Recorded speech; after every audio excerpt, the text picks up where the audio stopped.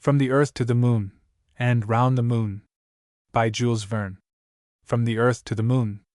Chapter 1. The Gun Club. During the War of the Rebellion, a new and influential club was established in the city of Baltimore in the state of Maryland.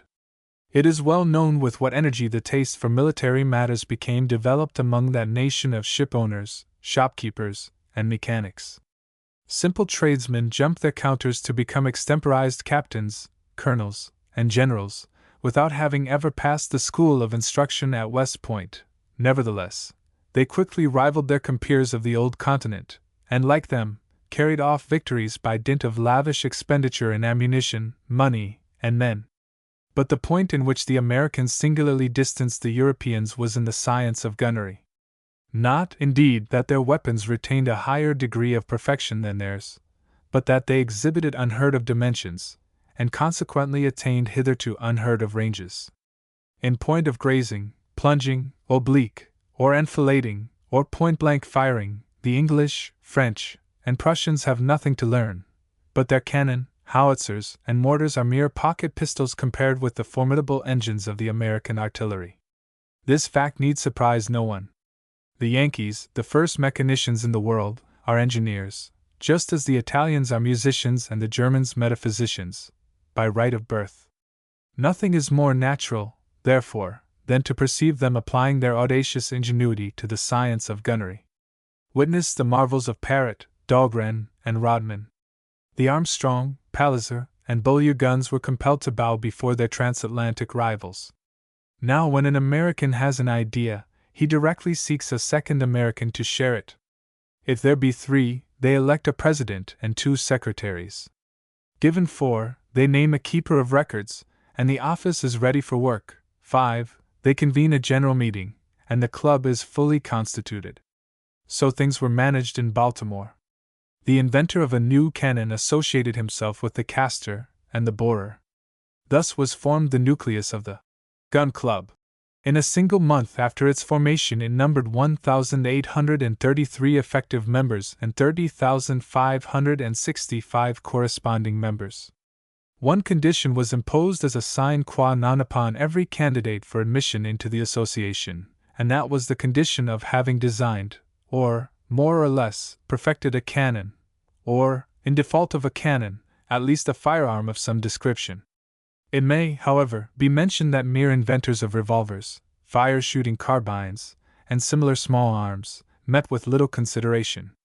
Artillerists always commanded the chief place of favor.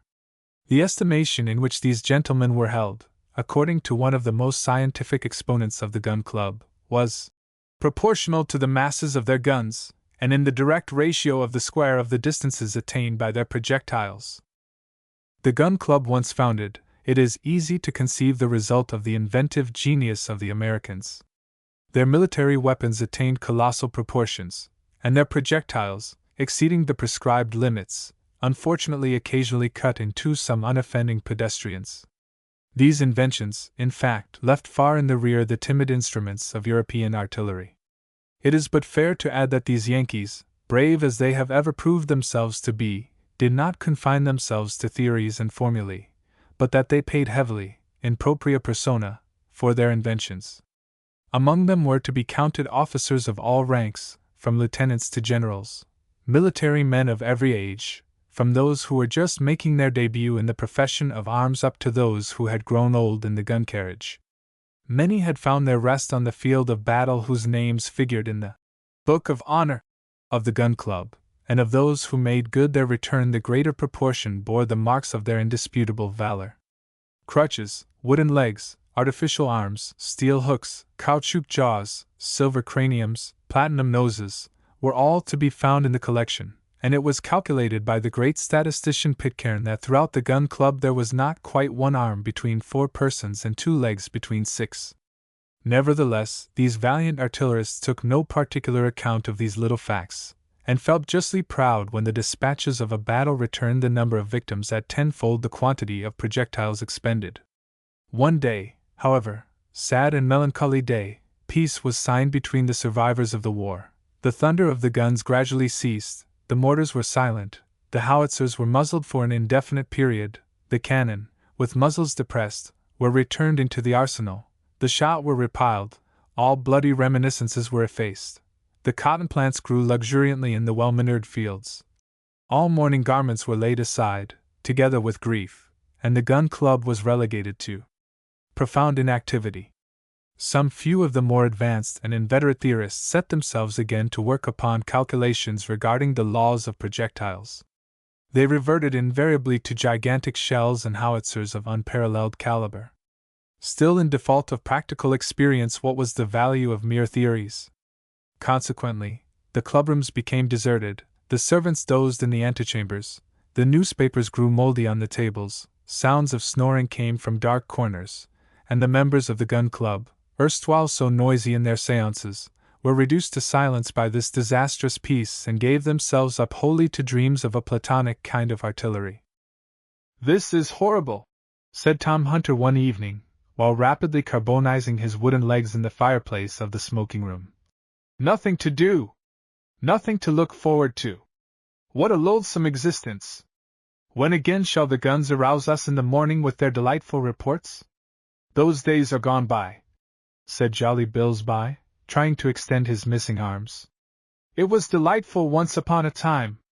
One invented a gun, and hardly was it cast, when one hastened to try it in the face of the enemy. Then one returned to camp with a word of encouragement from Sherman, or a friendly shake of the hand from McClellan. But now the generals are gone back to their counters, and in place of projectiles, they dispatch bales of cotton. By Jove, the future of gunnery in America is lost. Aye. And no war in prospect," continued the famous James T. Maston, scratching with his steel hook his gutta-percha cranium. "Not a cloud on the horizon. And that too at such a critical period in the progress of the science of artillery. Yes, gentlemen, I who address you have myself this very morning perfected a model, plan, section, elevation, etc., of a mortar destined to change all the conditions of warfare." "No! Is it possible?" replied Tom Hunter, his thoughts reverting involuntarily to a former invention of the Hon. J. T.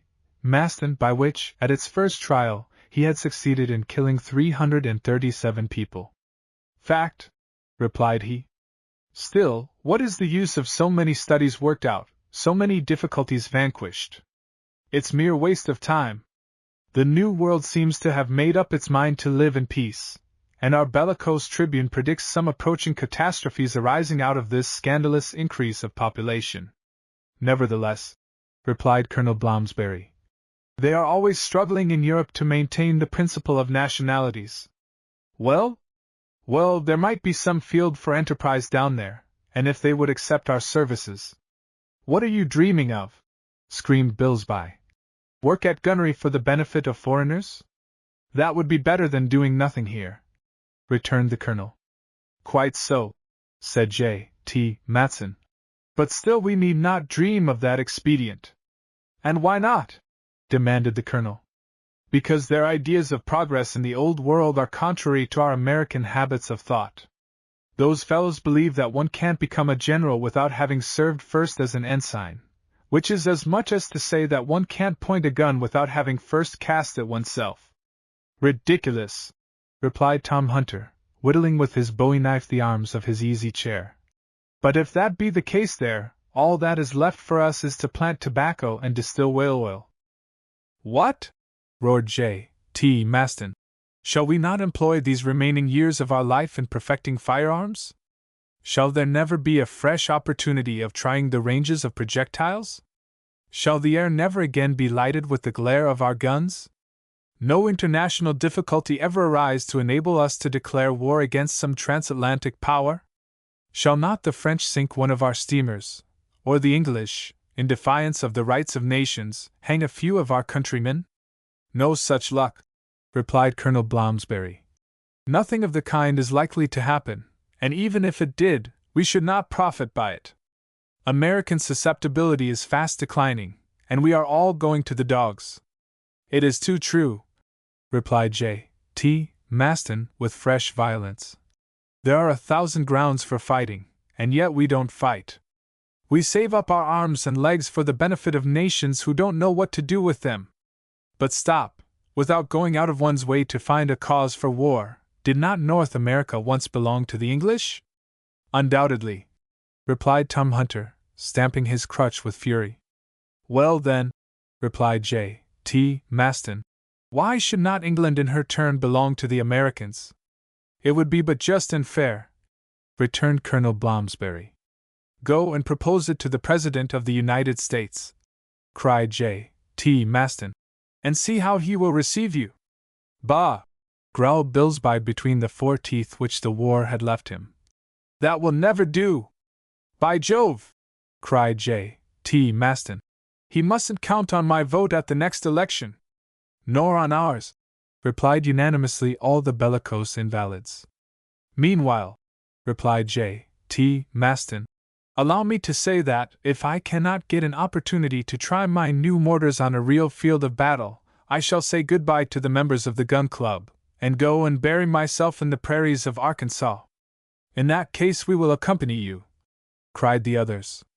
Matters were in this unfortunate condition, and the club was threatened with approaching dissolution, when an unexpected circumstance occurred to prevent so deplorable a catastrophe. On the morrow after this conversation, every member of the association received a sealed circular couched in the following terms. Baltimore, October 3rd.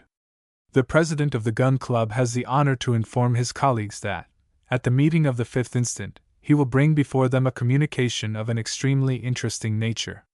He requests, therefore, that they will make it convenient to attend in accordance with the present invitation. Very cordially, Impey Barbicane, P.G.C. Chapter 2. President Barbicane's Communication. On the 5th of October, at 8 p.m., a dense crowd pressed toward the saloons of the Gun Club at No. 21 Union Square. All the members of the association resident in Baltimore attended the invitation of their president. As regards the corresponding members, notices were delivered by hundreds throughout the streets of the city, and large as was the great hall, it was quite inadequate to accommodate the crowd of savants. They overflowed into the adjoining rooms, down the narrow passages, into the outer courtyards. There they ran against the vulgar herd who pressed up to the doors, each struggling to reach the front ranks, all eager to learn the nature of the important communication of President Barbicane, all pushing, squeezing, crushing with that perfect freedom of action which is so peculiar to the masses when educated in ideas of self-government. On that evening a stranger who might have chanced to be in Baltimore could not have gained admission for love or money into the great hall. That was reserved exclusively for resident or corresponding members. No one else could possibly have obtained a place, and the city magnates, municipal councilors, and select men were compelled to mingle with the mere townspeople in order to catch stray bits of news from the interior. Nevertheless, the vast hall presented a curious spectacle. Its immense area was singularly adapted to the purpose. Lofty pillars formed of cannon, superposed upon huge mortars as a base, supported the fine ironwork of the arches, a perfect piece of cast iron lacework. Trophies of blunderbusses, matchlocks, arquebuses, carbines, all kinds of firearms, ancient and modern, were picturesquely interlaced against the walls. The gas lit up in full glare myriads of revolvers grouped in the form of lustres, while groups of pistols, and candelabra formed of muskets bound together, completed this magnificent display of brilliance. Models of cannon, bronze castings, sights covered with dents, plates battered by the shots of the Gun Club, assortments of rammers and sponges, chaplets of shells, wreaths of projectiles, garlands of howitzers, in short, all the apparatus of the artillerist, enchanted the eye by this wonderful arrangement, and induced a kind of belief that their real purpose was ornamental rather than deadly. At the further end of the saloon the president, assisted by 4 secretaries, occupied a large platform. His chair, supported by a carved gun carriage, was modeled upon the ponderous proportions of a 32-inch mortar. It was pointed at an angle of 90 degrees, and suspended upon truncheons, so that the president could balance himself upon it as upon a rocking chair, a very agreeable fact in the very hot weather. Upon the table, a huge iron plate supported upon 6 carronades, stood an inkstand of exquisite elegance, made of a beautifully chased Spanish piece, and a sonnet, which, when required, could give forth a report equal to that of a revolver. During violent debates, this novel kind of bell scarcely sufficed to drown the clamor of these excitable artillerists. In front of the table, benches arranged in zigzag form, like the circumvallations of a retrenchment, formed a succession of bastions and curtains set apart for the use of the members of the club, and on this especial evening, one might say, all the world was on the ramparts. The president was sufficiently well known, however, for all to be assured that he would not put his colleagues to discomfort without some very strong motive. M.P. Barbicane was a man of 40 years of age, calm, cold, austere, of a singularly serious and self-contained demeanor, punctual as a chronometer, of imperturbable temper and immovable character, by no means chivalrous, yet adventurous withal, and always bringing practical ideas to bear upon the very rashest enterprises, an essentially New Englander, a northern colonist, a descendant of the old anti-Stuart Roundheads, and the implacable enemy of the gentlemen of the South, those ancient cavaliers of the mother country. In a word, he was a Yankee to the backbone. Barbicane had made a large fortune as a timber merchant. Being nominated director of artillery during the war, he proved himself fertile in invention. Bold in his conceptions, he contributed powerfully to the progress of that arm and gave an immense impetus to experimental researches. He was personage of the middle height, having, by a rare exception in the gun club, all his limbs complete. His strongly marked features seemed drawn by square and rule, and if it be true that, in order to judge a man's character one must look at his profile, Barbicane, so examined, exhibited the most certain indications of energy, audacity, and sang-froid. At this moment he was sitting in his armchair, silent, absorbed, lost in reflection, sheltered under his high-crowned hat, a kind of black cylinder which always seems firmly screwed upon the head of an American. Just when the deep-toned clock in the great hall struck 8, Barbicane, as if he had been set in motion by a spring, raised himself up. A profound silence ensued, and the speaker, in a somewhat emphatic tone of voice, commenced as follows. My brave colleagues, too long already a paralyzing peace has plunged the members of the Gun Club in deplorable inactivity. After a period of years full of incidents, we have been compelled to abandon our labors, and to stop short on the road of progress. I do not hesitate to state baldly that any war which would recall us to arms would be welcome. Tremendous applause. But war, gentlemen, is impossible under existing circumstances, and however we may desire it, many years may elapse before our cannon shall again thunder in the field of battle. We must make up our minds, then, to seek in another train of ideas some field for the activity which we all pine for. The meeting felt that the president was now approaching the critical point, and redoubled their attention accordingly. For some months past, my brave colleagues, continued Barbicane, I have been asking myself whether, while confining ourselves to our own particular objects, we could not enter upon some grand experiment worthy of the 19th century, and whether the progress of artillery science would not enable us to carry it out to a successful issue. I have been considering, working, calculating, and the result of my studies is the conviction that we are safe to succeed in an enterprise which to any other country would appear wholly impracticable. This project, the result of long elaboration, is the object of my present communication. It is worthy of yourselves, worthy of the antecedents of the Gun Club, and it cannot fail to make some noise in the world. A thrill of excitement ran through the meeting. Barbicane, having by a rapid movement firmly fixed his hat upon his head, calmly continued his harangue. There is no one among you, my brave colleagues, who has not seen the moon, or at least heard speak of it. Don't be surprised if I am about to discourse to you regarding the Queen of the Night. It is perhaps reserved for us to become the Columbuses of this unknown world. Only enter into my plans, and second me with all your power, and I will lead you to its conquest, and its name shall be added to those of the 36 states which compose this great union. 3 cheers for the moon! Roared the Gun Club, with one voice. The moon, gentlemen, has been carefully studied, continued Barbicane. Her mass, density, and weight, her constitution, motions, distance, as well as her place in the solar system, have all been exactly determined. Selenographic charts have been constructed with a perfection which equals, if it does not even surpass, that of our terrestrial maps. Photography has given us proofs of the incomparable beauty of our satellite. All is known regarding the moon which mathematical science, astronomy, geology, and optics can learn about her. But up to the present moment no direct communication has been established with her. A violent movement of interest and surprise here greeted this remark of the speaker.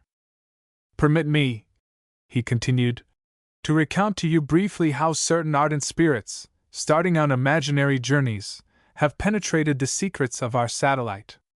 In the 17th century, a certain David Fabricius boasted of having seen with his own eyes the inhabitants of the moon. In 1649, a Frenchman, one Jean Baudouin, published a journey performed from the earth to the moon by Domingo Gonzalez, a Spanish adventurer.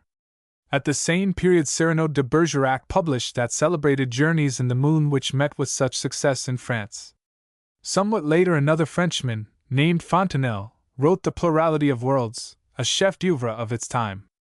About 1835, a small treatise, translated from the New York American, related how Sir John Herschel, having been dispatched to the Cape of Good Hope for the purpose of making there some astronomical calculations, had, by means of a telescope brought to perfection by means of internal lighting, reduced the apparent distance of the moon to 80 yards. He then distinctly perceived caverns frequented by hippopotami, green mountains bordered by golden lacework, sheep with horns of ivory, a white species of deer, and inhabitants with membranous wings, like bats. This brochure, the work of an American named Locke, had a great sale. But to bring this rapid sketch to a close, I will only add that a certain Hans Pfaall, of Rotterdam, launching himself in a balloon filled with a gas extracted from nitrogen, 37 times lighter than hydrogen, reached the moon after a passage of 19 hours. This journey, like all previous ones, was purely imaginary. Still, it was the work of a popular American author, I mean Edgar Poe. Cheers for Edgar Poe! Roared the assemblage, electrified by their president's words. I have now enumerated, said Barbicane, the experiments which I call purely paper ones, and wholly insufficient to establish serious relations with the Queen of the Night. Nevertheless, I am bound to add that some practical geniuses have attempted to establish actual communication with her. Thus, a few days ago, a German geometrician proposed to send a scientific expedition to the steppes of Siberia. There, on those vast plains, they were to describe enormous geometric figures, drawn in characters of reflecting luminosity, among which was the proposition regarding the square of the hypotenuse, commonly called the Ass's Bridge by the French. Every intelligent being, said the geometrician, must understand the scientific meaning of that figure. The Selenites, do they exist, will respond by a similar figure, and a communication being thus once established, it will be easy to form an alphabet which shall enable us to converse with the inhabitants of the moon. So spoke the German geometrician. But his project was never put into practice, and up to the present day there is no bond in existence between the Earth and her satellite. It is reserved for the practical genius of Americans to establish a communication with the sidereal world. The means of arriving thither are simple, easy, certain, infallible, and that is the purpose of my present proposal. A storm of acclamations greeted these words. There was not a single person in the whole audience who was not overcome, carried away, lifted out of himself by the speaker's words. Long continued applause resounded from all sides. As soon as the excitement had partially subsided, Barbicane resumed his speech in a somewhat graver voice. You know, said he, what progress artillery science has made during the last few years, and what a degree of perfection firearms of every kind have reached. Moreover, you are well aware that, in general terms, the resisting power of cannon and the expansive force of gunpowder are practically unlimited. Well, starting from this principle, I ask myself whether, supposing sufficient apparatus could be obtained constructed upon the conditions of ascertained resistance, it might not be possible to project a shot up to the moon. At these words a murmur of amazement escaped from 1,000 panting chests. Then succeeded a moment of perfect silence, resembling that profound stillness which precedes the bursting of a thunderstorm. In point of fact, a thunderstorm did peal forth, but it was the thunder of applause, or cries, and of uproar which made the very hall tremble. The president attempted to speak, but could not. It was fully 10 minutes before he could make himself heard. Suffer me to finish, he calmly continued. I have looked at the question in all its bearings, I have resolutely attacked it, and by incontrovertible calculations I find that a projectile endowed with an initial velocity of 12,000 yards per second, and aimed at the moon, must necessarily reach it. I have the honor, my brave colleagues, to propose a trial of this little experiment. Chapter 3. Effect of the President's Communication. It is impossible to describe the effect produced by the last words of the Honorable President, the cries, the shouts, the succession of roars, hurrahs, and all the varied vociferations which the American language is capable of supplying. It was a scene of indescribable confusion and uproar. They shouted, they clapped, they stamped on the floor of the hall. All the weapons in the museum discharged at once could not have more violently set in motion the waves of sound. One need not be surprised at this. There are some cannoneers nearly as noisy as their own guns. Barbicane remained calm in the midst of this enthusiastic clamor. Perhaps he was desirous of addressing a few more words to his colleagues, for by his gestures he demanded silence, and his powerful alarum was worn out by its violent reports. No attention, however, was paid to his request. He was presently torn from his seat and passed from the hands of his faithful colleagues into the arms of a no less excited crowd. Nothing can astound an American. It has often been asserted that the word, impossible, is not a French one. People have evidently been deceived by the dictionary. In America, all is easy, all is simple, and as for mechanical difficulties, they are overcome before they rise. Between Barbicane's proposition and its realization, no true Yankee would have allowed even the semblance of a difficulty to be possible. A thing with them is no sooner said than done. The triumphal progress of the President continued throughout the evening. It was a regular torchlight procession. Irish, Germans, French, Scotch, all the heterogeneous units which make up the population of Maryland shouted in their respective vernaculars, and the vivas, hurrahs, and bravos were intermingled in inexpressible enthusiasm. Just at this crisis, as though she comprehended all this agitation regarding herself, the moon shone forth with serene splendor, eclipsing by her intense illumination all the surrounding lights. The Yankees all turned their gaze toward her resplendent orb, kissed their hands, called her by all kinds of endearing names. Between 8 o'clock and midnight, one optician in Jones Fall Street made his fortune by the sale of opera glasses. Midnight arrived, and the enthusiasm showed no signs of diminution. It spread equally among all classes of citizens, men of science, shopkeepers, merchants, porters, chairmen, as well as greenhorns, were stirred in their innermost fibers. A national enterprise was at stake. The whole city, high and low, the quays bordering the Patapsco, the ships lying in the basins, disgorged a crowd drunk with joy, gin, and whiskey. Every one chattered, argued, discussed, disputed, applauded, from the gentleman lounging upon the barroom settee with his tumbler of sherry cobbler before him down to the waterman who got drunk upon his knock me down in the dingy taverns of Fell Point. About 2 a.m., however, the excitement began to subside. President Barbicane reached his house, bruised, crushed, and squeezed almost to a mummy. Hercules could not have resisted a similar outbreak of enthusiasm. The crowd gradually deserted the squares and streets. The 4 railways from Philadelphia and Washington, Harrisburg and Wheeling, which converge at Baltimore, whirled away the heterogeneous population to the 4 corners of the United States, and the city subsided into comparative tranquility. On the following day, thanks to the telegraphic wires, 500 newspapers and journals, daily, weekly, monthly, or bi-monthly, all took up the question. They examined it under all its different aspects, physical, meteorological, economical, or moral, up to its bearings on politics or civilization. They debated whether the moon was a finished world, or whether it was destined to undergo any further transformation. Did it resemble the Earth at the period when the latter was destitute as yet of an atmosphere? What kind of spectacle would its hidden hemisphere present to our terrestrial spheroid? Granting that the question at present was simply that of sending a projectile up to the moon, every one must see that that involved the commencement of a series of experiments. All must hope that some day America would penetrate the deepest secrets of that mysterious orb, and some even seemed to fear lest its conquest should not sensibly derange the equilibrium of Europe. The project once under discussion, not a single paragraph suggested a doubt of its realization.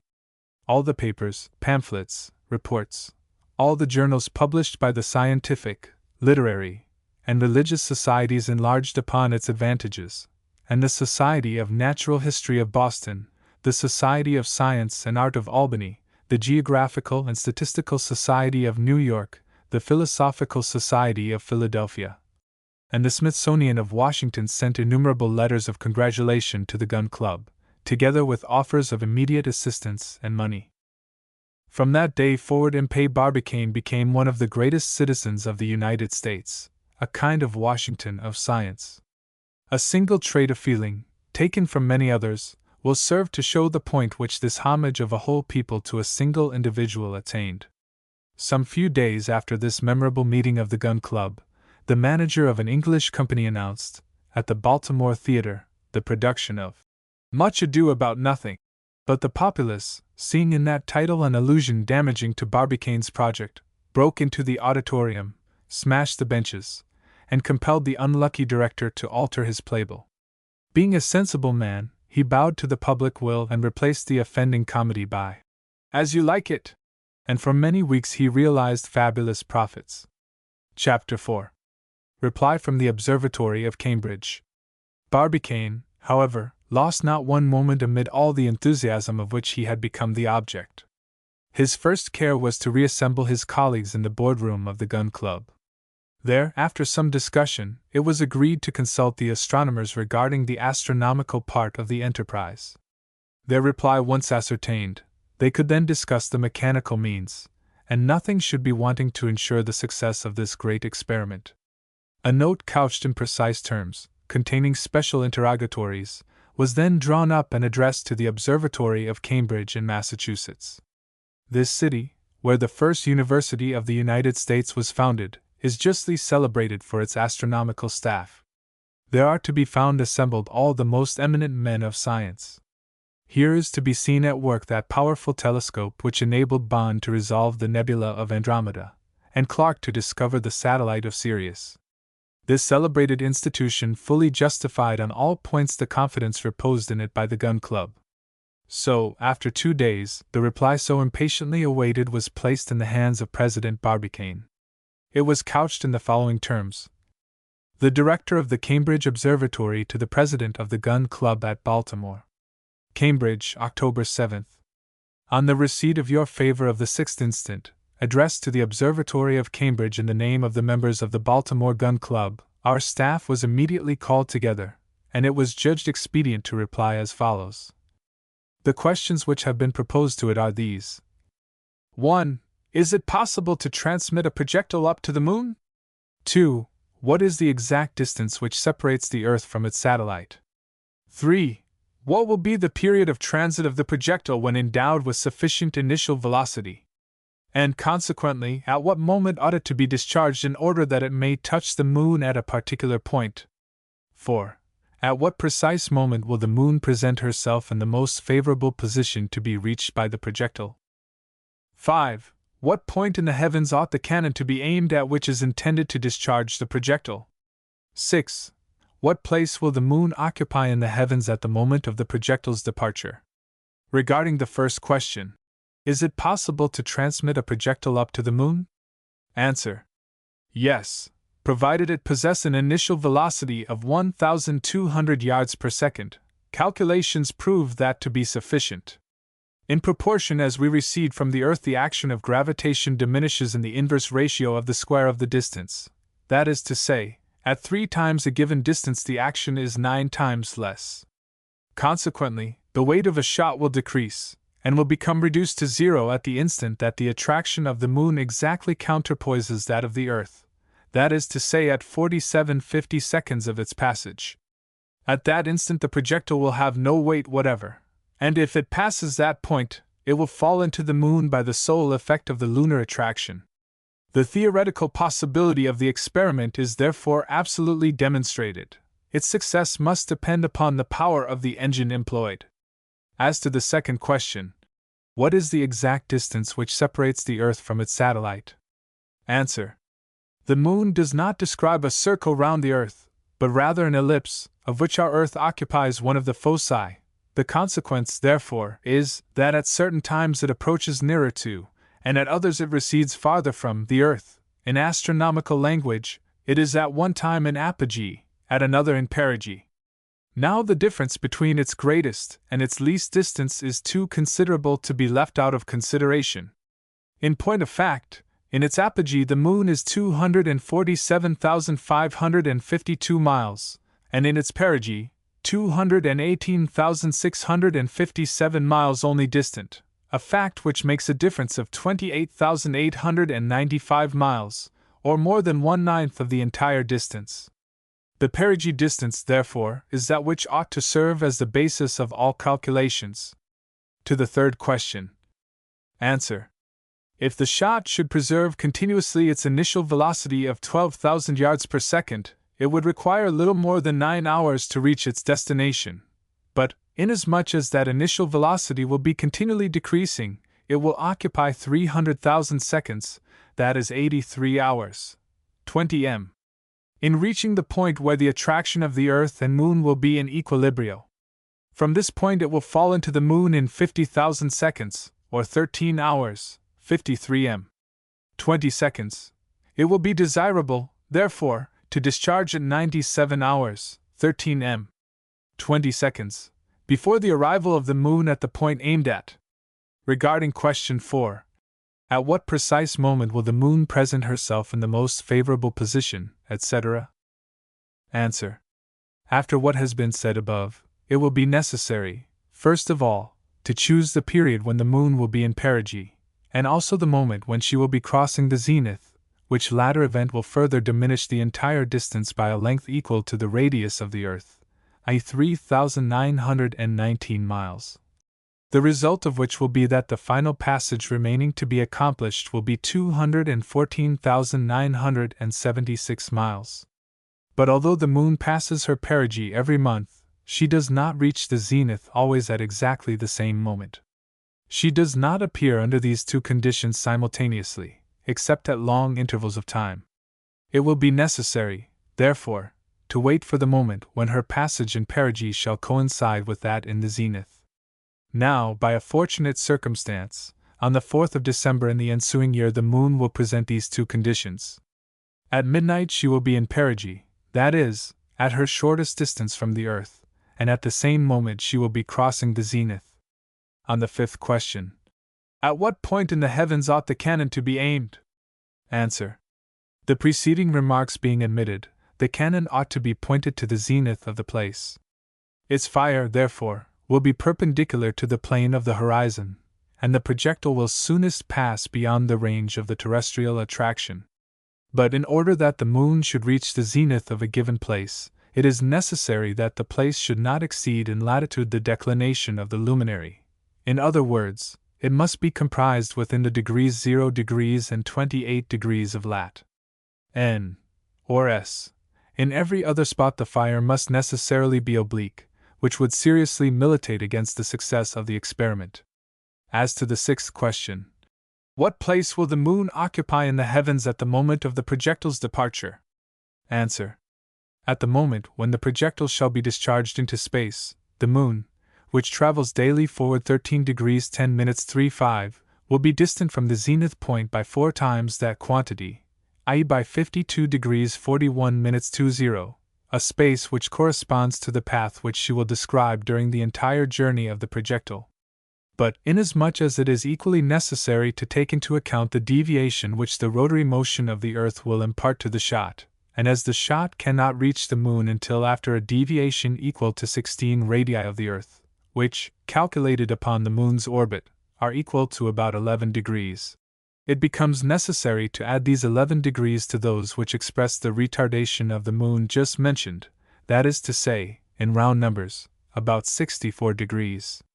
Consequently, at the moment of firing the visual radius applied to the Moon will describe, with the vertical line of the place, an angle of 64 degrees. These are our answers to the questions proposed to the Observatory of Cambridge by the members of the Gun Club. To sum up, First, the cannon ought to be planted in a country situated between 0 degrees and 28 degrees of N, or S, lat. Second, it ought to be pointed directly toward the zenith of the place. Third, the projectile ought to be propelled with an initial velocity of 12,000 yards per second. Fourth, it ought to be discharged at 10 hours, 46 m. 40 seconds, of the 1st of December of the ensuing year. Fifth, it will meet the moon 4 days after its discharge, precisely at midnight on the 4th of December, at the moment of its transit across the zenith. The members of the gun club ought, therefore, without delay, to commence the works necessary for such an experiment, and to be prepared to set to work at the moment determined upon, for, if they should suffer this 4th of December to go by, they will not find the moon again under the same conditions of perigee and of zenith until 18 years and 11 days afterward. The staff of the Cambridge Observatory placed themselves entirely at their disposal in respect of all questions of theoretical astronomy, and herewith add their congratulations to those of all the rest of America. For the astronomical staff, J. M. Belfast, Director of the Observatory of Cambridge. Chapter 5. The Romance of the Moon. An observer endued with an infinite range of vision, and placed in that unknown center around which the entire world revolves, might have beheld myriads of atoms filling all space during the chaotic epoch of the universe. Little by little, as ages went on, a change took place, a general law of attraction manifested itself, to which the hitherto errant atoms became obedient. These atoms combined together chemically according to their affinities, formed themselves into molecules, and composed those nebulous masses with which the depths of the heavens are strewed. These masses became immediately endued with a rotary motion around their own central point. This center, formed of indefinite molecules, began to revolve around its own axis during its gradual condensation. Then, following the immutable laws of mechanics, in proportion as its bulk diminished by condensation, its rotary motion became accelerated, and these two effects continuing, the result was the formation of one principal star, the center of the nebulous mass. By attentively watching, the observer would then have perceived the other molecules of the mass, following the example of this central star, become likewise condensed by gradually accelerated rotation, and gravitating round it in the shape of innumerable stars. Thus was formed the nebulae, of which astronomers have reckoned up nearly 5,000. Among these 5,000 nebulae there is one which has received the name of the Milky Way, and which contains 18 millions of stars, each of which has become the center of a solar world. If the observer had then specially directed his attention to one of the more humble and less brilliant of these stellar bodies, a star of the 4th class, that which is arrogantly called the Sun, all the phenomena to which the formation of the universe is to be ascribed would have been successively fulfilled before his eyes. In fact, he would have perceived this Sun, as yet in the gaseous state, and composed of moving molecules, revolving round its axis in order to accomplish its work of concentration. This motion, faithful to the laws of mechanics, would have been accelerated with the diminution of its volume, and a moment would have arrived when the centrifugal force would have overpowered the centripetal, which causes the molecules all to tend toward the center. Another phenomenon would now have passed before the observer's eye, and the molecules situated on the plane of the equator, escaping like a stone from a sling of which the cord had suddenly snapped, would have formed around the Sun sundry concentric rings resembling that of Saturn. In their turn, again, these rings of cosmical matter, excited by a rotary motion about the central mass, would have been broken up and decomposed into secondary nebulosities, that is to say, into planets. Similarly, he would have observed these planets throw off one or more rings each, which became the origin of the secondary bodies which we call satellites. Thus, then, advancing from atom to molecule, from molecule to nebulous mass, from that to principal star, from star to sun, from sun to planet, and hence to satellite, we have the whole series of transformations undergone by the heavenly bodies during the first days of the world. Now, of those attendant bodies which the Sun maintains in their elliptical orbits by the great law of gravitation, some few in turn possess satellites. Uranus has 8, Saturn 8, Jupiter 4, Neptune possibly 3, and the Earth 1. This last, one of the least important of the entire solar system, we call the Moon, and it is she whom the daring genius of the Americans professed their intention of conquering.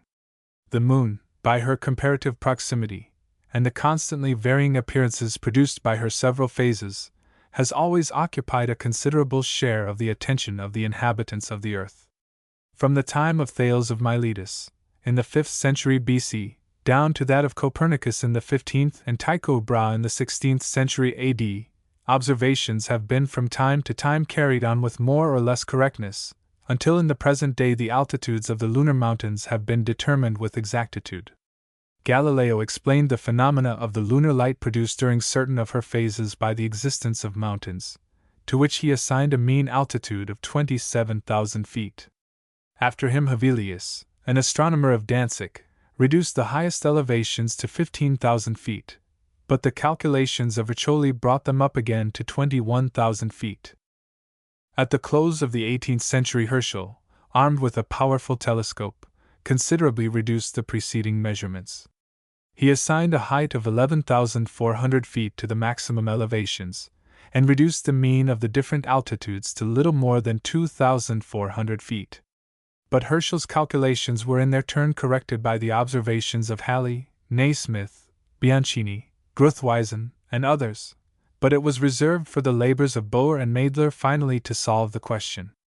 They succeeded in measuring 1,905 different elevations, of which 6 exceed 15,000 feet, and 22 exceed 14,400 feet. The highest summit of all towers to a height of 22,606 feet above the surface of the lunar disk. At the same period the examination of the moon was completed.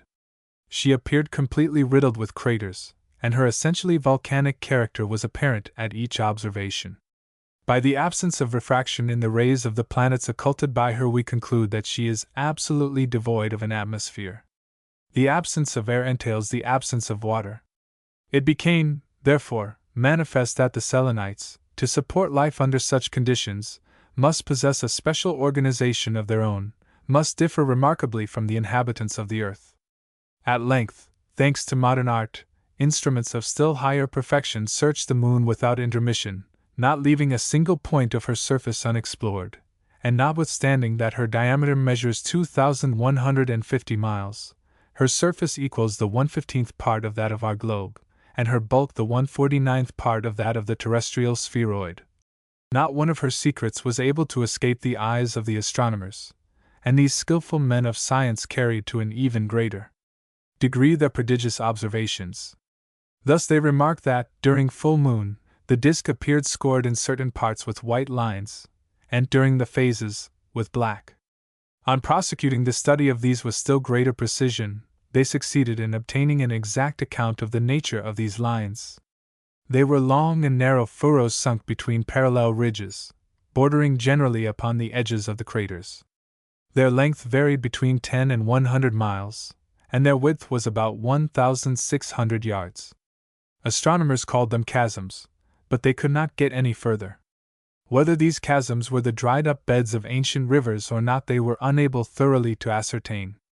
The Americans, among others, hoped one day or other to determine this geological question. They also undertook to examine the true nature of that system of parallel ramparts discovered on the moon's surface by Gruithuysen, a learned professor of Munich, who considered them to be a system of fortifications thrown up by the Selenitic engineers. These 2 points, yet obscure, as well as others, no doubt, could not be definitely settled except by direct communication with the moon.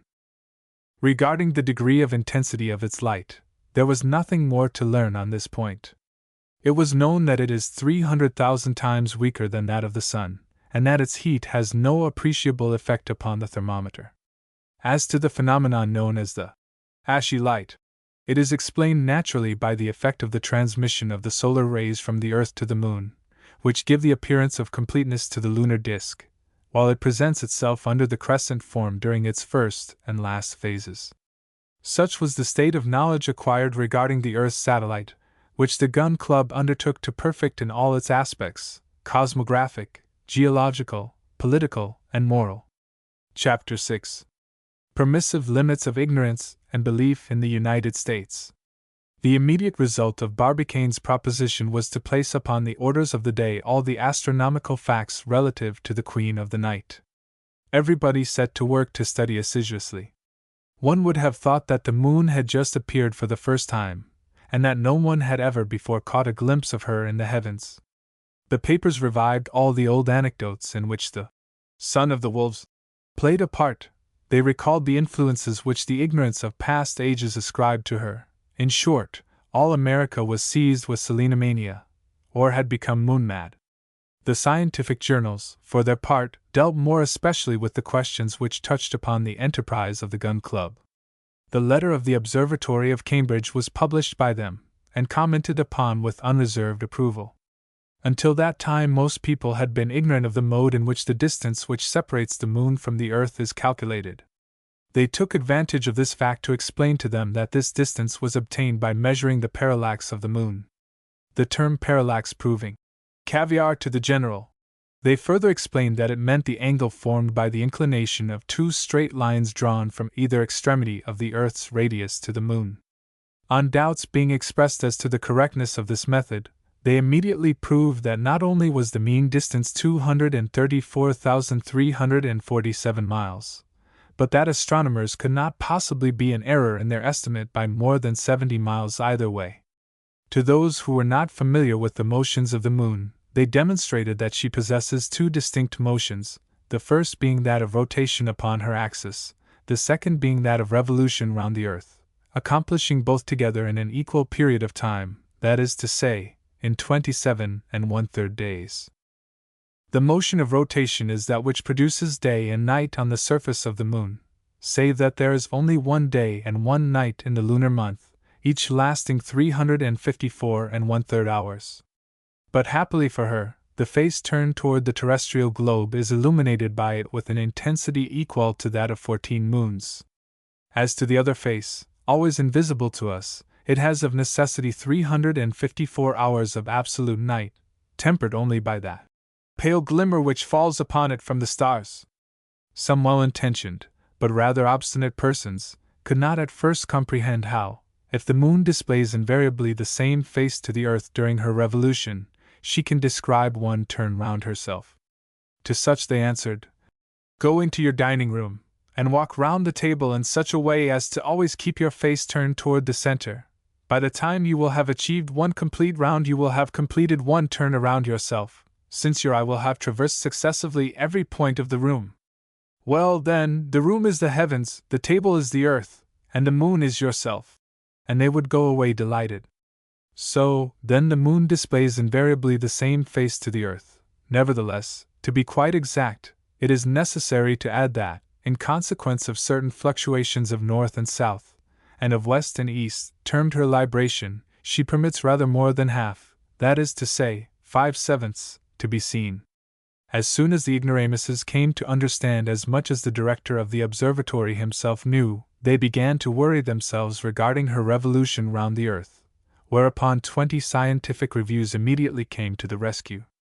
They pointed out to them that the firmament, with its infinitude of stars, may be considered as one vast dial plate, upon which the moon travels, indicating the true time to all the inhabitants of the earth, that it is during this movement that the Queen of Night exhibits her different phases, that the moon is full when she is in opposition with the sun, that is when the three bodies are on the same straight line, the earth occupying the center, that she is new when she is in conjunction with the sun, that is, when she is between it and the earth, and lastly that she is in her first or last quarter, when she makes with the sun and the earth an angle of which she herself occupies the apex.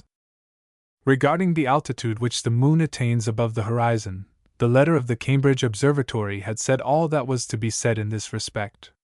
Every one knew that this altitude varies according to the latitude of the observer. But the only zones of the globe in which the moon passes the zenith, that is, the point directly over the head of the spectator, are of necessity comprised between the 28th parallels and the equator. Hence the importance of the advice to try the experiment upon some point of that part of the globe, in order that the projectile might be discharged perpendicularly, and so the soonest escape the action of gravitation. This was an essential condition to the success of the enterprise, and continued actively to engage the public attention. Regarding the path described by the Moon in her revolution round the Earth, the Cambridge Observatory had demonstrated that this path is a re-entering curve, not a perfect circle, but an ellipse, of which the Earth occupies one of the foci. It was also well understood that it is farthest removed from the Earth during its apogee, and approaches most nearly to it at its perigee. Such was then the extent of knowledge possessed by every American on the subject, and of which no one could decently profess ignorance. Still, while these principles were being rapidly disseminated, many errors and illusory fears proved less easy to eradicate. For instance, some worthy persons maintained that the Moon was an ancient comet which, in describing its elongated orbit round the Sun, happened to pass near the Earth, and became confined within her circle of attraction. These drawing-room astronomers professed to explain the charred aspect of the Moon, a disaster which they attributed to the intensity of the solar heat. Only, on being reminded that comets have an atmosphere, and that the Moon has little or none, they were fairly at a loss for a reply.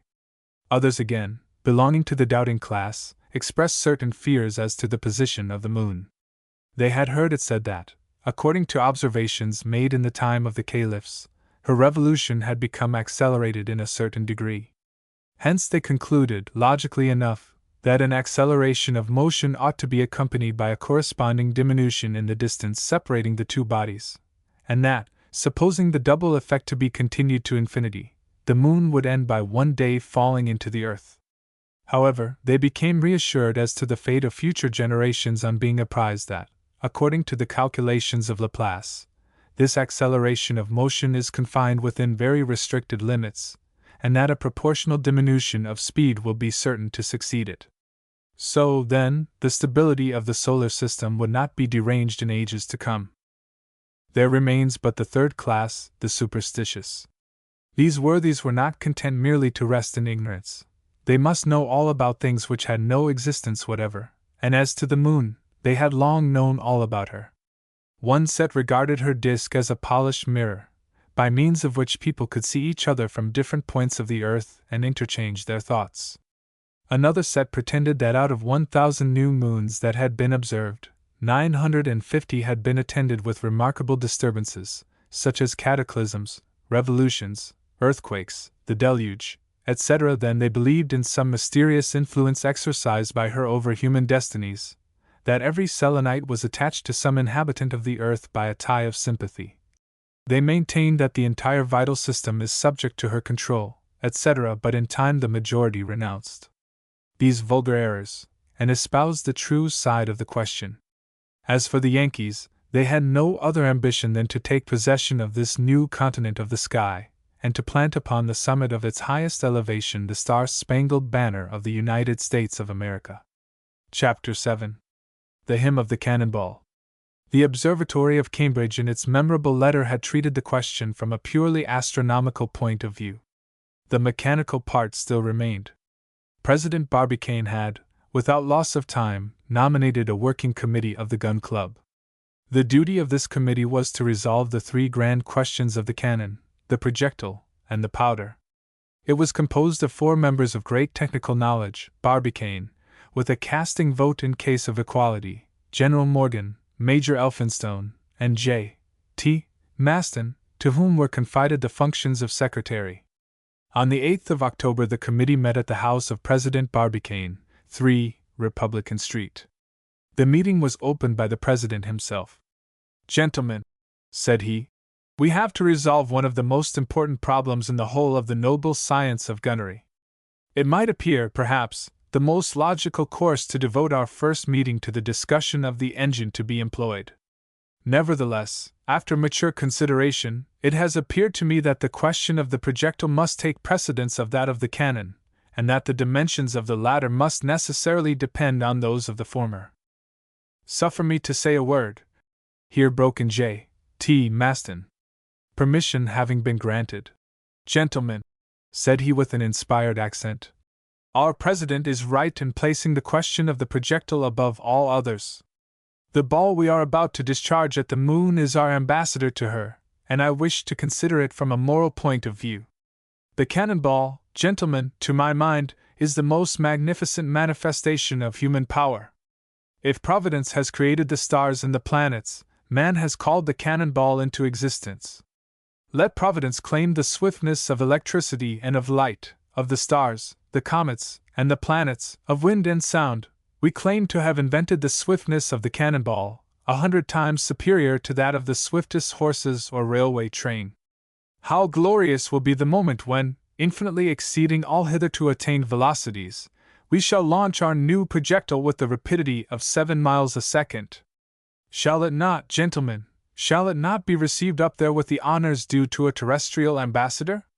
Overcome with emotion, the orator sat down and applied himself to a huge plate of sandwiches before him. And now, said Barbicane, let us quit the domain of poetry and come direct to the question. By all means, replied the members, each with his mouth full of sandwich. The problem before us, continued the president, is how to communicate to a projectile a velocity of 12,000 yards per second. Let us at present examine the velocities hitherto attained. General Morgan will be able to enlighten us on this point. And the more easily, replied the general, that during the war I was a member of the Committee of Experiments.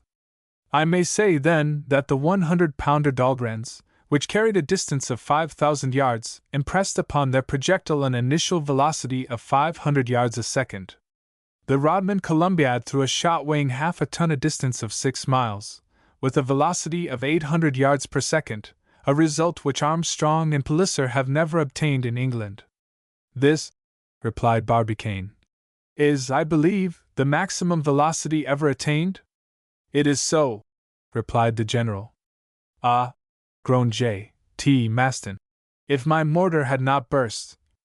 Yes, quietly replied Barbicane, but it did burst. We must take, then, for our starting point, this velocity of 800 yards. We must increase it 20-fold.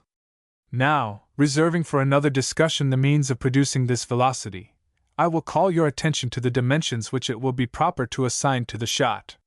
You understand that we have nothing to do here with projectiles weighing at most but half a ton. Why not? Demanded the major. Because the shot, quickly replied J. T. Maston, must be big enough to attract the attention of the inhabitants of the moon, if there are any? Yes, replied Barbicane. And for another reason more important still. What mean you? Asked the major. I mean that it is not enough to discharge a projectile, and then take no further notice of it. We must follow it throughout its course, up to the moment when it shall reach its goal. What? Shouted the general and the major in great surprise. Undoubtedly, replied Barbicane composedly, or our experiment would produce no result. But then, replied the major, you will have to give this projectile enormous dimensions. No! Be so good as to listen. You know that optical instruments have acquired great perfection. With certain instruments we have succeeded in obtaining enlargements of 6,000 times and reducing the moon to within 40 miles distance. Now, at this distance, any object 60 feet square would be perfectly visible. If, then, the penetrative power of telescopes has not been further increased, it is because that power detracts from their light, and the moon, which is but a reflecting mirror, does not give back sufficient light to enable us to perceive objects of lesser magnitude. Well, then, what do you propose to do? Asked the general. Would you give your projectile a diameter of 60 feet? Not so. Do you intend, then, to increase the luminous power of the moon? Exactly so. If I can succeed in diminishing the density of the atmosphere through which the moon's light has to travel, I shall have rendered her light more intense. To effect that object, it will be enough to establish a telescope on some elevated mountain. That is what we will do. I give it up, answered the major. You have such a way of simplifying things. And what enlargement do you expect to obtain in this way? One of 48,000 times, which should bring the moon within an apparent distance of 5 miles. And in order to be visible, objects need not have a diameter of more than 9 feet. So, then, cried J. T. Maston, our projectile need not be more than 9 feet in diameter. Let me observe, however, interrupted Major Elphinstone. This will involve a weight such as— My dear Major, replied Barbicane, Before discussing its weight, permit me to enumerate some of the marvels which our ancestors have achieved in this respect. I don't mean to pretend that the science of gunnery has not advanced, but it is as well to bear in mind that during the Middle Ages they obtained results more surprising, I will venture to say, than ours. For instance, during the siege of Constantinople by Muhammad II, in 1453, stone shot of 1,900 pounds weight were employed. At Malta, in the time of the Knights, there was a gun of the fortress of St. Elmo which threw a projectile weighing 2,500 pounds. And now, what is the extent of what we have seen ourselves? Armstrong guns discharging shot of 500 pounds, and the Rodman guns projectiles of half a ton. It seems, then, that if projectiles have gained in range, they have lost far more in weight.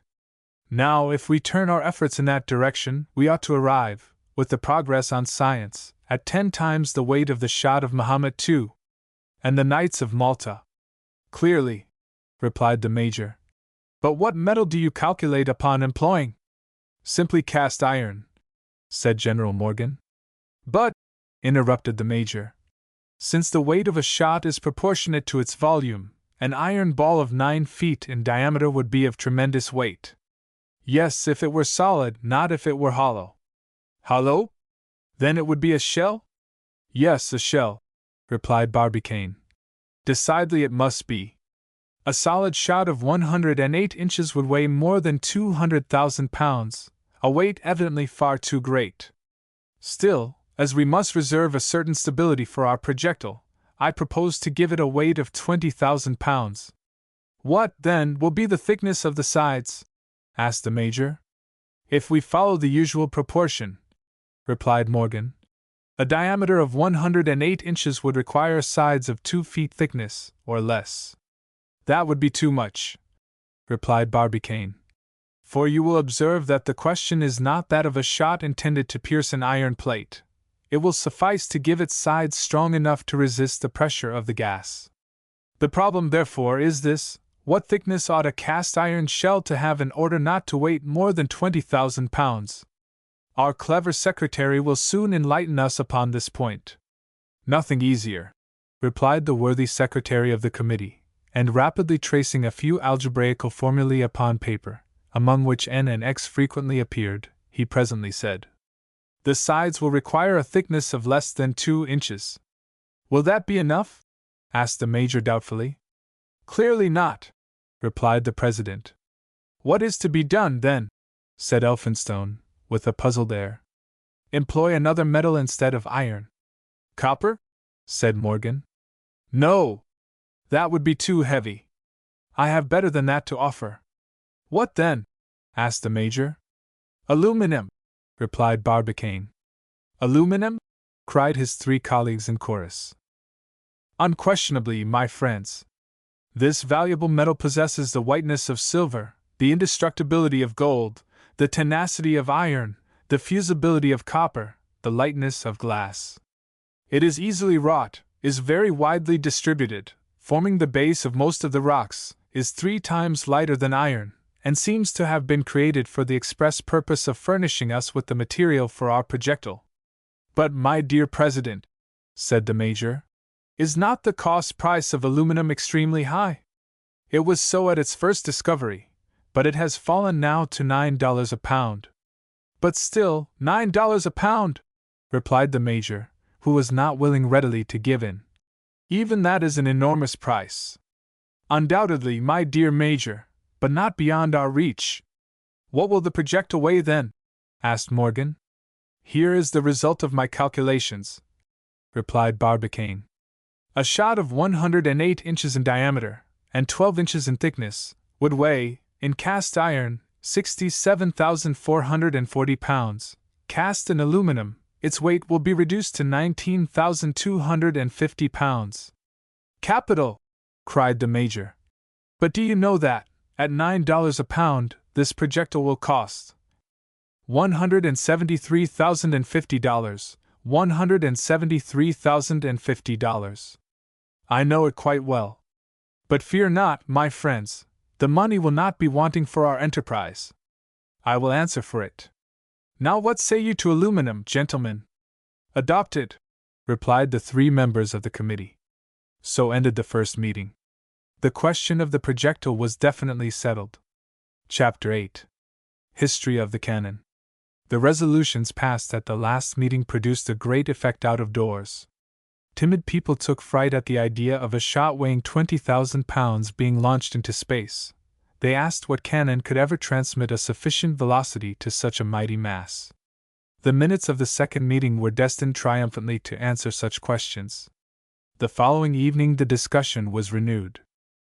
"My dear colleagues," said Barbicane, without further preamble, "the subject now before us is the construction of the engine, its length, its composition, and its weight.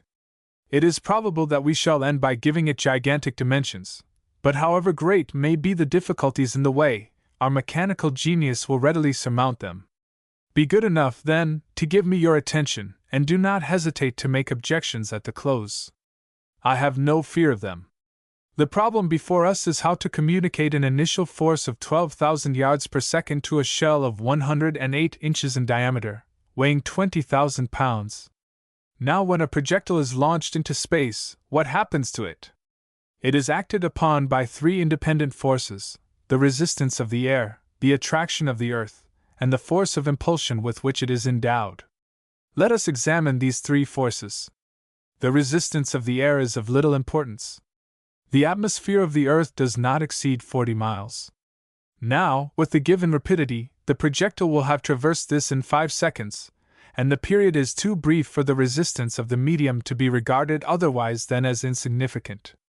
Proceeding, then, to the attraction of the earth, that is, the weight of the shell, we know that this weight will diminish in the inverse ratio of the square of the distance.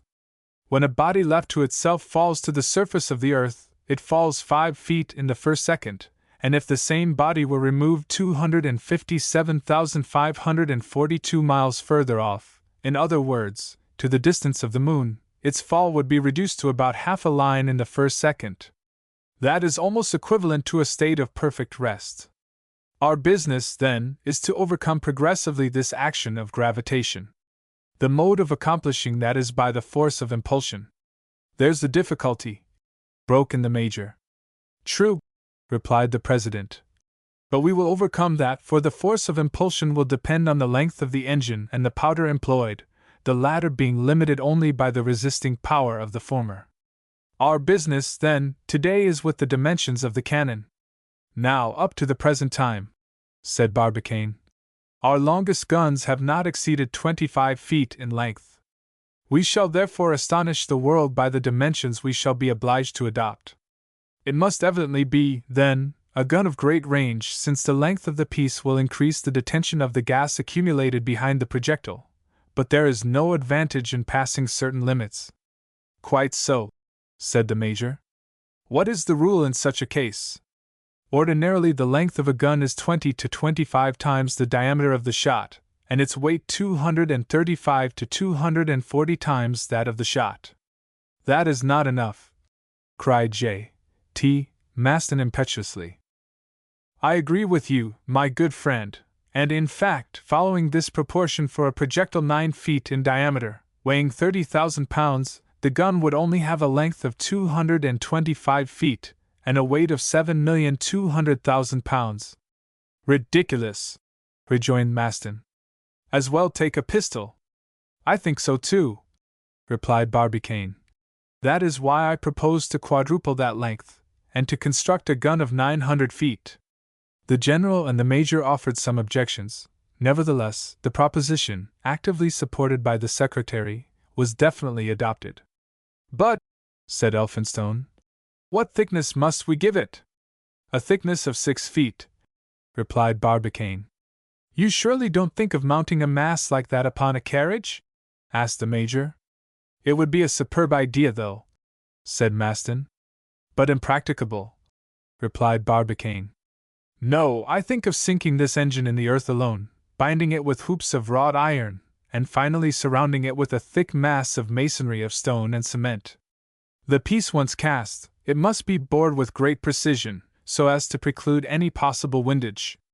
So there will be no loss whatever of gas, and all the expansive force of the powder will be employed in the propulsion. One simple question. said Elphinstone. "Is our gun to be rifled?" "No, certainly not," replied Barbicane. "We require an enormous initial velocity, and you are well aware that a shot quits a rifled gun less rapidly than it does a smooth bore." "True," rejoined the Major. The committee here adjourned for a few minutes to tea and sandwiches. On the discussion being renewed, "Gentlemen," said Barbicane, "we must now take into consideration the metal to be employed. Our cannon must be possessed of great tenacity, great hardness, be infusible by heat, indissoluble, and inoxidable by the corrosive action of acids." "There is no doubt about that," replied the Major. "And as we shall have to employ an immense quantity of metal, we shall not be at a loss for choice." "Well then," said Morgan, "I propose the best alloy hitherto known, which consists of 100 parts of copper, 12 of tin, and 6 of brass." "I admit," replied the President, "that this composition has yielded excellent results, but in the present case it would be too expensive, and very difficult to work. I think, then, that we ought to adopt a material excellent in its way and of low price, such as cast iron. What is your advice, Major?" "I quite agree with you," replied Elphinstone. "In fact," continued Barbicane, "cast iron costs 10 times less than bronze. It is easy to cast, it runs readily from the molds of sand, it is easy of manipulation, it is at once economical of money and of time. In addition, it is excellent as a material, and I well remember that during the war, at the siege of Atlanta, some iron guns fired 1,000 rounds at intervals of 20 minutes without injury." "Cast iron is very brittle, though," replied Morgan. "Yes, but it possesses great resistance. I will now ask our worthy secretary to calculate the weight of a cast iron gun with a bore of 9 feet and a thickness of 6 feet of metal." "In a moment," replied Maston. Then, dashing off some algebraical formulae with marvelous facility, in a minute or two he declared the following result: "The cannon will weigh 68,040 tons, and at 2 cents a pound it will cost $2,510,701. Maston, the Major, and the General regarded Barbicane with uneasy looks. "Well, gentlemen," replied the President, "I repeat what I said yesterday. Make yourselves easy, the millions will not be wanting." With this assurance of their President, the committee separated, after having fixed their third meeting for the following evening. Chapter 9. The Question of the Powders. There remained for consideration merely the question of powders. The public awaited with interest its final decision. The size of the projectile, the length of the cannon being settled, what would be the quantity of powder necessary to produce impulsion? It is generally asserted that gunpowder was invented in the 14th century by the monk Schwartz, who paid for his grand discovery with his life. It is, however, pretty well proved that this story ought to be ranked among the legends of the Middle Ages. Gunpowder was not invented by anyone. It was the lineal successor of the Greek fire, which, like itself, was composed of sulfur and saltpeter. Few persons are acquainted with the mechanical power of gunpowder. Now, this is precisely what is necessary to be understood in order to comprehend the importance of the question submitted to the committee. A liter of gunpowder weighs about 2 pounds. During combustion, it produces 400 liters of gas. This gas, on being liberated and acted upon by temperature raised to 2,400 degrees, occupies a space of 4,000 liters. Consequently, the volume of powder is to the volume of gas produced by its combustion as 1 to 4,000. One may judge, therefore, of the tremendous pressure on this gas when compressed within a space 4,000 times too confined. All this was, of course, well known to the members of the committee when they met on the following evening. The first speaker on this occasion was Major Elphinstone, who had been the director of the gunpowder factories during the war. "Gentlemen," said this distinguished chemist, "I begin with some figures which will serve as the basis of our calculation. The old 24-pounder shot required for its discharge 16 pounds of powder." "You are certain of this amount?" broke in Barbicane. "Quite certain," replied the Major. "The Armstrong cannon employs only 75 pounds of powder for a projectile of 800 pounds, and the Rodman Columbiad uses only 160 pounds of powder to send its half-ton shot a distance of 6 miles. These facts cannot be called in question, for I myself raised the point during the depositions taken before the Committee of Artillery. Quite true, said the general. Well, replied the major, these figures go to prove that the quantity of powder is not increased with the weight of the shot. That is to say, if a 24-pounder shot requires 16 pounds of powder, in other words, if in ordinary guns we employ a quantity of powder equal to 2/3 of the weight of the projectile, this proportion is not constant. Calculate, and you will see that in place of 333 pounds of powder, the quantity is reduced to no more than 160 pounds. What are you aiming at? Asked the president. If you push your theory to extremes, my dear Major, said J.T. Maston, you will get to this, that as soon as your shot becomes sufficiently heavy you will not require any powder at all. Our friend Maston is always at his jokes, even in serious matters, cried the major. But let him make his mind easy. I am going presently to propose gunpowder enough to satisfy his artillerist's propensities.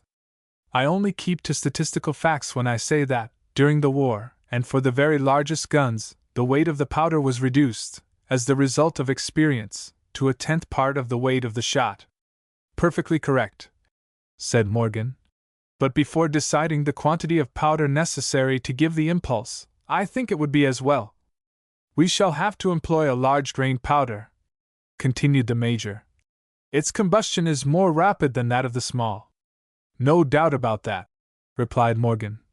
But it is very destructive, and ends by enlarging the bore of the pieces. Granted, but that which is injurious to a gun destined to perform long service is not so to our Columbiad. We shall run no danger of an explosion, and it is necessary that our powder should take fire instantaneously in order that its mechanical effect may be complete. We must have, said Maston, several touch-holes so as to fire it at different points at the same time. Certainly, replied Elphinstone. But that will render the working of the piece more difficult. I return then to my large-grained powder, which removes those difficulties. In his Columbiad charges Rodman employed a powder as large as chestnuts, made of willow charcoal, simply dried in cast iron pans. This powder was hard and glittering, left no trace upon the hand, contained hydrogen and oxygen in large proportion, took fire instantaneously, and though very destructive, did not sensibly injure the mouthpiece. Up to this point Barbicane had kept aloof from the discussion. He left the others to speak while he himself listened. He had evidently got an idea. He now simply said, "Well, my friends, what quantity of powder do you propose?" The 3 members looked at one another. 200,000 pounds, at last said Morgan. 500,000, added the major. 800,000, screamed Maston. A moment of silence followed this triple proposal. It was at last broken by the president. "Gentlemen," he quietly said, "I start from this principle, that the resistance of a gun, constructed under the given conditions, is unlimited. I shall surprise our friend Maston, then, by stigmatizing his calculations as timid, and I propose to double his 800,000 pounds of powder." 1,600,000 pounds? Shouted Maston, leaping from his seat. Just so.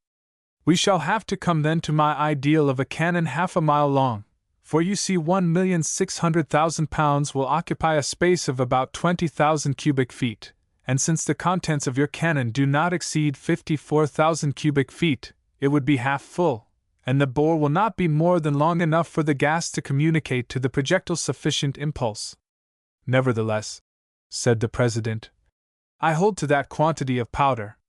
Now 1,600,000 pounds of powder will create 6 billion liters of gas. 6,000 millions! You quite understand? What is to be done then? Said the general. The thing is very simple. We must reduce this enormous quantity of powder, while preserving to it its mechanical power. Good, but by what means?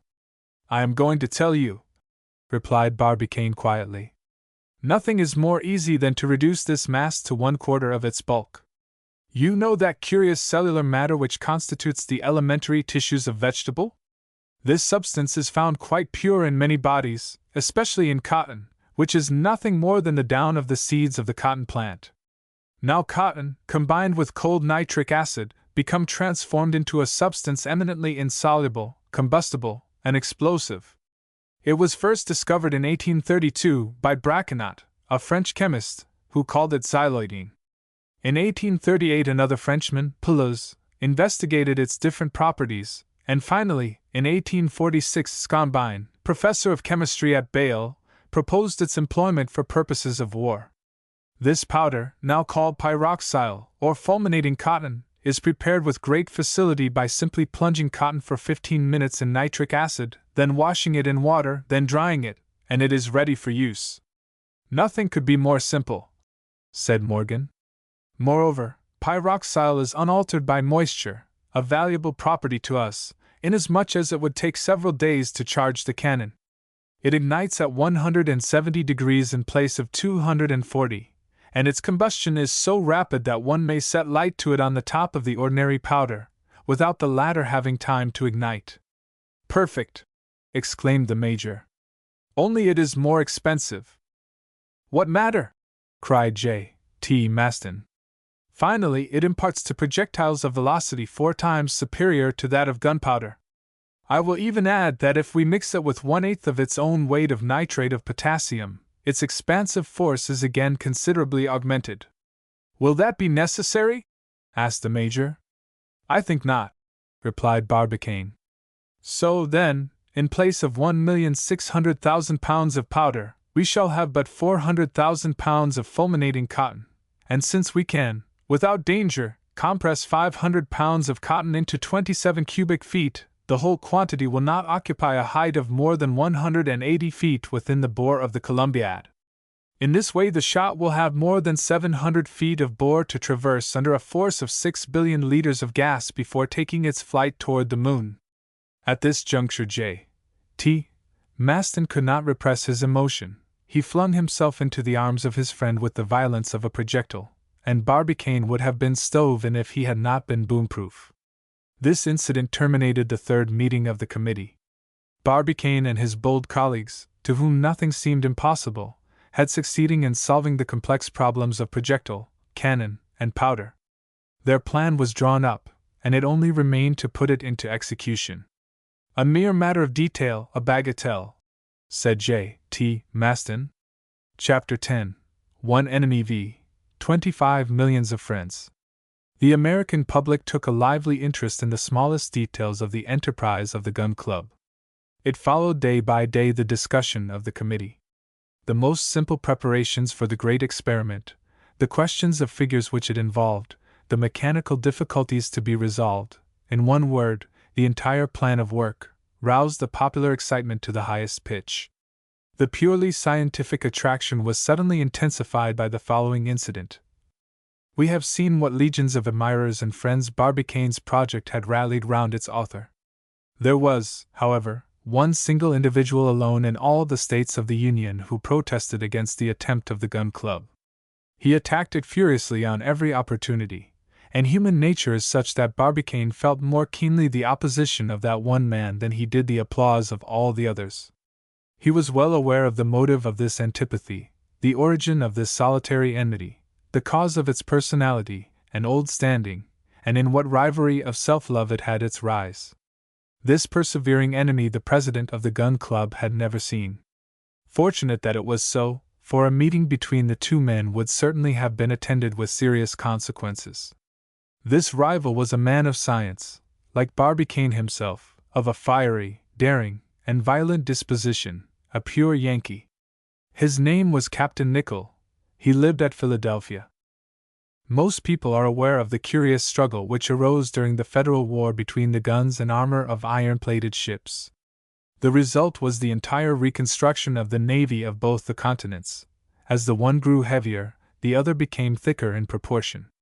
The Merrimac, the Monitor, the Tennessee, the Weehawken discharged enormous projectiles themselves, after having been armor-clad against the projectiles of others. In fact, they did to others that which they would not they should do to them, that grand principle of immortality upon which rests the whole art of war. Now, if Barbicane was a great founder of shot, Nickel was a great forger of plates. The one cast night and day at Baltimore, the other forged day and night at Philadelphia. As soon as ever Barbicane invented a new shot, Nickel invented a new plate. Each followed a current of ideas essentially opposed to the other. Happily for these citizens, so useful to their country, a distance of from 50 to 60 miles separated them from one another, and they had never yet met. Which of these two inventors had the advantage over the other it was difficult to decide from the results obtained. By last accounts, however, it would seem that the armor plate would in the end have to give way to the shot. Nevertheless, there were competent judges who had their doubts on the point. At the last experiment, the cylindro-conical projectiles of Barbicane stuck like so many pins in the nickel plates. On that day the Philadelphia iron forger then believed himself victorious, and could not evince contempt enough for his rival. But when the other afterwards substituted for conical shot simple 600-pound shells, at very moderate velocity, the captain was obliged to give in. In fact, these projectiles knocked his best metal plate to shivers. Matters were at this stage, and victory seemed to rest with the shot, when the war came to an end on the very day when Nickel had completed a new armor plate of wrought steel. It was a masterpiece of its kind, and bid defiance to all the projectiles of the world. The captain had it conveyed to the Polygon at Washington, challenging the president of the gun club to break it. Barbicane, peace having been declared, declined to try the experiment. Nickel, now furious, offered to expose his plate to the shock of any shot, solid, hollow, round, or conical. Refused by the president, who did not choose to compromise his last success. Nickel, disgusted by this obstinacy, tried to tempt Barbicane by offering him every chance. He proposed to fix the plate within 200 yards of the gun. Barbicane still obstinate in refusal. 100 yards? Not even 75. At 50 then, roared the captain through the newspapers. At 25 yards, and I'll stand behind. Barbicane returned for answer that, even if Captain Nickel would be so good as to stand in front, he would not fire any more. Nickel could not contain himself at this reply, threw out hints of cowardice, that a man who refused to fire a cannon shot was pretty near being afraid of it, that artillerists who fight at 6 miles distance are substituting mathematical formulae for individual courage. To these insinuations Barbicane returned no answer. Perhaps he never heard of them, so absorbed was he in the calculations for his great enterprise. When his famous communication was made to the gun club, the captain's wrath passed all bounds. With his intense jealousy was mingled a feeling of absolute impotence. How was he to invent anything to beat this 900 feet Columbiad? What armor plate could ever resist a projectile of 30,000 pounds weight? Overwhelmed at first under this violent shock, he by and by recovered himself, and resolved to crush the proposal by weight of his arguments. He then violently attacked the labors of the gun club, published a number of letters in the newspapers, endeavored to prove Barbicane ignorant of the first principles of gunnery. He maintained that it was absolutely impossible to impress upon any body whatever a velocity of 12,000 yards per second, that even with such a velocity a projectile of such a weight could not transcend the limits of the Earth's atmosphere. Further still, even regarding the velocity to be acquired, and granting it to be sufficient, the shell could not resist the pressure of the gas developed by the ignition of 1,600,000 pounds of powder, and supposing it to resist that pressure, it would be less able to support that temperature. It would melt on quitting the Columbiad, and fall back in a red-hot shower upon the heads of the imprudent spectators. Barbicane continued his work without regarding these attacks. Nickel then took up the question in its other aspects. Without touching upon its uselessness in all points of view, he regarded the experiment as fraught with extreme danger, both to the citizens, who might sanction by their presence so reprehensible a spectacle, and also to the towns in the neighborhood of this deplorable cannon. He also observed that if the projectile did not succeed in reaching its destination, a result absolutely impossible, it must inevitably fall back upon the earth, and that the shock of such a mass, multiplied by the square of its velocity, would seriously endanger every point of the globe. Under the circumstances, therefore, and without interfering with the rights of free citizens, it was a case for the intervention of government, which ought not to endanger the safety of all for the pleasure of one individual. In spite of all his arguments, however, Captain Nicholl remained alone in his opinion. Nobody listened to him, and he did not succeed in alienating a single admirer from the president of the Gun Club. The latter did not even take the pains to refute the arguments of his rival. Nicholl, driven into his last entrenchments, and not able to fight personally in the cause, resolved to fight with money. He published, therefore, in the Richmond Enquirer a series of wagers, conceived in these terms, and on an increasing scale. Number 1, $1,000. That the necessary funds for the experiment of the Gun Club will not be forthcoming. Number 2, $2,000. That the operation of casting a cannon of 900 feet is impracticable, and cannot possibly succeed. Number 3, $3,000. That is it impossible to load the Columbiad, and that the pyroxyle will take fire spontaneously under the pressure of the projectile. Number 4, $4,000. That the Columbiad will burst at the first fire. Number 5, $5,000. That the shot will not travel farther than 6 miles, and that it will fall back again a few seconds after its discharge. It was an important sum, therefore, which the captain risked in his invincible obstinacy. He had no less than $15,000 at stake. Notwithstanding the importance of the challenge, on the 19th of May he received a sealed packet containing the following superbly laconic reply: Baltimore, October 19th. Done. Barbicane. Chapter 11. Florida and Texas. One question remained yet to be decided. It was necessary to choose a favorable spot for the experiment. According to the advice of the Observatory of Cambridge, the gun must be fired perpendicularly to the plane of the horizon, that is to say, toward the zenith. Now the moon does not traverse the zenith, except in places situated between 0 degrees and 28 degrees of latitude. It became, then, necessary to determine exactly that spot on the globe where the immense Columbiad should be cast. On the 20th of October, at a general meeting of the Gun Club, Barbicane produced a magnificent map of the United States. "Gentlemen," said he, in opening the discussion, "I presume that we are all agreed that this experiment cannot, and ought not to be tried anywhere but within the limits of the soil of the Union. Now, by good fortune, certain frontiers of the United States extend downward as far as the 28th parallel of the north latitude. If you will cast your eye over this map, you will see that we have at our disposal the whole of the southern portion of Texas and Florida." It was finally agreed, then, that the Columbiad must be cast on the soil of either Texas or Florida. The result, however, of this decision was to create a rivalry entirely without precedent between the different towns of these two states.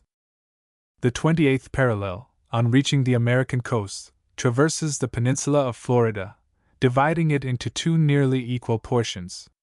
Then, plunging into the Gulf of Mexico, it subtends the arc formed by the coast of Alabama, Mississippi, and Louisiana. Then, skirting Texas, off which it cuts an angle, it continues its course over Mexico, crosses the Sonora, Old California, and loses itself in the Pacific Ocean. It was, therefore, only those portions of Texas and Florida which were situated below this parallel which came within the prescribed conditions of latitude. Florida, in its southern part, reckons no cities of importance. It is simply studded with forts raised against the roving Indians. One solitary town, Tampa Town, was able to put in a claim in favor of its situation. In Texas, on the contrary, the towns are much more numerous and important. Corpus Christi, in the county of Nueces, and all the cities situated on the Rio Bravo, Laredo, Comalites, San Ignacio on the Web, Rio Grande City on the Star, Edinburgh in the Hidalgo, Santa Rita, Alpanda, Brownsville in the Cameron, formed an imposing league against the pretensions of Florida. So, scarcely was the decision known, when the Texan and Floridan deputies arrived at Baltimore in an incredibly short space of time. From that very moment President Barbicane and the influential members of the Gun Club were besieged day and night by formidable claims. If 7 cities of Greece contended for the honor of having given birth to a Homer, here were 2 entire states threatening to come to blows about the question of a cannon. The rival parties promenaded the streets with arms in their hands, and at every occasion of their meeting a collision was to be apprehended which might have been attended with disastrous results. Happily, the prudence and address of President Barbicane averted the danger. These personal demonstrations found a division in the newspapers of the different states.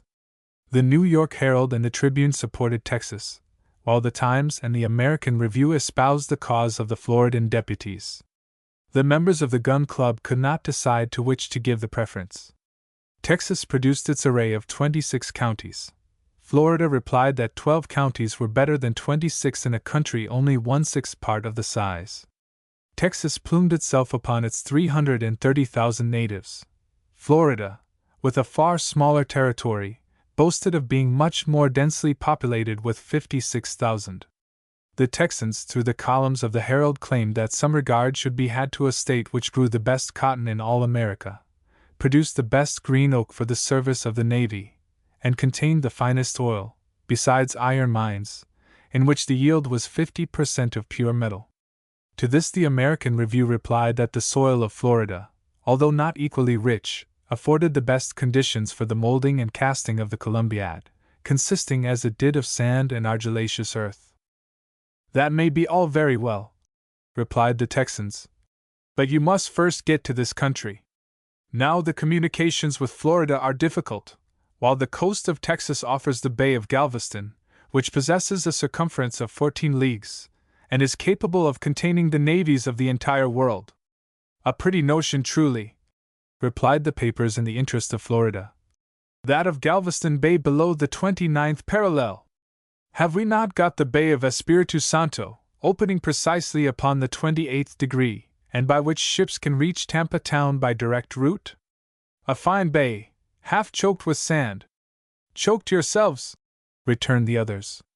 Thus the war went on for several days, when Florida endeavored to draw her adversary away onto fresh ground, and one morning the Times hinted that, the enterprise being essentially American, it ought not to be attempted upon other than purely American territory. To these words Texas retorted, "American? Are we not as much so as you? Were not Texas and Florida both incorporated into the Union in 1845? "Undoubtedly," replied the Times. "But we have belonged to the Americans ever since 1820. "Yes," returned the Tribune. "After having been Spaniards or English for 200 years, you were sold to the United States for $5 million. Well, and why need we blush for that? Was not Louisiana bought from Napoleon in 1803 at the price of $16 million? "Scandalous!" roared the Texas deputies. "A wretched little strip of country like Florida to dare to compare itself to Texas, who, in place of selling herself, asserted her own independence, drove out the Mexicans in March 2, 1846, and declared herself a federal republic after the victory gained by Samuel Houston, on the banks of the San Jacinto, over the troops of Santa Anna, a country, in fine, which voluntarily annexed itself to the United States of America." "Yes, because it was afraid of the Mexicans," replied Florida. "Afraid!" From this moment the state of things became intolerable. A sanguinary encounter seemed daily imminent between the two parties in the streets of Baltimore.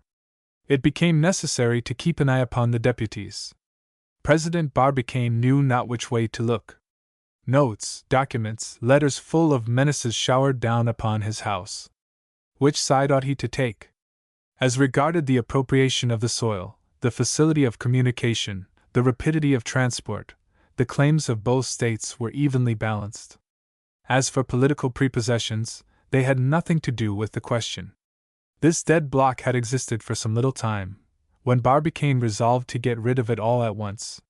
He called a meeting of his colleagues, and laid before them a proposition which, it will be seen, was profoundly sagacious. "On carefully considering," he said, "what is going on now between Florida and Texas, it is clear that the same difficulties will recur with all the towns of the favored state. The rivalry will descend from state to city, and so on downward. Now Texas possesses 11 towns within the prescribed conditions, which will further dispute the honor and create us new enemies, while Florida has only one. I go in, therefore, for Florida and Tampa town." This decision, on being made known, utterly crushed the Texan deputies. Seized with an indescribable fury, they addressed threatening letters to the different members of the gun club by name. The magistrates had but one course to take, and they took it. They chartered a special train, forced the Texans into it whether they would or no, and they quitted the city with a speed of 30 miles an hour. Quickly, however, as they were dispatched, they found time to hurl one last and bitter sarcasm at their adversaries. Alluding to the extent of Florida, a mere peninsula confined between two seas, they pretended that it could never sustain the shock of the discharge, and that it would bust up at the very first shot.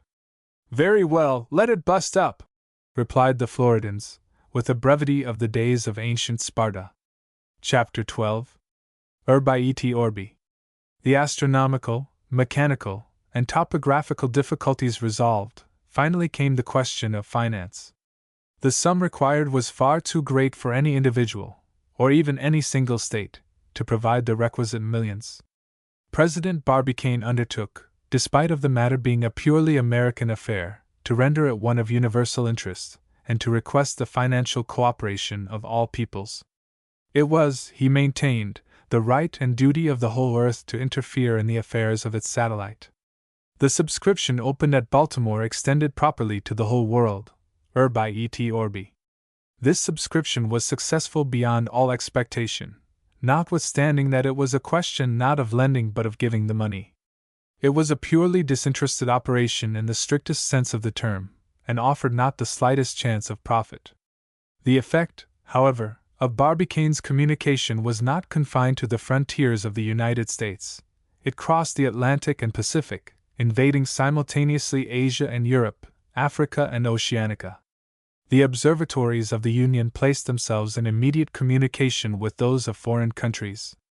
Some, such as those of Paris, Petersburg, Berlin, Stockholm, Hamburg, Malta, Lisbon, Benares, Madras, and others, transmitted their good wishes. The rest maintained a prudent silence, quietly awaiting the result. As for the observatory at Greenwich, seconded as it was by the 22 astronomical establishments of Great Britain, it spoke plainly enough. It boldly denied the possibility of success, and pronounced in favor of the theories of Captain Nicholl. But this was nothing more than mere English jealousy. On the 8th of October, President Barbicane published a manifesto full of enthusiasm, in which he made an appeal to all persons of goodwill upon the face of the earth. This document, translated into all languages, met with immense success. Subscription lists were opened in all the principal cities of the Union, with a central office at the Baltimore Bank, 9 Baltimore Street. In addition, subscriptions were received at the following banks in the different states of the two continents: at Vienna, with S. M. de Rothschild; at Petersburg, Stieglitz and Company; at Paris, the Credit Mobilier; at Stockholm, Tatai and Arfjordson; at London, N. M. Rothschild and Son; at Turin, Arduin and Company; at Berlin, Mendelssohn; at Geneva, Lombard, Odier and Company; at Constantinople, the Ottoman Bank; at Brussels, J. Lambert; at Madrid, Daniel Y. Sweller; at Amsterdam, Netherlands Credit Company; at Rome, Torlonia and Company; at Lisbon, Lacine; at Copenhagen, Private Bank; at Rio de Janeiro, Private Bank; at Montevideo, Private Bank; at Valparaiso and Lima, Thomas Law Chamber and Company; at Mexico, Martin Darren and Co. 3 days after the manifesto of President Barbicane, $4 million were paid into the different towns of the Union.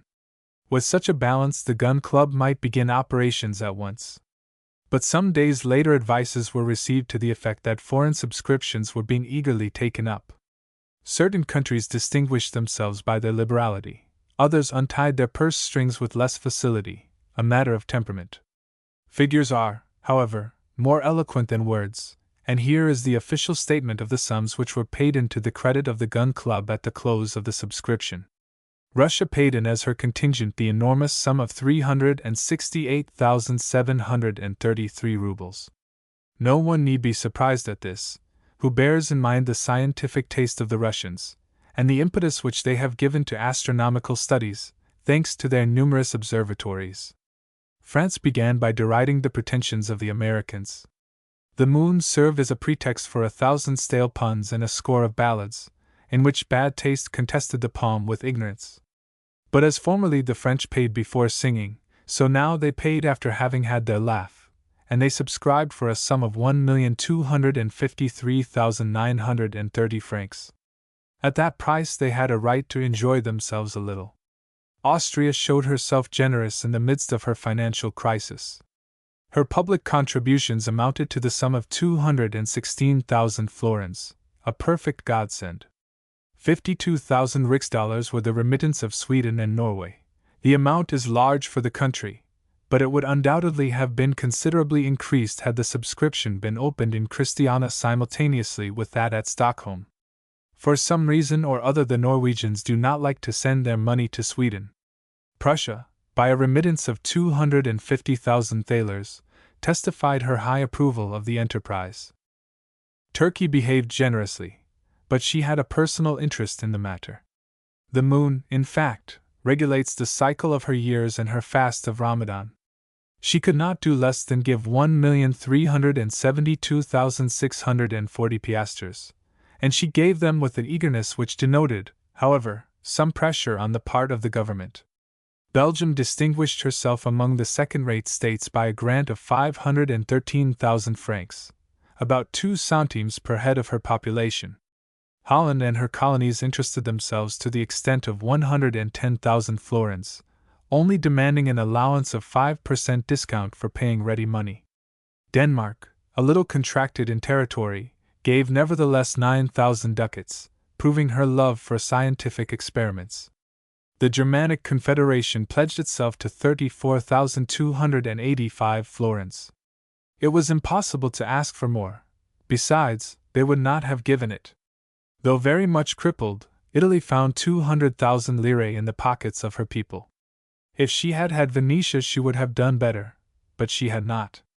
The states of the Church thought that they could not send less than 7,040 Roman crowns, and Portugal carried her devotion to science as far as 30,000 cruzados.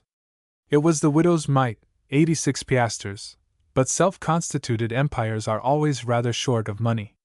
257 francs, this was the modest contribution of Switzerland to the American work. One must freely admit that she did not see the practical side of the matter. It did not seem to her that the mere dispatch of a shot to the moon could possibly establish any relation of affairs with her, and it did not seem prudent to her to embark her capital in so hazardous an enterprise. After all, perhaps she was right. As to Spain, she could not scrape together more than 110 reals. She gave as an excuse that she had her railways to finish. The truth is, that science is not favorably regarded in that country. It is still in a backward state, and moreover, certain Spaniards, not by any means the least educated, did not form a correct estimate of the bulk of the projectile compared with that of the moon. They feared that it would disturb the established order of things. In that case it were better to keep aloof, which they did to the tune of some reals. There remained but England, and we know the contemptuous antipathy with which she received Barbicane's proposition. The English have but one soul for the whole 26 millions of inhabitants which Great Britain contains. They hinted that the enterprise of the Gun Club was contrary to the principle of non-intervention, and they did not subscribe a single farthing. At this intimation the Gun Club merely shrugged its shoulders and returned to its great work. When South America, that is to say Peru, Chile, Brazil, the provinces of La Plata and Colombia, had poured forth their quota into their hands, the sum of $300,000, it found itself in possession of a considerable capital, of which the following is a statement. United States subscriptions. $4 million foreign subscriptions. $1,446,675. Total. $5,446,675. Such was the sum which the public poured into the treasury of the Gun Club. Let no one be surprised at the vastness of the amount. The work of casting, boring, masonry, the transport of workmen, their establishment in an almost uninhabited country, the construction of furnaces and workshops, the plant, the powder, the projectile, and incipient expenses, would, according to the estimates, absorb nearly the whole. Certain cannon shots in the Federal War cost $1,000 apiece. This one of President Barbicane, unique in the annals of gunnery, might well cost 5,000 times more. On the 20th of October a contract was entered into with the manufactory at Cold Spring, near New York, which during the war had furnished the largest Parrott cast-iron guns. It was stipulated between the contracting parties that the manufactory of Cold Spring should engage to transport to Tampa Town, in southern Florida, the necessary materials for casting the Columbiad. The work was bound to be completed at latest by the 15th of October following, and the cannon delivered in good condition under penalty of a forfeit of $100 a day to the moment when the moon should again present herself under the same conditions, that is to say, in 18 years and 11 days. The engagement of the workmen, their pay, and all the necessary details of the work devolved upon the Cold Spring Company. This contract, executed in duplicate, was signed by Barbicane, president of the Gun Club, of the one part, and T. Murchison, director of the Cold Spring Manufactory, of the other, who thus executed the deed on behalf of their respective principals. Chapter 13. Stones Hill.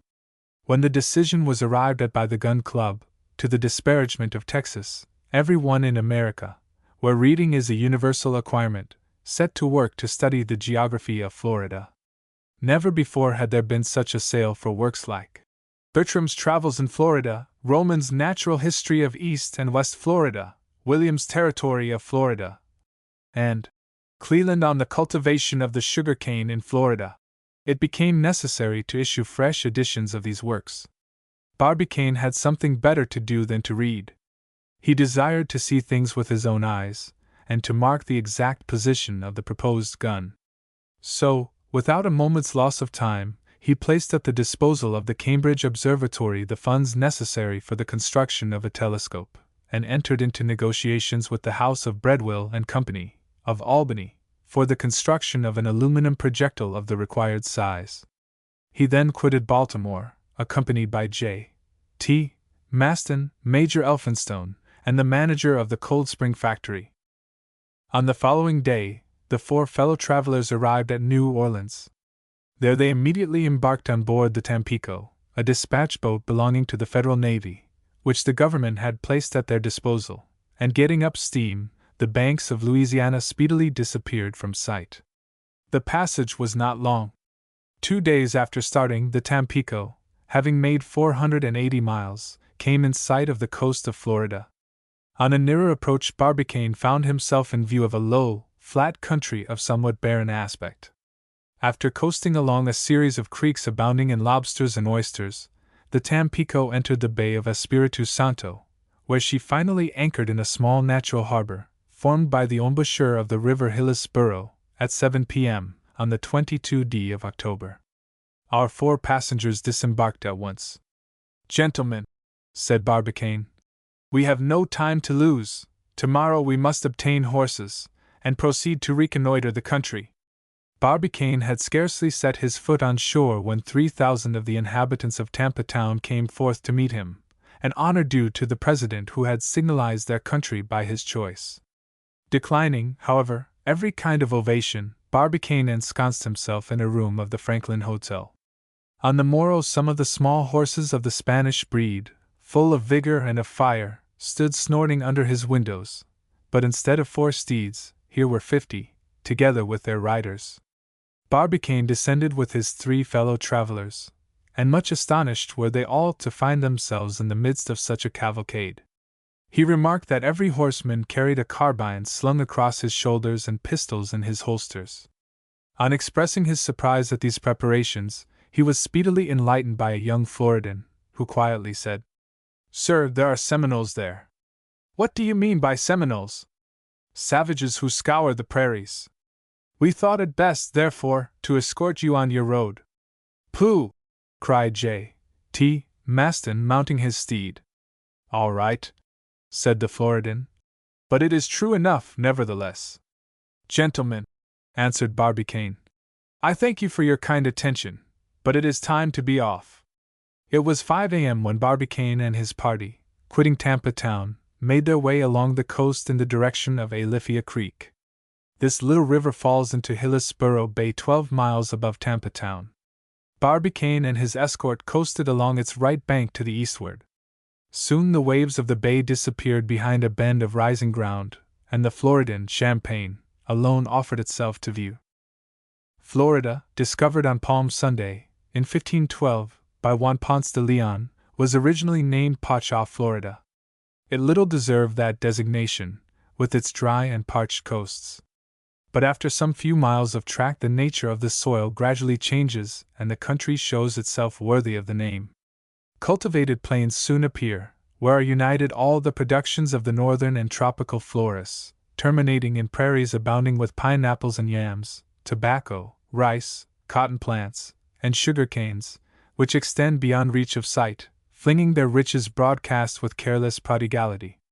Barbicane appeared highly pleased on observing the progressive elevation of the land, and in answer to a question of J. T. Maston, replied, "My worthy friend, we cannot do better than sink our Columbiad in these high grounds." "To get nearer the moon, perhaps?" said the secretary of the Gun Club. "Not exactly," replied Barbicane, smiling. "Do you not see that among these elevated plateaus we shall have a much easier work of it? No struggles with the water springs, which will save us long expensive tubings, and we shall be working in daylight instead of down a deep and narrow well. Our business, then, is to open our trenches upon ground some hundreds of yards above the level of the sea." "You are right, sir," struck in Murchison, the engineer. "And if I mistake not, we shall ere long find a suitable spot for our purpose." "I wish we were at the first stroke of the pickaxe," said the president. "And I wish we were at the last," cried J. T. Maston. About 10 a.m. the little band had crossed a dozen miles. To fertile plains succeeded a region of forests, their perfumes of the most varied kinds mingled together in tropical profusion. These almost impenetrable forests were composed of pomegranates, orange trees, citrons, figs, olives, apricots, bananas, huge vines, whose blossoms and fruits rivaled each other in color and perfume. Beneath the odorous shade of these magnificent trees fluttered and warbled a little world of brilliantly plumaged birds. J. T. Maston and the Major could not repress their admiration on finding themselves in the presence of the glorious beauties of this wealth of nature. President Barbicane, however, less sensitive to these wonders, was in haste to press forward. The very luxuriance of the country was displeasing to him. They hastened onward, therefore, and were compelled to ford several rivers, not without danger, for they were infested with huge alligators from 15 to 18 feet long. Maston courageously menaced them with his steel hook, but he only succeeded in frightening some pelicans and teal, while tall flamingos stared stupidly at the party. At length these denizens of the swamps disappeared in their turn. Smaller trees became thinly scattered among less dense thickets. A few isolated groups detached in the midst of endless plains over which ranged herds of startled deer. "At last," cried Barbicane, rising in his stirrups, "here we are at the region of pines." "Yes, and of savages too," replied the Major. In fact, some Seminoles had just came in sight upon the horizon. They rode violently backward and forward on their fleet horses, brandishing their spears or discharging their guns with a dull report. These hostile demonstrations, however, had no effect upon Barbicane and his companions. They were then occupying the center of a rocky plain, which the sun scorched with its parching rays. This was formed by a considerable elevation of the soil, which seemed to offer to the members of the Gun Club all the conditions requisite for the construction of their Columbiad. "Halt!" said Barbicane, reining up. "Has this place any local appellation?" "It is called Stone's Hill," replied one of the Floridans. Barbicane, without saying a word, dismounted, seized his instruments, and began to note his position with extreme exactness. The little band, drawn up in the rear, watched his proceedings in profound silence. At this moment the sun passed the meridian. Barbicane, after a few moments, rapidly wrote down the result of his observations, and said, "This spot is situated 1,800 feet above the level of the sea, in 27 degrees 7 minutes north, lat. and 5 degrees 7 minutes west, long. of the meridian of Washington. It appears to me by its rocky and barren character to offer all the conditions requisite for our experiment. On that plain will be raised our magazines, workshops, furnaces, and workmen's huts, and here, from this very spot, said he, stamping his foot on the summit of Stones Hill, hence shall our projectile take its flight into the regions of the solar world. Chapter 14. Pickaxe and Trowel. This same evening Barbicane and his companions returned to Tampa Town, and Murchison, the engineer, re-embarked on board the Tampico for New Orleans. His object was to enlist an army of workmen, and to collect together the greater part of the materials. The members of the Gun Club remained at Tampa Town, for the purpose of setting on foot the preliminary works by the aid of the people of the country. 8 days after its departure, the Tampico returned into the Bay of Espiritu Santo, with a whole flotilla of steamboats. Murchison had succeeded in assembling together 1,500 artisans. Attracted by the high pay and considerable bounties offered by the Gun Club, he had enlisted a choice legion of stokers, iron founders, lime burners, miners, brickmakers, and artisans of every trade, without distinction of color.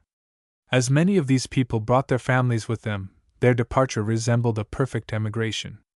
On the 31st of October, at 10 o'clock in the morning, the troop disembarked on the quays of Tampa Town, and one may imagine the activity which pervaded that little town, whose population was thus doubled in a single day. During the first few days they were busy discharging the cargo brought by the flotilla, the machines, and the rations, as well as a large number of huts constructed of iron plates, separately pieced and numbered. At the same period Barbicane laid the first sleepers of a railway 15 miles in length, intended to unite Stones Hill with Tampa Town. On the 1st of November Barbicane quitted Tampa Town with a detachment of workmen, and on the following day the whole town of huts was erected round Stones Hill. This they enclosed with palisades, and in respect of energy and activity, it might have been mistaken for one of the great cities of the Union. Everything was placed under a complete system of discipline, and the works were commenced in most perfect order. The nature of the soil having been carefully examined, by means of repeated borings, the work of excavation was fixed for the 4th of November. On that day Barbicane called together his foremen and addressed them as follows. You are well aware, my friends, of the object with which I have assembled you together in this wild part of Florida. Our business is to construct a cannon measuring 9 feet in its interior diameter, 6 feet thick, and with a stone revetment of 19.5 feet in thickness. We have, therefore, a well of 60 feet in diameter to dig down to a depth of 900 feet. This great work must be completed within 8 months, so that you have 2,543,400 cubic feet of earth to excavate in 255 days, that is to say, in round numbers, 2,000 cubic feet per day. That which would present no difficulty to 1,000 navvies working in open country will be of course more troublesome in a comparatively confined space. However, the thing must be done, and I reckon for its accomplishment upon your courage as much as upon your skill. At 8 o'clock the next morning the first stroke of the pickaxe was struck upon the soil of Florida, and from that moment that prince of tools was never inactive for one moment in the hands of the excavators. The gangs relieved each other every 3 hours. On the 4th of November 50 workmen commenced digging, in the very center of the enclosed space on the summit of Stones Hill, a circular hole 60 feet in diameter. The pickaxe first struck upon a kind of black earth, 6 inches in thickness, which was speedily disposed of. To this earth succeeded 2 feet of fine sand, which was carefully laid aside as being valuable for serving the casting of the inner mold. After the sand appeared some compact white clay, resembling the chalk of Great Britain, which extended down to a depth of 4 feet. Then the iron of the pick struck upon the hard bed of the soil, a kind of rock formed of petrified shells, very dry, very solid, and which the picks could with difficulty penetrate. At this point the excavation exhibited a depth of 6.5 feet, and the work of the masonry was begun. At the bottom of the excavation they constructed a wheel of oak, a kind of circle strongly bolted together, and of immense strength. The center of this wooden disc was hollowed out to a diameter equal to the exterior diameter of the Columbiad. Upon this wheel rested the first layers of the masonry, the stones of which were bound together by hydraulic cement, with irresistible tenacity.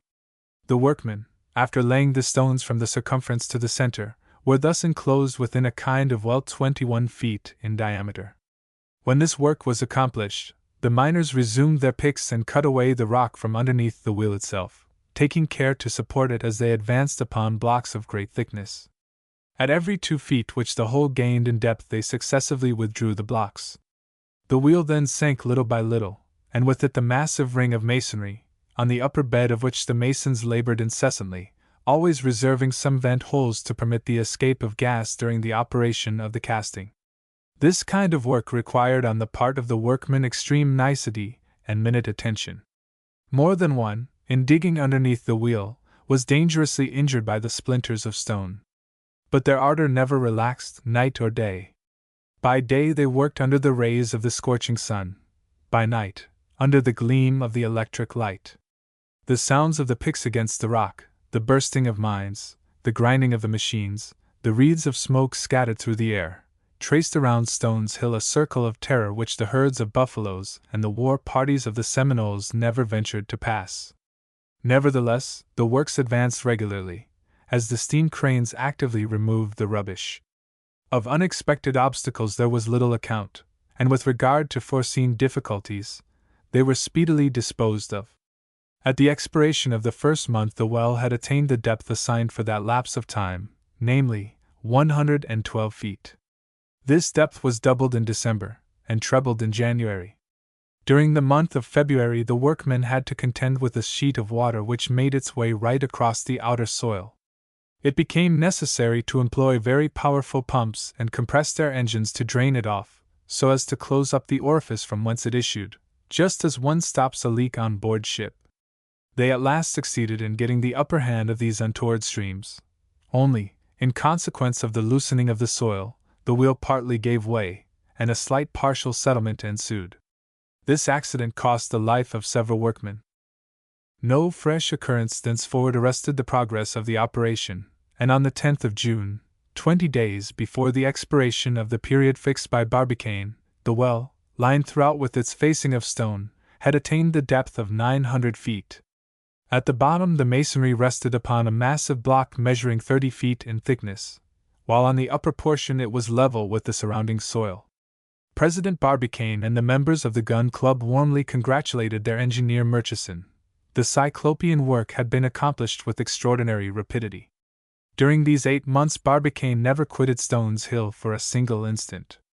Keeping ever close by the work of excavation, he busied himself incessantly with the welfare and health of his workpeople, and was singularly fortunate in warding off the epidemics common to large communities of men, and so disastrous in those regions of the globe which are exposed to the influences of tropical climates. Many workmen, it is true, paid with their lives for the rashness inherent in these dangerous labors. But these mishaps are impossible to be avoided, and they are classed among the details with which the Americans trouble themselves but little. They have in fact more regard for human nature in general than for the individual in particular. Nevertheless, Barbicane professed opposite principles to these, and put them in force at every opportunity. So, thanks to his care, his intelligence, his useful intervention in all difficulties, his prodigious and humane sagacity, the average of accidents did not exceed that of transatlantic countries, noted for their excessive precautions, France, for instance, among others, where they reckon about 1 accident for every 200,000 francs of work. Chapter 15. The Fate of the Casting. During the 8 months which were employed in the work of excavation, the preparatory works of the casting had been carried on simultaneously with extreme rapidity. A stranger arriving at Stones Hill would have been surprised at the spectacle offered to his view. At 600 yards from the well, and circularly arranged around it as a central point, rose 1,200 reverberating ovens, each 6 feet in diameter, and separated from each other by an interval of 3 feet. The circumference occupied by these 1,200 ovens presented a length of 2 miles. Being all constructed on the same plan, each with its high quadrangular chimney, they produced a most singular effect. It will be remembered that on their third meeting the committee had decided to use cast iron for the Columbiad, and in particular the white description. This metal, in fact, is the most tenacious, the most ductile, and the most malleable, and consequently suitable for all molding operations, and when smelted with pit coal, is of superior quality for all engineering works requiring great resisting power, such as cannon, steam boilers, hydraulic presses, and the like. Cast iron, however, if subjected to only one single fusion, is rarely sufficiently homogeneous, and it requires a second fusion completely to refine it by dispossessing it of its last earthly deposits. So long before being forwarded to Tampa Town, the iron ore, molten in the great furnaces of Cold Spring, and brought into contact with coal and silicium heated to a high temperature, was carbized and transformed into cast iron. After this first operation, the metal was sent on to Stones Hill. They had, however, to deal with 136 million pounds of iron, a quantity far too costly to send by railway. The cost of transport would have been double that of material. It appeared preferable to freight vessels at New York, and to load them with the iron in bars. This, however, required not less than 68 vessels of 1,000 tons, a veritable fleet, which, quitting New York on the 3rd of May, on the 10th of the same month ascended the Bay of Espiritu Santo, and discharged their cargoes, without dues, in the port at Tampa Town. Thence the iron was transported by rail to Stones Hill, and about the middle of January this enormous mass of metal was delivered at its destination. It will easily be understood that 1,200 furnaces were not too many to melt simultaneously these 60,000 tons of iron. Each of these furnaces contained nearly 140,000 pounds weight of metal. They were all built after the model of those which served for the casting of the Rodman gun. They were trapezoidal in shape, with a high elliptical arch. These furnaces, constructed of fireproof brick, were especially adapted for burning pit coal, with a flat bottom upon which the iron bars were laid. This bottom, inclined at an angle of 25 degrees, allowed the metal to flow into the receiving troughs, and the 1,200 converging trenches carried the molten metal down to the central well. The day following that on which the works of the masonry and boring had been completed, Barbicane set to work upon the central mold. His object now was to raise within the center of the well, and with a coincident axis, a cylinder 900 feet high, and 9 feet in diameter, which should exactly fill up the space reserved for the bore of the Columbiad. This cylinder was composed of a mixture of clay and sand, with the addition of a little hay and straw. The space left between the mold and the masonry was intended to be filled up by the molten metal, which would thus form the walls 6 feet in thickness. This cylinder, in order to maintain its equilibrium, had to be bound by iron bands, and firmly fixed at certain intervals by cross clamps fastened into the stone lining. After the castings, these would be buried in the block of metal, leaving no external projection. This operation was completed on the 8th of July, and the run of the metal was fixed for the following day. "This fate of the casting will be a grand ceremony," said J.T. Maston to his friend Barbicane. "Undoubtedly," said Barbicane. "But it will not be a public fete." "What? Will you not open the gates of the enclosure to all comers?" "I must be very careful, Maston. The casting of the Columbiad is an extremely delicate, not to say a dangerous operation, and I should prefer its being done privately. At the discharge of the projectile, a fete if you like, till then, no." The president was right. The operation involved unforeseen dangers, which a great influx of spectators would have hindered him from averting. It was necessary to preserve complete freedom of movement. No one was admitted within the enclosure except a delegation of members of the Gun Club, who had made the voyage to Tampa Town. Among these was the brisk Billsby, Tom Hunter, Colonel Blomsberry, Major Elphinstone, General Morgan, and the rest of the lot to whom the casting of the Columbiad was a matter of personal interest. J.T. Maston became their cicerone. He omitted no point of detail. He conducted them throughout the magazines, workshops, through the midst of the engines, and compelled them to visit the whole 1,200 furnaces one after the other. At the end of the 1,200th visit they were pretty well knocked up. The casting was to take place at 12 o'clock precisely. The previous evening each furnace had been charged with 114,000 pounds weight of metal in bars disposed crossways to each other, so as to allow the hot air to circulate freely between them. At daybreak the 1,200 chimneys vomited their torrents of flame into the air, and the ground was agitated with dull tremblings. As many pounds of metal as there were to cast, so many pounds of coal were there to burn. Thus there were 68,000 tons of coal which projected in the face of the sun a thick curtain of smoke. The heat soon became insupportable within the circle of furnaces, the rumbling of which resembled the rolling of thunder. The powerful ventilators added their continuous blasts and saturated with oxygen the glowing plates. The operation, to be successful, required to be conducted with great rapidity. On a signal given by a cannon shot, each furnace was to give vent to the molten iron and completely to empty itself. These arrangements made, foremen and workmen waited the preconcerted moment with an impatience mingled with a certain amount of emotion. Not a soul remained within the enclosure. Each superintendent took his post by the aperture of the run. Barbicane and his colleagues, perched on a neighboring eminence, assisted at the operation. In front of them was a piece of artillery ready to give fire on the signal from the engineer. Some minutes before midday the first driblets of metal began to flow, the reservoirs filled little by little, and by the time that the whole melting was completely accomplished, it was kept in abeyance for a few minutes in order to facilitate the separation of foreign substances. 12 o'clock struck. A gunshot suddenly pealed forth and shot its flame into the air. 1,200 melting troughs were simultaneously opened and 1,200 fiery serpents crept toward the central well, unrolling their incandescent curves. There, down they plunged with a terrific noise into a depth of 900 feet. It was an exciting and a magnificent spectacle. The ground trembled, while these molten waves, launching into the sky their wreaths of smoke, evaporated the moisture of the mold and hurled it upward through the vent holes of the stone lining in the form of dense vapor clouds. These artificial clouds unrolled their thick spirals to a height of 1,000 yards into the air. A savage, wandering somewhere beyond the limits of the horizon, might have believed that some new crater was forming in the bosom of Florida, although there was neither any eruption, nor typhoon, nor storm, nor struggle of the elements, nor any of those terrible phenomena which nature is capable of producing.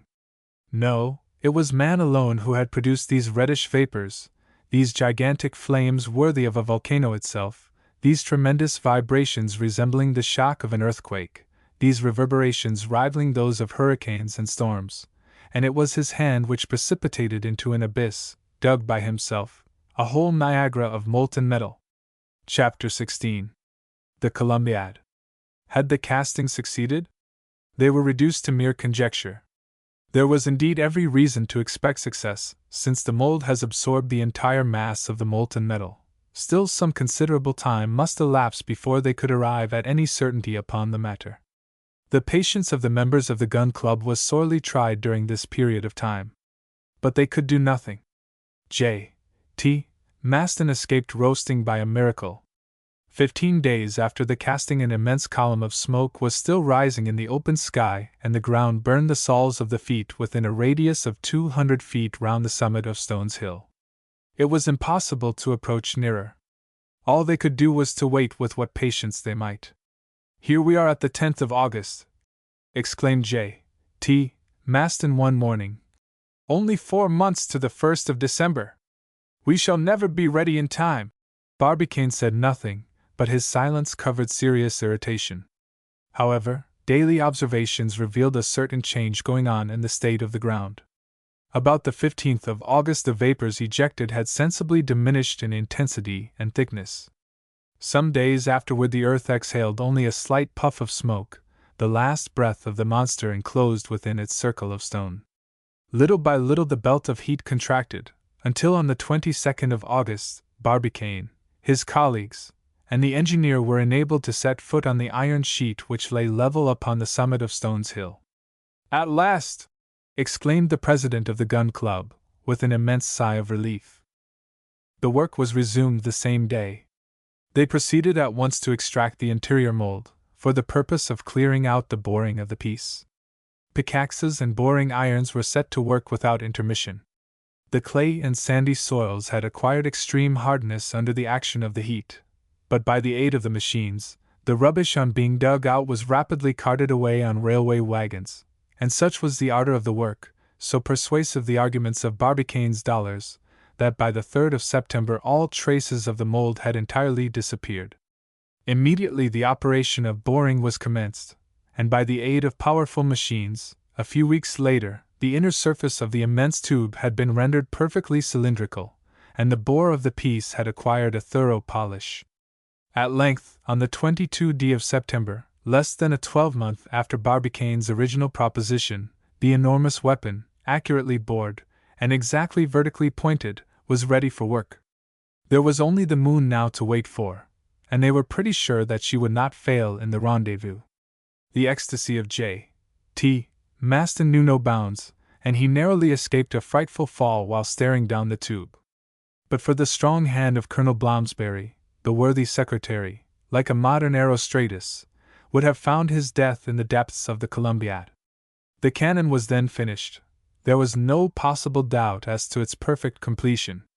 So, on the 6th of October, Captain Nicholl opened an account between himself and President Barbicane, in which he debited himself to the latter in the sum of $2,000. One may believe that the captain's wrath was increased to its highest point, and must have made him seriously ill. However, he had still 3 bets of $3, $4, and $5,000, respectively, and if he gained 2 out of these, his position would not be very bad. But the money question did not enter into his calculations. It was the success of his rival in casting a cannon against which iron plates 60 feet thick would have been ineffectual, that dealt him a terrible blow. After the 23rd of September the enclosure of Stones Hill was thrown open to the public, and it will be easily imagined what was the concourse of visitors to this spot. There was an incessant flow of people to and from Tampa Town and the place, which resembled a procession, or rather, in fact, a pilgrimage. It was already clear to be seen that, on the day of the experiment itself, the aggregate of spectators would be counted by millions, for they were already arriving from all parts of the earth upon this narrow strip of promontory. Europe was emigrating to America. Up to that time, however, it must be confessed, the curiosity of the numerous comers was but scantily gratified. Most had counted upon witnessing the spectacle of the casting, and they were treated to nothing but smoke. This was sorry food for hungry eyes, but Barbicane would admit no one to that operation. Then ensued grumbling, discontent, murmurs. They blamed the president, taxed him with dictatorial conduct. His proceedings were declared un-American. There was very nearly a riot round Stones Hill, but Barbicane remained inflexible. When, however, the Columbiad was entirely finished, this state of closed doors could no longer be maintained. Besides, it would have been bad taste, and even imprudence, to affront the public feeling. Barbicane, therefore, opened the enclosure to all comers, but true to his practical disposition, he determined to coin money out of the public curiosity. It was something, indeed, to be enabled to contemplate this immense Columbiad, but to descend into its depths, this seemed to the Americans the ne plus ultra of earthly felicity. Consequently, there was not one curious spectator who was not willing to give himself the treat of visiting the interior of this great metallic abyss. Baskets suspended from steam cranes permitted them to satisfy their curiosity. There was a perfect mania. Women, children, old men, all made it a point of duty to penetrate the mysteries of the colossal gun. The fare for the descent was fixed at $5 per head, and despite this high charge, during the 2 months which preceded the experiment, the influx of visitors enabled the Gun Club to pocket nearly $500,000. It is needless to say that the first visitors of the Columbiad were the members of the Gun Club. This privilege was justly reserved for that illustrious body. The ceremony took place on the 25th of September. A basket of honor took down the President J.T. Maston, Major Elphinstone, General Morgan, Colonel Bloomsbury, and other members of the club, to the number of 10 in all. How hot it was at the bottom of that long tube of metal! They were half suffocated. But what delight! What ecstasy! A table had been laid with 6 covers on the massive stone which formed the bottom of the Columbiad, and lighted by a jet of electric light resembling that of day itself. Numerous exquisite dishes, which seemed to descend from heaven, were placed successively before the guests, and the richest wines of France flowed in profusion during this splendid repast, served 900 feet beneath the surface of the earth. The festival was animated, not to say somewhat noisy. Toasts flew backward and forward. They drank to the earth and to her satellite, to the Gun Club, the Union, the moon, Diana, Phoebe, Selene, the peaceful courier of the night. All the hurrahs, carried upward upon the sonorous waves of the immense acoustic tube, arrived with the sound of thunder at its mouth, and the multitude ranged round Stones Hill heartily united their shouts with those of the 10 revelers hidden from view at the bottom of the gigantic Columbiad. J.T. Maston was no longer master of himself. Whether he shouted or gesticulated, ate or drank most, would be a difficult matter to determine. At all events, he would not have given his place up for an empire. Not even if the cannon, loaded, primed, and fired at that very moment, were to blow him in pieces into the planetary world. Chapter 17. A Telegraphic Dispatch. The great works undertaken by the Gun Club had now virtually come to an end, and 2 months still remained before the day for the discharge of the shot to the moon. To the general impatience these 2 months appeared as long as years. Hitherto the smallest details of the operation had been daily chronicled by the journals, which the public devoured with eager eyes. Just at this moment a circumstance, the most unexpected, the most extraordinary and incredible, occurred to rouse afresh their panting spirits, and to throw every mind into a state of the most violent excitement. One day, the 30th of September, at 3:47 p.m., a telegram, transmitted by cable from Valentia, Ireland, to Newfoundland and the American mainland, arrived at the address of President Barbicane. The President tore open the envelope, read the dispatch, and despite his remarkable powers of self-control, his lips turned pale and his eyes grew dim, on reading the 20 words of this telegram. Here is the text of the dispatch, which figures now in the archives of the Gun Club. F. Rance, Pieris, September 30th, 4 a.m. Barbicane, Tampa Town, Florida, United States. Substitute for your spherical shell a cylindro-conical projectile. I shall go inside. Shall arrive by steamer Atlanta. M. Mitchell Dan. Chapter 18. The passenger of the Atlanta. If this astounding news, instead of flying through the electric wires, had simply arrived by post in the ordinary sealed envelope, Barbicane would not have hesitated a moment. He would have held his tongue about it, both as a measure of prudence, and in order not to have to reconsider his plans. This telegram might be a cover for some jest, especially as it came from a Frenchman. What human being would ever have conceived the idea of such a journey? And if such a person really existed, he must be an idiot, whom one would shut up in a lunatic ward, rather than within the walls of the projectile. The contents of the dispatch, however, speedily became known, for the telegraphic officials possessed but little discretion, and Michel Ardan's proposition ran at once throughout the several states of the Union. Barbicane had, therefore, no further motives for keeping silence.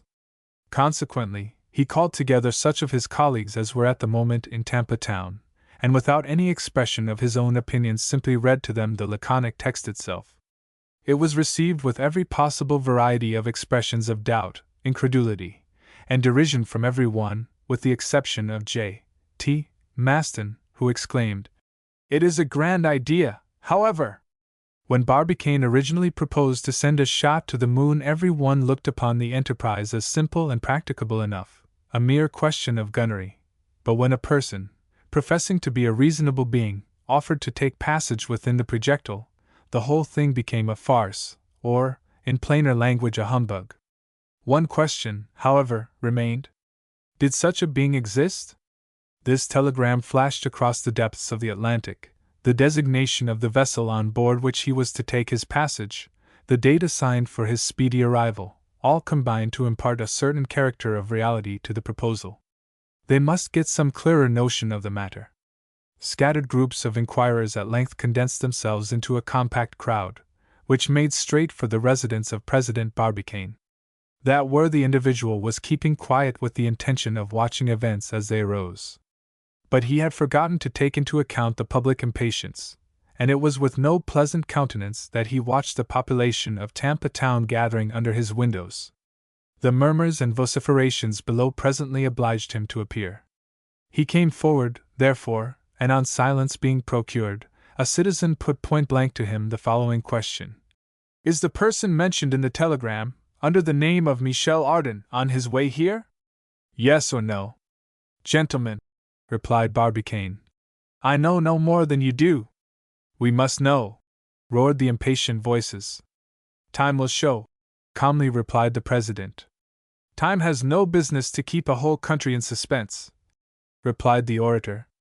"Have you altered the plans of the projectile according to the request of the telegram?"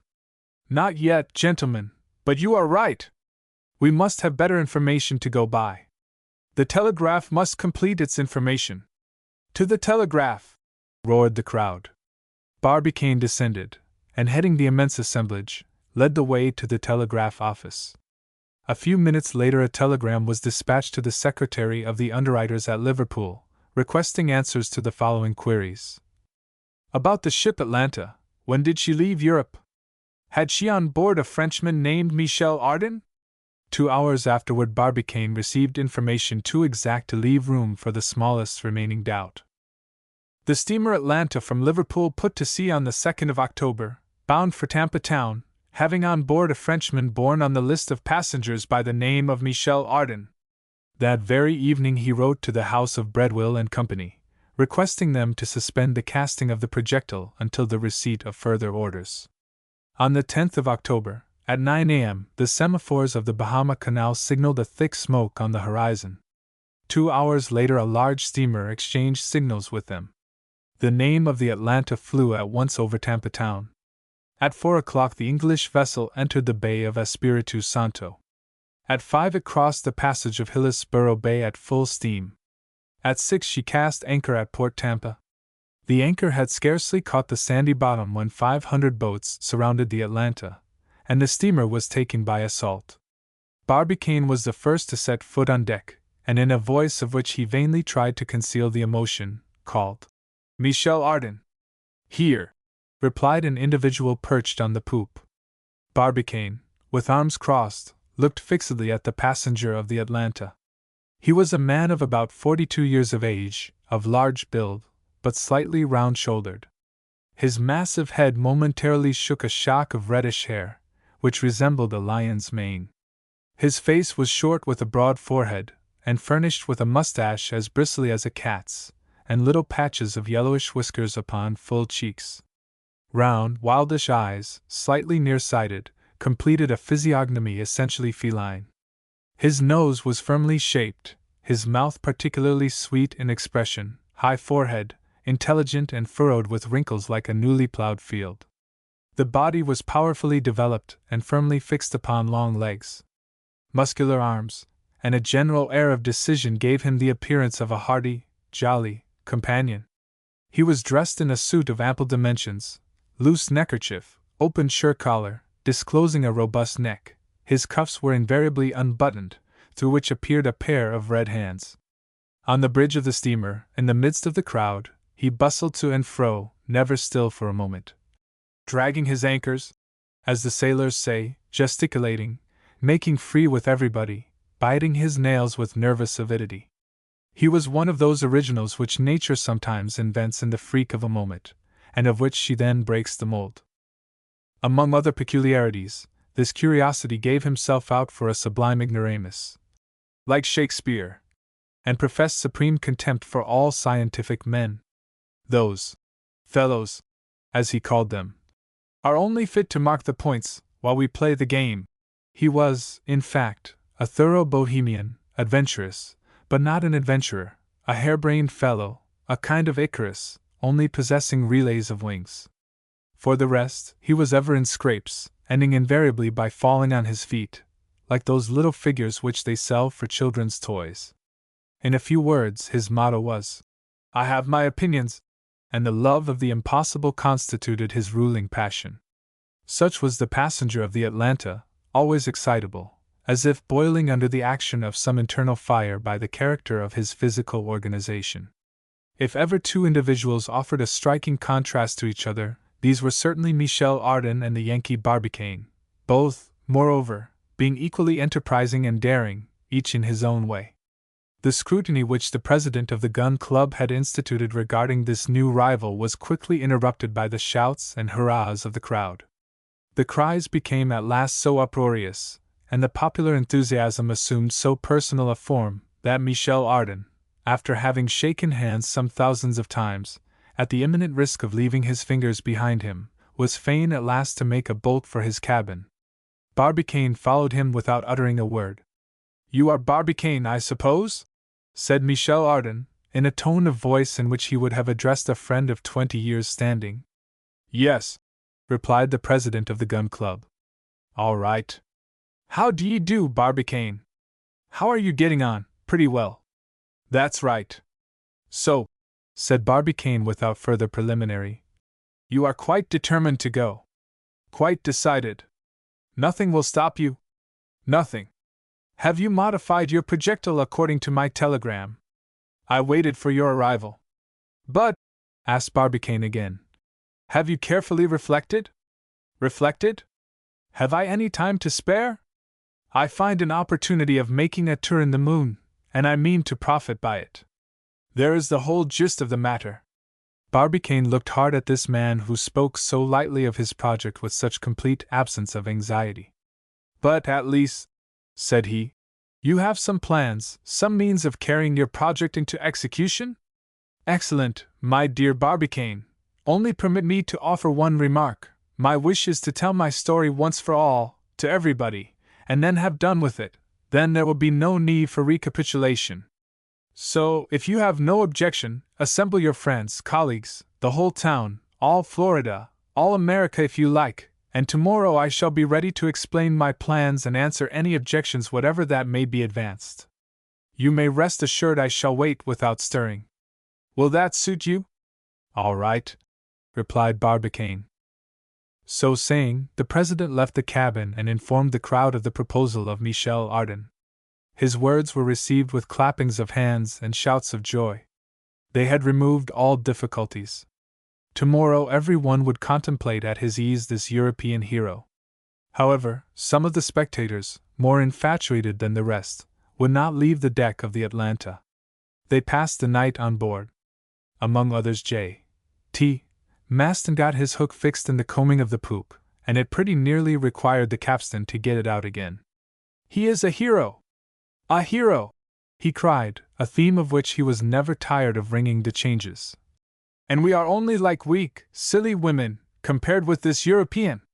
As to the president, after having suggested to the visitors it was time to retire, he re-entered the passenger's cabin, and remained there till the bell of the steamer made it midnight. But then the two rivals in popularity shook hands heartily and parted on terms of intimate friendship. Chapter 19. A Monster Meeting. On the following day Barbicane, fearing that indiscreet questions might be put to Michel Ardan, was desirous of reducing the number of the audience to a few of the initiated, his own colleagues for instance. He might as well have tried to check the falls of Niagara. He was compelled, therefore, to give up the idea, and let his new friend run the chances of a public conference. The place chosen for this monster meeting was a vast plain situated in the rear of the town. In a few hours, thanks to the help of the shipping in port, an immense roofing of canvas was stretched over the parched prairie, and protected it from the burning rays of the sun. There 300,000 people braved for many hours the stifling heat, while awaiting the arrival of the Frenchmen. Of this crowd of spectators a first set could both see and hear. A second set saw badly and heard nothing at all, and as for the third, it could neither see nor hear anything at all. At 3 o'clock Michel Ardan made his appearance, accompanied by the principal members of the Gun Club. He was supported on his right by President Barbicane, and on his left by J.T. Maston, more radiant than the midday sun, and nearly as ruddy. Ardan mounted a platform, from the top of which his view extended over a sea of black hats. He exhibited not the slightest embarrassment. He was just as gay, familiar, and pleasant as if he were at home. To the hurrahs which greeted him he replied by a graceful bow. Then, waving his hands to request silence, he spoke in perfectly correct English as follows. "Gentlemen, despite the very hot weather I request your patience for a short time while I offer some explanations regarding the projects which seem to have so interested you. I am neither an orator nor a man of science, and I had no idea of addressing you in public, but my friend Barbicane has told me that you would like to hear me, and I am quite at your service. Listen to me, therefore, with your 600,000 ears, and please excuse the faults of the speaker. Now pray do not forget that you see before you a perfect ignoramus whose ignorance goes so far that he cannot even understand the difficulties. It seemed to him that it was a matter quite simple, natural, and easy to take one's place in a projectile and start for the moon. That journey must be undertaken sooner or later, and as for the mode of locomotion adopted, it follows simply the law of progress. Man began by walking on all fours, then, one fine day, on 2 feet, then in a carriage, then in a stagecoach, and lastly by railway. Well, the projectile is the vehicle of the future, and the planets themselves are nothing else. Now some of you, gentlemen, may imagine that the velocity we propose to impart to it is extravagant. It is nothing of the kind. All the stars exceed it in rapidity, and the Earth herself is at this moment carrying us round the sun at 3 times as rapid a rate, and yet she is a mere lounger on the way compared with many others of the planets. And her velocity is constantly decreasing. Is it not evident, then, I ask you, that there will some day appear velocities far greater than these, of which light or electricity will probably be the mechanical agent? Yes, gentlemen, continued the orator, in spite of the opinions of certain narrow-minded people, who would shut up the human race upon this globe, as within some magic circle which it must never outstep, we shall one day travel to the moon, the planets, and the stars, with the same facility, rapidity, and certainty as we now make the voyage from Liverpool to New York. Distance is but a relative expression, and must end by being reduced to 0. The assembly, strongly predisposed as they were in favor of the French hero, were slightly staggered at this bold theory. Michel Ardan perceived the fact. Gentlemen, he continued with a pleasant smile, you do not seem quite convinced. Very good. Let us reason the matter out. Do you know how long it would take for an express train to reach the moon? 300 days, no more. And what is that? The distance is no more than 9 times the circumference of the earth, and there are no sailors or travelers, of even moderate activity, who have not made longer journeys than that in their lifetime. And now consider that I shall be only 97 hours on my journey. Ah! I see you are reckoning that the moon is a long way off from the earth, and that one must think twice before making the experiment. What would you say, then, if we were talking of going to Neptune, which revolves at a distance of more than 2,720 millions of miles from the sun? And yet what is that compared with the distance of the fixed stars, some of which, such as Arcturus, are billions of miles distant from us? And then you talk of the distance which separates the planets from the sun! And there are people who affirm that such a thing as distance exists. Absurdity, folly, idiotic nonsense! Would you know what I think of our own solar universe? Shall I tell you my theory? It is very simple. In my opinion, the solar system is a solid homogeneous body.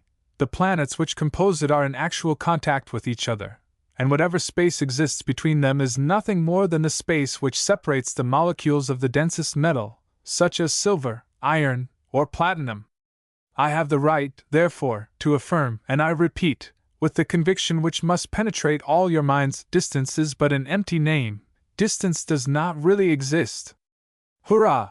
Cried one voice, need it be said it was that of J. T. Maston. Distance does not exist! And overcome by the energy of his movements, he nearly fell from the platform to the ground. He just escaped a severe fall, which would have proved to him that distance was by no means an empty name. Gentlemen, resumed the orator, I repeat that the distance between the earth and her satellite is a mere trifle, and undeserving of serious consideration. I am convinced that before 20 years are over, 1/2 of our earth will have paid a visit to the moon. Now, my worthy friends, if you have any question to put to me, you will, I fear, sadly embarrass a poor man like myself. Still, I will do my best to answer you. Up to this point, the president of the Gun Club had been satisfied with the turn which the discussion had assumed. It became now, however, desirable to divert Ardan from questions of a practical nature, with which he was doubtless far less conversant. Barbicane, therefore, hastened to get in a word, and began by asking his new friend whether he thought that the moon and the planets were inhabited. You put before me a great problem, my worthy president, replied the orator, smiling. Still, men of great intelligence, such as Plutarch, Swedenborg, Bernardin de St. Pierre, and others have, if I mistake not, pronounced in the affirmative. Looking at the question from the natural philosopher's point of view, I should say that nothing useless existed in the world, and replying to your question by another, I should venture to assert that if these worlds are habitable, they either are, have been, or will be inhabited. No one could answer more logically or fairly, replied the President. The question then reverts to this: are these worlds habitable? For my own part, one believe they are. For myself, I feel certain of it, said Michel Ardan. Nevertheless, retorted one of the audience, there are many arguments against the habitability of the worlds. The conditions of life must evidently be greatly modified upon the majority of them. To mention only the planets, we should be either broiled alive in some, or frozen to death in others, according as they are more or less removed from the sun. I regret, replied Michel Ardan, that I have not the honor of personally knowing my contradictor, for I would have attempted to answer him. His objection has its merits, I admit, but I think we may successfully combat it, as well as all others which affect the habitability of other worlds. If I were a natural philosopher, I would tell him that if less of caloric were set in motion upon the planets which are nearest to the sun, and more, on the contrary, upon those which are farthest removed from it, this simple fact would alone suffice to equalize the heat, and to render the temperature of those worlds supportable by beings organized like ourselves. If I were a naturalist, I would tell him that, according to some illustrious men of science, nature has furnished us with instances upon the earth of animals existing under very varying conditions of life, that fish respire in a medium fatal to other animals, that amphibious creatures possess a double existence very difficult of explanation, that certain denizens of the seas maintain life at enormous depths, and there support a pressure equal to that of 50 or 60 atmospheres without being crushed, that several aquatic insects, insensible to temperature, are met with equally among boiling springs and in the frozen plains of the polar sea. In fine, that we cannot help recognizing in nature a diversity of means of operation oftentimes incomprehensible, but not the less real. If I were a chemist, I would tell him that the aerolites, bodies evidently formed exteriorly of our terrestrial globe, have, upon analysis, revealed indisputable traces of carbon, a substance which owes its origin solely to organized beings, and which, according to the experiments of Reichenbach, must necessarily itself have been endued with animation. And lastly, were I a theologian, I would tell him that the scheme of the divine redemption, according to St. Paul, seems to be applicable, not merely to the earth, but to all the celestial worlds. But unfortunately, I am neither theologian, nor chemist, nor naturalist, nor philosopher. Therefore, in my absolute ignorance of the great laws which govern the universe, I confine myself to saying in reply, I do not know whether the worlds are inhabited or not, and since I do not know, I am going to see. Whether Michel Ardan's antagonist hazarded any further arguments, or not, it is impossible to say, for the uproarious shouts of the crowd would not allow any expression of opinion to gain a hearing. On silence being restored, the triumphant orator contented himself with adding the following remarks. Gentlemen, you will observe that I have but slightly touched upon this great question. There is another altogether different line of argument in favor of the habitability of the stars, which I omit for the present. I only desire to call attention to one point. To those who maintain that the planets are not inhabited, one may reply, you might be perfectly in the right, if you could only show that the Earth is the best possible world, in spite of what Voltaire has said. She has but one satellite, while Jupiter, Uranus, Saturn, Neptune have each several, an advantage by no means to be despised. But that which renders our own globe so uncomfortable is the inclination of its axis to the plane of its orbit.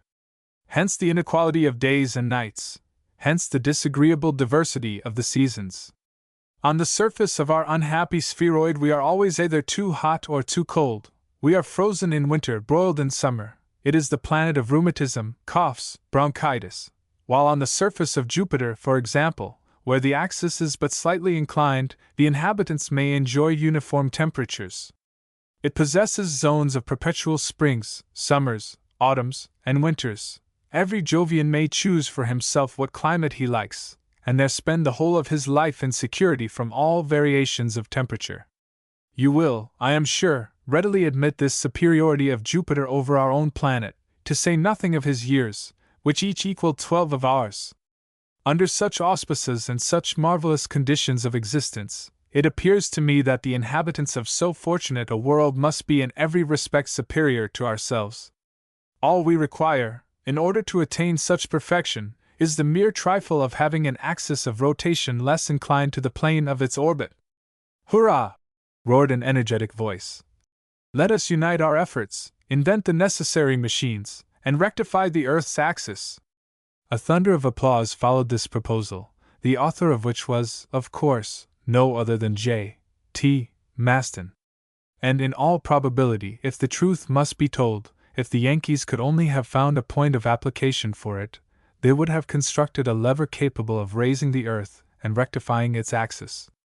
It was just this deficiency which baffled these daring mechanicians. Chapter 20. Attack and Riposte. As soon as the excitement had subsided, the following words were heard uttered in a strong and determined voice. Now that the speaker has favored us with so much imagination, would he be so good as to return to his subject, and give us a little practical view of the question? All eyes were directed toward the person who spoke. He was a little dried-up man, of an active figure, with an American, goatee beard. Profiting by the different movements in the crowd, he had managed by degrees to gain the front row of spectators. There, with arms crossed and stern gaze, he watched the hero of the meeting. After having put his question, he remained silent, and appeared to take no notice of the thousands of looks directed toward himself, nor of the murmur of disapprobation excited by his words. Meeting at first with no reply, he repeated his question with marked emphasis, adding, "We are here to talk about the moon and not about the earth." "You are right, sir," replied Michel Ardan. "The discussion has become irregular. We will return to the moon." "Sir," said the unknown, "you pretend that our satellite is inhabited. Very good, but if Selenites do exist, that race of beings assuredly must live without breathing, for I warn you for your own sake, there is not the smallest particle of air on the surface of the moon." At this remark Ardan pushed up his shock of red hair. He saw that he was on the point of being involved in a struggle with this person upon the very gist of the whole question. He looked sternly at him in his turn and said, "Oh, so there is no air in the moon? And pray, if you are so good, who ventures to affirm that?" "The men of science." "Really?" "Really." "Sir," replied Michel, "pleasantry apart, I have a profound respect for men of science who do possess science, but a profound contempt for men of science who do not. Do you know any who belong to the latter category?" "Decidedly. In France there are some who maintain that, mathematically, a bird cannot possibly fly, and others who demonstrate theoretically that fishes were never made to live in water. I have nothing to do with persons of that description, and I can quote, in support of my statement, names which you cannot refuse deference to." "Then, sir, you will sadly embarrass a poor ignorant, who, besides, asks nothing better than to learn." "Why, then, do you introduce scientific questions if you have never studied them?" asked the unknown somewhat coarsely. "For the reason that he is always brave who never suspects danger. I know nothing, it is true, but it is precisely my very weakness which constitutes my strength." "Your weakness amounts to folly," retorted the unknown in a passion. "All the better," replied our Frenchman, "if it carries me up to the moon." Barbicane and his colleagues devoured with their eyes the intruder who had so boldly placed himself in antagonism to their enterprise. Nobody knew him, and the president, uneasy as to the result of so free a discussion, watched his new friend with some anxiety. The meeting began to be somewhat fidgety also, for the contest directed their attention to the dangers, if not the actual impossibilities, of the proposed expedition. "Sir," replied Ardan's antagonist, "there are many and incontrovertible reasons which prove the absence of an atmosphere in the moon. I might say that, a priori, if one ever did exist, it must have been absorbed by the earth, but I prefer to bring forward indisputable facts." "Bring them forward then, sir, as many as you please." "You know," said the stranger, that when any luminous rays cross a medium such as the air, they are deflected out of the straight line. In other words, they undergo refraction. Well, when stars are occulted by the moon, their rays, on grazing the edge of her disk, exhibit not the least deviation, nor offer the slightest indication of refraction. It follows, therefore, that the moon cannot be surrounded by an atmosphere. In point of fact, replied Arden, this is your chief, if not your only argument, and a really scientific man might be puzzled to answer it. For myself, I will simply say that it is defective, because it assumes that the angular diameter of the moon has been completely determined, which is not the case. But let us proceed. Tell me, my dear sir, do you admit the existence of volcanoes on the moon's surface? Extinct, yes. In activity, no. These volcanoes, however, were at one time in a state of activity? True, but as they furnish themselves the oxygen necessary for combustion, the mere fact of their eruption does not prove the presence of an atmosphere. Proceed again, then, and let us set aside this class of arguments in order to come to direct observations. In 1715, the astronomers Louville and Halley, watching the eclipse of the 3rd of May, remarked some very extraordinary scintillations. These jets of light, rapid in nature, and of frequent recurrence, they attributed to thunderstorms generated in the lunar atmosphere. In 1715, replied the unknown, the astronomers Louville and Halley mistook for lunar phenomena some which were purely terrestrial, such as meteoric or other bodies which are generated in our own atmosphere. This was the scientific explanation at the time of the facts, and that is my answer now. On again, then, replied Arden. Herschel, in 1787, observed a great number of luminous points on the moon's surface, did he not? Yes. But without offering any solution of them. Herschel himself never inferred from them the necessity of a lunar atmosphere. And I may add that Bayer and Maedler, the two great authorities upon the moon, are quite agreed as to the entire absence of air on its surface. A movement was here manifest among the assemblage, who appeared to be growing excited by the arguments of this singular personage. Let us proceed, replied Arden, with perfect coolness, and come to one important fact. A skillful French astronomer, M. Lostat, in watching the eclipse of July 18, 1860, probed that the horns of the lunar crescent were rounded and truncated. Now, this appearance could only have been produced by a deviation of the solar rays in traversing the atmosphere of the moon. There is no other possible explanation of the facts. But is this established as a fact? Absolutely certain. A counter-movement here took place in favor of the hero of the meeting, whose opponent was now reduced to silence. Arden resumed the conversation, and without exhibiting any exultation at the advantage he had gained, simply said, You see, then, my dear sir, we must not pronounce with absolute positiveness against the existence of an atmosphere in the moon. That atmosphere is, probably, of extreme rarity, nevertheless at the present day science generally admits that it exists. Not in the mountains, at all events, returned the unknown, unwilling to give in. No! But at the bottom of the valleys, and not exceeding a few 100 feet in height.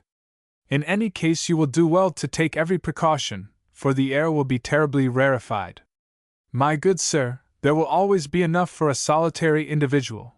Besides, once arrived up there, I shall do my best to economize, and not to breathe except on grand occasions.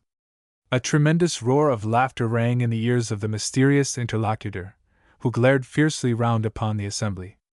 Then, continued Arden, with a careless air, since we are in accord regarding the presence of a certain atmosphere, we are forced to admit the presence of a certain quantity of water. This is a happy consequence for me. Moreover, my amiable contradictor, permit me to submit to you one further observation. We only know one side of the moon's disk, and if there is but little air on the face presented to us, it is possible that there is plenty on the one turned away from us. And for what reason? Because the moon, under the action of the Earth's attraction, has assumed the form of an egg, which we look at from the smaller end. Hence it follows, by Hausen's calculations, that its center of gravity is situated in the other hemisphere. Hence it results that the great mass of air and water must have been drawn away to the other face of our satellite during the first days of its creation. pure fancies," cried the unknown. "No! Pure theories, which are based upon the laws of mechanics, and it seems difficult to me to refute them. I appeal then to this meeting, and I put it to them whether life, such as exists upon the earth, is possible on the surface of the moon?"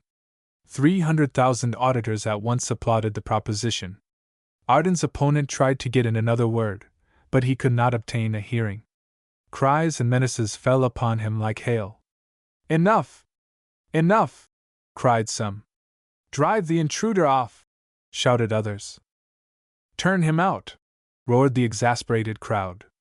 But he, holding firmly onto the platform, did not budge an inch, and let the storm pass on, which would soon have assumed formidable proportions, if Michel Ardan had not quieted it by a gesture. He was too chivalrous to abandon his opponent in an apparent extremity. "You wish to say a few more words?" he asked, in a pleasant voice. "Yes, 1,000, or rather, no, only one. If you persevere in your enterprise, you must be a very rash person. How can you treat me as such? Me, who have demanded a cylindro-conical projectile, in order to prevent turning round and round on my way like a squirrel? But, unhappy man, the dreadful recoil will smash you to pieces at your starting.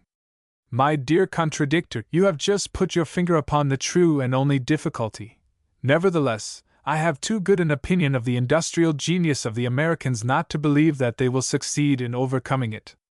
But the heat developed by the rapidity of the projectile in crossing the strata of air? Oh! The walls are thick, and I shall soon have crossed the atmosphere. But victuals and water? I have calculated for a 12-month's supply, and I shall be only 4 days on the journey. But for air to breathe on the road? I shall make it by a chemical process. But your fall on the moon, supposing you ever reach it? It will be 6 times less dangerous than a sudden fall upon the earth, because the weight will be only 1/6 as great on the surface of the moon.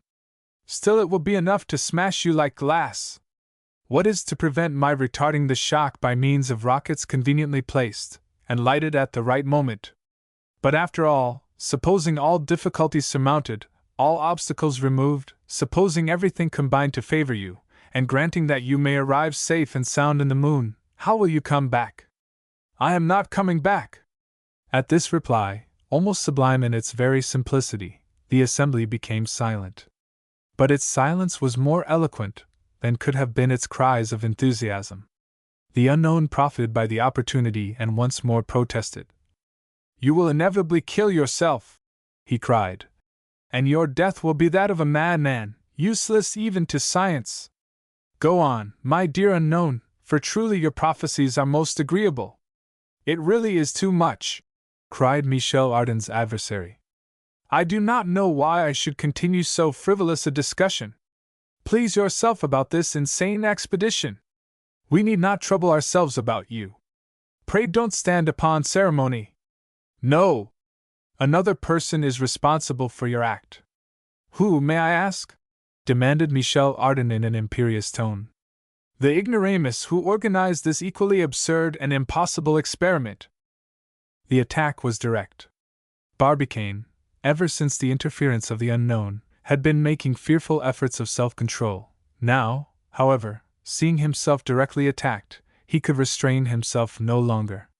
He rose suddenly, and was rushing upon the enemy who thus braved him to the face, when all at once he found himself separated from him. The platform was lifted by 100 strong arms, and the president of the gun club shared with Michel Ardan triumphal honors. The shield was heavy, but the bearers came in continuous relays, disputing, struggling, even fighting among themselves in their eagerness to lend their shoulders to this demonstration. However, the unknown had not profited by the tumult to quit his post. Besides, he could not have done it in the midst of that compact crowd. There he held on in the front row with crossed arms, glaring at President Barbicane. The shouts of the immense crowd continued at their highest pitch throughout this triumphant march. Michel Ardan took it all with evident pleasure. His face gleamed with delight. Several times the platform seemed seized with pitching and rolling like a weather-beaten ship. But the two heroes of the meeting had good sea legs. They never stumbled, and their vessel arrived without dues at the port of Tampa town. Michel Ardan managed fortunately to escape from the last embraces of his vigorous admirers. He made for the Hotel Franklin, quickly gained his chamber, and slid under the bedclothes, while an army of 100,000 men kept watch under his windows. During this time a scene, short, grave, and decisive, took place between the mysterious personage and the president of the Gun Club. Barbicane, free at last, had gone straight at his adversary. "Come!" he said shortly. The other followed him on the quay, and the two presently found themselves alone at the entrance of an open wharf on Jones Fall. The two enemies, still mutually unknown, gazed at each other. "Who are you?" asked Barbicane. "Captain Nicholl." "So I suspected. Hitherto chance has never thrown you in my way. I am come for that purpose. You have insulted me. Publicly. And you will answer to me for this insult? At this very moment. No! I desire that all that passes between us shall be secret. There is a wood situated 3 miles from Tampa, the wood of Skersnaw. Do you know it? I know it. Will you be so good as to enter it tomorrow morning at 5 o'clock on one side? Yes. If you will enter at the other side at the same hour. And you will not forget your rifle? Said Barbicane. No more than you will forget yours? Replied Nicholl. These words having been coldly spoken, the president of the Gun Club and the captain parted. Barbicane returned to his lodging, but instead of snatching a few hours of repose, he passed the night in endeavoring to discover a means of evading the recoil of the projectile, and resolving the difficult problem proposed by Michel Ardan during the discussion at the meeting. Chapter 21. How a Frenchman Manages an Affair. While the contract of this duel was being discussed by the president and the captain, this dreadful, savage duel, in which each adversary became a man-hunter, Michel Ardan was resting from the fatigues of his triumph. Resting is hardly an appropriate expression, for American beds rival marble or granite tables for hardness. Ardan was sleeping, then, badly enough, tossing about between the cloths which served him for sheets, and he was dreaming of making a more comfortable couch in his projectile when a frightful noise disturbed his dreams. Thundering blows shook his door. They seemed to be caused by some iron instrument. A great deal of loud talking was distinguishable in this racket, which was rather too early in the morning. "Open the door!" someone shrieked. "For heaven's sake!" Ardan saw no reason for complying with a demand so roughly expressed. However, he got up and opened the door just as it was giving way before the blows of this determined visitor. The secretary of the Gun Club burst into the room. A bomb could not have made more noise or have entered the room with less ceremony. "Last night," cried J.T. Maston, ex abrupto, "our president was publicly insulted during the meeting. He provoked his adversary, who is none other than Captain Nicholl.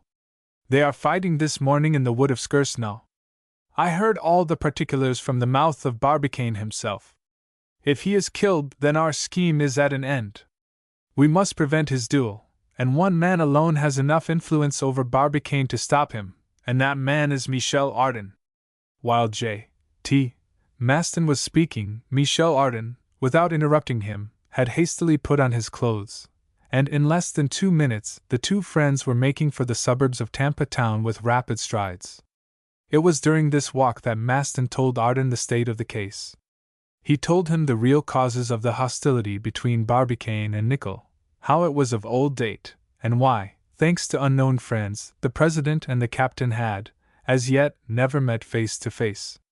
He added that it arose simply from a rivalry between iron plates and shot, and finally, that the scene at the meeting was only the long-wished-for opportunity for Nicholl to pay off an old grudge. Nothing is more dreadful than private duels in America. The two adversaries attack each other like wild beasts. Then it is that they might well covet those wonderful properties of the Indians of the prairies: their quick intelligence, their ingenious cunning, their scent of the enemy. A single mistake, a moment's hesitation, a single false step may cause death. On these occasions Yankees are often accompanied by their dogs, and keep up the struggle for hours. "What demons you are!" cried Michel Ardan, when his companion had depicted this scene to him with much energy. "Yes, we are," replied J.T. modestly. "But we had better make haste." Though Michel Ardan and he had crossed the plains still wet with dew, and had taken the shortest route over creeks and rice fields, they could not reach Skersnaw in under 5 hours and a half. Barbicane must have passed the border half an hour ago. There was an old bushman working there, occupied in selling faggots from trees that had been leveled by his axe. Maston ran toward him, saying, "Have you seen a man go into the wood armed with a rifle?" "Barbicane, the president, my best friend?" The worthy secretary of the gun club thought that his president must be known by all the world. But the bushman did not seem to understand him. "A hunter?" said Ardan. "A hunter?" "Yes," replied the bushman. "Long ago?" "About an hour." "Too late!" cried Maston. "Have you heard any gunshots?" asked Ardan. "No! Not one? Not one! That hunter did not look as if he knew how to hunt." "What is to be done?" said Maston. "We must go into the wood, at the risk of getting a ball which is not intended for us." "Ah!" cried Maston, in a tone which could not be mistaken. "I would rather have 20 balls in my own head than one in Barbicane's." "Forward, then," said Ardan, pressing his companion's hand. A few moments later the two friends had disappeared in the copse. It was a dense thicket, in which rose huge cypresses, sycamores, tulip trees, olives, tamarinds, oaks, and magnolias. These different trees had interwoven their branches into an inextricable maze, through which the eye could not penetrate.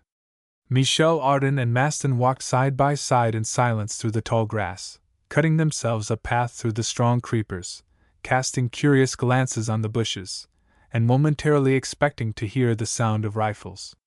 As for the traces which Barbicane ought to have left of his passage through the wood, there was not a vestige of them visible, so they followed the barely perceptible paths along which Indians had tracked some enemy, and which the dense foliage darkly overshadowed.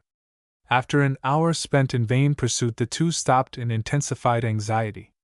"It must be all over," said Maston, discouraged. "A man like Barbicane would not dodge with his enemy, or ensnare him, would not even maneuver. He is too open, too brave. He has gone straight ahead, right into the danger, and doubtless far enough from the bushmen for the wind to prevent his hearing the report of the rifles." "But surely," replied Michel Ardan, "since we entered the wood we should have heard." "And what if we came too late?" cried Maston in tones of despair. For once Ardan had no reply to make, he and Maston resuming their walk in silence. From time to time, indeed, they raised great shouts, calling alternately Barbicane and Nicholl, either of whom, however, answered their cries. Only the birds, awakened by the sound, flew past them and disappeared among the branches, while some frightened deer fled precipitately before them. For another hour their search was continued. The greater part of the wood had been explored. There was nothing to reveal the presence of the combatants. The information of the bushmen was after all doubtful, and Ardan was about to propose their abandoning this useless pursuit, when all at once Maston stopped. "Hush!" said he.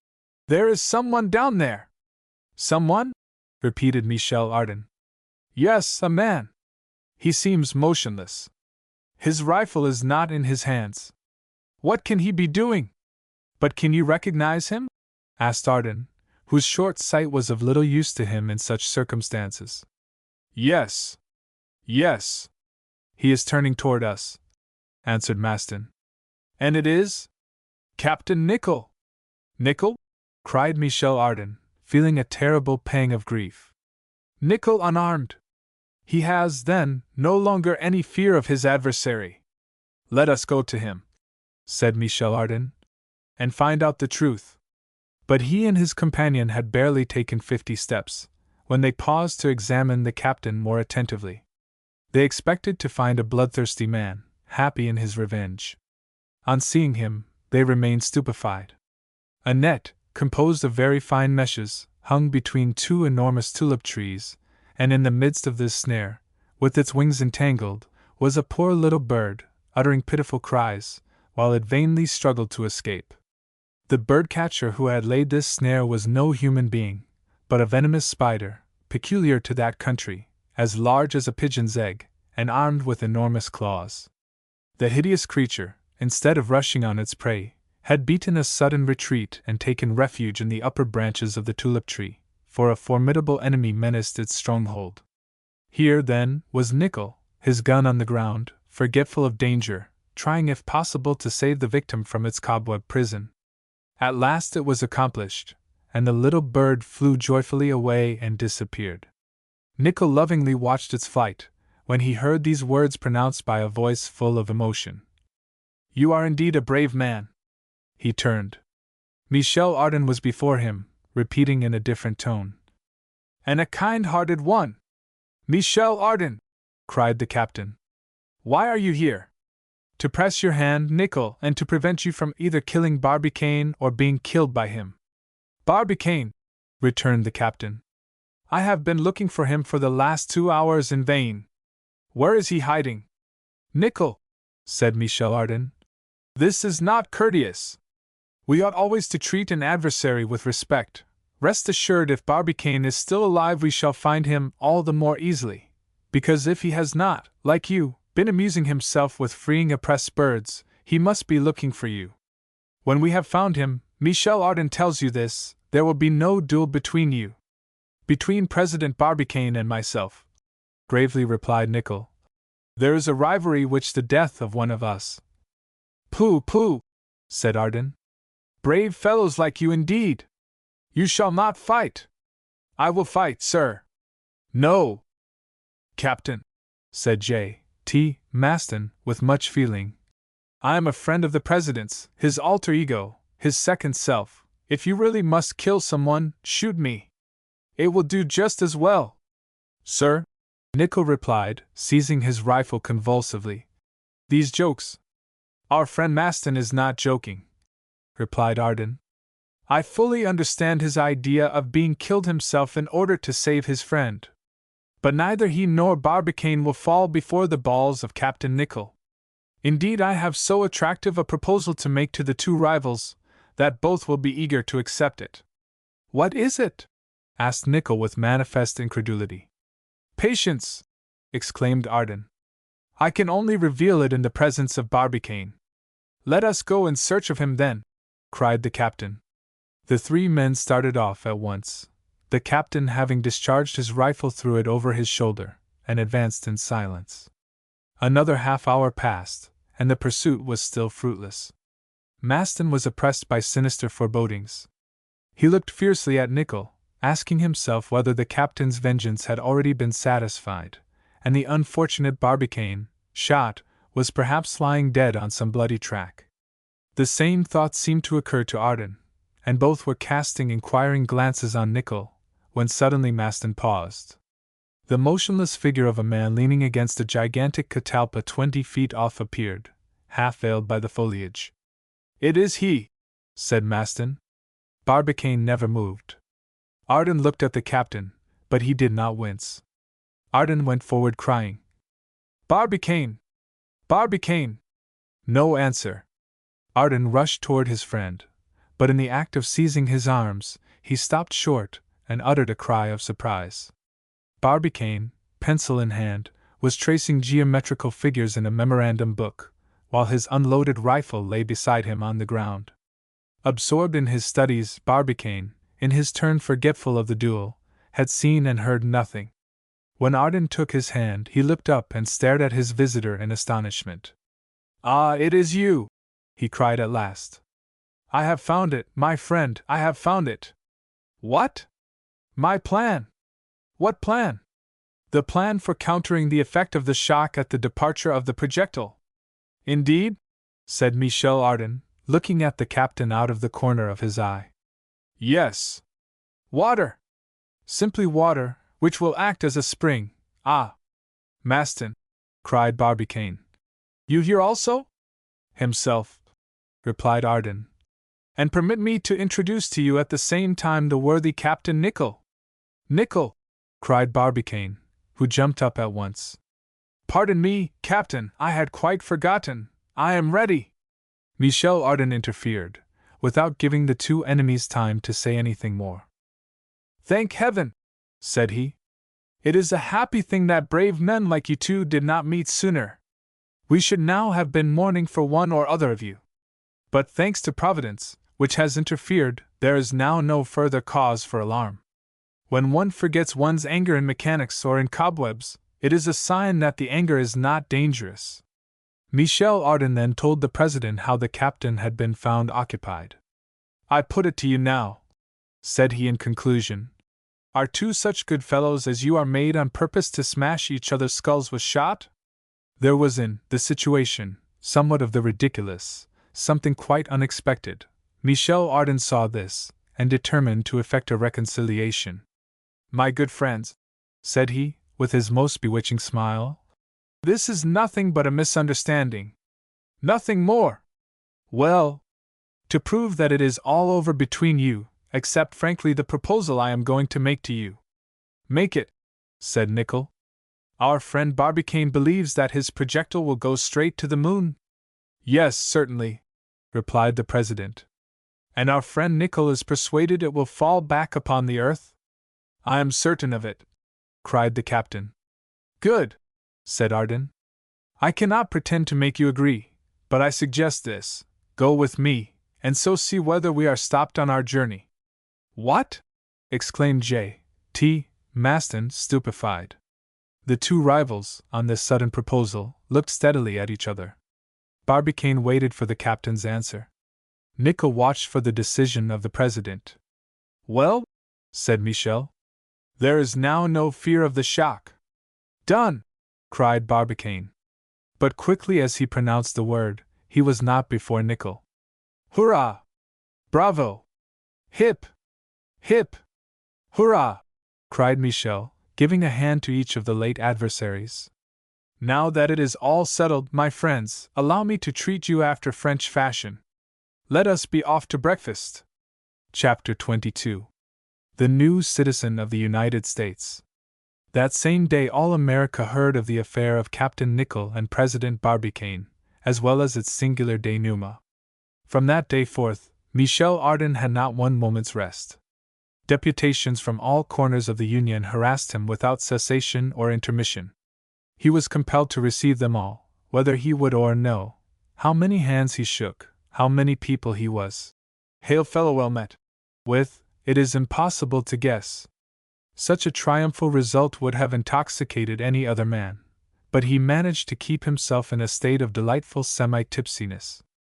Among the deputations of all kinds which assailed him, that of the lunatics were careful not to forget what they owed to the future conqueror of the moon. One day, certain of these poor people, so numerous in America, came to call upon him, and requested permission to return with him to their native country. Singular hallucination, said he to Barbicane, after having dismissed the deputation with promises to convey numbers of messages to friends in the moon. Do you believe in the influence of the moon upon distempers? Scarcely. No more do I, despite some remarkable recorded facts of history. For instance, during an epidemic in 1693, a large number of persons died at the very moment of an eclipse. The celebrated Bacon always fainted during an eclipse. Charles VI relapsed 6 times into madness during the year 1399, sometimes during the new, sometimes during the full moon. Gall observed that insane persons underwent an accession of their disorder twice in every month, at the epochs of new and full moon. In fact, numerous observations made upon fevers, somnambulisms, and other human maladies seem to prove that the moon does exercise some mysterious influence upon man. But the how and the wherefore? Asked Barbicane. Well, I can only give you the answer which Arago borrowed from Plutarch, which is 19 centuries old. Perhaps the stories are not true. In the height of his triumph, Michel Ardan had to encounter all the annoyances incidental to a man of celebrity. Managers of entertainments wanted to exhibit him. Barnum offered him $1 million to make a tour of the United States in his show. As for his photographs, they were sold of all size, and his portrait taken in every imaginable posture. More than 500,000 copies were disposed of in an incredibly short space of time. But it was not only the men who paid him homage, but the women as well. He might have married well 100 times over, if he had been willing to settle in life. The old maids, in particular, of 40 years and upward, and dry in proportion, devoured his photographs day and night.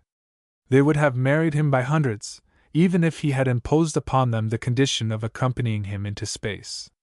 He had, however, no intention of transplanting a race of Franco-Americans upon the surface of the moon. He therefore declined all offers. As soon as he could withdraw from these somewhat embarrassing demonstrations, he went, accompanied by his friends, to pay a visit to the Columbiad. He was highly gratified by his inspection, and made the descent to the bottom of the tube of this gigantic machine which was presently to launch him to the regions of the moon. It is necessary here to mention a proposal of J. T. Maston's. When the secretary of the Gun Club found that Barbicane and Nicholl accepted the proposal of Michel Ardan, he determined to join them, and make one of a smug party of 4. So one day he determined to be admitted as one of the travelers. Barbicane, pained at having to refuse him, gave him clearly to understand that the projectile could not possibly contain so many passengers. Maston, in despair, went in search of Michel Ardan, who counseled him to resign himself to the situation, adding 1 or 2 arguments ad hominem. "You see, old fellow," he said, "you must not take what I say in bad part, but really, between ourselves, you are in too incomplete a condition to appear in the moon." "Incomplete?" shrieked the valiant invalid. "Yes, my dear fellow. Imagine our meeting some of the inhabitants up there. Would you like to give them such a melancholy notion of what goes on down here? To teach them what war is, to inform them that we employ our time chiefly in devouring each other, in smashing arms and legs, and that too on a globe which is capable of supporting 100 billions of inhabitants, and which actually does contain nearly 200 millions. Why, my worthy friend, we should have to turn you out of doors.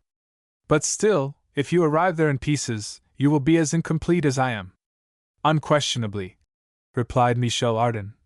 "But we shall not."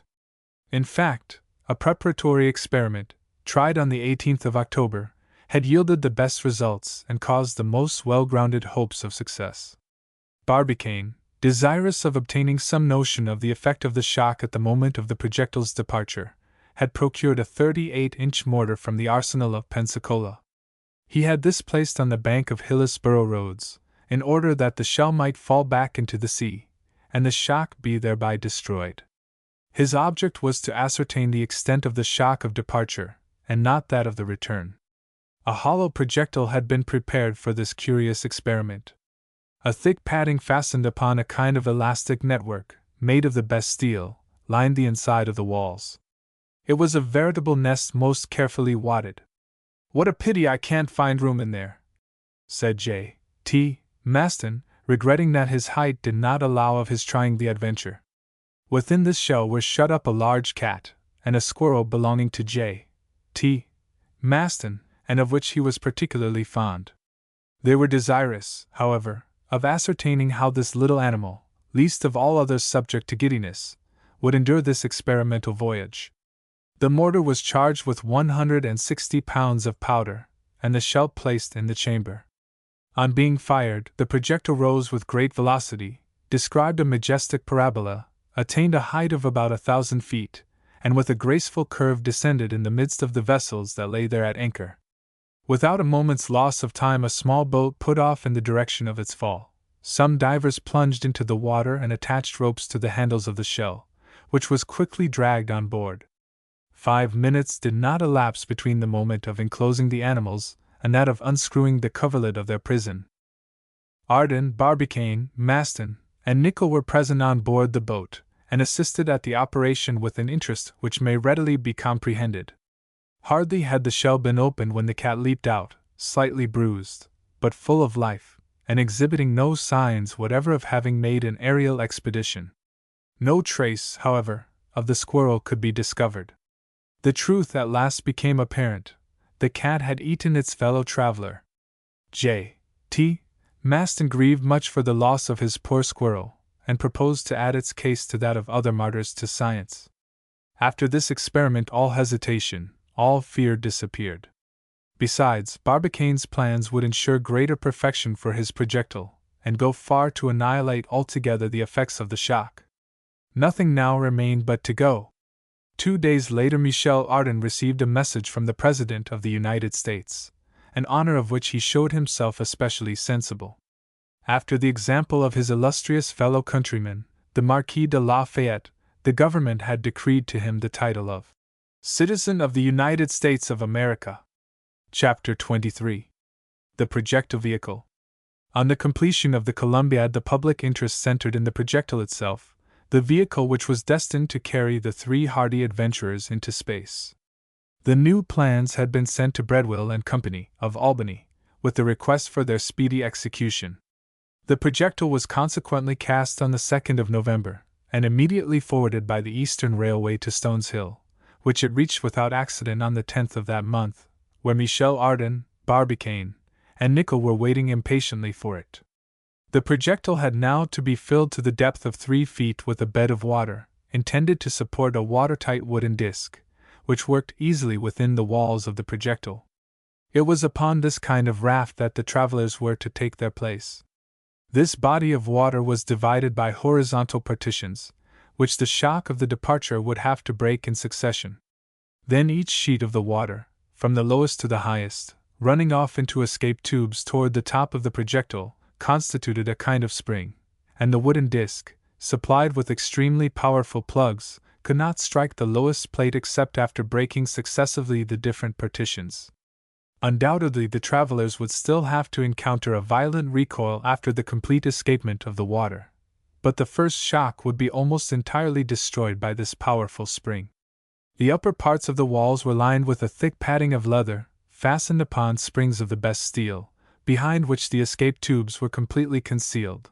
Thus all imaginable precautions had been taken for averting the first shock, and if they did get crushed, they must, as Michel Ardan said, be made of very bad materials. The entrance into this metallic tower was by a narrow aperture contrived in the wall of the cone. This was hermetically closed by a plate of aluminum, fastened internally by powerful screw pressure. The travelers could therefore quit their prison at pleasure, as soon as they should reach the moon. Light and view were given by means of 4 thick lenticular glass scuttles, 2 pierced in the circular wall itself, the 3rd in the bottom, the 4th in the top. These scuttles then were protected against the shock of departure by plates let into solid grooves, which could easily be opened outward by unscrewing them from the inside. Reservoirs firmly fixed contained water and the necessary provisions, and fire and light were procurable by means of gas, contained in a special reservoir under a pressure of several atmospheres. They had only to turn a tap, and for 6 hours the gas would light and warm this comfortable vehicle. There now remained only the question of air, for allowing for the consumption of air by Barbicane, his 2 companions, and 2 dogs which he proposed taking with him, it was necessary to renew the air of the projectile. Now air consists principally of 21 parts of oxygen and 79 of nitrogen. The lungs absorb the oxygen, which is indispensable for the support of life, and reject the nitrogen. The air expired loses nearly 5% of the former, and contains nearly an equal volume of carbonic acid, produced by the combustion of the elements of the blood. In an airtight enclosure, then, after a certain time, all the oxygen of the air will be replaced by the carbonic acid, a gas fatal to life.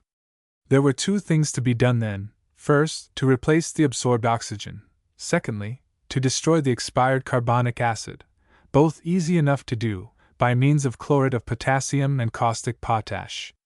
The former is a salt which appears under the form of white crystals.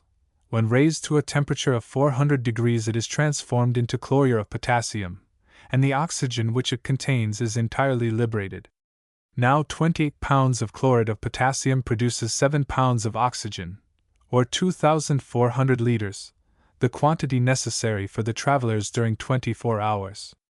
Caustic potash has a great affinity for carbonic acid, and it is sufficient to shake it in order for it to seize upon the acid and form bicarbonate of potassium. By these 2 means they would be enabled to restore to the vitiated air its life-supporting properties. It is necessary, however, to add that the experiments had hitherto been made in anima vili. Whatever its scientific accuracy was, they were at present ignorant how it would answer with human beings. The honor of putting it to the proof was energetically claimed by J.T. Maston. "Since I am not to go," said the brave artillerist, "I may at least live for a week in the projectile." It would have been hard to refuse him, so they consented to his wish. A sufficient quantity of chloride of potassium and of caustic potash was placed at his disposal, together with provisions for 8 days. And having shaken hands with his friends, on the 12th of November, at 6 o'clock a.m., after strictly informing them not to open his prison before the 20th, at 6 o'clock p.m., he slid down the projectile, the plate of which was at once hermetically sealed. What did he do with himself during that week? They could get no information. The thickness of the walls of the projectile prevented any sound reaching from the inside to the outside.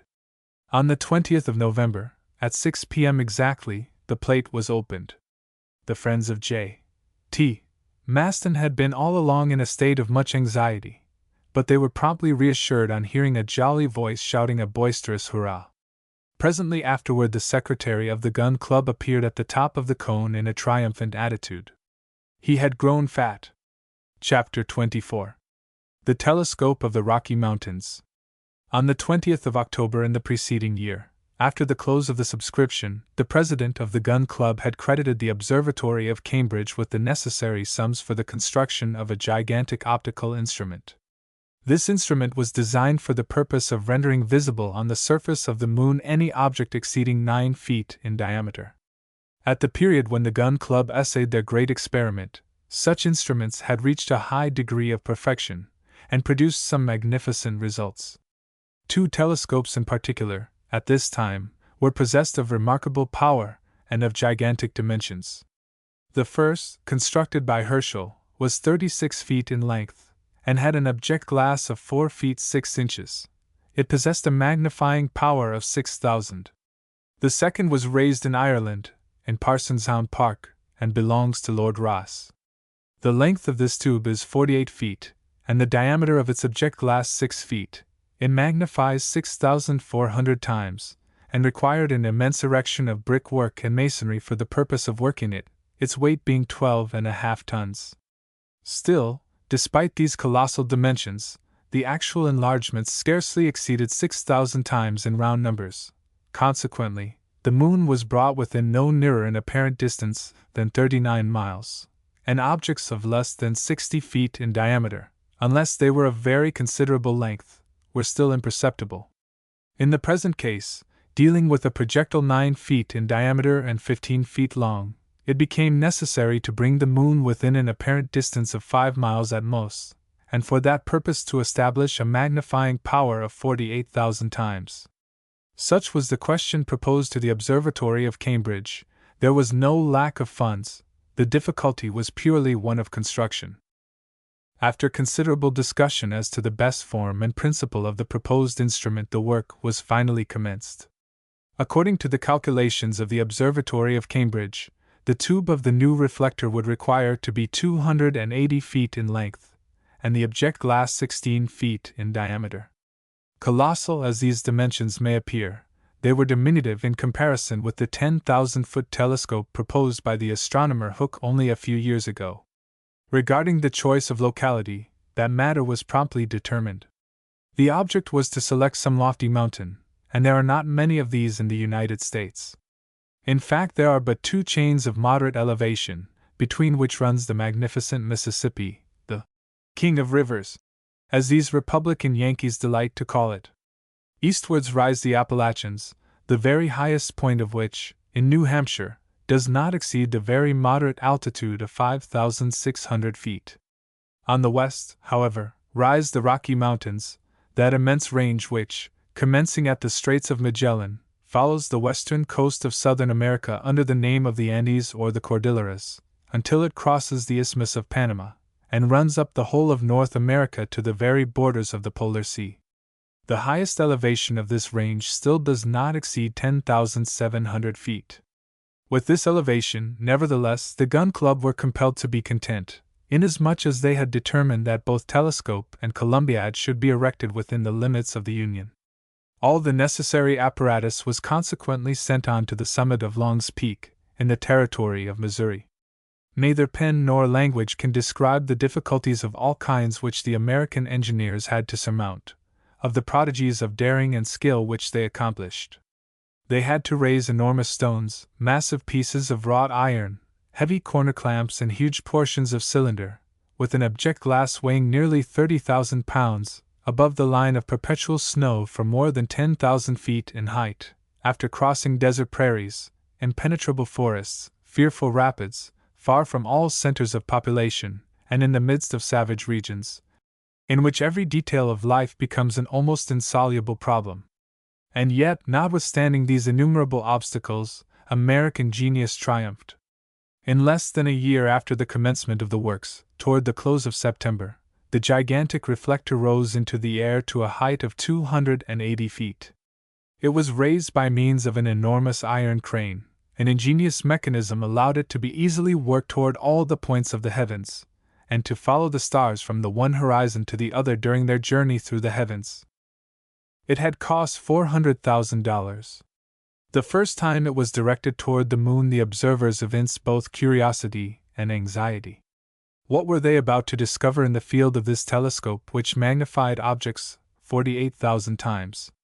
Would they perceive peoples, herds of lunar animals, towns, lakes, seas? No! There was nothing which science had not already discovered.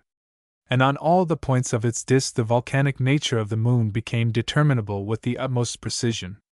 But the telescope of the Rocky Mountains, before doing its duty to the Gun Club, rendered immense services to astronomy. Thanks to its penetrative power, the depths of the heavens were sounded to the utmost extent. The apparent diameter of a great number of stars was accurately measured, and Mr. Clark, of the Cambridge staff, resolved the Crab Nebula in Taurus, which the reflector of Lord Rosse had never been able to decompose. Chapter 25. Final details. It was the 22nd of November. The departure was to take place in 10 days. One operation alone remained to be accomplished to bring all to a happy termination, an operation delicate and perilous, requiring infinite precautions, and against the success of which Captain Nicholl had laid his third bet. It was, in fact, nothing less than the loading of the Columbiad, and the introduction into it of 400,000 pounds of guncotton. Nicholl had thought, not perhaps without reason, that the handling of such formidable quantities of pyroxyle would, in all probability, involve a grave catastrophe, and at any rate, that this immense mass of eminently inflammable matter would inevitably ignite when submitted to the pressure of the projectile. There were indeed dangers accruing as before from the carelessness of the Americans, but Barbicane had set his heart on success, and took all possible precautions. In the first place, he was very careful as to the transportation of the guncotton to Stones Hill. He had it conveyed in small quantities, carefully packed in sealed cases. These were brought by rail from Tampa town to the camp, and from thence were taken to the Columbiad by barefooted workmen, who deposited them in their places by means of cranes placed at the orifice of the cannon. No steam engine was permitted to work, and every fire was extinguished within 2 miles of the works. Even in November they feared to work by day, lest the sun's rays acting on the guncotton might lead to unhappy results. This led to their working at night, by light produced in a vacuum by means of Ruhmkorff's apparatus, which threw an artificial brightness into the depths of the Columbiad. There the cartridges were arranged with the utmost regularity, connected by a metallic thread, destined to communicate to them all simultaneously the electric spark, by which means this mass of guncotton was eventually to be ignited. By the 28th of November 800 cartridges had been placed in the bottom of the Columbiad. So far the operation had been successful. But what confusion, what anxieties, what struggles were undergone by President Barbicane! In vain had he refused admission to Stones Hill. Every day the inquisitive neighbors scaled the palisades, some even carrying their imprudence to the point of smoking while surrounded by bales of guncotton. Barbicane was in a perpetual state of alarm. J.T. Maston seconded him to the best of his ability, by giving vigorous chase to the intruders, and carefully picking up the still lighted cigar ends which the Yankees threw about. A somewhat difficult task, seeing that more than 300,000 persons were gathered round the enclosure. Michel Ardan had volunteered to superintend the transport of the cartridges to the mouth of the Columbiad, but the President, having surprised him with an enormous cigar in his mouth, while he was hunting out the rash spectators to whom he himself offered so dangerous an example, saw that he could not trust this fearless smoker, and was therefore obliged to mount a special guard over him. At last, Providence being propitious, this wonderful loading came to a happy termination, Captain Nicholl's third bet being thus lost. It remained now to introduce the projectile into the Columbiad, and to place it on its soft bed of gun-cotton. But before doing this, all those things necessary for the journey had to be carefully arranged in the projectile vehicle. These necessaries were numerous, and had Ardan been allowed to follow his own wishes, there would have been no space remaining for the travelers. It is impossible to conceive of half the things this charming Frenchman wished to convey to the moon. A veritable stock of useless trifles. But Barbicane interfered and refused admission to anything not absolutely needed. Several thermometers, barometers, and telescopes were packed in the instrument case. The travelers being desirous of examining the moon carefully during their voyage, in order to facilitate their studies, they took with them Boer and Möller's excellent Mappa Selenographica, a masterpiece of patience and observation, which they hoped would enable them to identify those physical features in the moon, with which they were acquainted. This map reproduced with scrupulous fidelity the smallest details of the lunar surface which faces the earth. The mountains, valleys, craters, peaks, and ridges were all represented, with their exact dimensions, relative positions, and names, from the mountains Dorfel and Leibniz on the eastern side of the disk, to the Mare Frigoris of the North Pole. They took also 3 rifles and 3 fowling pieces, and a large quantity of balls, shot, and powder. "We cannot tell whom we shall have to deal with," said Michel Ardan. "Men or beasts may possibly object to our visit. It is only wise to take all precautions." These defensive weapons were accompanied by pickaxes, crowbars, saws, and other useful implements, not to mention clothing adapted to every temperature, from that of polar regions to that of the torrid zone. Ardan wished to convey a number of animals of different sorts, not indeed a pair of every known species, as he could not see the necessity of acclimatizing serpents, tigers, alligators, or any other noxious beasts in the moon. "Nevertheless," he said to Barbicane, "some valuable and useful beasts, bullocks, cows, horses, and donkeys, would bear the journey very well, and would also be very useful to us." "I dare say, my dear Ardan," replied the President. "But our projectile vehicle is no Noah's Ark, from which it differs both in dimensions and object. Let us confine ourselves to possibilities." After a prolonged discussion, it was agreed that the travelers should restrict themselves to a sporting dog belonging to Nicholl, and to a large Newfoundland. Several packets of seeds were also included among the necessaries. Michel Ardan, indeed, was anxious to add some sacks full of earth to sow them in. As it was, he took a dozen shrubs carefully wrapped up in straw to plant in the moon. The important question of provisions still remained, it being necessary to provide against the possibility of their finding the moon absolutely barren. Barbicane managed so successfully that he supplied them with sufficient rations for a year. These consisted of preserved meats and vegetables, reduced by strong hydraulic pressure to the smallest possible dimensions. They were also supplied with brandy, and took water enough for 2 months, being confident, from astronomical observations, that there was no lack of water on the moon's surface. As to provisions, doubtless the inhabitants of the earth would find nourishment somewhere in the moon. Ardan never questioned this. Indeed, had he done so, he would never have undertaken the journey. "Besides," he said one day to his friends, "we shall not be completely abandoned by our terrestrial friends. They will take care not to forget us." "No, indeed," replied J.T. Maston. "Nothing would be simpler," replied Ardan. "The Columbiad will be always there." "Well, whenever the moon is in a favorable condition as to the zenith, if not to the perigee, that is to say about once a year, could you not send us a shell packed with provisions, which we might expect on some appointed day?" "Hurrah! Hurrah!" cried J.T. Maston. "What an ingenious fellow! What a splendid idea! Indeed, my good friends, we shall not forget you. I shall reckon upon you. Then, you see, we shall receive news regularly from the earth, and we shall indeed be stupid if we hit upon no plan for communicating with our good friends here." These words inspired such confidence that Michel Ardan carried all the gun club with him in his enthusiasm.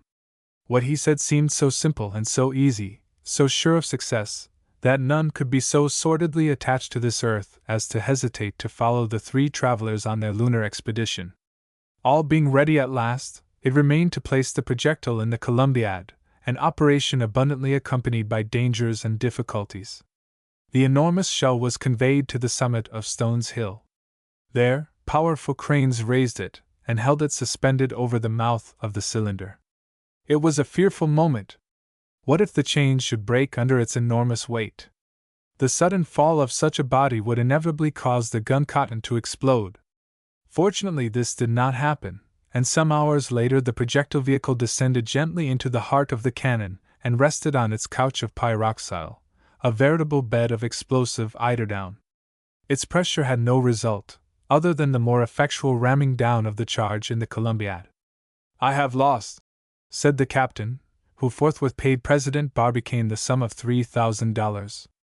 Barbicane did not wish to accept the money from one of his fellow travelers, but gave way at last before the determination of Nicholl, who wished before leaving the earth to fulfill all his engagements.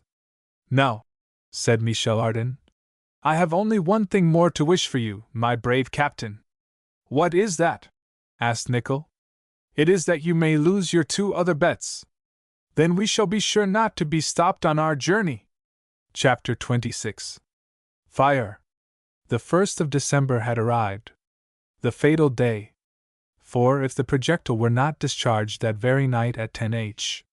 48 m. 40s. p.m., more than 18 years must roll by before the moon would again present herself under the same conditions of zenith and perigee. The weather was magnificent.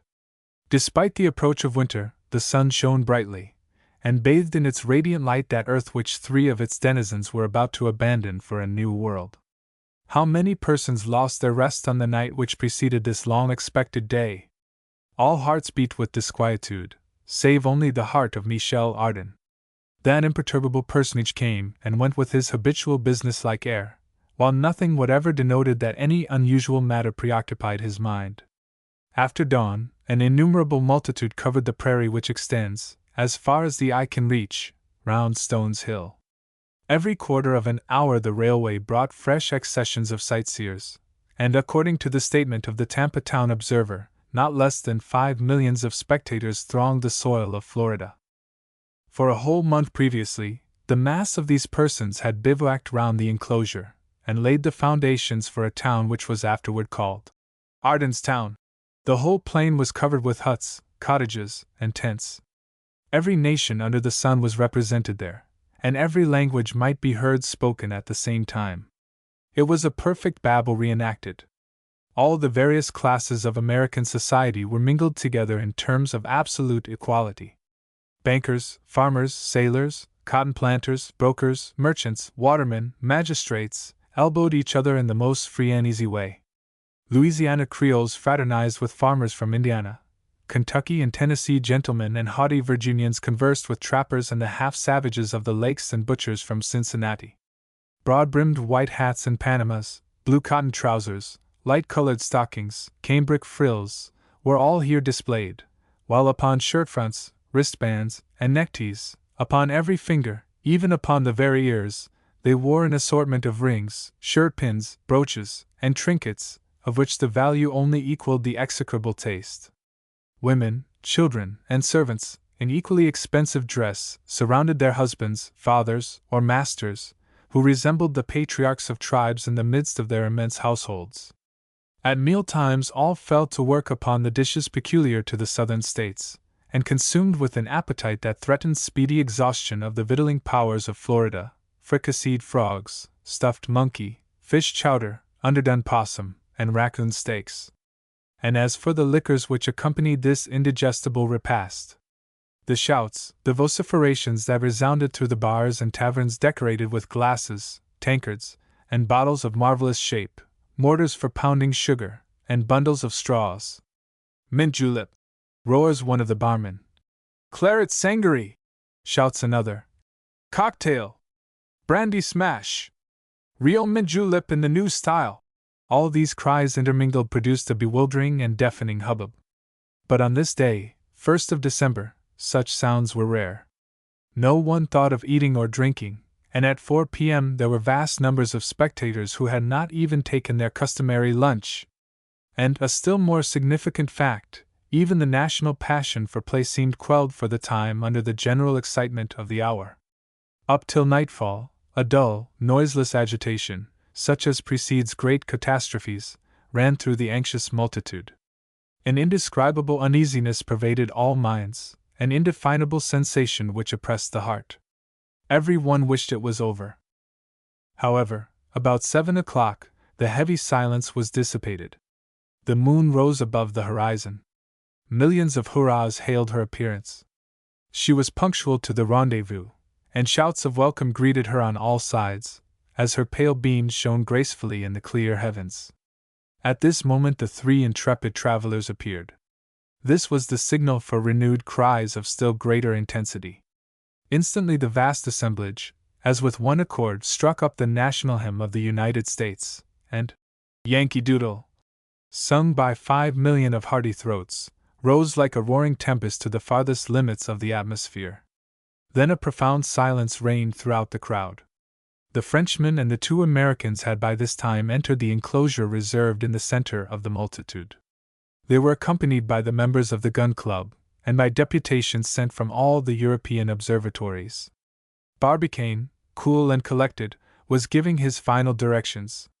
Nicholl, with compressed lips, his arms crossed behind his back, walked with a firm and measured step.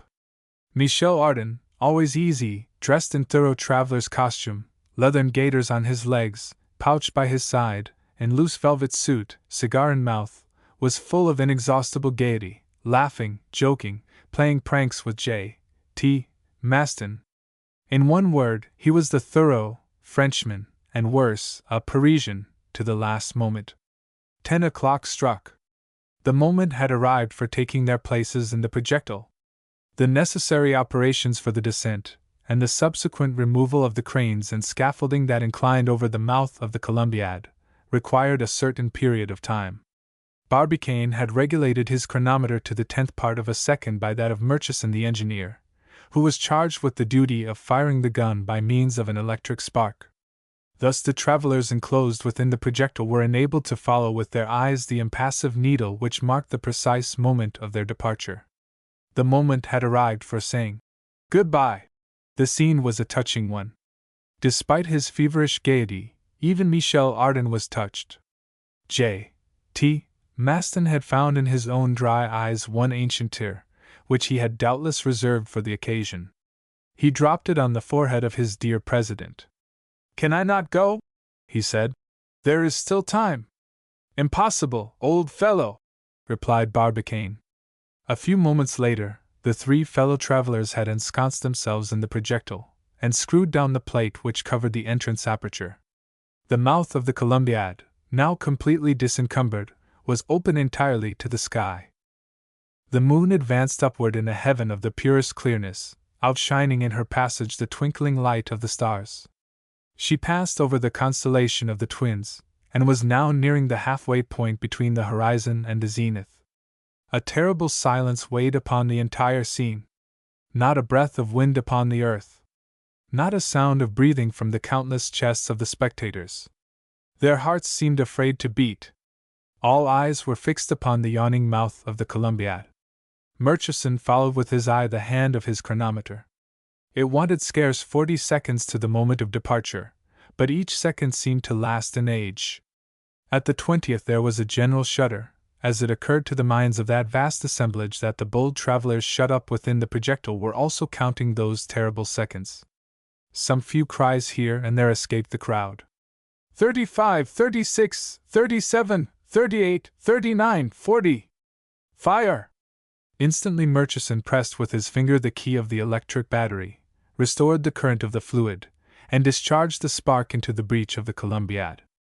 An appalling unearthly report followed instantly, such as can be compared to nothing whatever known, not even to the roar of thunder, or the blast of volcanic explosions. No words can convey the slightest idea of the terrific sound. An immense spout of fire shot up from the bowels of the earth as from a crater. The earth heaved up, and with great difficulty some few spectators obtained a momentary glimpse of the projectile victoriously cleaving the air in the midst of the fiery vapors. Chapter 27. Foul Weather. At the moment when that pyramid of fire rose to a prodigious height into the air, the glare of flame lit up the whole of Florida, and for a moment day superseded night over a considerable extent of the country. This immense canopy of fire was perceived at a distance of 100 miles out at sea, and more than one ship's captain entered in his log the appearance of this gigantic meteor. The discharge of the Columbiad was accompanied by a perfect earthquake. Florida was shaken to its very depths. The gases of the powder, expanded by heat, forced back the atmospheric strata with tremendous violence, and this artificial hurricane rushed like a waterspout through the air. Not a single spectator remained on his feet. Men, women, children, all lay prostrate like ears of corn under a tempest. There ensued a terrible tumult. A large number of persons were seriously injured. J.T.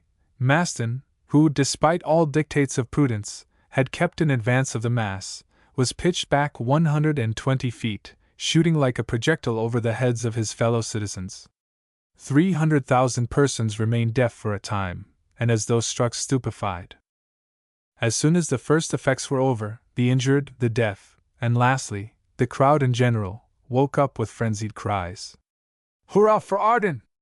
Hurrah for Barbicane! Hurrah for Nickel!" rose to the skies. Thousands of persons, noses in air, armed with telescopes and race glasses, were questioning space, forgetting all contusions and emotions in the one idea of watching for the projectile. They looked in vain.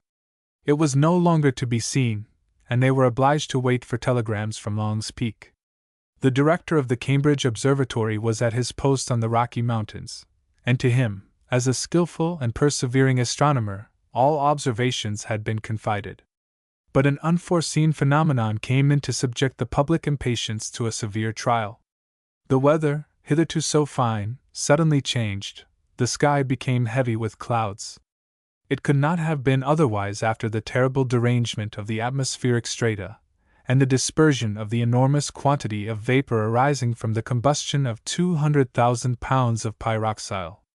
On the morrow the horizon was covered with clouds, a thick and impenetrable curtain between earth and sky, which unhappily extended as far as the Rocky Mountains. It was a fatality. But since man had chosen so to disturb the atmosphere, he was bound to accept the consequences of his experiment. Supposing, now, that the experiment had succeeded, the travelers having started on the 1st of December, at 10h. 46 m. 40s. p.m., were due on the 4th at 0h. p.m. at their destination. So that up to that time it would have been very difficult after all to have observed, under such conditions, a body so small as the shell. Therefore they waited with what patience they might.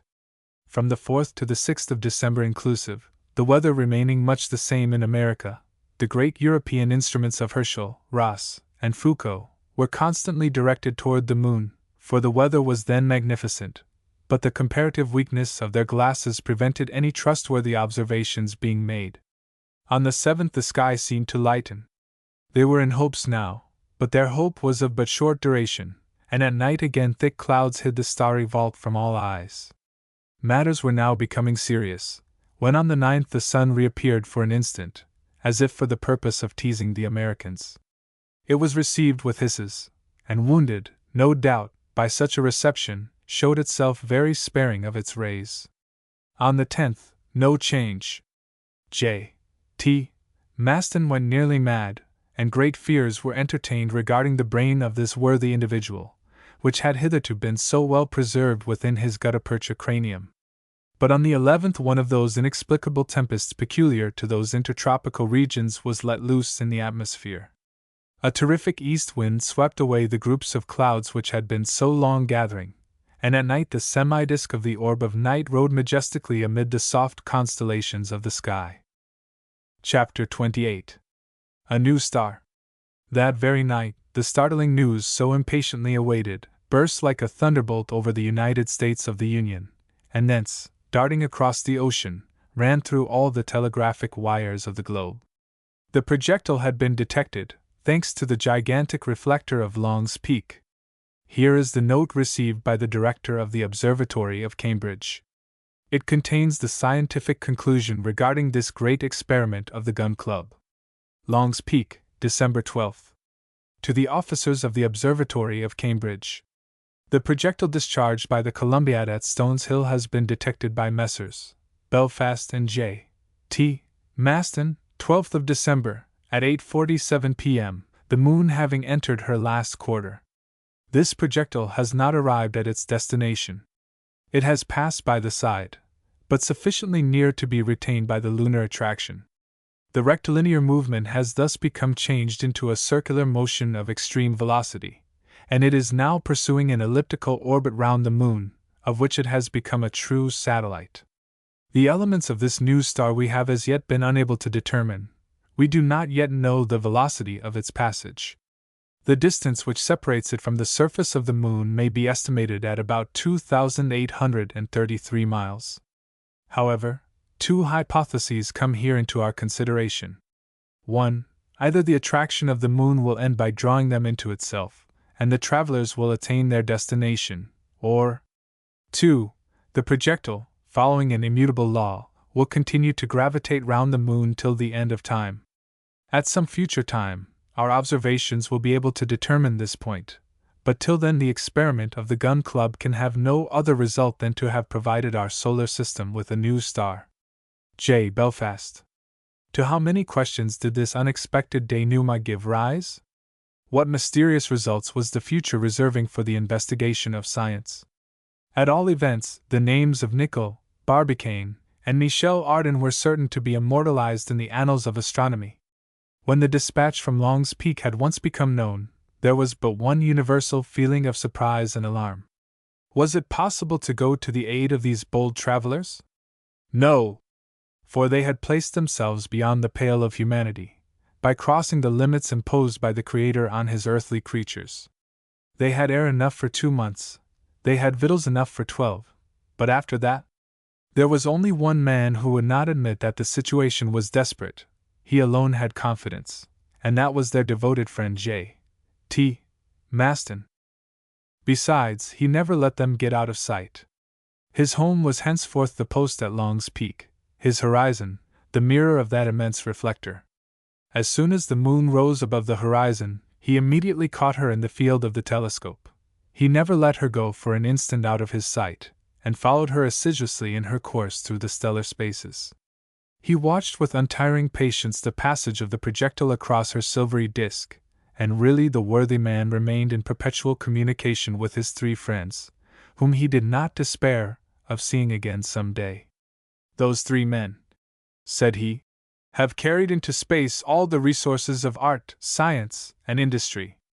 With that, one can do anything, and you will see that, some day, they will come out all right. Round the Moon. A sequel to From the Earth to the Moon. Preliminary chapter, the first part of this work, and serving as a preface to the second. During the year 186, the whole world was greatly excited by a scientific experiment unprecedented in the annals of science. The members of the Gun Club, a circle of artillerymen formed at Baltimore after the American War, conceived the idea of putting themselves in communication with the moon, yes, with the moon, by sending to her a projectile.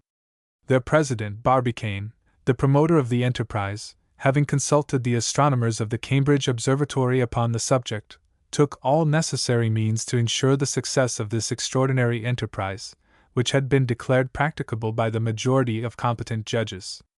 After setting on foot a public subscription, which realized nearly L1,200,000, they began the gigantic work.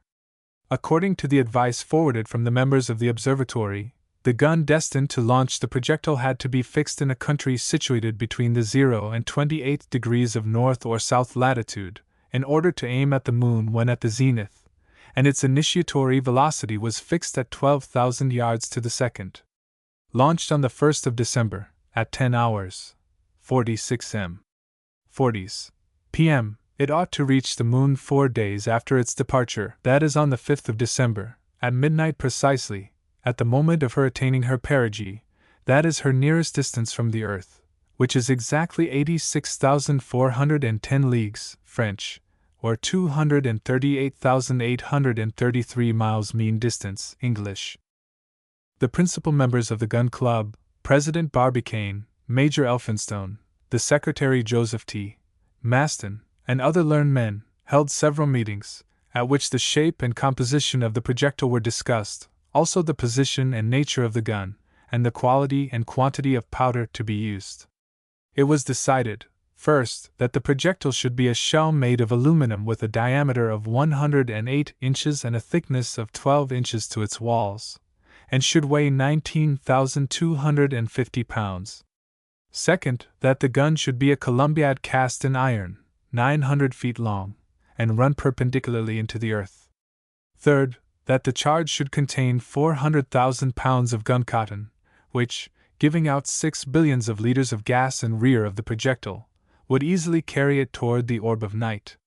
These questions determined President Barbicane, assisted by Murchison the engineer, to choose a spot situated in Florida, in 27 degrees 7 minutes north latitude, and 77 degrees 3 minutes west, Greenwich, longitude.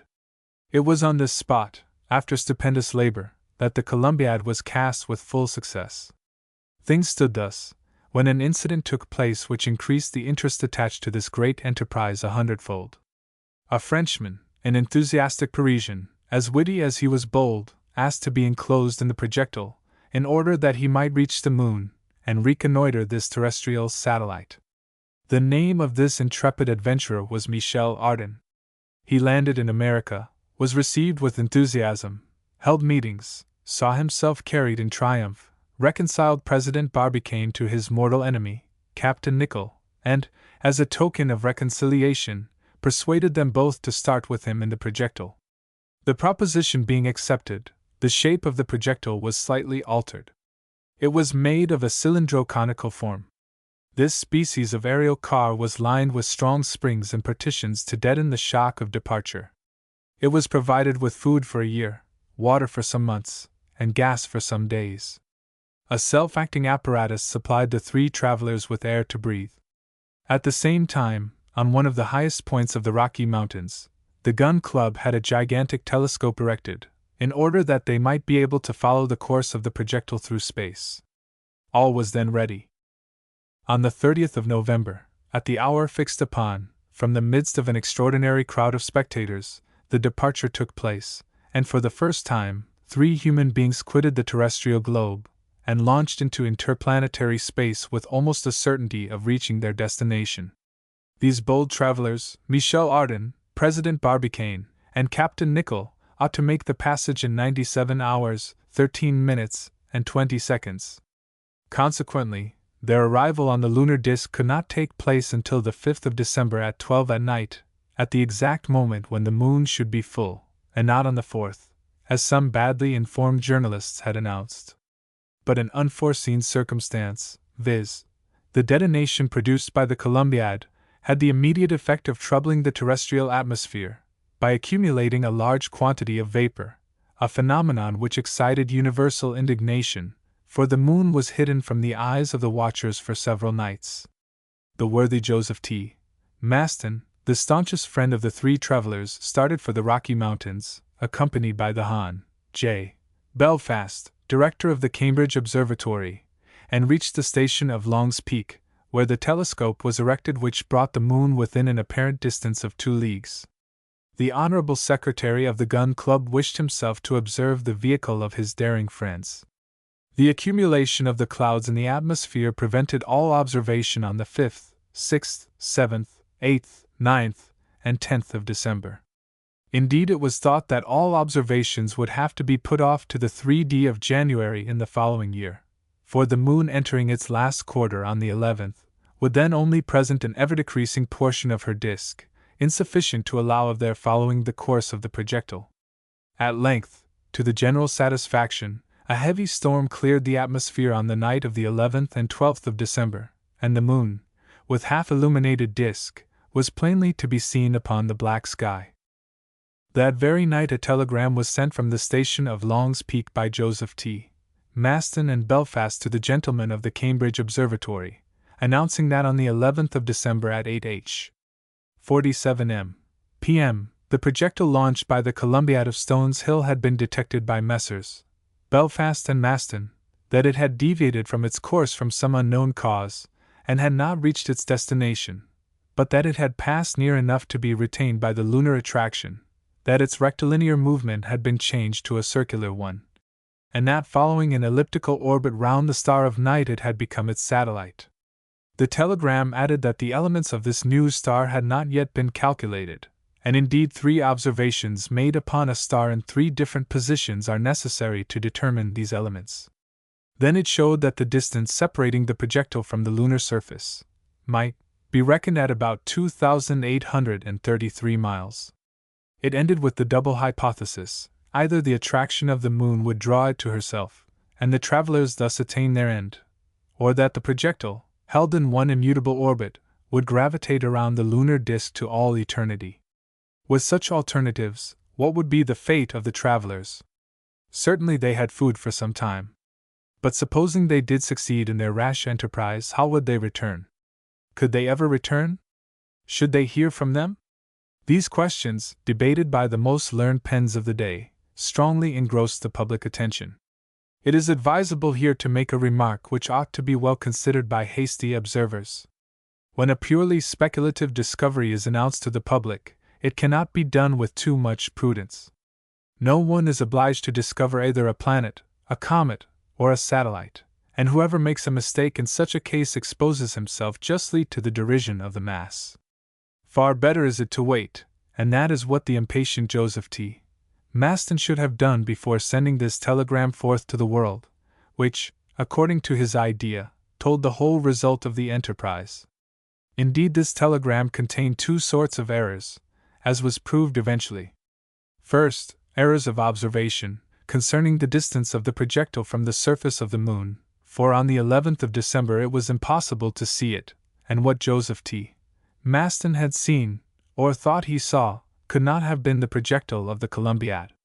Second, errors of theory on the fate in store for the said projectile, for in making it a satellite of the moon, it was putting it in direct contradiction of all mechanical laws. One single hypothesis of the observers of Long's Peak could ever be realized, that which foresaw the case of the travelers, if still alive, uniting their efforts with the lunar attraction to attain the surface of the disk. Now these men, as clever as they were daring, had survived the terrible shock consequent on their departure, and it is their journey in the projectile car which is here related in its most dramatic as well as in its most singular details. This recital will destroy many illusions and surmises, but it will give a true idea of the singular changes in store for such an enterprise. It will bring out the scientific instincts of Barbicane, the industrious resources of Nicholl, and the audacious humor of Michel Ardan.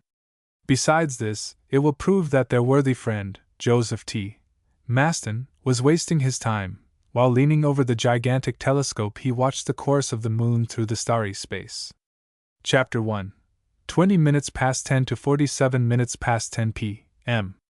As 10 o'clock struck, Michel Ardan, Barbicane, and Nicholl took leave of the numerous friends they were leaving on the earth. The 2 dogs, destined to propagate the canine race on the lunar continents, were already shut up in the projectile. The 3 travelers approached the orifice of the enormous cast-iron tube, and a crane let them down to the conical top of the projectile. There, an opening made for the purpose gave them access to the aluminum car. The tackle belonging to the crane being hauled from outside, the mouth of the Columbiad was instantly disencumbered of its last supports. Nicholl, once introduced with his companions inside the projectile, began to close the opening by means of a strong plate, held in position by powerful screws. Other plates, closely fitted, covered the lenticular glasses, and the travelers, hermetically enclosed in their metal prison, were plunged in profound darkness. "And now, my dear companions," said Michel Ardan, "let us make ourselves at home. I am a domesticated man and strong in housekeeping. We are bound to make the best of our new lodgings, and make ourselves comfortable. And first let us try and see a little. Gas was not invented for moles." So saying, the thoughtless fellow lit a match by striking it on the sole of his boot, and approached the burner fixed to the receptacle, in which the carbonized hydrogen, stored at high pressure, sufficed for the lighting and warming of the projectile for 144 hours, or 6 days and 6 nights. The gas caught fire, and thus lighted the projectile look like a comfortable room with thickly padded walls, furnished with a circular divan, and a roof rounded in the shape of a dome. Michel Ardan examined everything, and declared himself satisfied with his installation.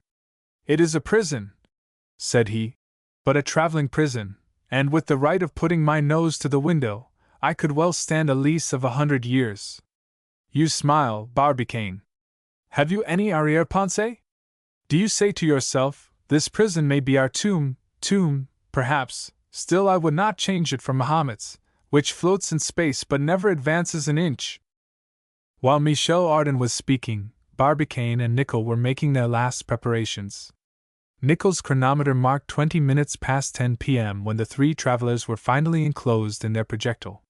This chronometer was set within the tenth of a second by that of Murchison the engineer. Barbicane consulted it.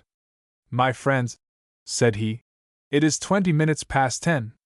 At 47 minutes past 10 Murchison will launch the electric spark on the wire which communicates with the charge of the Columbiad. At that precise moment we shall leave our spheroid. Thus we still have 27 minutes to remain on the earth." 26 minutes 13 seconds, replied the methodical Nicholl. "Well," exclaimed Michel Ardan, in a good-humored tone, "much may be done in 26 minutes. The gravest questions of morals and politics may be discussed, and even solved. 26 minutes well employed are worth more than 26 years in which nothing is done. Some seconds of a Pascal or a Newton are more precious than the whole existence of a crowd of raw simpletons." "And you conclude, then, you everlasting talker?" asked Barbicane. "I conclude that we have 26 minutes left," replied Ardan. 24 only," said Nicholl. "Well, 24 if you like, my noble captain," said Ardan. 24 minutes in which to investigate." "Michel," said Barbicane, "during the passage we shall have plenty of time to investigate the most difficult questions. For the present we must occupy ourselves with our departure. Are we not ready?" "Doubtless, but there are still some precautions to be taken, to deaden as much as possible the first shock. Have we not the water cushions placed between the partition breaks, whose elasticity will sufficiently protect us?" "I hope so, Michel," replied Barbicane gently, "but I am not sure." "Ah, the joker!" exclaimed Michel Ardan. "He hopes, he is not sure, and he waits for the moment when we are encased to make this deplorable admission. I beg to be allowed to get out." "And how?" asked Barbicane. "Humph!" said Michel Ardan. "It is not easy. We are in the train, and the guard's whistle will sound before 24 minutes are over." 20, said Nicholl. For some moments the three travelers looked at each other. Then they began to examine the objects imprisoned with them. "Everything is in its place," said Barbicane. "We have now to decide how we can best place ourselves to resist the shock. Position cannot be an indifferent matter, and we must, as much as possible, prevent the rush of blood to the head." "Just so," said Nicholl. "Then," replied Michel Ardan, ready to suit the action to the word, "let us put our heads down and our feet in the air, like the clowns in the grand circus." "No," said Barbicane. "Let us stretch ourselves on our sides. We shall resist the shock better that way. Remember that, when the projectile starts, it matters little whether we are in it or before it, it amounts to much the same thing." "If it is only much the same thing, I may cheer up," said Michel Ardan. "Do you approve of my idea, Nicholl?" asked Barbicane. "Entirely," replied the captain. "We've still 13 minutes and a half." "That Nicholl is not a man," exclaimed Michel. "He is a chronometer with seconds, an escape, and 8 holes." But his companions were not listening. They were taking up their last positions with the most perfect coolness. They were like two methodical travelers in a car, seeking to place themselves as comfortably as possible. We might well ask ourselves of what materials are the hearts of these Americans made, to whom the approach of the most frightful danger added no pulsation. 3 thick and solidly made couches had been placed in the projectile. Nicholl and Barbicane placed them in the center of the disc forming the floor. There the three travelers were to stretch themselves some moments before their departure. During this time, Arden, not being able to keep still, turned in his narrow prison like a wild beast in a cage, chatting with his friends, speaking to the dogs Diana and Satellite, to whom, as may be seen, he had given significant names. "Ah, Diana! Ah, Satellite!" he exclaimed, teasing them.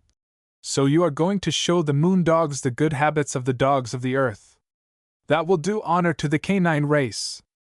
If ever we do come down again, I will bring a cross type of moon dogs, which will make a stir. If there are dogs in the moon," said Barbicane. "There are," said Michel Ardan. "Just as there are horses, cows, donkeys, and chickens. I bet that we shall find chickens."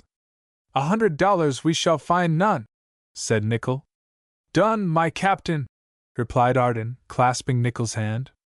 "But by the by, you have already lost 3 bets with our president, as the necessary funds for the enterprise have been found, as the operation of casting has been successful, and lastly, as the Columbiad has been loaded without accident, $6,000. "Yes," replied Nicholl. 37 minutes 6 seconds past 10. "It is understood, Captain." "Well, before another quarter of an hour you will have to count $9,000 to the President, 4,000 because the Columbiad will not burst, and 5,000 because the projectile will rise more than 6 miles in the air." "I have the dollars," replied Nicholl, slapping the pocket of this coat. "I only ask to be allowed to pay." "Come, Nicholl. I see that you are a man of method, which I could never be. But indeed you have made a series of bets of very little advantage to yourself, allow me to tell you." "And why?" asked Nicholl. "Because if you gain the first, the Columbiad will have burst, and the projectile with it, and Barbicane will no longer be there to reimburse your dollars." "My stake is deposited at the bank in Baltimore," replied Barbicane simply. "And if Nicholl is not there, it will go to his heirs." "Ah, you practical men!" exclaimed Michel Ardan. "I admire you the more for not being able to understand you." 42 minutes past 10, said Nicholl. "Only 5 minutes more," answered Barbicane. "Yes, 5 little minutes," replied Michel Ardan. "And we are enclosed in a projectile, at the bottom of a gun 900 feet long. And under this projectile are rammed 400,000 pounds of gun cotton, which is equal to 1,600,000 pounds of ordinary powder. And friend Murchison, with his chronometer in hand, his eye fixed on the needle, his finger on the electric apparatus, is counting the seconds preparatory to launching us into interplanetary space." "Enough, Michel, enough," said Barbicane, in a serious voice. "Let us prepare. A few instants alone separate us from an eventful moment. One clasp of the hand, my friends." "Yes," exclaimed Michel Ardan, more moved than he wished to appear, and the 3 bold companions were united in a last embrace.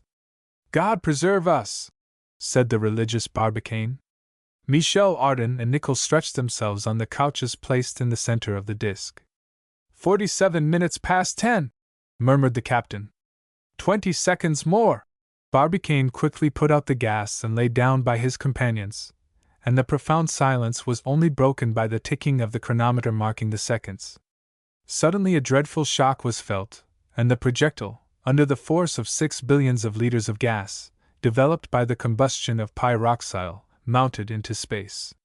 Chapter 2. The first half hour. What had happened? What effect had this frightful shock produced? Had the ingenuity of the constructors of the projectile obtained any happy result? Had the shock been deadened, thanks to the springs, the 4 plugs, the water cushions, and the partition brakes? Had they been able to subdue the frightful pressure of the initiatory speed of more than 11,000 yards, which was enough to traverse Paris or New York in a second? This was evidently the question suggested to the 1,000 spectators of this moving scene. They forgot the aim of the journey, and thought only of the travelers. And if one of them, Joseph T. Maston for example, could have cast one glimpse into the projectile, what would he have seen? Nothing then. The darkness was profound. But its cylindro-conical partitions had resisted wonderfully. Not a rent or a dent anywhere. The wonderful projectile was not even heated under the intense deflagration of the powder, nor liquefied, as they seemed to fear, in a shower of aluminum. The interior showed but little disorder. Indeed, only a few objects had been violently thrown toward the roof. But the most important seemed not to have suffered from the shock at all. Their fixtures were intact. On the movable disc, sunk down to the bottom by the smashing of the partition breaks and the escape of the water, 3 bodies lay apparently lifeless. Barbicane, Nicholl, and Michel Ardan, did they still breathe? Or was the projectile nothing now but a metal coffin, bearing 3 corpses into space? Some minutes after the departure of the projectile, one of the bodies moved, shook its arms, lifted its head, and finally succeeded in getting on its knees. It was Michel Ardan. He felt himself all over, gave a sonorous "Hem!" and then said, "Michel Ardan is whole. How about the others?" The courageous Frenchman tried to rise, but could not stand. His head swam, from the rush of blood. He was blind. He was a drunken man. "Burrard," said he. "It produces the same effect as 2 bottles of Corton, though perhaps less agreeable to swallow." Then, passing his hand several times across his forehead and rubbing his temples, he called in a firm voice, "Nicholl! Barbicane!" He waited anxiously. No answer, not even a sigh to show that the hearts of his companions were still beating. He called again. The same silence. "The devil!" he exclaimed. "They look as if they had fallen from a 5th story on their heads. Bah!" he added with that imperturbable confidence which nothing could check. "If a Frenchman can get on his knees, 2 Americans ought to be able to get on their feet. But first let us light up." Ardan felt the tide of life return by degrees.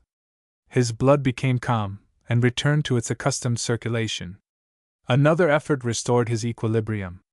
He succeeded in rising, drew a match from his pocket, and approaching the burner lighted it. The receiver had not suffered at all. The gas had not escaped. Besides, the smell would have betrayed it, and in that case Michel Ardan could not have carried a lighted match with impunity through the space filled with hydrogen. The gas mixing with the air would have produced a detonating mixture, and the explosion would have finished what the shock had perhaps begun. When the burner was lit, Ardan leaned over the bodies of his companions. They were lying one on the other, an inert mass, Nicholl above, Barbicane underneath.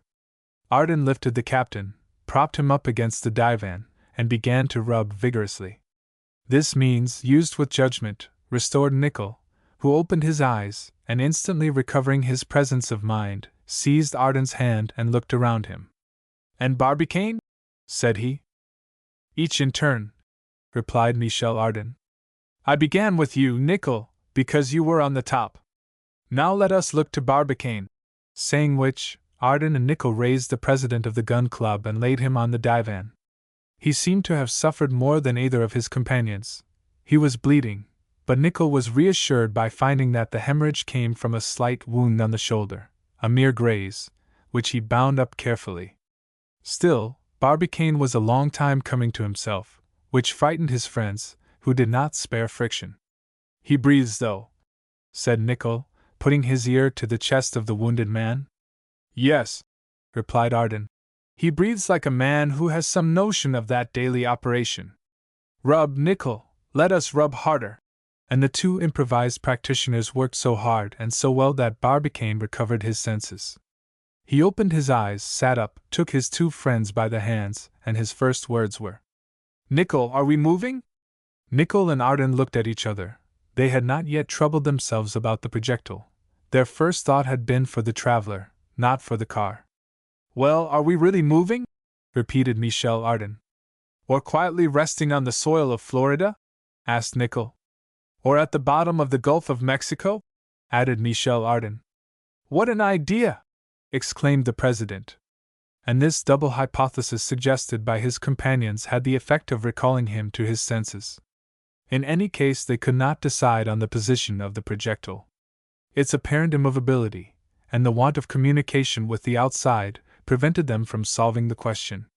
Perhaps the projectile was unwinding its course through space. Perhaps after a short rise it had fallen upon the earth, or even in the Gulf of Mexico, a fall which the narrowness of the peninsula of Florida would render not impossible. The case was serious, the problem interesting, and one that must be solved as soon as possible. Thus, highly excited, Barbicane's moral energy triumphed over physical weakness, and he rose to his feet. He listened. Outside was perfect silence, but the thick padding was enough to intercept all sounds coming from the earth. But one circumstance struck Barbicane, viz., that the temperature inside the projectile was singularly high. The president drew a thermometer from its case and consulted it. The instrument showed 81 degrees FHR. "Yes," he exclaimed. "Yes, we are moving! This stifling heat, penetrating through the partitions of the projectile, is produced by its friction on the atmospheric strata. It will soon diminish, because we are already floating in space, and after having nearly stifled, we shall have to suffer intense cold." "What?" said Michel Ardan. "According to your showing, Barbicane, we are already beyond the limits of the terrestrial atmosphere?" "Without a doubt, Michel. Listen to me. It is 55 minutes past 10. We have been gone about 8 minutes, and if our initiatory speed has not been checked by the friction, 6 seconds would be enough for us to pass through the 40 miles of atmosphere which surrounds the globe." "Just so," replied Nicholl. "But in what proportion do you estimate the diminution of speed by friction?" "In the proportion of 1/3, Nicholl. This diminution is considerable, but according to my calculations it is nothing less. If, then, we had an initiatory speed of 12,000 yards, on leaving the atmosphere this speed would be reduced to 9,165 yards. In any case we have already passed through this interval, and then," said Michel Ardan, "friend Nicholl has lost his 2 bets, $4,000 because the Columbiad did not burst, $5,000 because the projectile has risen more than 6 miles. Now, Nicholl, pay up." "Let us prove it first," said the captain, "and we will pay afterward. It is quite possible that Barbicane's reasoning is correct, and that I have lost my $9,000. But a new hypothesis presents itself to my mind, and it annuls the wager." "What is that?" asked Barbicane quickly. "The hypothesis that, for some reason or other, fire was never set to the powder, and we have not started at all." "My goodness, Captain!" exclaimed Michel Ardan. "That hypothesis is not worthy of my brain. It cannot be a serious one. For have we not been half annihilated by the shock? Did I not recall you to life? Is not the president's shoulder still bleeding from the blow it has received?" "Granted," replied Nicholl. "But one question." "Well, Captain? Did you hear the detonation, which certainly ought to be loud?" "No," replied Ardan, much surprised. "Certainly I did not hear the detonation. And you, Barbicane?" "Nor I either." "Very well," said Nicholl. "Well now," murmured the president, "why did we not hear the detonation?" The 3 friends looked at each other with a disconcerted air. It was quite an inexplicable phenomenon. The projectile had started, and consequently there must have been a detonation. "Let us first find out where we are," said Barbicane, "and let down this panel." This very simple operation was soon accomplished. The nuts which held the bolts to the outer plates of the right-hand scuttle gave way under the pressure of the English wrench. These bolts were pushed outside, and the buffers covered with india rubber stopped up the holes which let them through. Immediately the outer plate fell back upon its hinges like a porthole, and the lenticular glass which closed the scuttle appeared. A similar one was let into the thick partition on the opposite side of the projectile, another in the top of the dome, and finally a fourth in the middle of the base. They could, therefore, make observations in 4 different directions: the firmament by the side and most direct windows, the earth or the moon by the upper and under openings in the projectile. Barbicane and his 2 companions immediately rushed to the uncovered window. But it was lit by no ray of light.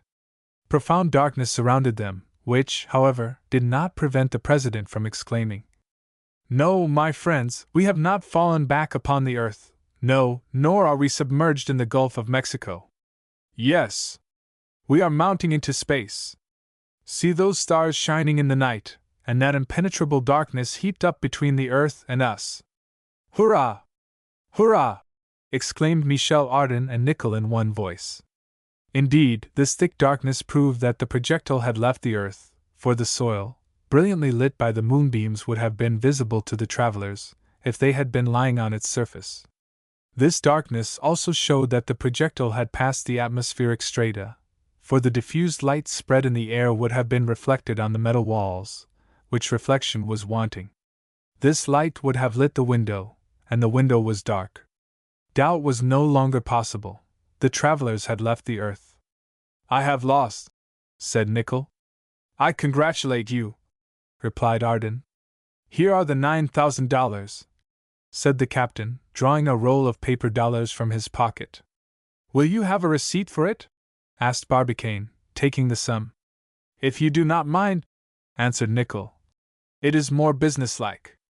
And coolly and seriously, as if he had been at his strong box, the president drew forth his notebook, tore out a blank leaf, wrote a proper receipt in pencil, dated and signed it with the usual flourish, and gave it to the captain, who carefully placed it in his pocketbook. Michel Ardan, taking off his hat, bowed to his two companions without speaking. So much formality under such circumstances left him speechless. He had never before seen anything so American. This affair settled, Barbicane and Nickel had returned to the window, and were watching the constellations. The stars looked like bright points on the black sky. But from that side they could not see the orb of night, which, traveling from east to west, would rise by degrees toward the zenith.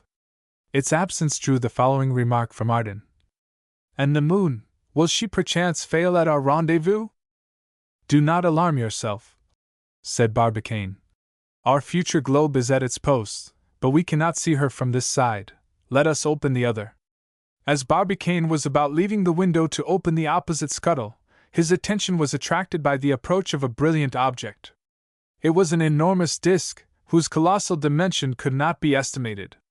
Its face, which was turned to the earth, was very bright. One might have thought it a small moon reflecting the light of the large one.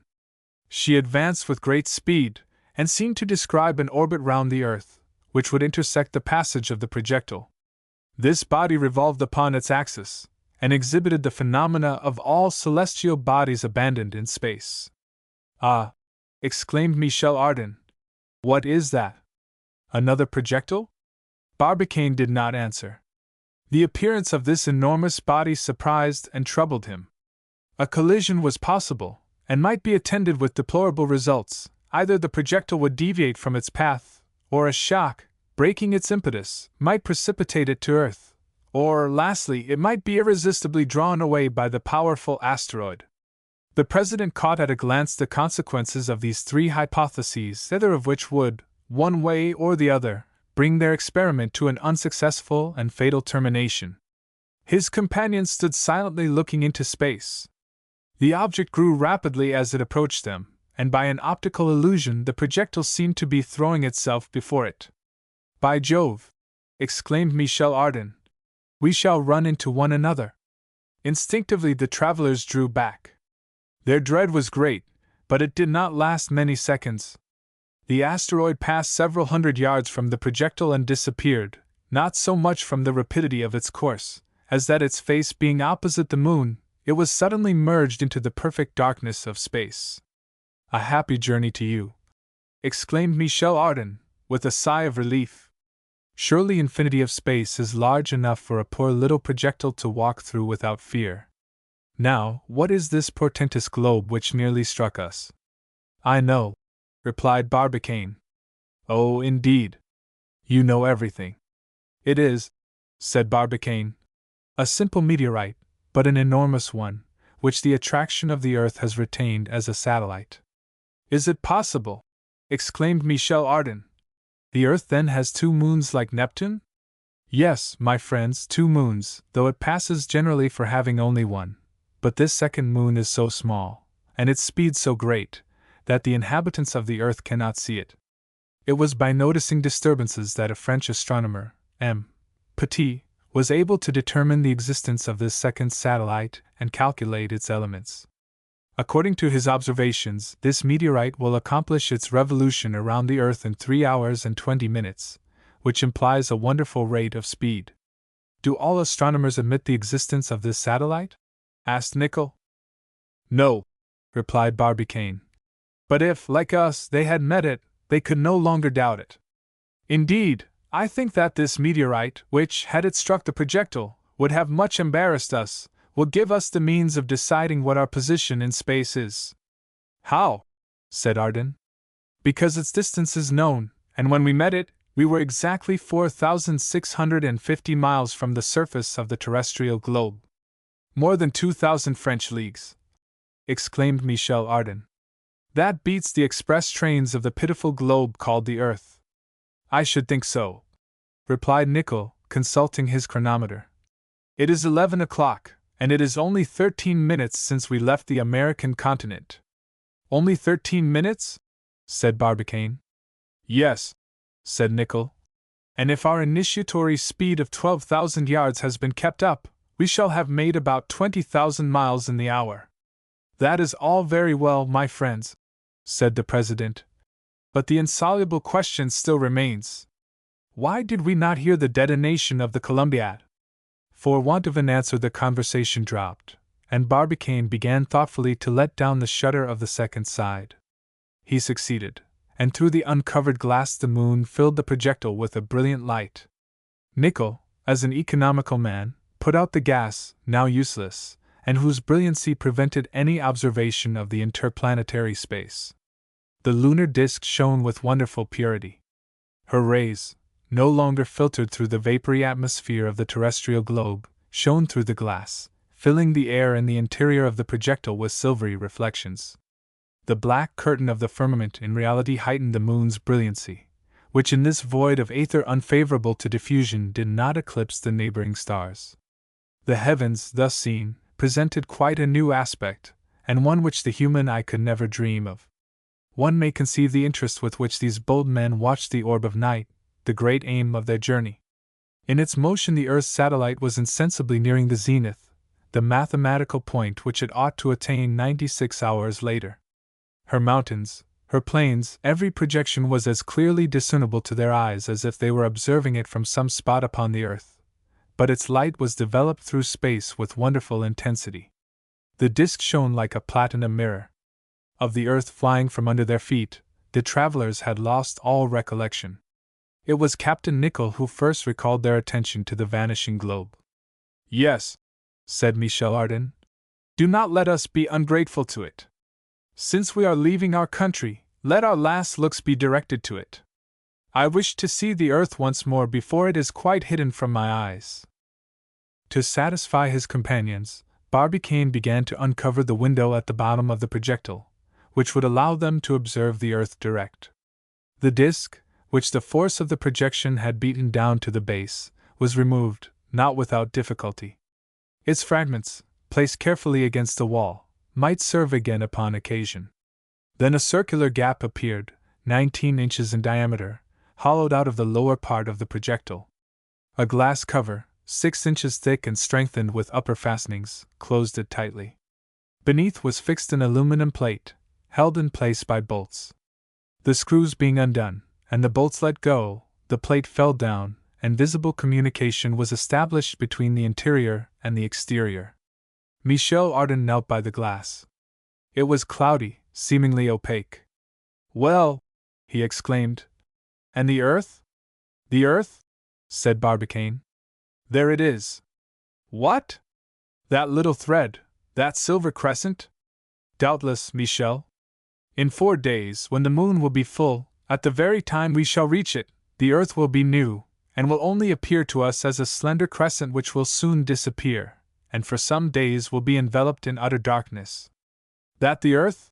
Repeated Michel Ardan, looking with all his eyes at the thin slip of his native planet. The explanation given by President Barbicane was correct. The earth, with respect to the projectile, was entering its last phase. It was in its octant, and showed a crescent finely traced on the dark background of the sky.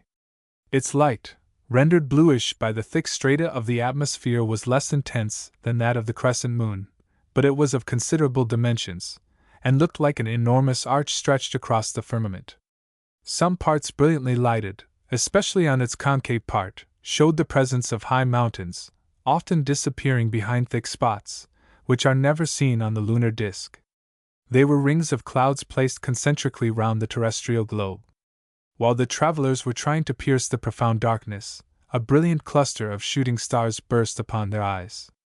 Hundreds of meteorites, ignited by the friction of the atmosphere, irradiated the shadow of the luminous train, and lined the cloudy parts of the disk with their fire. At this period the Earth was in its perihelion, and the month of December is so propitious to these shooting stars, that astronomers have counted as many as 24,000 in an hour. But Michel Ardan, disdaining scientific reasonings, preferred thinking that the Earth was thus saluting the departure of her 3 children with her most brilliant fireworks.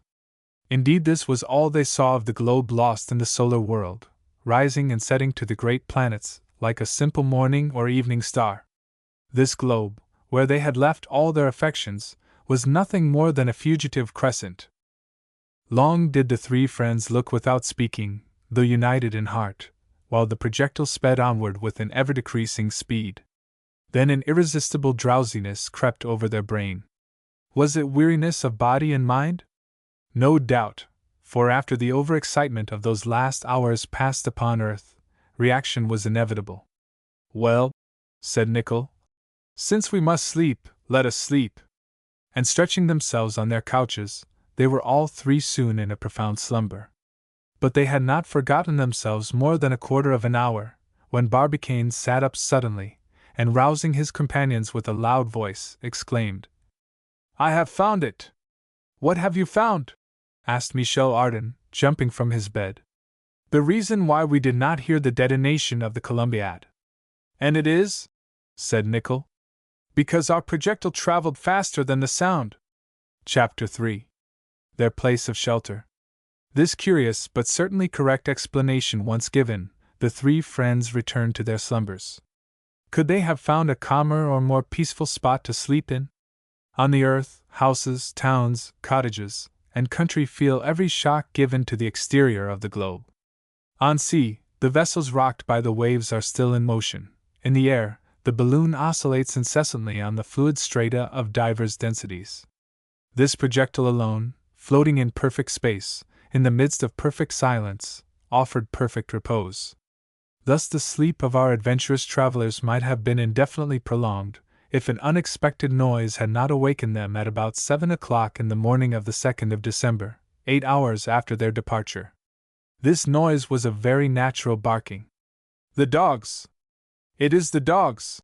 exclaimed Michel Ardan, rising at once. "They are hungry," said Nicholl. "By Jove!" replied Michel. "We have forgotten them." "Where are they?" asked Barbicane. They looked and found one of the animals crouched under the divan. Terrified and shaken by the initiatory shock, it had remained in the corner till its voice returned with the pangs of hunger.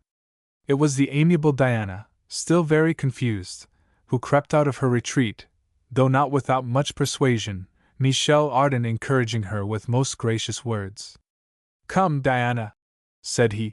"Come, my girl! Thou whose destiny will be marked in the synergetic annals, thou whom the pagans would have given as companion to the god Anubis, and Christians as friend to St. Roch, thou who art rushing into interplanetary space, and wilt perhaps be the Eve of all Selenite dogs. Come, Diana, come here." Diana, flattered or not, advanced by degrees, uttering plaintive cries. "Good," said Barbicane. "I see Eve, but where is Adam?" "Adam?" replied Michel. "Adam cannot be far off. He is there somewhere. We must call him. Satellite! Here, Satellite!" But Satellite did not appear. Diana would not leave off howling. They found, however, that she was not bruised, and they gave her a pie, which silenced her complaints. As to Satellite, he seemed quite lost. They had to hunt a long time before finding him in one of the upper compartments of the projectile, whither some unaccountable shock must have violently hurled him. The poor beast, much hurt, was in a piteous state. "The devil!" said Michel. They brought the unfortunate dog down with great care. Its skull had been broken against the roof, and it seemed unlikely that he could recover from such a shock. Meanwhile, he was stretched comfortably on a cushion. Once there, he heaved a sigh. "We will take care of you," said Michel. "We are responsible for your existence." I would rather lose an arm than a paw of my poor satellite. Saying which, he offered some water to the wounded dog, who swallowed it with avidity. This attention paid, the travelers watched the earth and the moon attentively.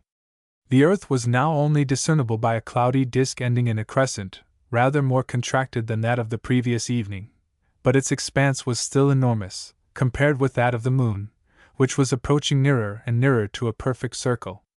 "By Jove!" said Michel Ardan, "I am really sorry that we did not start when the earth was full, that is to say, when our globe was in opposition to the sun." "Why?" said Nicholl. "Because we should have seen our continents and seas in a new light, the first resplendent under the solar rays, the latter cloudy as represented on some maps of the world. I should like to have seen those poles of the earth on which the eye of man has never yet rested." "I dare say," replied Barbicane. "But if the earth had been full, the moon would have been new, that is to say, invisible. Because of the rays of the sun, it is better for us to see the destination we wish to reach than the point of departure." "You are right, Barbicane," replied Captain Nicholl. "And besides, when we have reached the moon, we shall have time during the long lunar nights to consider at our leisure the globe on which our likenesses swarm." "Our likenesses!" exclaimed Michel Ardan. "They are no more our likenesses than the Selenites are. We inhabit a new world peopled by ourselves, the projectile. I am Barbicane's likeness, and Barbicane is Nicholl's. Beyond us, around us, human nature is at an end, and we are the only population of this microcosm until we become pure Selenites." "In about 88 hours," replied the captain. "Which means to say?" asked Michel Ardan. "That it is 8:30, replied Nicholl. "Very well," retorted Michel. "Then it is impossible for me to find even the shadow of a reason why we should not go to breakfast." Indeed, the inhabitants of the new star could not live without eating, and their stomachs were suffering from the imperious laws of hunger. Michel Ardan, as a Frenchman, was declared chief cook, an important function, which raised no rival. The gas gave sufficient heat for the culinary apparatus, and the provision box furnished the elements of this first feast. The breakfast began with 3 bowls of excellent soup, thanks to the liquefaction in hot water of those precious cakes of Liebig, prepared from the best parts of the ruminants of the Pampas. To the soup succeeded some beefsteaks, compressed by an hydraulic press, as tender and succulent as if brought straight from the kitchen of an English eating-house. Michel, who was imaginative, maintained that they were even red. "Preserved vegetables, fresher than nature," said the amiable Michel, succeeded the dish of meat, and was followed by some cups of tea with bread and butter, after the American fashion. The beverage was declared exquisite, and was due to the infusion of the choicest leaves, of which the Emperor of Russia had given some chests for the benefit of the travelers. And lastly, to crown the repast, Ardan had brought out a fine bottle of Newts, which was found, by chance, in the provision box. The 3 friends drank to the union of the earth and her satellite. And, as if he had not already done enough for the generous wine which he had distilled on the slopes of Burgundy, the sun chose to be part of the party. At this moment the projectile emerged from the conical shadow cast by the terrestrial globe, and the rays of the radiant orb struck the lower disk of the projectile direct occasioned by the angle which the moon's orbit makes with that of the earth. "The sun!" exclaimed Michel Ardan. "No doubt," replied Barbicane. "I expected it." "But," said Michel, "the conical shadow which the earth leaves in space extends beyond the moon?" "Far beyond it, if the atmospheric refraction is not taken into consideration," said Barbicane. "But when the moon is enveloped in this shadow, it is because the centers of the 3 stars, the sun, the earth, and the moon, are all in one and the same straight line. Then the nodes coincide with the phases of the moon, and there is an eclipse. If we had started when there was an eclipse of the moon, all our passage would have been in the shadow, which would have been a pity." "Why?" "Because, though we are floating in space, our projectile, bathed in the solar rays, will receive light and heat. It economizes the gas, which is in every respect a good economy. Indeed, under these rays which no atmosphere can temper, either in temperature or brilliancy, the projectile grew warm and bright, as if it had passed suddenly from winter to summer. The moon above, the sun beneath, were inundating it with their fire.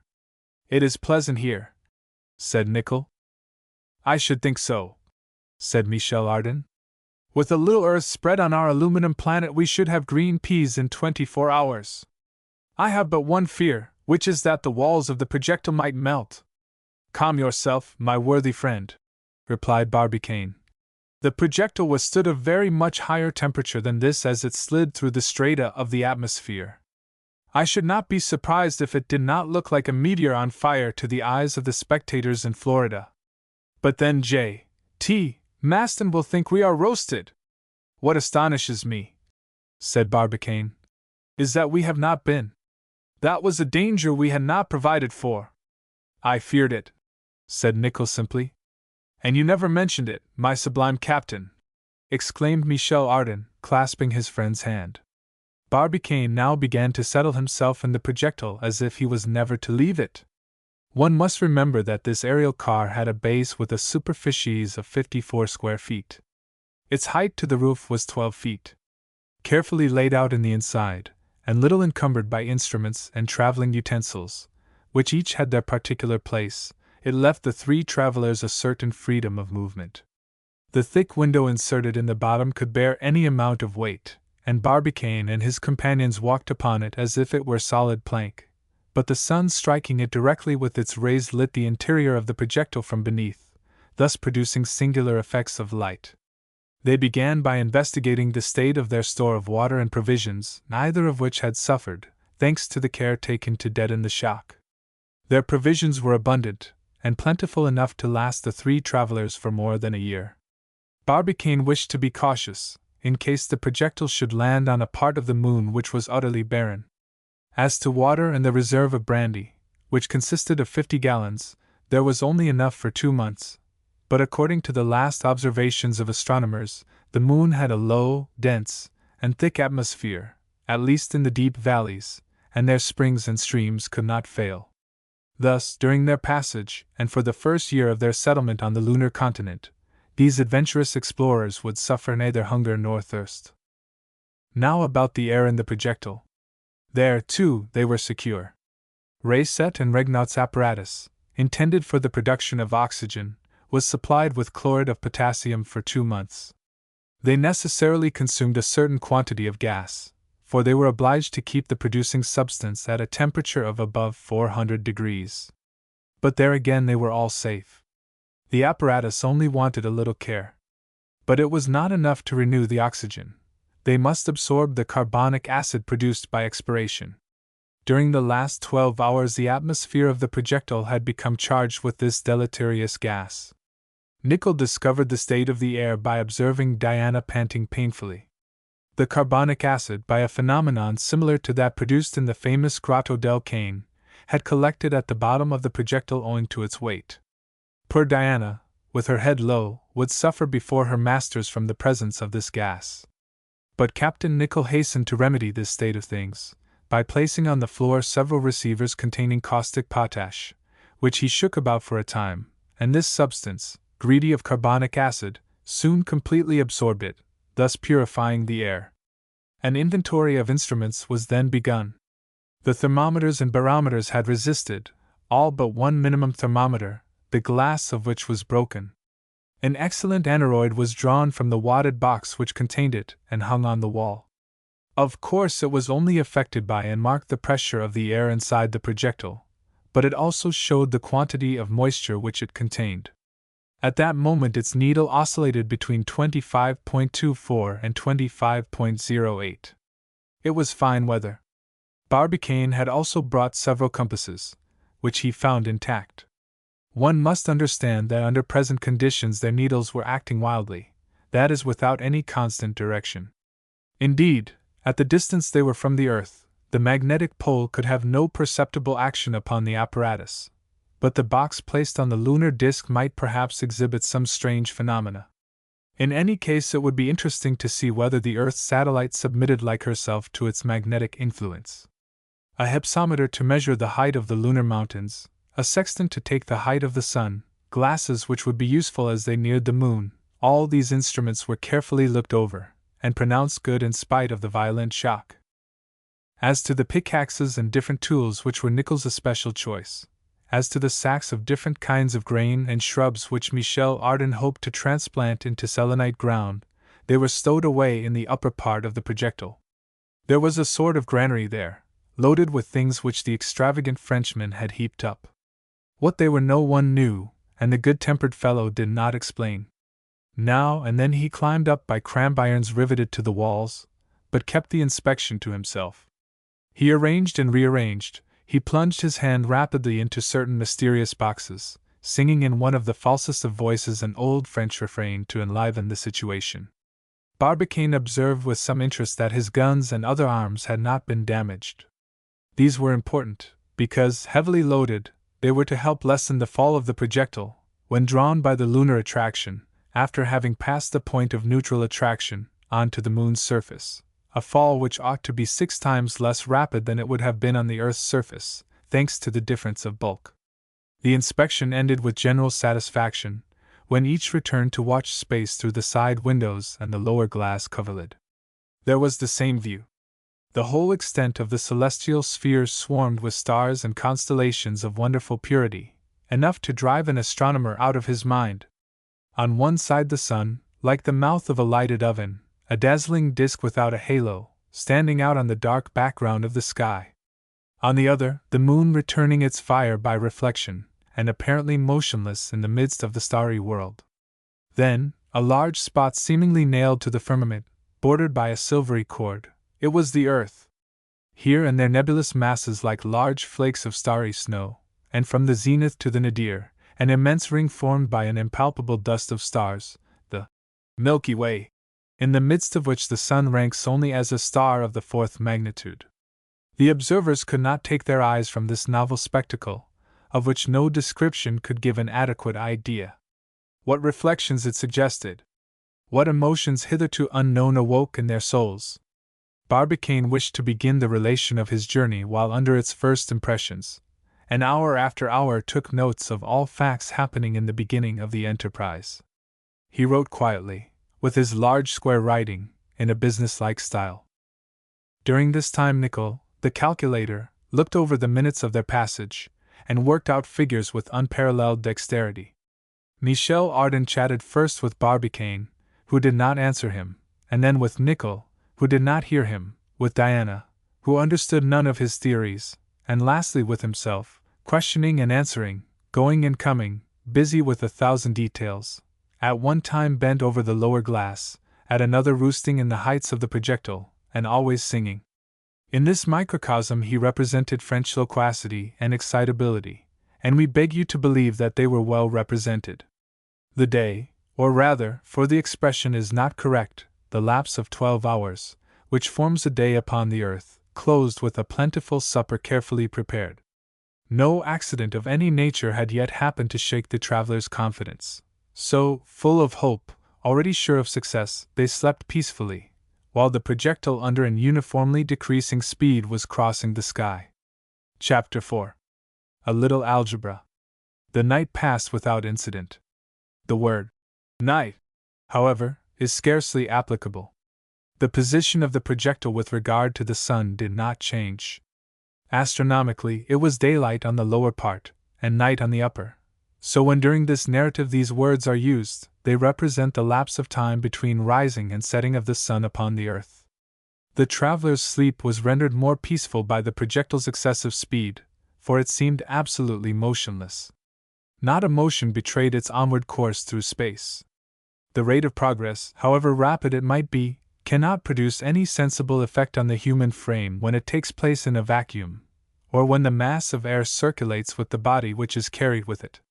What inhabitant of the earth perceives its speed, which, however, is at the rate of 68,000 miles per hour?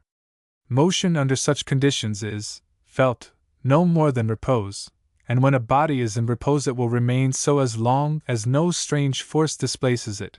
If moving, it will not stop unless an obstacle comes in its way. This indifference to motion or repose is called inertia. Barbicane and his companions might have believed themselves perfectly stationary, being shut up in the projectile. Indeed, the effect would have been the same if they had been on the outside of it. Had it not been for the moon, which was increasing above them, they might have sworn that they were floating in complete stagnation. That morning, the 3rd of December, the travelers were awakened by a joyous but unexpected noise. It was the crowing of a cock which sounded through the car.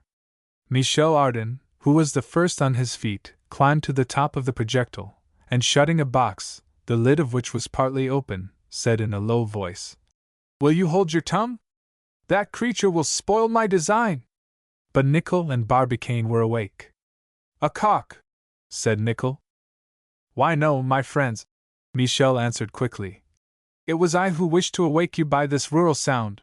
So saying, he gave vent to a splendid cock-a-doodle-doo, which would have done honor to the proudest of poultry yards. The two Americans could not help laughing. "Fine talent that," said Nickel, looking suspiciously at his companion. "Yes," said Michel. "A joke in my country. It is very Gallic. They play the cock so in the best society." Then turning the conversation, "Barbicane, do you know what I have been thinking of all night?" "No," answered the president. "Of our Cambridge friends. You have already remarked that I am an ignoramus in mathematical subjects, and it is impossible for me to find out how the savants of the observatory were able to calculate what initiatory speed the projectile ought to have on leaving the Columbiad in order to attain the moon." "You mean to say," replied Barbicane, "to attain that neutral point where the terrestrial and lunar attractions are equal, for, starting from that point, situated about 9/10 of the distance traveled over, the projectile would simply fall upon the moon, on account of its weight." "So be it," said Michel. "But once more, how could they calculate the initiatory speed?" "Nothing can be easier," replied Barbicane. "And you knew how to make that calculation?" asked Michel Ardan. "Perfectly. Nickel and I would have made it, if the observatory had not saved us the trouble." "Very well, old Barbicane," replied Michel. "They might have cut off my head, beginning at my feet, before they could have made me solve that problem." "Because you do not know algebra," answered Barbicane quietly. "Ah, there you are, you eaters of X! You think you have said all when you have said algebra." "Michel," said Barbicane, "can you use a forge without a hammer, or a plow without a plowshare?" "Hardly." "Well, algebra is a tool, like the plow or the hammer, and a good tool to those who know how to use it." "Seriously?" "Quite seriously." "And can you use that tool in my presence?" "If it will interest you." "And show me how they calculated the initiatory speed of our car?" "Yes, my worthy friend, taking into consideration all the elements of the problem, the distance from the center of the earth to the center of the moon, of the radius of the earth, of its bulk, and of the bulk of the moon, I can tell exactly what ought to be the initiatory speed of the projectile, and that by a simple formula." "Let us see." "You shall see it, only I shall not give you the real course drawn by the projectile between the moon and the earth in considering their motion round the sun. No, I shall consider these two orbs as perfectly motionless, which will answer all our purpose." "And why?" "Because it will be trying to solve the problem called the problem of the three bodies, for which the integral calculus is not yet far enough advanced." "Then," said Michel Ardan in his sly tone, "mathematics have not said their last word?" "Certainly not," replied Barbicane. "Well, perhaps the Selenites have carried the integral calculus farther than you have, and by the by, what is this integral calculus?" "It is a calculation the converse of the differential," replied Barbicane seriously. "Much obliged, it is all very clear, no doubt. And now," continued Barbicane, "a slip of paper and a bit of pencil, and before a half-hour is over I will have found the required formula." Half an hour had not elapsed before Barbicane, raising his head, showed Michel Ardan a page covered with algebraical signs, in which the general formula for the solution was contained. "Well, and does Nickel understand what that means?" "Of course, Michel," replied the captain. "All these signs, which seem cabalistic to you, form the plainest, the clearest, and the most logical language to those who know how to read it." "And you pretend, Nickel," asked Michel, "that by means of these hieroglyphics, more incomprehensible than the Egyptian ibis, you can find what initiatory speed it was necessary to give the projectile?" "Incontestably," replied Nickel. and even by this same formula I can always tell you its speed at any point of its transit. On your word? On my word. Then you are as cunning as our president. No, Michel, the difficult part is what Barbicane has done, that is, to get an equation which shall satisfy all the conditions of the problem. The remainder is only a question of arithmetic, requiring merely the knowledge of the 4 rules. That is something, replied Michel Ardan, who for his life could not do addition right, and who defined the rule as a Chinese puzzle, which allowed one to obtain all sorts of totals. The expression v0, which you see in that equation, is the speed which the projectile will have on leaving the atmosphere. Just so, said Nicholl. It is from that point that we must calculate the velocity, since we know already that the velocity at departure was exactly 1.5 times more than on leaving the atmosphere. I understand no more, said Michel. It is a very simple calculation, said Barbicane. Not as simple as I am, retorted Michel. That means that when our projectile reached the limits of the terrestrial atmosphere it had already lost 1/3 of its initiatory speed. As much as that? Yes, my friend, merely by friction against the atmospheric strata. You understand that the faster it goes the more resistance it meets with from the air. That I admit, answered Michel. And I understand it, although your x's and zeros, and algebraic formula, are rattling in my head like nails in a bag. First effects of algebra, replied Barbicane. And now, to finish, we are going to prove the given number of these different expressions, that is, work out their value. Finish me, replied Michel. Barbicane took the paper, and began to make his calculations with great rapidity. Nicholl looked over and greedily read the work as it proceeded. That's it! That's it! At last he cried. Is it clear? Asked Barbicane. It is written in letters of fire, said Nicholl. Wonderful fellows, muttered Ardan. Do you understand it at last? Asked Barbicane. Do I understand it? Cried Ardan.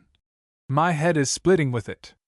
And now, said Nicholl, to find out the speed of the projectile when it leaves the atmosphere, we have only to calculate that. The captain, as a practical man equal to all difficulties, began to write with frightful rapidity. Divisions and multiplications grew under his fingers. The figures were like hail on the white page.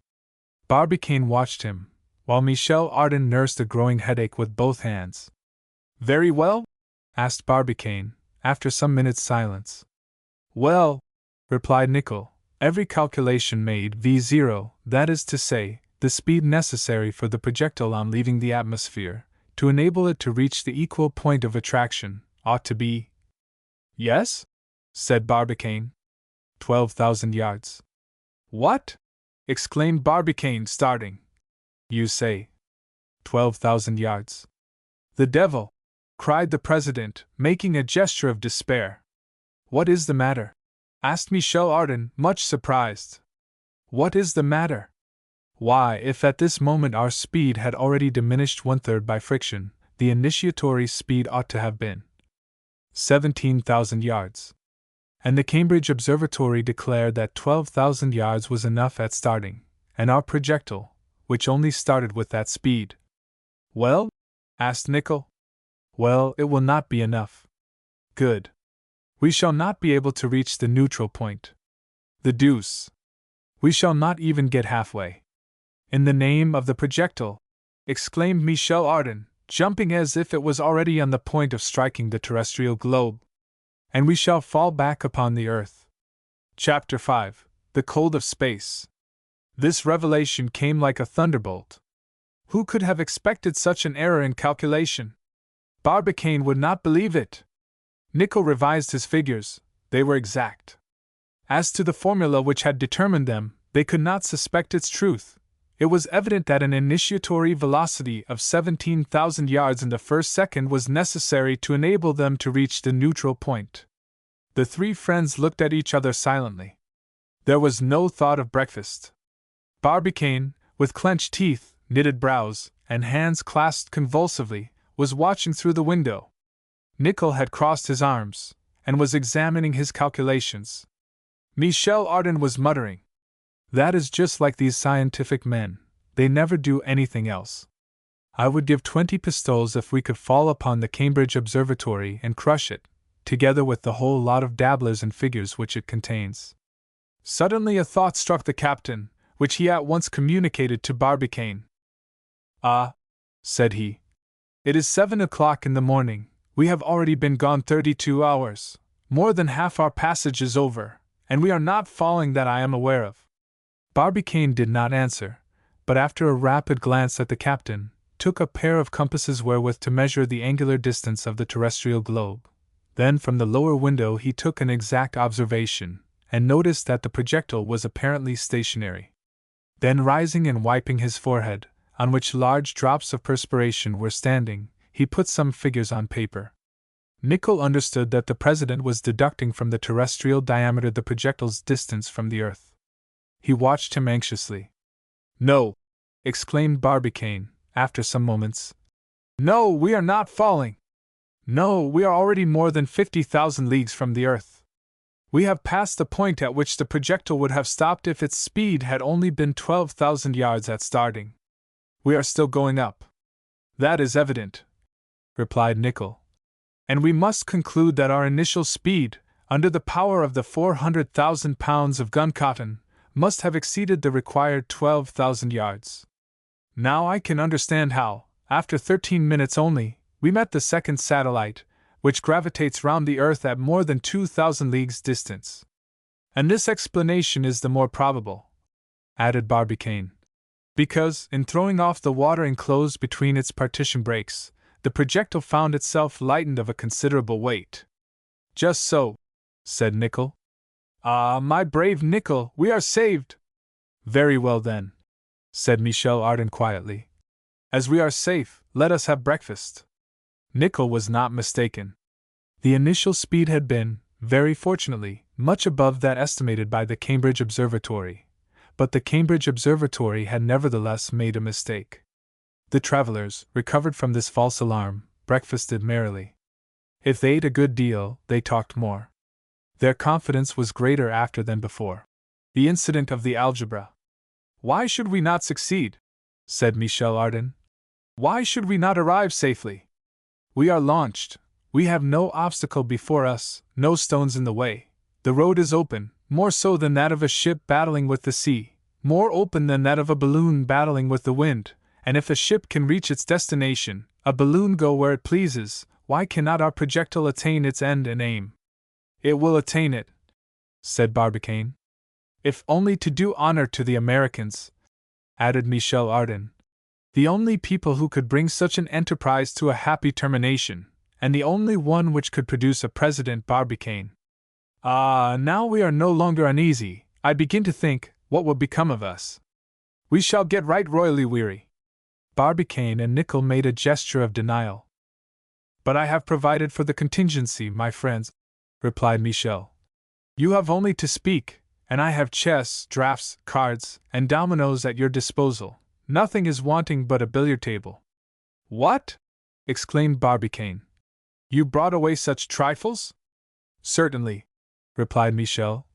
"And not only to distract ourselves, but also with the laudable intention of endowing the Selenites' smoking divans with them." "My friend," said Barbicane, "if the moon is inhabited, its inhabitants must have appeared some thousands of years before those of the earth, for we cannot doubt that their star is much older than ours. If then these Selenites have existed there hundreds of thousands of years, and if their brain is of the same organization of the human brain, they have already invented all that we have invented, and even what we may invent in future ages. They have nothing to learn from us, and we have everything to learn from them." "What?" said Michel. "You believe that they have artists like Phidias, Michelangelo, or Raphael?" "Yes." "Poets like Homer, Virgil, Milton, Lamartine, and Hugo?" "I am sure of it." "Philosophers like Plato, Aristotle, Descartes, Kant?" "I have no doubt of it." "Scientific men like Archimedes, Euclid, Pascal, Newton?" "I could swear it." "Comic writers like Arnold, and photographers like Nadar?" "Certain." "Then, friend Barbicane, if they are as strong as we are, and even stronger, these Selenites, Why have they not tried to communicate with the Earth? Why have they not launched a lunar projectile to our terrestrial regions? Who told you that they have never done so? Said Barbicane seriously. Indeed, added Nicholl, it would be easier for them than for us, for two reasons. First, because the attraction on the Moon's surface is 6 times less than on that of the Earth, which would allow a projectile to rise more easily. Secondly, because it would be enough to send such a projectile only at 8,000 leagues instead of 80,000, which would require the force of projection to be 10 times less strong. Then, continued Michel, I repeat it, why have they not done it? And I repeat, said Barbicane, who told you that they have not done it? When? Thousands of years before man appeared on Earth. And the projectile, where is the projectile? I demand to see the projectile. My friend, replied Barbicane, the sea covers 5/6 of our globe. From that we may draw 5 good reasons for supposing that the lunar projectile, if ever launched, is now at the bottom of the Atlantic or the Pacific, unless it sped into some crevasse at that period when the crust of the Earth was not yet hardened. Old Barbicane, said Michel, you have an answer for everything, and I bow before your wisdom. But there is one hypothesis that would suit me better than all the others, which is, the Selenites, being older than we, are wiser, and have not invented gunpowder. At this moment Diana joined in the conversation by a sonorous barking. She was asking for her breakfast. Ah, said Michel Ardan, in our discussion we have forgotten Diana and Satellite. Immediately a good-sized pie was given to the dog, which devoured it hungrily. Do you see, Barbicane, said Michel, we should have made a second Noah's Ark of this projectile, and borne with us to the moon a couple of every kind of domestic animal. I dare say, but room would have failed us. Oh, said Michel, we might have squeezed a little. The fact is, replied Nicholl, that cows, bulls, and horses, and all ruminants, would have been very useful on the lunar continent, but unfortunately the car could neither have been made a stable nor a shed. Well, we might have at least brought a donkey, only a little donkey, that courageous beast which old Silenus loved to mount. I love those old donkeys. They are the least favored animals in creation. They are not only beaten while alive, but even after they are dead. How do you make that out? Asked Barbicane. Why, said Michel, they make their skins into drums. Barbicane and Nicholl could not help laughing at this ridiculous remark. But a cry from their merry companion stopped them. The latter was leaning over the spot where Satellite lay. He rose, saying, My good Satellite is no longer ill. Ah, said Nicholl. No, answered Michel. He is dead. There, added he in a piteous tone. That is embarrassing. I much fear, my poor Diana, that you will leave no progeny in the lunar regions. Indeed, the unfortunate Satellite had not survived its wound. It was quite dead. Michel Ardan looked at his friends with a rueful countenance. One question presents itself, said Barbicane. We cannot keep the dead body of this dog with us for the next 48 hours.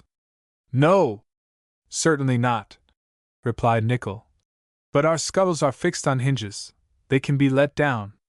We will open one, and throw the body out into space. The president thought for some moments, and then said, Yes, we must do so, but at the same time taking very great precautions. Why? Asked Michel. For 2 reasons which you will understand, answered Barbicane. The first relates to the air shut up in the projectile, and of which we must lose as little as possible. But we manufacture the air?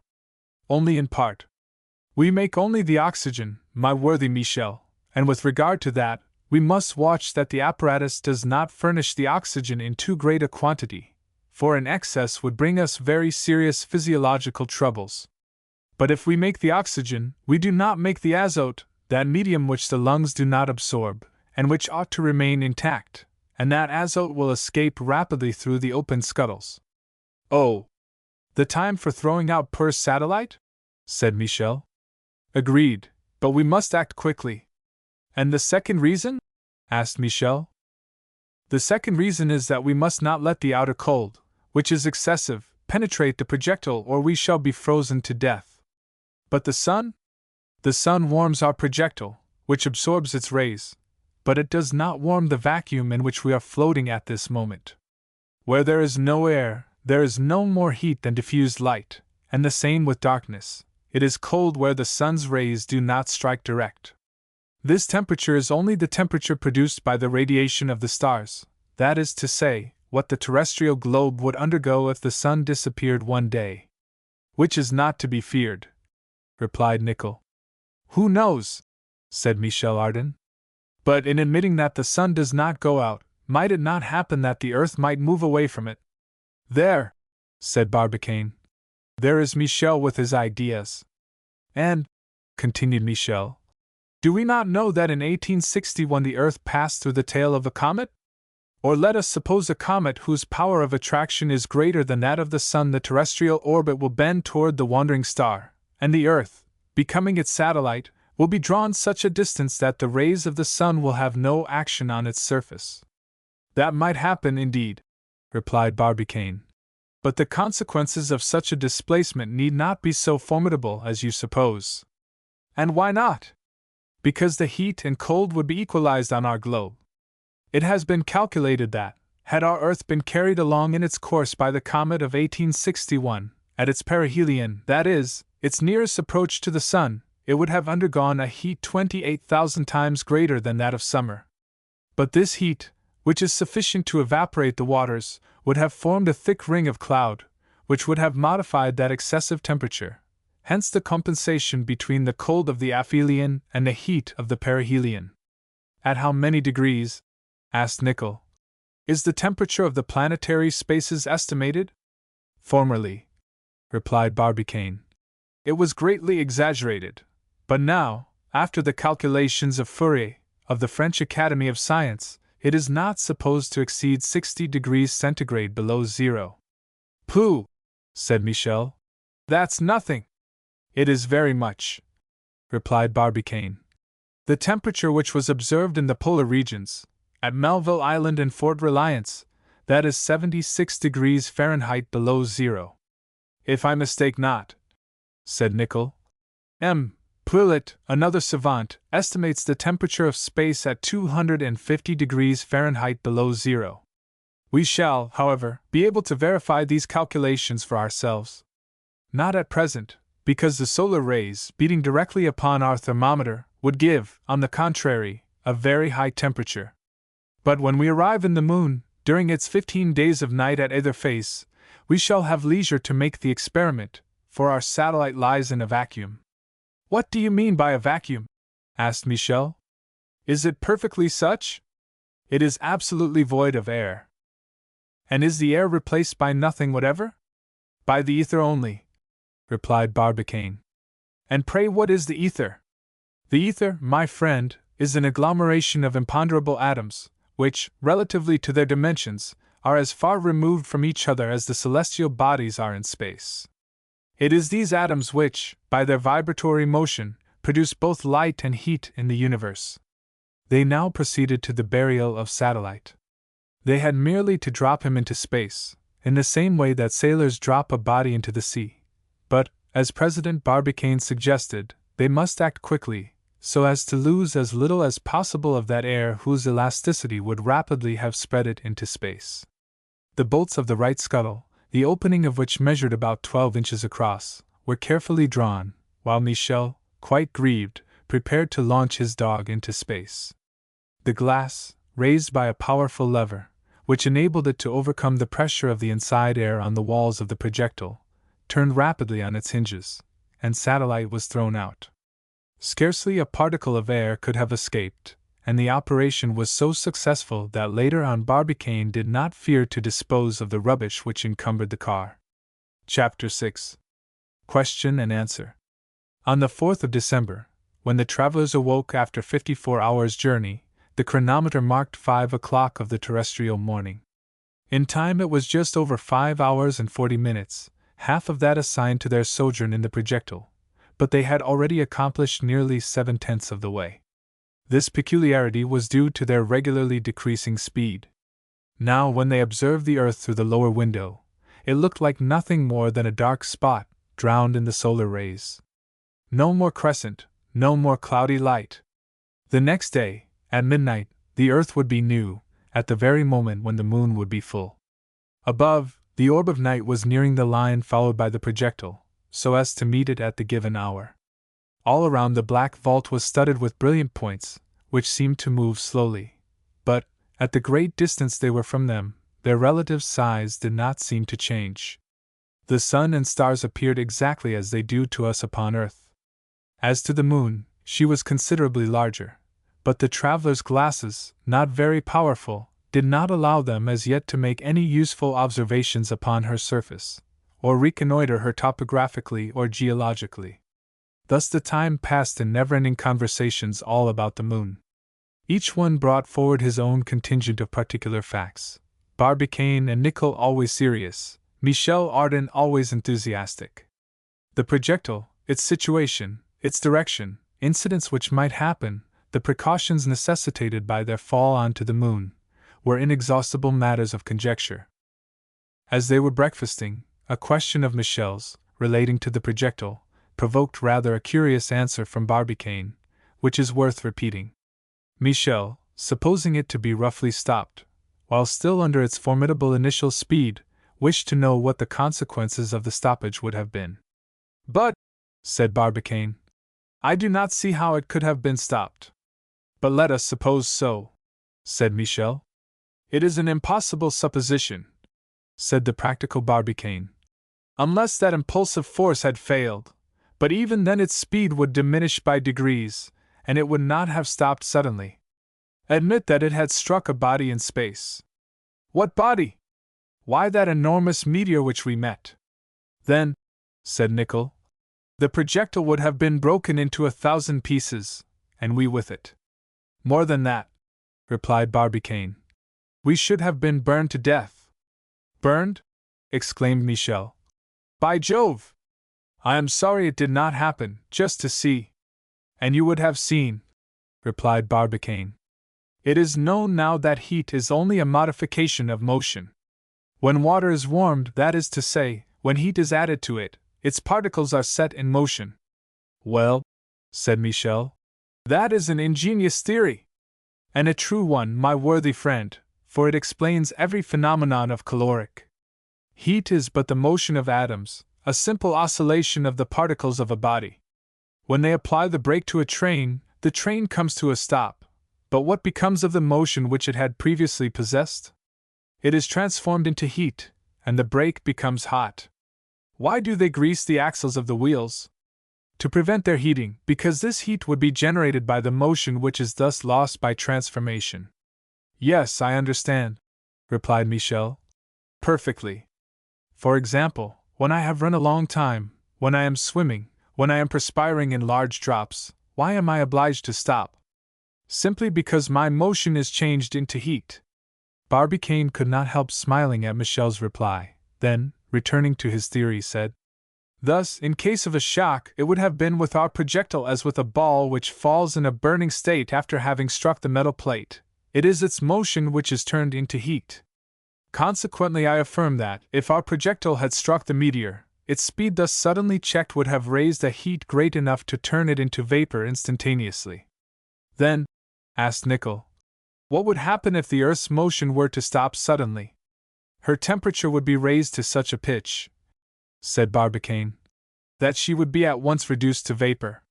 "Well," said Michel, "that is a way of ending the Earth which will greatly simplify things." "And if the Earth fell upon the Sun?" asked Nicholl.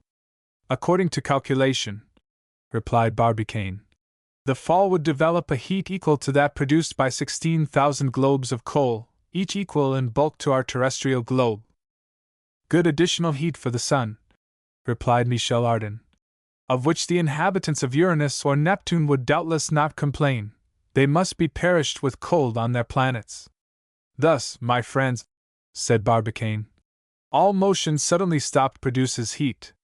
And this theory allows us to infer that the heat of the solar disk is fed by a hail of meteors falling incessantly on its surface. They have even calculated—" "Oh dear!"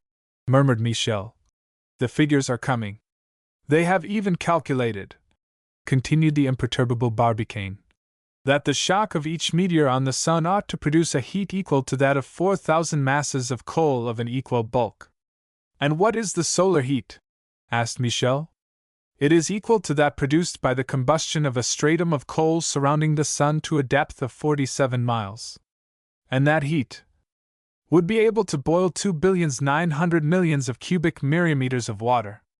And it does not roast us, exclaimed Michel. No, replied Barbicane, because the terrestrial atmosphere absorbs 4/10 of the solar heat. Besides, the quantity of heat intercepted by the Earth is but a billionth part of the entire radiation. I see that all is for the best, said Michel, and that this atmosphere is a useful invention, for it not only allows us to breathe, but it prevents us from roasting. Yes, said Nicholl. Unfortunately, it will not be the same in the moon. Bah, said Michel, always hopeful. If there are inhabitants, they must breathe. If there are no longer any, they must have left enough oxygen for 3 people, if only at the bottom of ravines, where its own weight will cause it to accumulate, and we will not climb the mountains. That is all. And Michel, rising, went to look at the lunar disk, which shone with intolerable brilliancy. By Jove, said he, it must be hot up there. Without considering, replied Nicholl, that the day lasts 360 hours. And to compensate that, said Barbicane, the nights have the same length, and as heat is restored by radiation, their temperature can only be that of the planetary space. A pretty country that, exclaimed Michel. Never mind! I wish I was there. Ah, my dear comrades, it will be rather curious to have the Earth for our moon, to see it rise on the horizon, to recognize the shape of its continents, and to say to oneself, there is America, there is Europe, then to follow it when it is about to lose itself in the sun's rays. By the by, Barbicane, have the Selenites eclipses? Yes, eclipses of the sun, replied Barbicane, when the centers of the 3 orbs are on a line, the Earth being in the middle. But they are only partial, during which the Earth, cast like a screen upon the solar disk, allows the greater portion to be seen. And why? Asked Nicholl. Is there no total eclipse? Does not the cone of the shadow cast by the Earth extend beyond the moon? Yes, if we do not take into consideration the refraction produced by the terrestrial atmosphere. No, if we take that refraction into consideration. Thus let lowercase delta be the horizontal parallel, and p the apparent semi-diameter. Oh, said Michel. Do speak plainly, you man of algebra. Very well, replied Barbicane. In popular language, the mean distance from the moon to the Earth being 60 terrestrial radii, the length of the cone of the shadow, on account of refraction, is reduced to less than 42 radii. The result is that when there are eclipses, the moon finds itself beyond the cone of pure shadow, and that the sun sends her its rays, not only from its edges, but also from its center. Then, said Michel in a merry tone, why are there eclipses, when there ought not to be any? Simply because the solar rays are weakened by this refraction, and the atmosphere through which they pass extinguish the greater part of them. That reason satisfies me, replied Michel. Besides, we shall see when we get there. Now, tell me, Barbicane, do you believe that the moon is an old comet? There's an idea. Yes, replied Michel, with an amiable swagger. I have a few ideas of that sort. But that idea does not spring from Michel, answered Nicholl. Well, then, I am a plagiarist. No doubt about it. According to the ancients, the Arcadians pretend that their ancestors inhabited the Earth before the moon became her satellite. Starting from this fact, some scientific men have seen in the moon a comet whose orbit will one day bring it so near to the Earth that it will be held there by its attraction. Is there any truth in this hypothesis? Asked Michel. None whatever, said Barbicane. And the proof is that the moon has preserved no trace of the gaseous envelope which always accompanies comets. But, continued Nicholl, before becoming the Earth's satellite, could not the moon, when in her perihelion, pass so near the sun as by evaporation to get rid of all those gaseous substances? It is possible, friend Nicholl, but not probable. Why not? Because, faith, I do not know. Ah! Exclaimed Michel. What hundred of volumes we might make of all that we do not know! Ah! Indeed. What time is it? Asked Barbicane. 3 o'clock, answered Nicholl. How time goes, said Michel, in the conversation of scientific men such as we are. Certainly, I feel I know too much. I feel that I am becoming a well.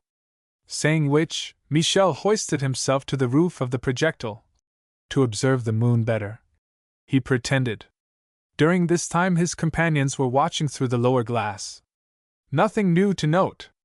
When Michel Ardan came down, he went to the side scuttle, and suddenly they heard an exclamation of surprise. What is it? Asked Barbicane. The president approached the window, and saw a sort of flattened sack floating some yards from the projectile. This object seemed as motionless as the projectile, and was consequently animated with the same ascending movement. What is that machine? Continued Michel Ardan. Is it one of the bodies which our projectile keeps within its attraction, and which will accompany it to the moon? What astonishes me, said Nicholl, is that the specific weight of the body, which is certainly less than that of the projectile, allows it to keep so perfectly on a level with it. Nicholl, replied Barbicane, after a moment's reflection, I do not know what the object is, but I do know why it maintains our level. And why? Because we are floating in space, my dear captain, and in space bodies fall or move, which is the same thing, with equal speed whatever be their weight or form. It is the air, which by its resistance creates these differences in weight. When you create a vacuum in a tube, the objects you send through it, grains of dust or grains of lead, fall with the same rapidity. Here in space is the same cause and the same effect. Just so, said Nicholl. And everything we throw out of the projectile will accompany it until it reaches the moon. Ah! Fools that we are! Exclaimed Michel. Why that expletive? Asked Barbicane. Because we might have filled the projectile with useful objects, books, instruments, tools, etc. We could have thrown them all out, and all would have followed in our train. But happy thought! Why cannot we walk outside like the meteor? Why cannot we launch into space through the scuttle? What enjoyment it would be to feel oneself thus suspended in ether, more favored than the birds who must use their wings to keep themselves up. Granted, said Barbicane. But how to breathe? Hang the air, to fail so inopportunely. But if it did not fail, Michel, your density being less than that of the projectile, you would soon be left behind. Then we must remain in our car? We must. Ah! Exclaimed Michel, in a low voice. What is the matter? Asked Nicholl. I guess what this pretended meteor is. It is no asteroid which is accompanying us. It is not a piece of a planet. What is it then? Asked Barbicane. It is our unfortunate dog. It is Diana's husband. Indeed, this deformed, unrecognizable object, reduced to nothing, was the body of Satellite, flattened like a bagpipe without wind, and ever mounting. Chapter 7. A moment of intoxication. Thus a phenomenon, curious but explicable, was happening under these strange conditions. Every object thrown from the projectile would follow the same course and never stop until it did. There was a subject for conversation which the whole evening could not exhaust. Besides, the excitement of the three travelers increased as they drew near the end of their journey. They expected unforeseen incidents, and new phenomena, and nothing would have astonished them in the frame of mind they then were in. Their overexcited imagination went faster than the projectile, whose speed was evidently diminishing, though insensibly to themselves. But the moon grew larger to their eyes, and they fancied if they stretched out their hands they could seize it. The next day, the 5th of November, at 5 in the morning, all three were on foot. That day was to be the last of their journey, if all calculations were true. That very night, at 12 o'clock, in 18 hours, exactly at the full moon, they would reach its brilliant disk. The next midnight would see that journey ended, the most extraordinary of ancient or modern times. Thus from the first of the morning, through the scuttle silvered by its rays, they saluted the orb of night with a confident and joyous hurrah. The moon was advancing majestically along the starry firmament. A few more degrees, and she would reach the exact point where her meeting with the projectile was to take place. According to his own observations, Barbicane reckoned that they would land on her northern hemisphere, where stretch immense plains, and where mountains are rare. A favorable circumstance if, as they thought, the lunar atmosphere was stored only in its depths. Besides, observed Michel Ardan, a plain is easier to disembark upon than a mountain. A selenite deposited in Europe on the summit of Mont Blanc, or in Asia on the top of the Himalayas, would not be quite in the right place. And, added Captain Nicholl, on a flat ground, the projectile will remain motionless when it has once touched, whereas on a declivity it would roll like an avalanche, and not being squirrels we should not come out safe and sound. So it is all for the best. Indeed, the success of the audacious attempt no longer appeared doubtful. But Barbicane was preoccupied with one thought, but not wishing to make his companions uneasy, he kept silence on this subject. The direction the projectile was taking toward the moon's northern hemisphere showed that her course had been slightly altered. The discharge, mathematically calculated, would carry the projectile to the very center of the lunar disk. If it did not land there, there must have been some deviation. What had caused it? Barbicane could neither imagine nor determine the importance of the deviation, for there were no points to go by. He hoped, however, that it would have no other result than that of bringing them nearer the upper border of the moon, a region more suitable for landing. Without imparting his uneasiness to his companions, Barbicane contented himself with constantly observing the moon, in order to see whether the course of the projectile would not be altered, for the situation would have been terrible if it failed in its aim, and being carried beyond the disk should be launched into interplanetary space. At that moment, the moon, instead of appearing flat like a disk, showed its convexity. If the sun's rays had struck it obliquely, the shadow thrown would have brought out the high mountains, which would have been clearly detached. The eye might have gazed into the crater's gaping abysses, and followed the capricious fissures which wound through the immense plains. But all relief was as yet leveled in intense brilliancy. They could scarcely distinguish those large spots which give the moon the appearance of a human face. "Face, indeed," said Michel Ardan, "but I am sorry for the amiable sister of Apollo. A very pitted face." But the travelers, now so near the end, were incessantly observing this new world. They imagined themselves walking through its unknown countries, climbing its highest peaks, descending into its lowest depths. Here and there they fancied they saw vast seas, scarcely kept together under so rarefied an atmosphere, and watercourses emptying the mountain tributaries. Leaning over the abyss, they hoped to catch some sounds from that orb forever mute in the solitude of space. That last day left them. They took down the most trifling details. A vague uneasiness took possession of them as they neared the end. This uneasiness would have been doubled had they felt how their speed had decreased. It would have seemed to them quite insufficient to carry them to the end. It was because the projectile then weighed almost nothing. Its weight was ever decreasing, and would be entirely annihilated on that line where the lunar and terrestrial attractions would neutralize each other. But in spite of his preoccupation, Michel Ardan did not forget to prepare the morning repast with his accustomed punctuality. They ate with a good appetite. Nothing was so excellent as the soup liquefied by the heat of the gas, nothing better than the preserved meat. Some glasses of good French wine crowned the repast, causing Michel Ardan to remark that the lunar vines, warmed by that ardent sun, ought to distill even more generous wines, that is, if they existed. In any case, the far-seeing Frenchman had taken care not to forget in his collection some precious cuttings of the Medoc and Côte d'Or, upon which he founded his hopes. Racet and Regnaut's apparatus worked with great regularity. Not an atom of carbonic acid resisted the potash, and as to the oxygen, Captain Nicholl said, it was of the first quality.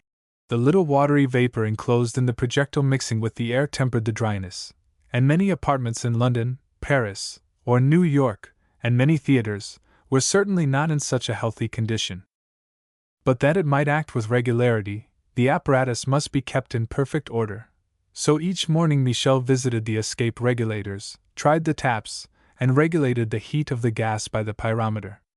Everything had gone well up to that time, and the travelers, imitating the worthy Joseph T. Maston, began to acquire a degree of embonpoint which would have rendered them unrecognizable if their imprisonment had been prolonged to some months. In a word, they behaved like chickens in a coop. They were getting fat. In looking through the scuttle, Barbicane saw the spectre of the dog, and other divers objects which had been thrown from the projectile, obstinately following them. Diana howled lugubriously on seeing the remains of Satellite, which seemed as motionless as if they reposed on solid earth. "Do you know, my friends," said Michel Ardan, "that if one of us had succumbed to the shock consequent on departure, we should have had a great deal of trouble to bury him? What am I saying? To etherize him, as here ether takes the place of earth. You see, the accusing body would have followed us into space like a remorse. That would have been sad," said Nicholl. "Ah," continued Michel, "what I regret is not being able to take a walk outside. What voluptuousness to float amid this radiant ether, to bathe oneself in it, to wrap oneself in the sun's pure rays. If Barbicane had only thought of furnishing us with a diving apparatus and an air pump, I could have ventured out and assumed fanciful attitudes of feigned monsters on the top of the projectile." "Well, old Michel," replied Barbicane, "you would not have made a feigned monster long, for in spite of your diver's dress, swollen by the expansion of air within you, you would have burst like a shell, or rather like a balloon which has risen too high. So do not regret it, and do not forget this: as long as we float in space, all sentimental walks beyond the projectile are forbidden." Michel Ardan allowed himself to be convinced to a certain extent. He admitted that the thing was difficult but not impossible, a word which he never uttered. The conversation passed from this subject to another, not failing him for an instant. It seemed to the three friends as though, under present conditions, ideas shot up in their brains as leaves shoot at the first warmth of spring. They felt bewildered. In the middle of the questions and answers which crossed each other, Nicholl put one question which did not find an immediate solution. "Ah, indeed," said he. "It is all very well to go to the moon, but how to get back again?" His two interlocutors looked surprised. One would have thought that this possibility now occurred to them for the first time. "What do you mean by that, Nicholl?" asked Barbicane gravely. "To ask for means to leave a country," added Michel, "when we have not yet arrived there, seems to me rather inopportune." "I do not say that, wishing to draw back," replied Nicholl. "But I repeat my question, and I ask, how shall we return?" "I know nothing about it," answered Barbicane. "And I," said Michel. "If I had known how to return, I would never have started." "There's an answer!" cried Nicholl. "I quite approve of Michel's words," said Barbicane, "and add that the question has no real interest. Later, when we think it is advisable to return, we will take counsel together. If the Columbiad is not there, the projectile will be. That is a step certainly. A ball without a gun!" "The gun," replied Barbicane, "can be manufactured. The powder can be made. Neither metals, saltpeter, nor coal can fail in the depths of the moon, and we need only go 8,000 leagues in order to fall upon the terrestrial globe by virtue of the mere laws of weight." "Enough," said Michel with animation. "Let it be no longer a question of returning, we have already entertained it too long. As to communicating with our former earthly colleagues, that will not be difficult." "And how?" "By means of meteors launched by lunar volcanoes." "Well thought of, Michel," said Barbicane in a convinced tone of voice.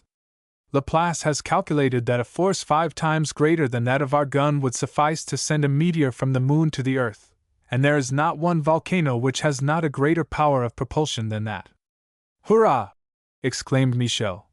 "These meteors are handy postmen, and cost nothing. And how we shall be able to laugh at the post office administration! But now I think of it." "What do you think of?"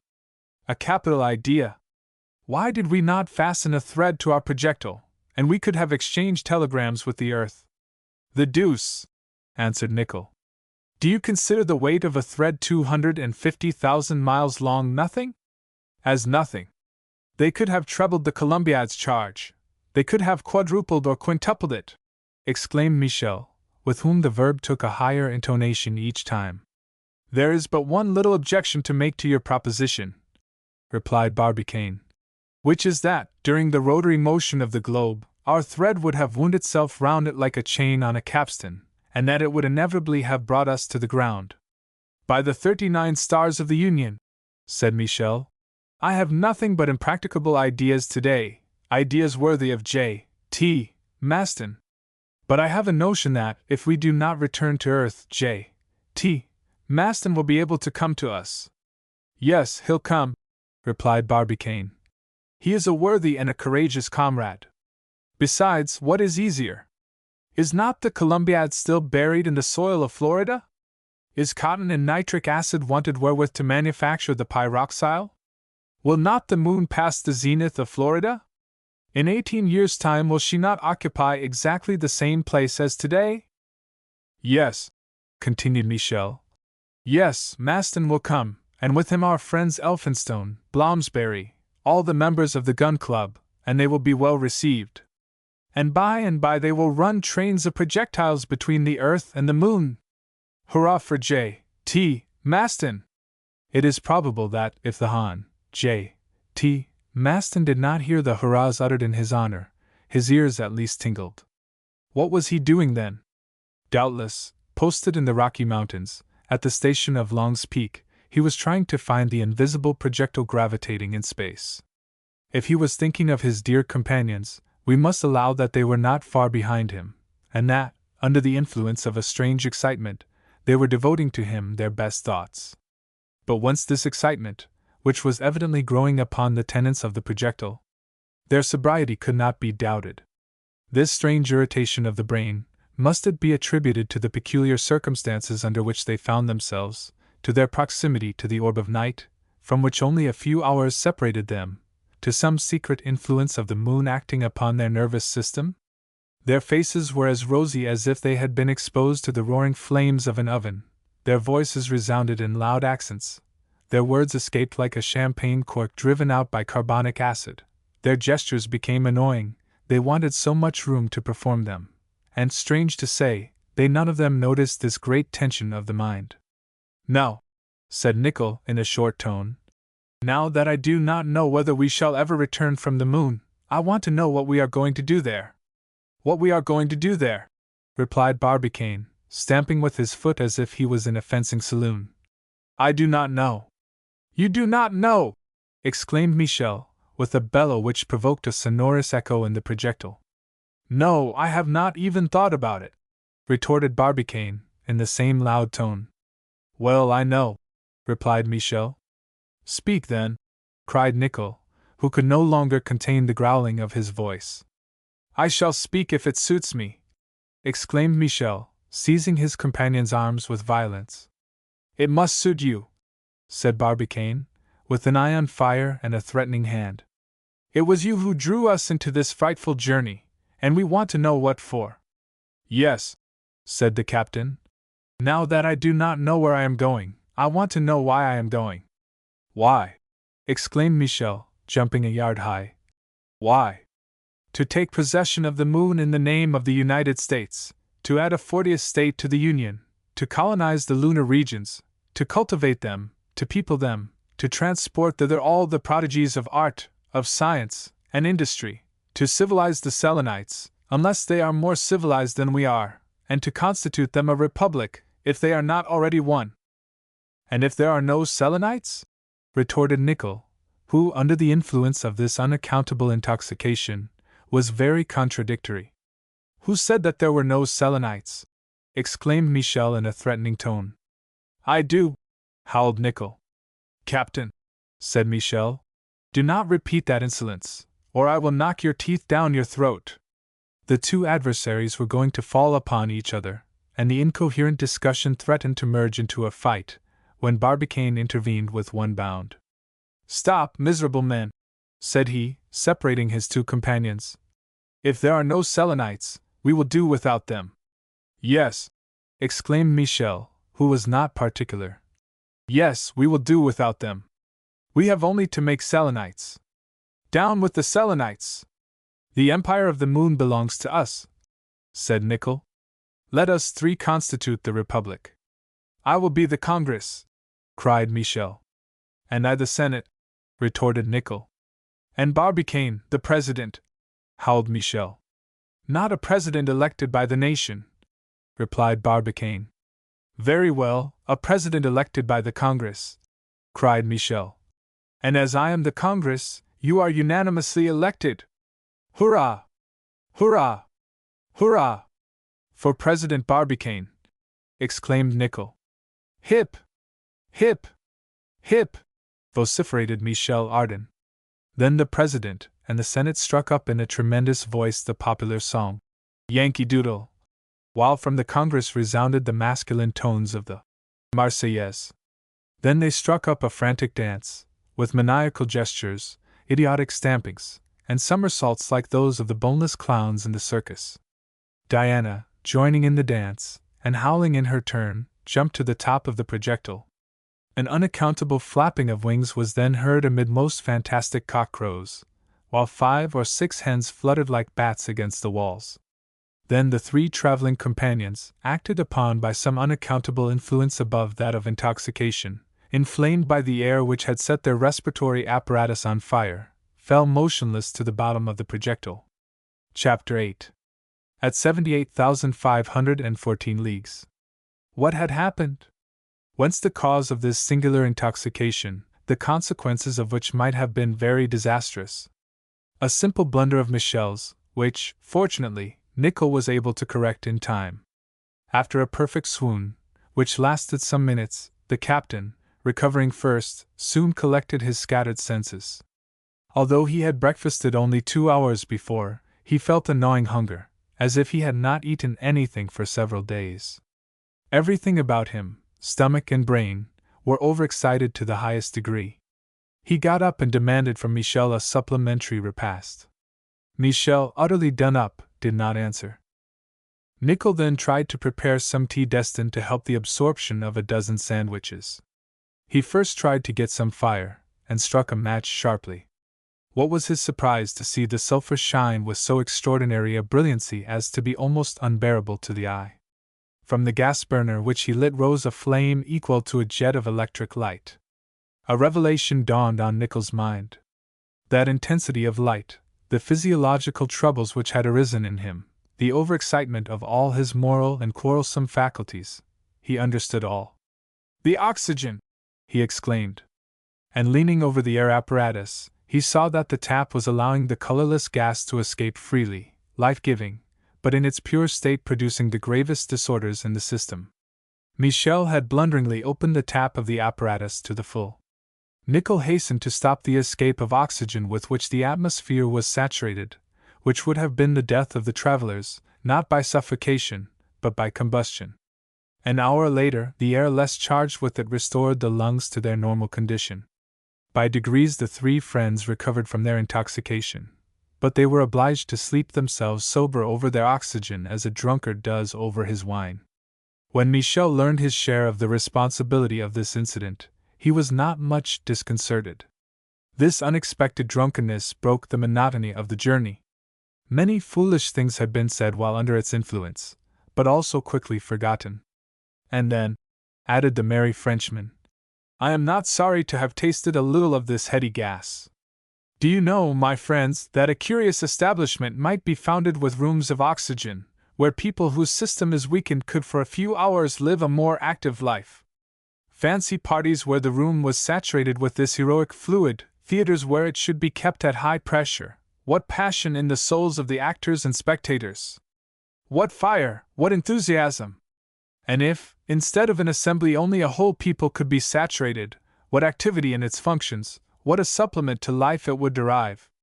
From an exhausted nation they might make a great and strong one, and I know more than one state in old Europe which ought to put itself under the regime of oxygen for the sake of its health. Michel spoke with so much animation that one might have fancied that the tap was still too open.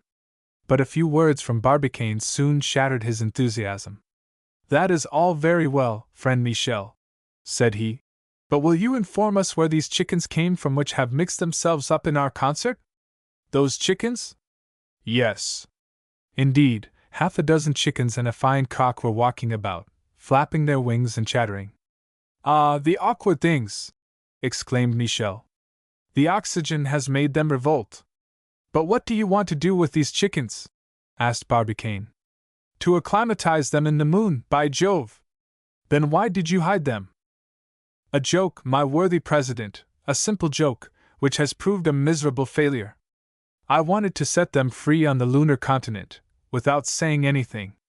Oh, what would have been your amazement on seeing these earthly winged animals pecking in your lunar fields? You rascal, you unmitigated rascal, replied Barbicane. You do not want oxygen to mount to the head. You are always what we were under the influence of the gas. You are always foolish. Ah, who says that we were not wise then? Replied Michel Ardan. After this philosophical reflection, the three friends set about restoring the order of the projectile. Chickens and cock were reinstated in their coop.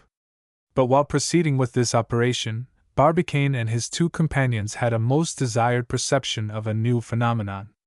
From the moment of leaving the earth, their own weight, that of the projectile, and the objects it enclosed, had been subject to an increasing diminution. If they could not prove this loss of the projectile, a moment would arrive when it would be sensibly felt upon themselves and the utensils and instruments they used.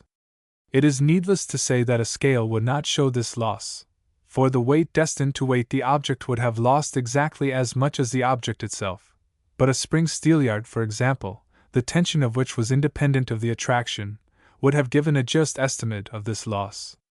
We know that the attraction, otherwise called the weight, is in proportion to the densities of the bodies, and inversely as the squares of the distances. Hence this effect, if the earth had been alone in space, if the other celestial bodies had been suddenly annihilated, the projectile, according to Newton's laws, would weigh less as it got farther from the earth, but without ever losing its weight entirely, for the terrestrial attraction would always have made itself felt, at whatever distance. But, in reality, a time must come when the projectile would no longer be subject to the law of weight, after allowing for the other celestial bodies whose effect could not be set down as zero. Indeed, the projectile's course was being traced between the earth and the moon. As it distanced the earth, the terrestrial attraction diminished, but the lunar attraction rose in proportion. There must come a point where these two attractions would neutralize each other.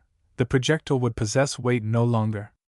If the moon's and the earth's densities had been equal, this point would have been at an equal distance between the two orbs. But taking the different densities into consideration, it was easy to reckon that this point would be situated at 47/60 ths of the whole journey, i.e., at 78,514 leagues from the earth. At this point, a body having no principle of speed or displacement in itself would remain immovable forever, being attracted equally by both orbs, and not being drawn more toward one than toward the other.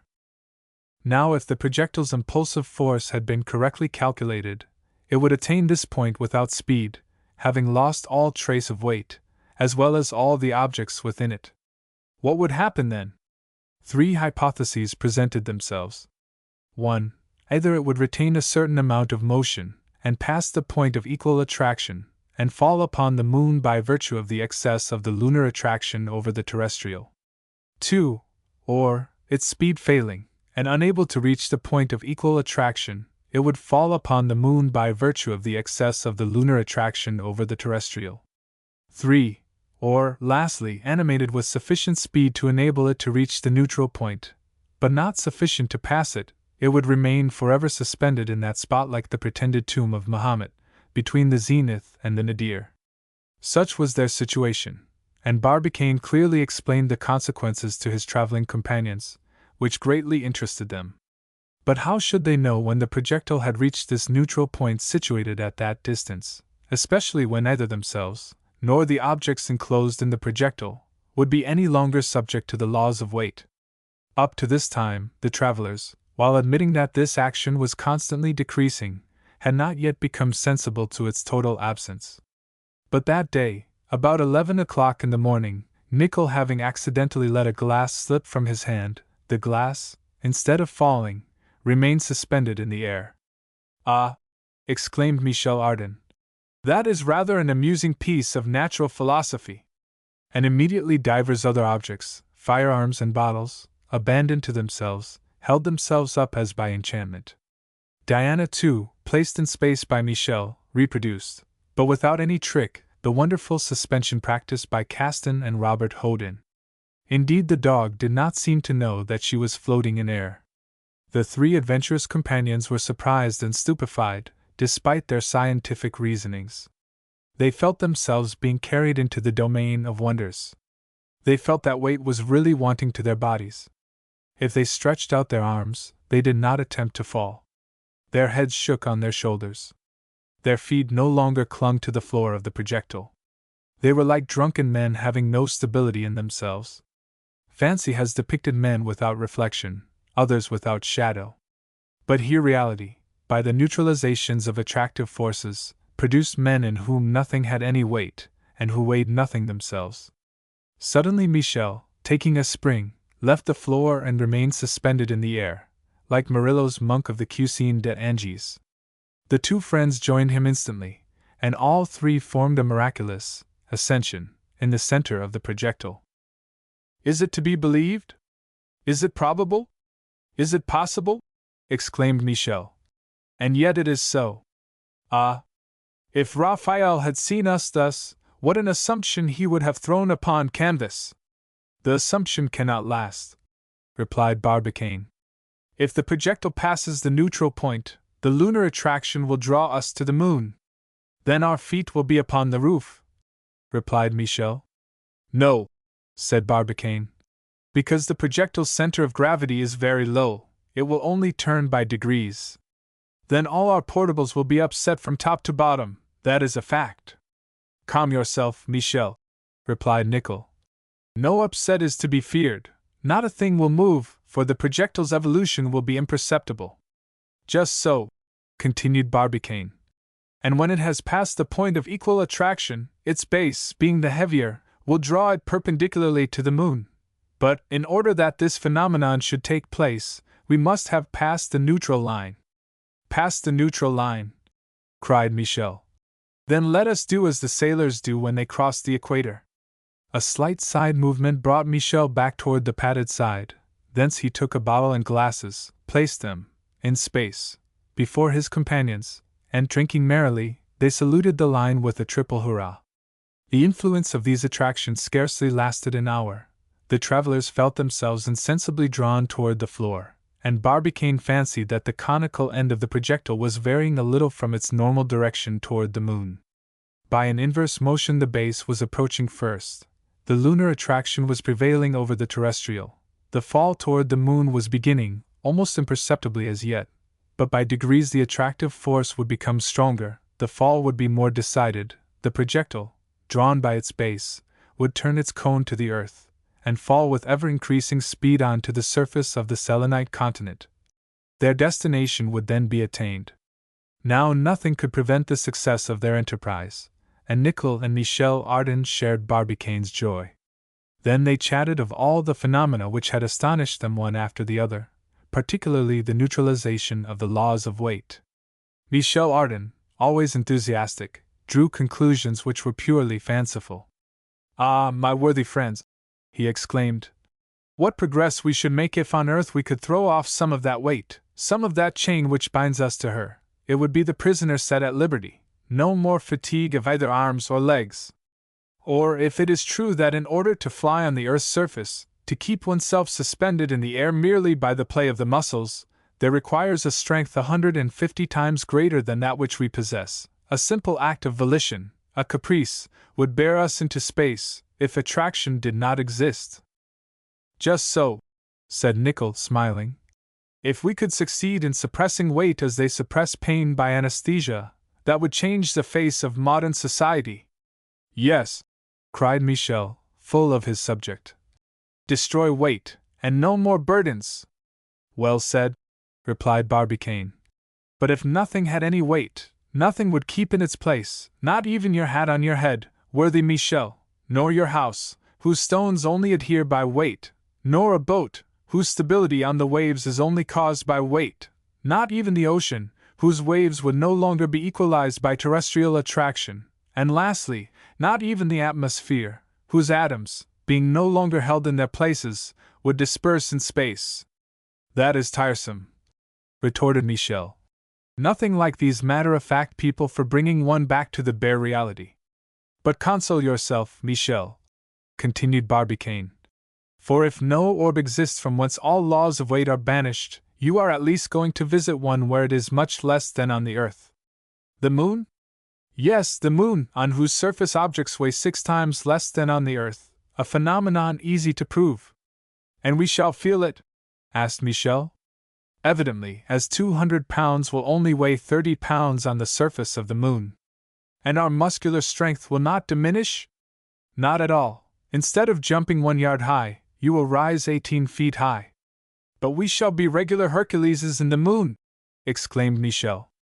Yes, replied Nicholl. For if the height of the Selenites is in proportion to the density of their globe, they will be scarcely a foot high. Lilliputians! Ejaculated Michel. I shall play the part of Gulliver. We are going to realize the fable of the giants. This is the advantage of leaving one's own planet and overrunning the solar world. One moment, Michel, answered Barbicane. If you wish to play the part of Gulliver, only visit the inferior planets, such as Mercury, Venus, or Mars, whose density is a little less than that of the Earth, but do not venture into the great planets, Jupiter, Saturn, Uranus, Neptune, for there the order will be changed, and you will become Lilliputian. And in the Sun? In the Sun, if its density is 1,324,000 times greater, and the attraction is 27 times greater than on the surface of our globe, keeping everything in proportion, the inhabitants ought to be at least 200 feet high. By Jove! Exclaimed Michel. I should be nothing more than a pygmy, a shrimp. Gulliver with the giants, said Nicholl. Just so, replied Barbicane. And it would not be quite useless to carry some pieces of artillery to defend oneself. Good, replied Nicholl. Your projectiles would have no effect on the sun, they would fall back upon the earth after some minutes. That is a strong remark. It is certain, replied Barbicane. The attraction is so great on this enormous orb that an object weighing 70,000 pounds on the earth would weigh but 1,920 pounds on the surface of the sun. If you were to fall upon it, you would weigh, let me see, about 5,000 pounds, a weight which you would never be able to raise again. The devil, said Michel. One would want a portable crane. However, we will be satisfied with the moon for the present. There at least we shall cut a great figure. We will see about the sun by and by. Chapter 9. The Consequences of a Deviation. Barbicane had now no fear of the issue of the journey, at least as far as the projectile's impulsive force was concerned. Its own speed would carry it beyond the neutral line. It would certainly not return to Earth. It would certainly not remain motionless on the line of attraction. One single hypothesis remained to be realized: the arrival of the projectile at its destination by the action of the lunar attraction. It was in reality a fall of 8,296 leagues on an orb, it is true, where weight could only be reckoned at 1/6 of terrestrial weight. A formidable fall, nevertheless, and one against which every precaution must be taken without delay. These precautions were of two sorts: some to deaden the shock when the projectile should touch the lunar soil, others to delay the fall, and consequently make it less violent. To deaden the shock, it was a pity that Barbicane was no longer able to employ the means which had so ably weakened the shock at departure, that is to say, by water used as springs and the partition brakes. The partitions still existed, but water failed, for they could not use their reserve, which was precious, in case during the first days the liquid element should be found wanting on lunar soil. And indeed this reserve would have been quite insufficient for a spring. The layer of water stored in the projectile at the time of starting upon their journey occupied no less than 3 feet in depth, and spread over a surface of not less than 54 square feet. Besides, the cistern did not contain 1/5 part of it. They must therefore give up this efficient means of deadening the shock of arrival. Happily, Barbicane, not content with employing water, had furnished the movable disc with strong spring plugs, destined to lessen the shock against the base after the breaking of the horizontal partitions. These plugs still existed. They had only to readjust them and replace the movable disc. Every piece, easy to handle, as their weight was now scarcely felt, was quickly mounted. The different pieces were fitted without trouble, it being only a matter of bolts and screws. Tools were not wanting, and soon the reinstated disk lay on steel plugs, like a table on its legs. One inconvenience resulted from the replacing of the disk: the lower window was blocked up. Thus it was impossible for the travelers to observe the moon from that opening while they were being precipitated perpendicularly upon her. But they were obliged to give it up. Even by the side openings they could still see vast lunar regions, as an aeronaut sees the Earth from his car. This replacing of the disk was at least an hour's work. It was past 12 when all preparations were finished. Barbicane took fresh observations on the inclination of the projectile, but to his annoyance it had not turned over sufficiently for its fall. It seemed to take a curve parallel to the lunar disk. The orb of night shone splendidly into space, while opposite, the orb of day blazed with fire. Their situation began to make them uneasy. "Are we reaching our destination?" said Nicholl. "Let us act as if we were about reaching it," replied Barbicane. "You are skeptical," retorted Michel Ardan. "We shall arrive, and that too, quicker than we like."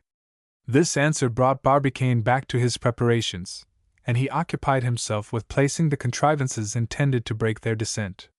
We may remember the scene of the meeting held at Tampa Town, in Florida, when Captain Nicholl came forward as Barbicane's enemy and Michel Ardan's adversary.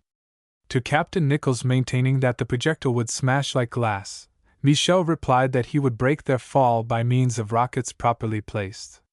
Thus, powerful fireworks, taking their starting point from the base and bursting outside, could, by producing a recoil, check to a certain degree the projectile's speed.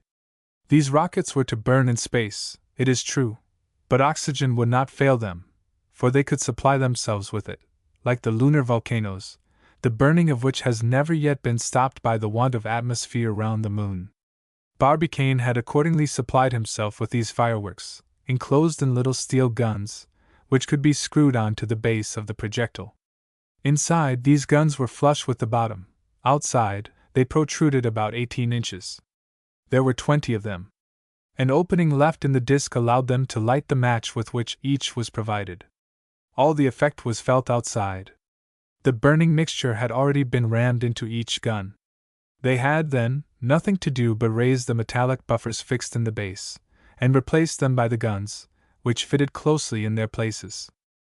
This new work was finished about 3 o'clock, and after taking all these precautions there remained but to wait. But the projectile was perceptibly nearing the moon, and evidently succumbed to her influence to a certain degree, though its own velocity also drew it in an oblique direction. From these conflicting influences resulted a line which might become a tangent. But it was certain that the projectile would not fall directly on the moon, for its lower part, by reason of its weight, ought to be turned toward her. Barbicane's uneasiness increased as he saw his projectile resist the influence of gravitation. The unknown was opening before him, the unknown in interplanetary space. The man of science thought he had foreseen the only 3 hypotheses possible: the return to the Earth, the return to the moon, or stagnation on the neutral line, and here a 4th hypothesis, big with all the terrors of the infinite, surged up inopportunely. To face it without flinching, one must be a resolute savant like Barbicane, a phlegmatic being like Nicholl, or an audacious adventurer like Michel Ardan. Conversation was started upon this subject. Other men would have considered the question from a practical point of view. They would have asked themselves whither their projectile carriage was carrying them. Not so with these. They sought for the cause which produced this effect. "So we have become diverted from our route," said Michel. "But why?" "I very much fear," answered Nicholl, "that, in spite of all precautions taken, the Columbiad was not fairly pointed. An error, however small, would be enough to throw us out of the moon's attraction." "Then they must have aimed badly?" asked Michel. "I do not think so," replied Barbicane. "The perpendicularity of the gun was exact, its direction to the zenith of the spot incontestable, and the moon passing to the zenith of the spot, we ought to reach it at the full. There is another reason, but it escapes me." "Are we not arriving too late?" asked Nicholl. "Too late?" said Barbicane. "Yes," continued Nicholl. "The Cambridge Observatory's note says that the transit ought to be accomplished in 97 hours 13 minutes and 20 seconds, which means to say that sooner the moon will not be at the point indicated, and later it will have passed it. True, replied Barbicane. But we started the 1st of December, at 13 minutes and 25 seconds to 11 at night, and we ought to arrive on the 5th at midnight, at the exact moment when the moon would be full, and we are now at the 5th of December. It is now 3:30 in the evening. 8:30 ought to see us at the end of our journey. Why do we not arrive? Might it not be an excess of speed? Answered Nicholl. For we know now that its initial velocity was greater than they supposed. No! 100 times, no! Replied Barbicane. An excess of speed, if the direction of the projectile had been right, would not have prevented us reaching the moon. No, there has been a deviation. We have been turned out of our course. By whom? By what? Asked Nicholl. I cannot say, replied Barbicane.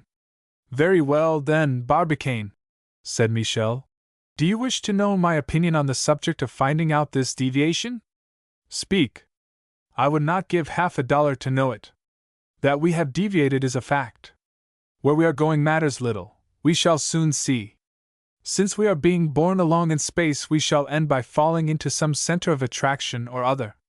Michel Ardan's indifference did not content Barbicane. Not that he was uneasy about the future, but he wanted to know at any cost why his projectile had deviated. But the projectile continued its course sideways to the moon, and with it the mass of things thrown out. Barbicane could even prove, by the elevations which served as landmarks upon the moon, which was only 2,000 leagues distant, that its speed was becoming uniform, fresh proof that there was no fall. Its impulsive force still prevailed over the lunar attraction, but the projectile's course was certainly bringing it nearer to the moon, and they might hope that at a nearer point the weight, predominating, would cause a decided fall. The three friends, having nothing better to do, continued their observations, but they could not yet determine the topographical position of the satellite. Every relief was leveled under the reflection of the solar rays. They watched thus through the side windows until 8 o'clock at night. The moon had grown so large in their eyes that it filled half of the firmament. The sun on one side, and the orb of night on the other, flooded the projectile with light. At that moment Barbicane thought he could estimate the distance which separated them from their aim at no more than 700 leagues. The speed of the projectile seemed to him to be more than 200 yards, or about 170 leagues a second. Under the centripetal force, the base of the projectile tended toward the moon, but the centrifugal still prevailed, and it was probable that its rectilineal course would be changed to a curve of some sort, the nature of which they could not at present determine. Barbicane was still seeking the solution of his insoluble problem. Hours passed without any result. The projectile was evidently nearing the moon, but it was also evident that it would never reach her. As to the nearest distance at which it would pass her, that must be the result of two forces, attraction and repulsion, affecting its motion. I ask but one thing, said Michel, that we may pass near enough to penetrate her secrets.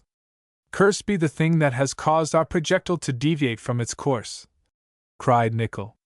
And, as if a light had suddenly broken in upon his mind, Barbicane answered, Then cursed be the meteor which crossed our path. What? Said Michel Ardan. What do you mean? Exclaimed Nicholl. I mean, said Barbicane in a decided tone, I mean that our deviation is owing solely to our meeting with this erring body. But it did not even brush us as it passed, said Michel. What does that matter? Its mass, compared to that of our projectile, was enormous, and its attraction was enough to influence our course. So little? Cried Nicholl. Yes, Nicholl, but however little it might be, replied Barbicane.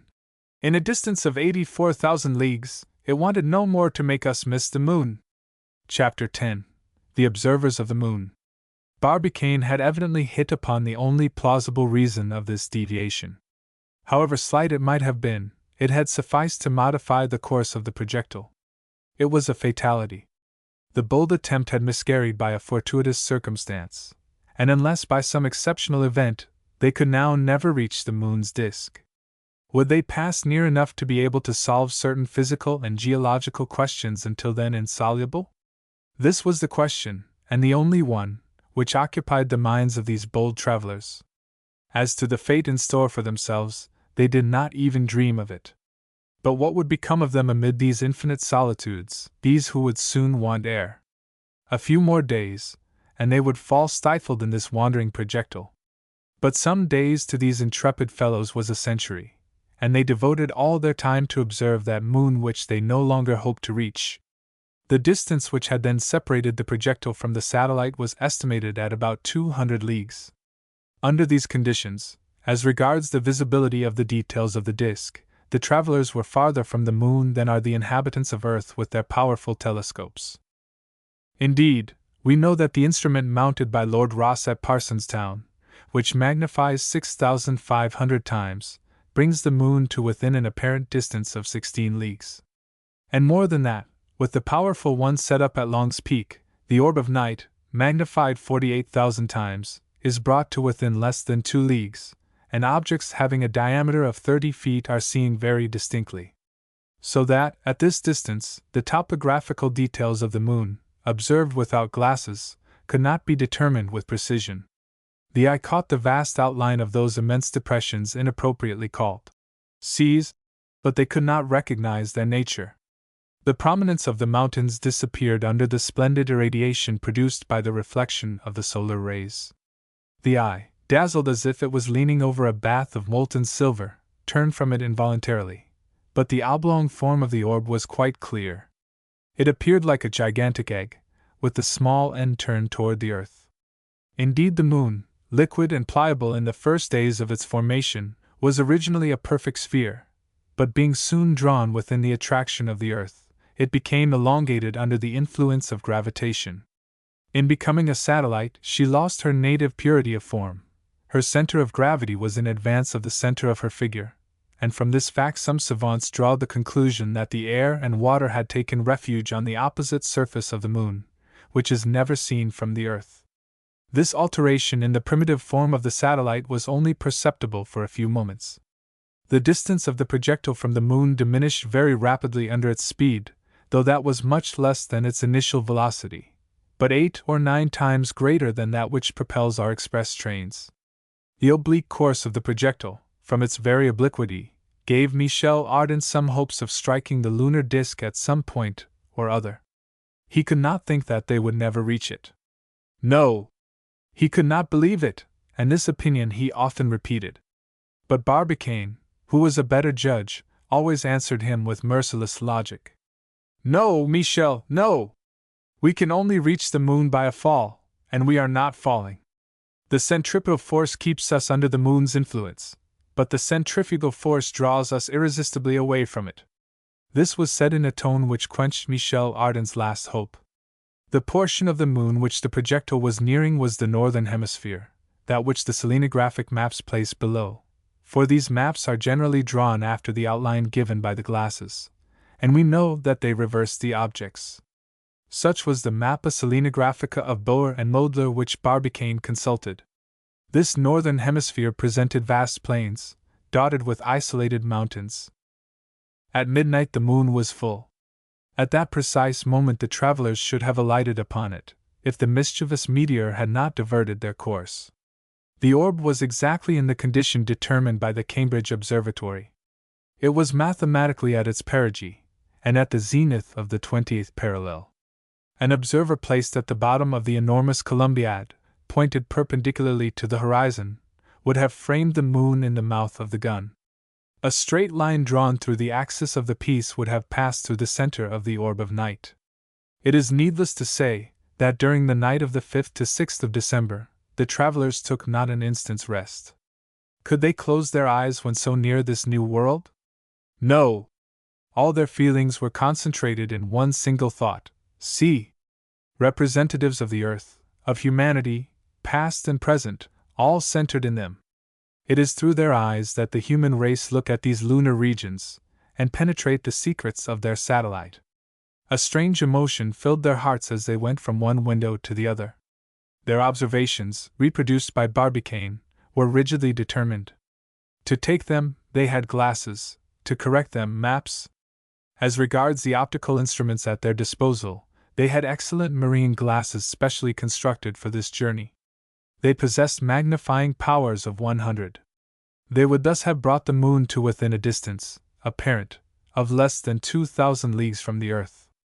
But then, at a distance which for 3 hours in the morning did not exceed 65 miles, and in a medium free from all atmospheric disturbances, these instruments could reduce the lunar surface to within less than 1,500 yards. Chapter 11. Fancy and Reality. "Have you ever seen the moon?" asked the professor, ironically, of one of his pupils. "No, sir," replied the pupil, still more ironically. "But I must say I have heard it spoken of." In one sense, the pupil's witty answer might be given by a large majority of sublunary beings. How many people have heard speak of the moon who have never seen it, at least through a glass or a telescope? How many have never examined the map of their satellite? In looking at a selenographic map, one peculiarity strikes us. Contrary to the arrangement followed for that of the Earth and Mars, the continents occupy more particularly the southern hemisphere of the lunar globe. These continents do not show such decided, clear, and regular boundary lines as South America, Africa, and the Indian Peninsula. Their angular, capricious, and deeply indented coasts are rich in gulfs and peninsulas. They remind one of the confusion in the islands of the Sound, where the land is excessively indented. If navigation ever existed on the surface of the moon, it must have been wonderfully difficult and dangerous, and we may well pity the Selenite sailors and hydrographers, the former, when they came upon these perilous coasts, the latter when they took the soundings of its stormy banks. We may also notice that, on the lunar sphere, the South Pole is much more continental than the North Pole. On the latter there is but one slight strip of land separated from other continents by vast seas. Toward the south, continents clothe almost the whole of the hemisphere. It is even possible that the Selenites have already planted the flag on one of their poles, while Franklin, Ross, Kane, Dumont, D'Urville, and Lambert have never yet been able to attain that unknown point of the terrestrial globe. As to islands, they are numerous on the surface of the moon. Nearly all oblong or circular, and as if traced with the compass, they seem to form one vast archipelago, equal to that charming group lying between Greece and Asia Minor, and which mythology in ancient times adorned with most graceful legends. Involuntarily the names of Naxos, Tenedos, and Carpathos rise before the mind, and we seek vainly for Ulysses' vessel or the clipper of the Argonauts. So at least it was in Michel Ardan's eyes. To him it was a Grecian archipelago that he saw on the map. To the eyes of his matter-of-fact companions, the aspect of these coasts recalled rather the parcelled-out land of New Brunswick and Nova Scotia, and where the Frenchmen discovered traces of the heroes of fable, these Americans were marking the most favorable points for the establishment of stores in the interests of lunar commerce and industry. After wandering over these vast continents, the eye is attracted by the still greater seas. Not only their formation, but their situation and aspect remind one of the terrestrial oceans. But again, as on Earth, these seas occupy the greater portion of the globe. But in point of fact, these are not liquid spaces, but plains, the nature of which the travelers hoped soon to determine. Astronomers, we must allow, have graced these pretended seas with at least odd names, which science has respected up to the present time. Michel Ardan was right when he compared this map to a tendre card, got up by a Scuderi or a Cyrano de Bergerac. Only, said he, it is no longer the sentimental card of the 17th century, it is the card of life, very neatly divided into two parts, one feminine, the other masculine, the right hemisphere for woman, the left for man. In speaking thus, Michel made his prosaic companions shrug their shoulders. Barbicane and Nicholl looked upon the lunar map from a very different point of view to that of their fantastic friend. Nevertheless, their fantastic friend was a little in the right. Judge for yourselves. In the left hemisphere stretches the Sea of Clouds, where human reason is so often shipwrecked. Not far off lies the Sea of Rains, fed by all the fever of existence. Near this is the Sea of Storms, where man is ever fighting against his passions, which too often gain the victory. Then, worn out by deceit, treasons, infidelity, and the whole body of terrestrial misery, what does he find at the end of his career? That vast Sea of Humors, barely softened by some drops of the waters from the Gulf of Dew. Clouds, rain, storms, and humors. Does the life of man contain aught but these? And is it not summed up in these 4 words? The right hemisphere, dedicated to the ladies, encloses smaller seas, whose significant names contain every incident of a feminine existence. There is the Sea of Serenity, over which the young girl bends, the Lake of Dreams, reflecting a joyous future, the Sea of Nectar, with its waves of tenderness and breezes of love, the Sea of Fruitfulness, the Sea of Crises, then the Sea of Vapors, whose dimensions are perhaps a little too confined, and lastly that vast Sea of Tranquility, in which every false passion, every useless dream, every unsatisfied desire is at length absorbed, and whose waves emerge peacefully into the Lake of Death. What a strange succession of names! What a singular division of the moon's 2 hemispheres, joined to one another like man and woman, and forming that sphere of life carried into space. And was not the fantastic Michel right in thus interpreting the fancies of the ancient astronomers? But while his imagination thus roved over the seas, his grave companions were considering things more geographically. They were learning this new world by heart. They were measuring angles and diameters. Chapter 12. Orographic Details. The course taken by the projectile, as we have before remarked, was bearing it toward the moon's northern hemisphere. The travelers were far from the central point which they would have struck, had their course not been subject to an irremediable deviation. It was past midnight, and Barbicane then estimated the distance at 750 miles, which was a little greater than the length of the lunar radius, and which would diminish as it advanced nearer to the North Pole. The projectile was then not at the altitude of the equator, but across the 10th parallel, and from that latitude, carefully taken on the map to the pole, Barbicane and his 2 companions were able to observe the moon under the most favorable conditions. Indeed, by means of glasses, the above-named distance was reduced to little more than 14 miles. The telescope of the Rocky Mountains brought the moon much nearer, but the terrestrial atmosphere singularly lessened its power. Thus Barbicane, posted in his projectile, with the glasses to his eyes, could seize upon details which were almost imperceptible to earthly observers. "My friends," said the President, in a serious voice, "I do not know whither we are going. I do not know if we shall ever see the terrestrial globe again. Nevertheless, let us proceed as if our work would one day be useful to our fellowmen. Let us keep our minds free from every other consideration. We are astronomers, and this projectile is a room in the Cambridge University, carried into space. Let us make our observations."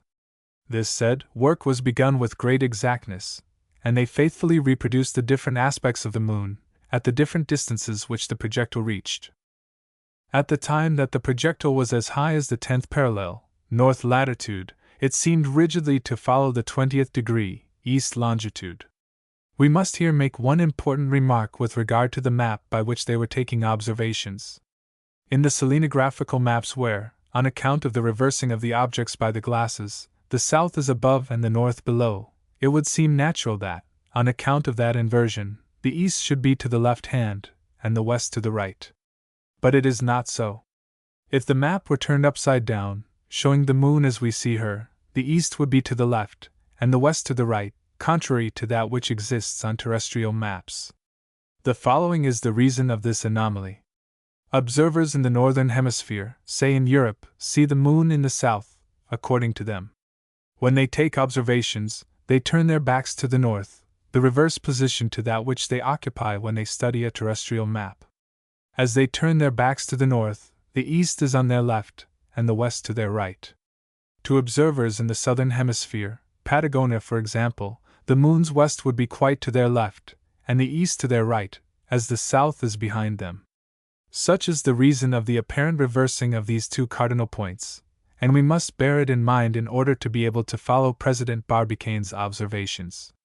With the help of Boer and Mulder's Mappa Selenographica, the travelers were able at once to recognize that portion of the disk enclosed within the field of their glasses. "What are we looking at this moment?" asked Michel. "At the northern part of the Sea of Clouds," answered Barbicane. We are too far off to recognize its nature. Are these plains composed of arid sand, as the first astronomer maintained? Or are they nothing but immense forests, according to M. Warren de la Rue's opinion, who gives the moon an atmosphere, though a very low and a very dense one? That we shall know by and by. We must affirm nothing until we are in a position to do so. This sea of clouds is rather doubtfully marked out upon the maps. It is supposed that these vast plains are strewn with blocks of lava from the neighboring volcanoes on its right, Ptolemy, Purbach, Arzakel. But the projectile was advancing, and sensibly nearing it. Soon there appeared the heights which bound the sea at this northern limit. Before them rose a mountain radiant with beauty, the top of which seemed lost in an eruption of solar rays. That is? Asked Michel. Copernicus, replied Barbicane. Let us see Copernicus. This mount, situated in 9 degrees north latitude and 20 degrees east longitude, rose to a height of 10,600 feet above the surface of the moon. It is quite visible from the earth, and astronomers can study it with ease, particularly during the phase between the last quarter and the new moon, because then the shadows are thrown lengthways from east to west, allowing them to measure the heights. This Copernicus forms the most important of the radiating system, situated in the southern hemisphere, according to Tycho Brahe. It rises isolated like a gigantic lighthouse on that portion of the Sea of Clouds, which is bounded by the Sea of Tempests, thus lighting by its splendid rays 2 oceans at a time. It was a sight without an equal, those long luminous trains, so dazzling in the full moon, and which, passing the boundary chain on the north, extends to the Sea of Rains. At 1 o'clock of the terrestrial morning, the projectile, like a balloon borne into space, overlooked the top of this superb mount. Barbicane could recognize perfectly its chief features. Copernicus is comprised in the series of ringed mountains of the first order, in the division of great circles. Like Kepler and Aristarchus, which overlook the ocean of tempests, sometimes it appeared like a brilliant point through the cloudy light, and was taken for a volcano in activity. But it is only an extinct one, like all on that side of the moon. Its circumference showed a diameter of about 22 leagues. The glasses discovered traces of stratification produced by successive eruptions, and the neighborhood was strewn with volcanic remains which still choke some of the craters. There exist, said Barbicane, several kinds of circles on the surface of the moon, and it is easy to see that Copernicus belongs to the radiating class. If we were nearer, we should see the cones bristling on the inside, which in former times were so many fiery mouths. A curious arrangement, and one without an exception on the lunar disk, is that the interior surface of these circles is the reverse of the exterior, and contrary to the form taken by terrestrial craters. It follows, then, that the general curve of the bottom of these circles gives a sphere of a smaller diameter than that of the moon. And why this peculiar disposition? Asked Nicholl. We do not know, replied Barbicane. What splendid radiation, said Michel. One could hardly see a finer spectacle, I think. What would you say, then? Replied Barbicane. If chance should bear us toward the southern hemisphere? Well, I should say that it was still more beautiful, retorted Michel Ardan. At this moment the projectile hung perpendicularly over the circle. The circumference of Copernicus formed almost a perfect circle, and its steep escarpments were clearly defined. They could even distinguish a second ringed enclosure. Around spread a grayish plain, of a wild aspect, on which every relief was marked in yellow. At the bottom of the circle, as if enclosed in a jewel case, sparkled for one instant 2 or 3 eruptive cones, like enormous dazzling gems. Toward the north the escarpments were lowered by a depression which would probably have given access to the interior of the crater. In passing over the surrounding plains, Barbicane noticed a great number of less important mountains, and among others a little ringed one called Gay-Lussac, the breadth of which measured 12 miles. Toward the south, the plain was very flat, without one elevation, without one projection. Toward the north, on the contrary, till where it was bounded by the Sea of Storms, it resembled a liquid surface agitated by a storm, of which the hills and hollows formed a succession of waves suddenly congealed. Over the whole of this, and in all directions, lay the luminous lines, all converging to the summit of Copernicus. The travelers discussed the origin of these strange rays, but they could not determine their nature any more than terrestrial observers. But why? Said Nicholl. Should not these rays be simply spurs of mountains which reflect more vividly the light of the sun? No, replied Barbicane. If it was so, under certain conditions of the moon, these ridges would cast shadows, and they do not cast any. And indeed, these rays only appeared when the orb of day was in opposition to the moon, and disappeared as soon as its rays became oblique. But how have they endeavored to explain these lines of light? Asked Michel. For I cannot believe that savants would ever be stranded for want of an explanation. Yes, replied Barbicane. Herschel has put forward an opinion, but he did not venture to affirm it. Never mind. What was the opinion? He thought that these rays might be streams of cooled lava which shone when the sun beat straight upon them. It may be so, but nothing can be less certain. Besides, if we pass nearer to Tycho, we shall be in a better position to find out the cause of this radiation. Do you know, my friends, what that plain, seen from the height we are at, resembles? Said Michel. No, replied Nicholl. Very well. With all those pieces of lava lengthened like rockets, it resembles an immense game of spelicans thrown pell-mell. There wants but the hook to pull them out one by one. Do be serious, said Barbicane. Well, let us be serious, replied Michel quietly. And instead of spelicans, let us put bones. This plain would then be nothing but an immense cemetery, on which would repose the mortal remains of thousands of extinct generations. Do you prefer that high-flown comparison? One is as good as the other, retorted Barbicane. My word, you are difficult to please, answered Michel. My worthy friend, continued the matter-of-fact Barbicane, it matters but little what it resembles, when we do not know what it is. Well answered, exclaimed Michel. That will teach me to reason with savants. But the projectile continued to advance with almost uniform speed around the lunar disk. The travelers, we may easily imagine, did not dream of taking a moment's rest. Every minute changed the landscape which fled from beneath their gaze. About 1:30 in the morning, they caught a glimpse of the tops of another mountain. Barbicane, consulting his map, recognized Eratosthenes. It was a ringed mountain 9,000 feet high, and one of those circles so numerous on this satellite. With regard to this, Barbicane related Kepler's singular opinion on the formation of circles. According to that celebrated mathematician, these crater-like cavities had been dug by the hand of man. For what purpose? Asked Nicholl. For a very natural one, replied Barbicane. The Selenites might have undertaken these immense works and dug these enormous holes for a refuge and shield from the solar rays which beat upon them during 15 consecutive days. The Selenites are not fools, said Michel. A singular idea, replied Nicholl. But it is probable that Kepler did not know the true dimensions of these circles, for the digging of them would have been the work of giants quite impossible for the Selenites. Why? If weight on the moon's surface is 6 times less than on the earth? Said Michel. But if the Selenites are 6 times smaller? Retorted Nicholl. And if there are no Selenites? Added Barbicane. This put an end to the discussion. Soon Eratosthenes disappeared under the horizon without the projectile being sufficiently near to allow close observation. This mountain separated the Apennines from the Carpathians. In the lunar orography they have discerned some chains of mountains, which are chiefly distributed over the northern hemisphere. Some, however, occupy certain portions of the southern hemisphere also.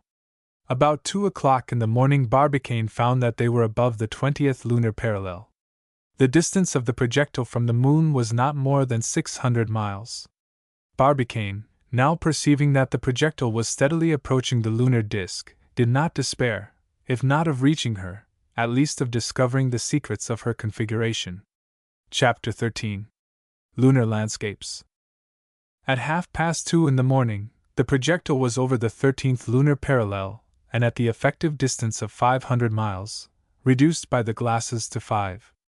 It still seemed impossible, however, that it could ever touch any part of the disk.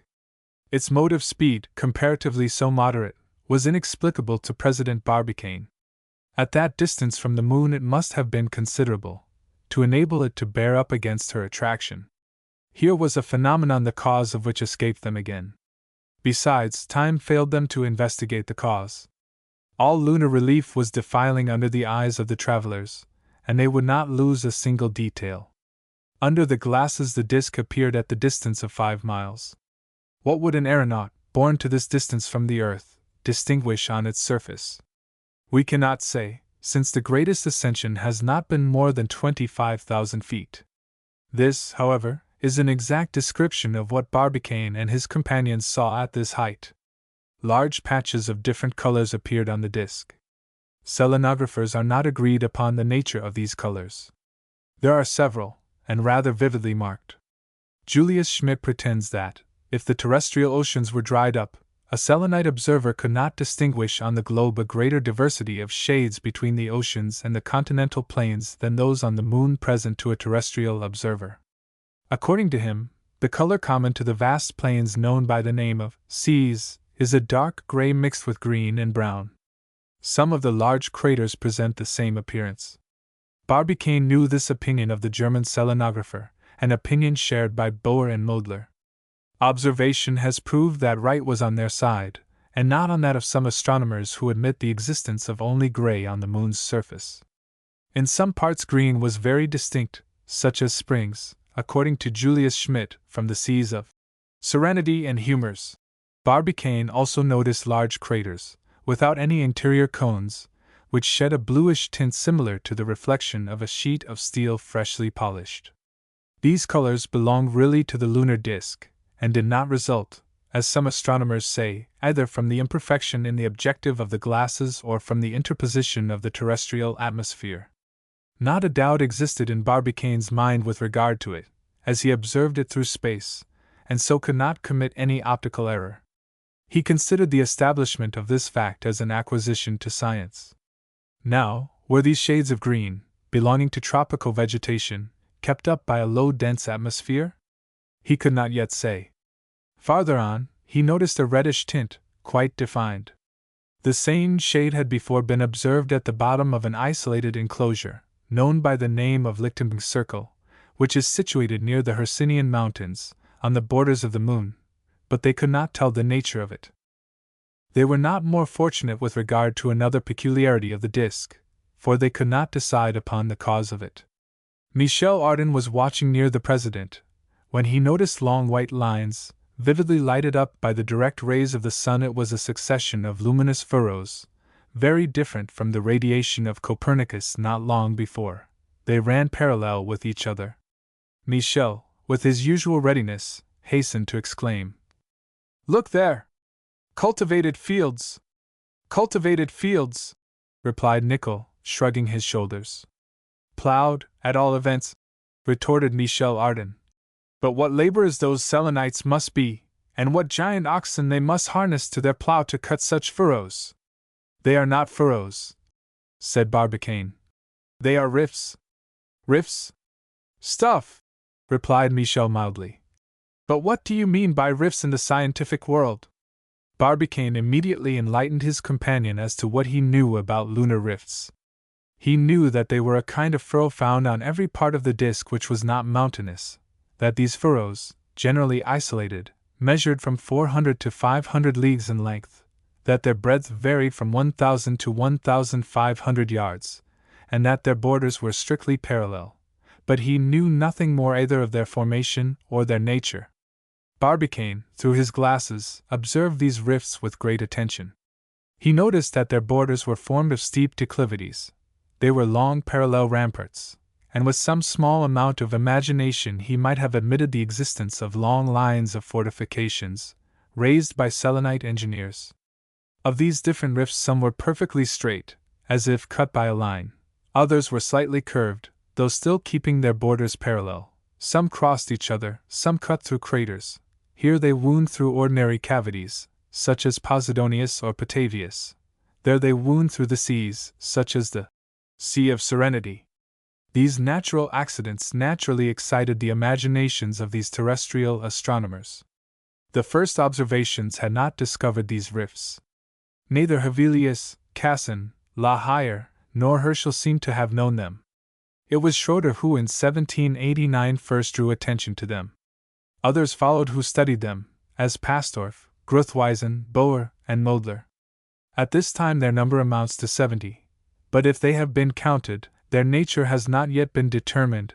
They are certainly not fortifications, any more than they are the ancient beds of dried-up rivers, for, on one side, the waters, so slight on the moon's surface, could never have worn such trains for themselves, and on the other, they often cross craters of great elevation. We must, however, allow that Michel Ardan had an idea, and that, without knowing it, he coincided in that respect with Julius Schmidt. Why, said he, should not these unaccountable appearances be simply phenomena of vegetation? What do you mean? Asked Barbicane quickly. Do not excite yourself, my worthy president, replied Michel. Might it not be possible that the dark lines forming that bastion were rows of trees regularly placed? You stick to your vegetation, then? Said Barbicane. I like, retorted Michel Ardan, to explain what you savants cannot explain. At least my hypothesis has the advantage of indicating why these rifts disappear, or seem to disappear, at certain seasons. And for what reason? For the reason that the trees become invisible when they lose their leaves, and visible again when they regain them. Your explanation is ingenious, my dear companion, replied Barbicane, but inadmissible. Why? Because, so to speak, there are no seasons on the moon's surface, and that, consequently, the phenomena of vegetation of which you speak cannot occur. Indeed, the slight obliquity of the lunar axis keeps the sun at an almost equal height in every latitude. Above the equatorial regions the radiant orb almost invariably occupies the zenith, and does not pass the limits of the horizon in the polar regions. Thus, according to each region, there reigns a perpetual winter, spring, summer, or autumn, as in the planet Jupiter, whose axis is but little inclined upon its orbit. What origin do they attribute to these rifts? That is a question difficult to solve. They are certainly anterior to the formation of craters and circles, for several have introduced themselves by breaking through their circular ramparts. Thus it may be that, contemporary with the later geological epochs, they are due to the expansion of natural forces. But the projectile had now attained the 40th degree of lunar latitude, at a distance not exceeding 40 miles. Through the glasses objects appeared to be only 4 miles distant. At this point, under their feet, rose Mount Helicon, 1,520 feet high, and round about the left rose moderate elevations, enclosing a small portion of the Sea of Rains, under the name of the Gulf of Iris. The terrestrial atmosphere would have to be 170 times more transparent than it is, to allow astronomers to make perfect observations on the moon's surface. But in the void in which the projectile floated no fluid interposed itself between the eye of the observer and the object observed. And more, Barbicane found himself carried to a greater distance than the most powerful telescopes had ever done before, either that of Lord Rosse or that of the Rocky Mountains. He was, therefore, under extremely favorable conditions for solving that great question of the habitability of the moon. But the solution still escaped him. He could distinguish nothing but desert beds, immense plains, and toward the north, arid mountains. Not a work betrayed the hand of man. Not a ruin marked his course, not a group of animals was to be seen indicating life, even in an inferior degree. In no part was there life, in no part was there an appearance of vegetation. Of the 3 kingdoms which shared the terrestrial globe between them, one alone was represented on the lunar, and that the mineral. Ah, indeed, said Michel Ardan, a little out of countenance. Then you see no one? No, answered Nicholl. Up to this time, not a man, not an animal, not a tree. After all, whether the atmosphere has taken refuge at the bottom of cavities, in the midst of the circles, or even on the opposite face of the moon, we cannot decide. Besides, added Barbicane, even to the most piercing eye a man cannot be distinguished farther than 3.5 miles off, so that, if there are any Selenites, they can see our projectile, but we cannot see them. Toward 4 in the morning, at the height of the 50th parallel, the distance was reduced to 300 miles. To the left ran a line of mountains capriciously shaped, lying in the full light.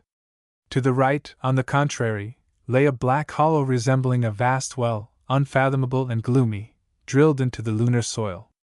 This hole was the Black Lake.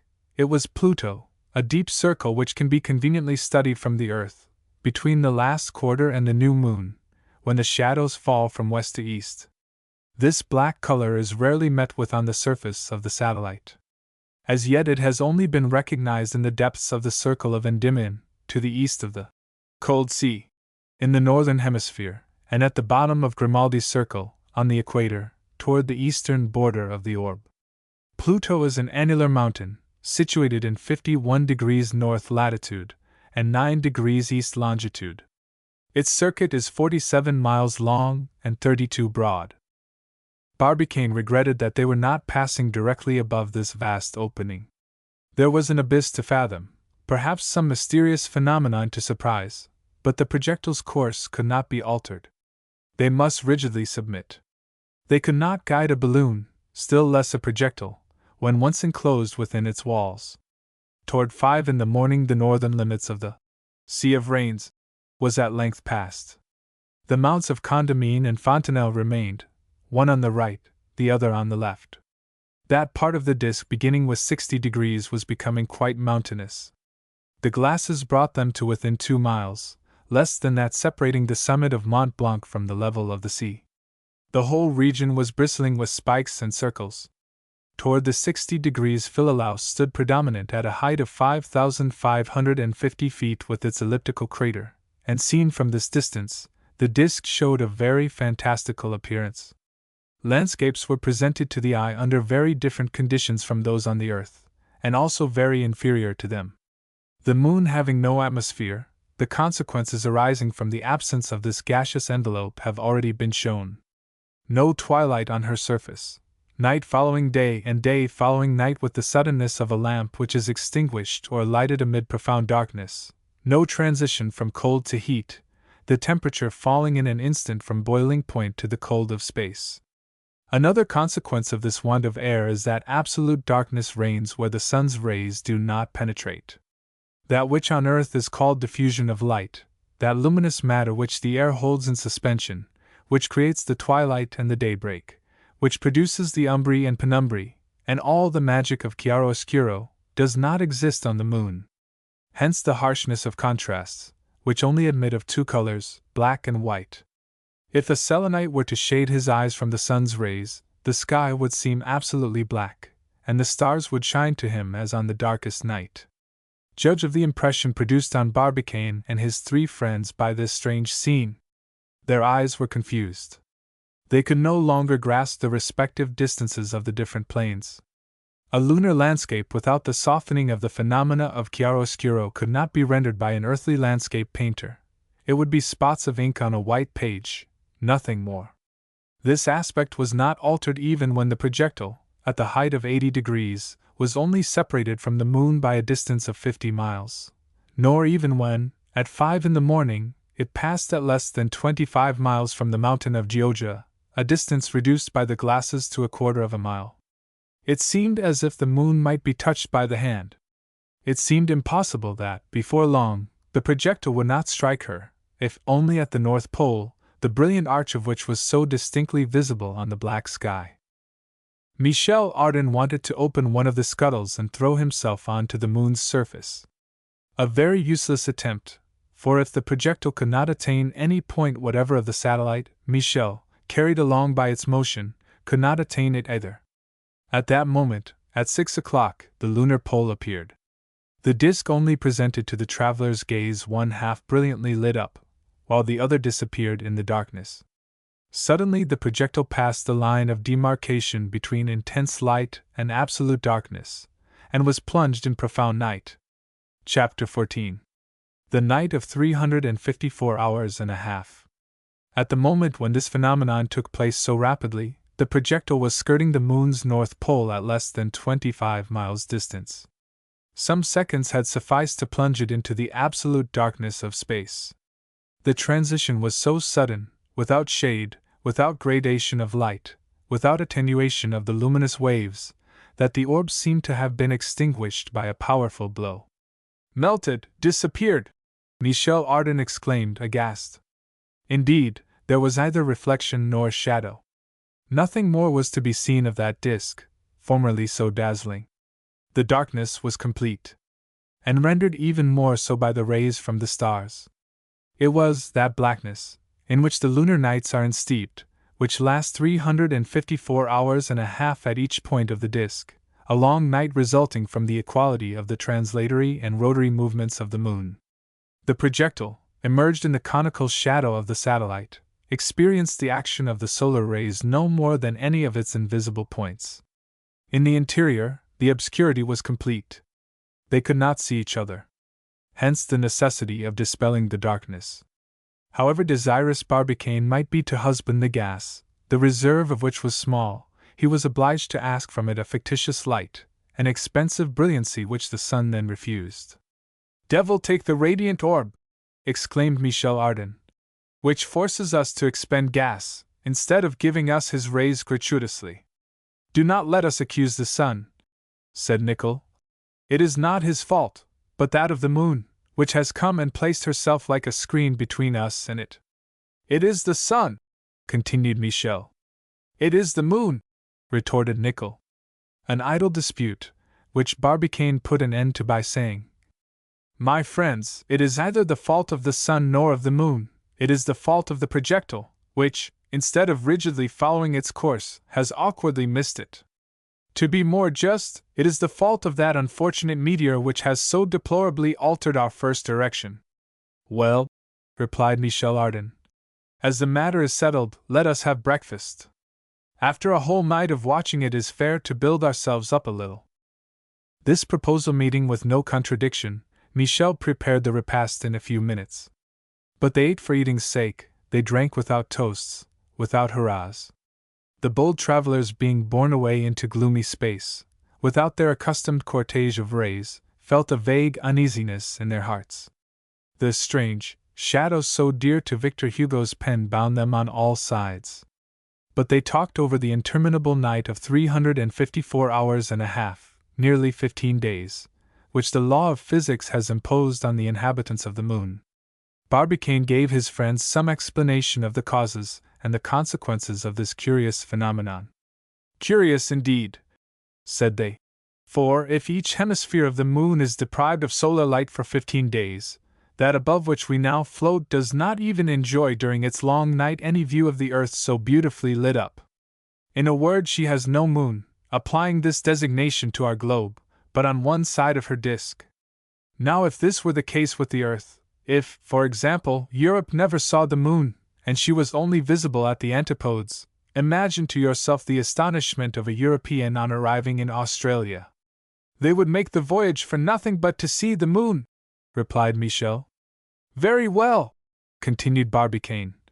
"That astonishment is reserved for the Selenites who inhabit the face of the moon opposite to the earth, a face which is ever invisible to our countrymen of the terrestrial globe. And which we should have seen," added Nicholl, "if we had arrived here when the moon was new, that is to say 15 days later. I will add, to make amends," continued Barbicane, "that the inhabitants of the visible face are singularly favored by nature, to the detriment of their brethren on the invisible face. The latter, as you see, have dark nights of 354 hours, without one single ray to break the darkness. The other, on the contrary, when the sun which has given its light for 15 days sinks below the horizon, see a splendid orb rise on the opposite horizon. It is the earth, which is 13 times greater than the diminutive moon that we know, the earth which develops itself at a diameter of 2 degrees, and which sheds a light 13 times greater than that qualified by atmospheric strata, the earth which only disappears at the moment when the sun reappears in its turn." "Nicely worded," said Michel. "Slightly academical perhaps." "It follows, then," continued Barbicane, without knitting his brows, "that the visible face of the disk must be very agreeable to inhabit, since it always looks on either the sun when the moon is full, or on the earth when the moon is new." "But," said Nicholl, "that advantage must be well compensated by the insupportable heat which the light brings with it." "The inconvenience, in that respect, is the same for the two faces, for the earth's light is evidently deprived of heat." But the invisible face is still more searched by the heat than the visible face. I say that for you, Nickel, because Michel will probably not understand. Thank you, said Michel. Indeed, continued Barbicane. When the invisible face receives at the same time light and heat from the sun, it is because the moon is new, that is to say, she is situated between the sun and the earth. It follows, then, considering the position which she occupies in opposition when full, that she is nearer to the sun by twice her distance from the earth, and that distance may be estimated at the 200th part of that which separates the sun from the earth, or in round numbers 400,000 miles. So that invisible face is so much nearer to the sun when she receives its rays. Quite right, replied Nickel. On the contrary, continued Barbicane. One moment, said Michel, interrupting his grave companion. What do you want? I asked to be allowed to continue the explanation. And why? To prove that I understand. Get along with you, said Barbicane, smiling. On the contrary, said Michel, imitating the tone and gestures of the president. On the contrary, when the visible face of the moon is lit by the sun, it is because the moon is full, that is to say, opposite the sun with regard to the earth. The distance separating it from the radiant orb is then increased in round numbers to 400,000 miles, and the heat which she receives must be a little less. Very well said, exclaimed Barbicane. Do you know, Michel, that for an amateur you are intelligent? Yes, replied Michel coolly. We are also on the Boulevard des Italiens. Barbicane gravely grasped the hand of his amiable companion, and continued to enumerate the advantages reserved for the inhabitants of the visible face.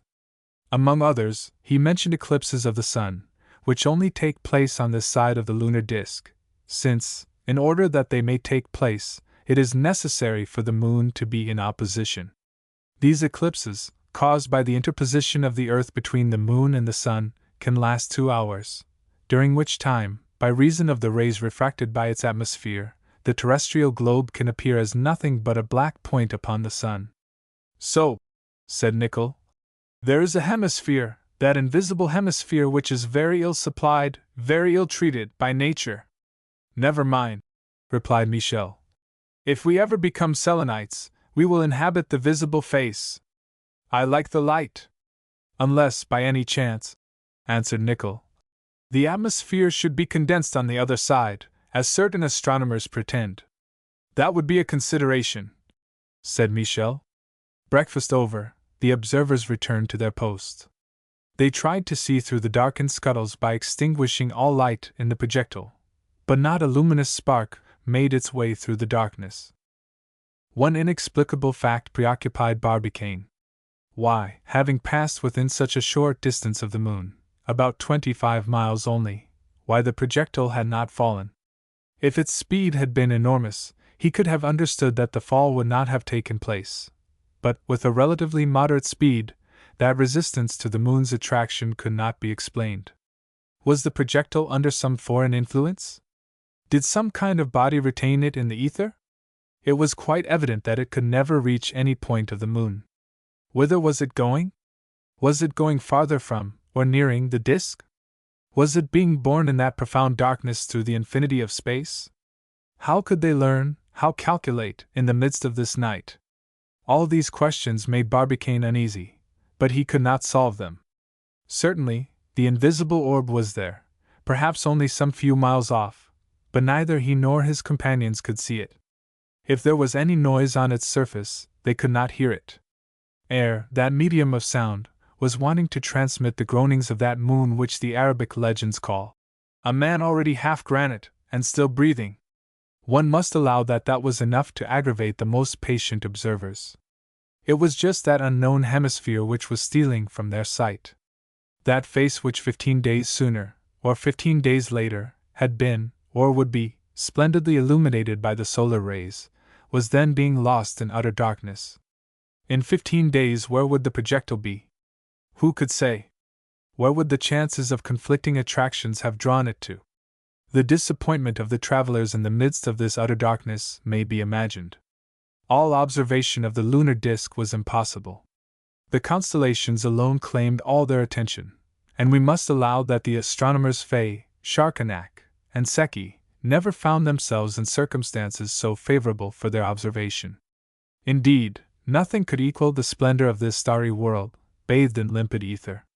Its diamonds set in the heavenly vault sparkled magnificently. The eye took in the firmament from the Southern Cross to the North Star, those two constellations which in 12,000 years, by reason of the succession of equinoxes, will resign their part of the polar stars, the one to Canopus in the southern hemisphere, the other to Vega in the northern. Imagination loses itself in this sublime infinity, amid which the projectile was gravitating, like a new star created by the hand of man. From a natural cause, these constellations shone with a soft luster. They did not twinkle, for there was no atmosphere which, by the intervention of its layers unequally dense and of different degrees of humidity, produces this scintillation. These stars were soft eyes, looking out into the dark night, amid the silence of absolute space. Long did the travelers stand mute, watching the constellated firmament, upon which the moon, like a vast screen, made an enormous black hole. But at length a painful sensation drew them from their watchings. This was an intense cold, which soon covered the inside of the glass of the scuttles with a thick coating of ice. The sun was no longer warming the projectile with its direct rays, and thus it was losing the heat stored up in its walls by degrees. This heat was rapidly evaporating into space by radiation, and a considerably lower temperature was the result. The humidity of the interior was changed into ice upon contact with the glass, preventing all observation. Nickel consulted the thermometer, and saw that it had fallen to 17 degrees centigrade, below zero. So that, in spite of the many reasons for economizing, Barbicane, after having begged light from the gas, was also obliged to beg for heat. The projectile's low temperature was no longer endurable. Its tenants would have been frozen to death. Well, observed Michel, we cannot reasonably complain of the monotony of our journey. What variety we have had, at least in temperature. Now we are blinded with light and saturated with heat, like the Indians of the Pampas. Now plunged into profound darkness, amid the cold, like the Eskimo of the North Pole. No, indeed. We have no right to complain. Nature does wonders in our honor. But, asked Nickel, what is the temperature outside? Exactly that of the planetary space, replied Barbicane. Then, continued Michel Ardan, would not this be the time to make the experiment which we dared not attempt when we were drowned in the sun's rays? It is now or never, replied Barbicane, for we are in a good position to verify the temperature of space, and see if Fourier or Pouillet's calculations are exact. In any case it is cold, said Michel. See, the steam of the interior is condensing on the glasses of the scuttles. If the fall continues, the vapor of our breath will fall in snow around us. Let us prepare a thermometer, said Barbicane.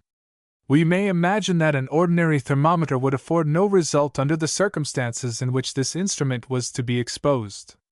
The mercury would have been frozen in its ball, as below 42 degrees Fahrenheit below zero it is no longer liquid. But Barbicane had furnished himself with a spirit thermometer on Wofford's system, which gives the minima of excessively low temperatures.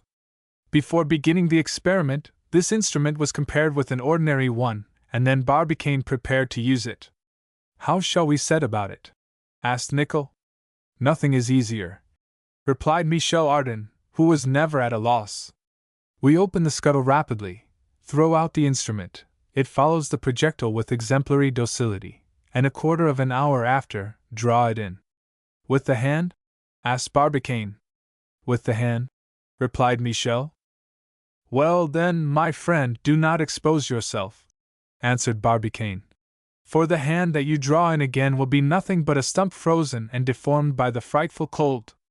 Really, you will feel as if you had had a terrible burn, like that of iron at a white heat, for whether the heat leaves our bodies briskly or enters briskly, it is exactly the same thing. Besides, I am not at all certain that the objects we have thrown out are still following us. Why not?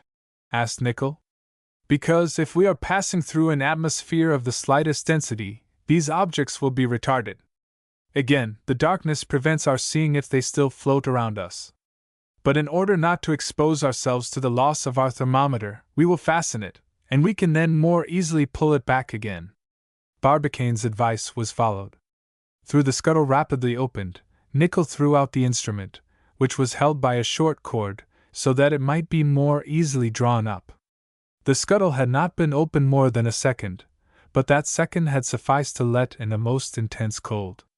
"The devil!" exclaimed Michel Ardan. "It is cold enough to freeze a white bear." Barbicane waited until half an hour had elapsed, which was more than time enough to allow the instrument to fall to the level of the surrounding temperature. Then it was rapidly pulled in. Barbicane calculated the quantity of spirits of wine overflowed into the little vial soldered to the lower part of the instrument, and said, 140 degrees centigrade below zero. Pilot was right and Fourier wrong. That was the undoubted temperature of the starry space. Such is, perhaps, that of the lunar continents, when the orb of night has lost by radiation all the heat which 15 days of sun have poured into her. Chapter 15. Hyperbola or Parabola. We may, perhaps, be astonished to find Barbicane and his companions so little occupied with the future reserved for them in their metal prison which was bearing them through the infinity of space. Instead of asking where they were going, they passed their time making experiments, as if they had been quietly installed in their own study. We might answer that men so strong-minded were above such anxieties, that they did not trouble themselves about such trifles, and that they had something else to do than to occupy their minds with the future. The truth was that they were not masters of their projectile. They could neither check its course, nor alter its direction. A sailor can change the head of his ship as he pleases. An aeronaut can give a vertical motion to his balloon. They, on the contrary, had no power over their vehicle. Every maneuver was forbidden. Hence the inclination to let things alone, or as the sailors say, let her run. Where did they find themselves at this moment? At 8 o'clock in the morning of the day called upon the earth the 6th of December. Very certainly in the neighborhood of the moon, and even near enough for her to look to them like an enormous black screen upon the firmament. As to the distance which separated them, it was impossible to estimate it. The projectile, held by some unaccountable force, had been within 4 miles of grazing the satellite's north pole. But since entering the cone of shadow these last 2 hours, had the distance increased or diminished? Every point of mark was wanting by which to estimate both the direction and the speed of the projectile. Perhaps it was rapidly leaving the disk, so that it would soon quit the pure shadow. Perhaps, again, on the other hand, it might be nearing it so much that in a short time it might strike some high point on the invisible hemisphere, which would doubtlessly have ended the journey much to the detriment of the travelers. A discussion arose on this subject, and Michel Ardan, always ready with an explanation, gave it as his opinion that the projectile, held by the lunar attraction, would end by falling on the surface of the terrestrial globe like an aerolite. "First of all, my friend," answered Barbicane, "every aerolite does not fall to the earth. It is only a small proportion which do so, and if we had passed into an aerolite, it does not necessarily follow that we should ever reach the surface of the moon." "But how if we get near enough?" replied Michel. "Pure mistake," replied Barbicane. "Have you not seen shooting stars rush through the sky by thousands at certain seasons?" "Yes." "Well, these stars, or rather corpuscles, only shine when they are heated by gliding over the atmospheric layers. Now, if they enter the atmosphere, they pass at least within 40 miles of the earth, but they seldom fall upon it. The same with our projectile. It may approach very near to the moon, and not yet fall upon it." "But then," asked Michel, "I shall be curious to know how our erring vehicle will act in space." "I see but 2 hypotheses," replied Barbicane, after some moments' reflection. "What are they?" "The projectile has the choice between 2 mathematical curves, and it will follow one or the other according to the speed with which it is animated, and which at this moment I cannot estimate." "Yes," said Nicholl. "It will follow either a parabola or a hyperbola." "Just so," replied Barbicane. "With a certain speed it will assume the parabola, and with a greater the hyperbola." "I like those grand words," exclaimed Michel Ardan. "One knows directly what they mean. And pray what is your parabola, if you please?" "My friend," answered the captain. The parabola is a curve of the second order, the result of the section of a cone intersected by a plane parallel to one of the sides. Ah, said Michel, in a satisfied tone. It is very nearly, continued Nickel, the course described by a bomb launched from a mortar. Perfect. And the hyperbola? The hyperbola, Michel, is a curve of the second order, produced by the intersection of a conic surface and a plane parallel to its axis, and constitutes two branches separated one from the other, both tending indefinitely in the two directions. Is it possible? Exclaimed Michel Ardan in a serious tone, as if they had told him of some serious event. What I particularly like in your definition of the hyperbola, I was going to say hyperbolae, is that it is still more obscure than the word you pretend to define. Nickel and Barbicane cared little for Michel Ardan's fun. They were deep in a scientific discussion. What curve would the projectile follow? Was their hobby. One maintained the hyperbola, the other the parabola. They gave each other reasons bristling with X. Their arguments were couched in language which made Michel jump. The discussion was hot, and neither would give up his chosen curve to his adversary. This scientific dispute lasted so long that it made Michel very impatient. Now, gentlemen cosines, will you cease to throw parabolas and hyperbolas at each other's heads? I want to understand the only interesting question in the whole affair. We shall follow one or the other of these curves? Good. But where will they lead us to? Nowhere, replied Nickel. How nowhere? Evidently, said Barbicane. They are open curves, which may be prolonged indefinitely. Ah, savants! Cried Michel. And what are either the one or the other to us from the moment we know that they equally lead us into infinite space? Barbicane and Nickel could not forbear smiling. They had just been creating art for art's sake. Never had so idle a question been raised at such an inopportune moment. The sinister truth remained that, whether hyperbolically or parabolically borne away, the projectile would never again meet either the Earth or the Moon. What would become of these bold travelers in the immediate future? If they did not die of hunger, if they did not die of thirst, in some days when the gas failed, they would die from want of air, unless the cold had killed them first. Still, important as it was to economize the gas, the excessive lowness of the surrounding temperature obliged them to consume a certain quantity. Strictly speaking, they could do without its light, but not without its heat. Fortunately, the caloric generated by Reiset's and Regnaut's apparatus raised the temperature of the interior of the projectile a little, and without much expenditure they were able to keep it bearable. But observations had now become very difficult. The dampness of the projectile was condensed on the windows and congealed immediately. This cloudiness had to be dispersed continually. In any case, they might hope to be able to discover some phenomena of the highest interest. But up to this time the disk remained dumb and dark.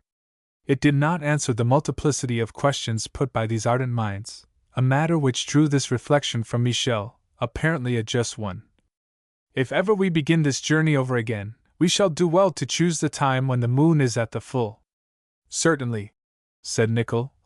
That circumstance will be more favorable. I allow that the moon, immersed in the sun's rays, will not be visible during the transit, but instead we should see the earth, which would be full. And what is more, if we were drawn round the moon, as at this moment, we should at least have the advantage of seeing the invisible part of her disk magnificently lit. Well said, Nickel, replied Michel Ardan. What do you think, Barbicane? I think this, answered the grave president. If ever we begin this journey again, we shall start at the same time and under the same conditions.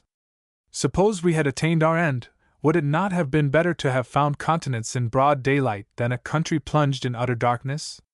Would not our first installation have been made under better circumstances? Yes, evidently. As to the invisible side, we could have visited it in our exploring expeditions on the lunar globe. So that the time of the full moon was well chosen.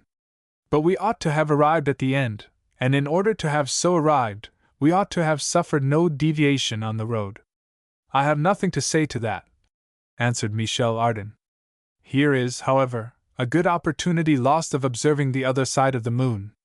But the projectile was now describing in the shadow that incalculable course which no sight mark would allow them to ascertain. Had its direction been altered either by the influence of the lunar attraction, or by the action of some unknown star? Barbicane could not say. But a change had taken place in the relative position of the vehicle, and Barbicane verified it about 4 in the morning. The change consisted in this, that the base of the projectile had turned toward the moon's surface, and was so held by a perpendicular passing through its axis. The attraction, that is to say the weight, had brought about this alteration. The heaviest part of the projectile inclined toward the invisible disk as if it would fall upon it. Was it falling? Were the travelers attaining that much desired end? No, and the observation of a sign point, quite inexplicable in itself, showed Barbicane that his projectile was not nearing the moon, and that it had shifted by following an almost concentric curve. This point of mark was a luminous brightness, which Nicholl sighted suddenly, on the limit of the horizon formed by the black disk. This point could not be confounded with a star. It was a reddish incandescence which increased by degrees, a decided proof that the projectile was shifting toward it, and not falling normally on the surface of the moon. "A volcano! It is a volcano in action!" cried Nicholl. "A disemboweling of the interior fires of the moon! That world is not quite extinguished." "Yes, an eruption," replied Barbicane, who was carefully studying the phenomenon through his night glass. "What should it be, if not a volcano?" "But then," said Michel Ardan, "in order to maintain that combustion, there must be air. So the atmosphere does surround that part of the moon." "Perhaps so," replied Barbicane, "but not necessarily. The volcano, by the decomposition of certain substances, can provide its own oxygen, and thus throw flames into space. It seems to me that the deflagration, by the intense brilliancy of the substances in combustion, is produced in pure oxygen. We must not be in a hurry to proclaim the existence of a lunar atmosphere. The fiery mountain must have been situated about the 45 degrees south latitude on the invisible part of the disk. But to Barbicane's great displeasure, the curve which the projectile was describing was taking it far from the point indicated by the eruption. Thus he could not determine its nature exactly. Half an hour after being sighted, this luminous point had disappeared behind the dark horizon, but the verification of this phenomenon was of considerable consequence in their selenographic studies. It proved that all heat had not yet disappeared from the bowels of this globe, and where heat exists, who can affirm that the vegetable kingdom, nay, even the animal kingdom itself, has not up to this time resisted all destructive influences? The existence of this volcano in eruption, unmistakably seen by these earthly savants, would doubtless give rise to many theories favorable to the grave question of the habitability of the moon. Barbicane allowed himself to be carried away by these reflections. He forgot himself in a deep reverie in which the mysterious destiny of the lunar world was uppermost. He was seeking to combine together the facts observed up to that time, when a new incident recalled him briskly to reality. This incident was more than a cosmical phenomenon. It was a threatened danger, the consequence of which might be disastrous in the extreme. Suddenly, in the midst of the ether, in the profound darkness, an enormous mass appeared. It was like a moon, but an incandescent moon whose brilliancy was all the more intolerable as it cut sharply on the frightful darkness of space. This mass, of a circular form, threw a light which filled the projectile. The forms of Barbicane, Nicholl, and Michel Ardan, bathed in its white sheets, assumed that livid spectral appearance which physicians produce with the fictitious light of alcohol impregnated with salt. "By Jove!" cried Michel Ardan. "We are hideous! What is that ill-conditioned moon?" "A meteor," replied Barbicane. "A meteor burning in space?" "Yes." This shooting globe, suddenly appearing in shadow at a distance of at most 200 miles, ought, according to Barbicane, to have a diameter of 2,000 yards. It advanced at a speed of about 1.5 miles per second. It cut the projectile's path, and must reach it in some minutes. As it approached, it grew to enormous proportions. Imagine, if possible, the situation of the travelers. It is impossible to describe it. In spite of their courage, their sang-froid, their carelessness of danger, they were mute, motionless with stiffened limbs, a prey to frightful terror. Their projectile, the course of which they could not alter, was rushing straight on this ignited mass, more intense than the open mouth of an oven. It seemed as though they were being precipitated toward an abyss of fire. Barbicane had seized the hands of his two companions, and all three looked through their half-open eyelids upon that asteroid heated to a white heat. If thought was not destroyed within them, if their brains still worked amid all this awe, they must have given themselves up for lost. 2 minutes after the sudden appearance of the meteor, to them 2 centuries of anguish, the projectile seemed almost about to strike it, when the globe of fire burst like a bomb, but without making any noise in that void where sound, which is but the agitation of the layers of air, could not be generated. Nicholl uttered a cry, and he and his companions rushed to the scuttle. What a sight! What pen can describe it? What palette is rich enough in colors to reproduce so magnificent a spectacle? It was like the opening of a crater, like the scattering of an immense conflagration. Thousands of luminous fragments lit up and irradiated space with their fires. Every size, every color, was there intermingled. There were rays of yellow and pale yellow, red, green, gray, a crown of fireworks of all colors. Of the enormous and much dreaded globe there remained nothing but these fragments carried in all directions, now become asteroids in their turn, some flaming like a sword, some surrounded by a whitish cloud, and others leaving behind them trains of brilliant cosmical dust.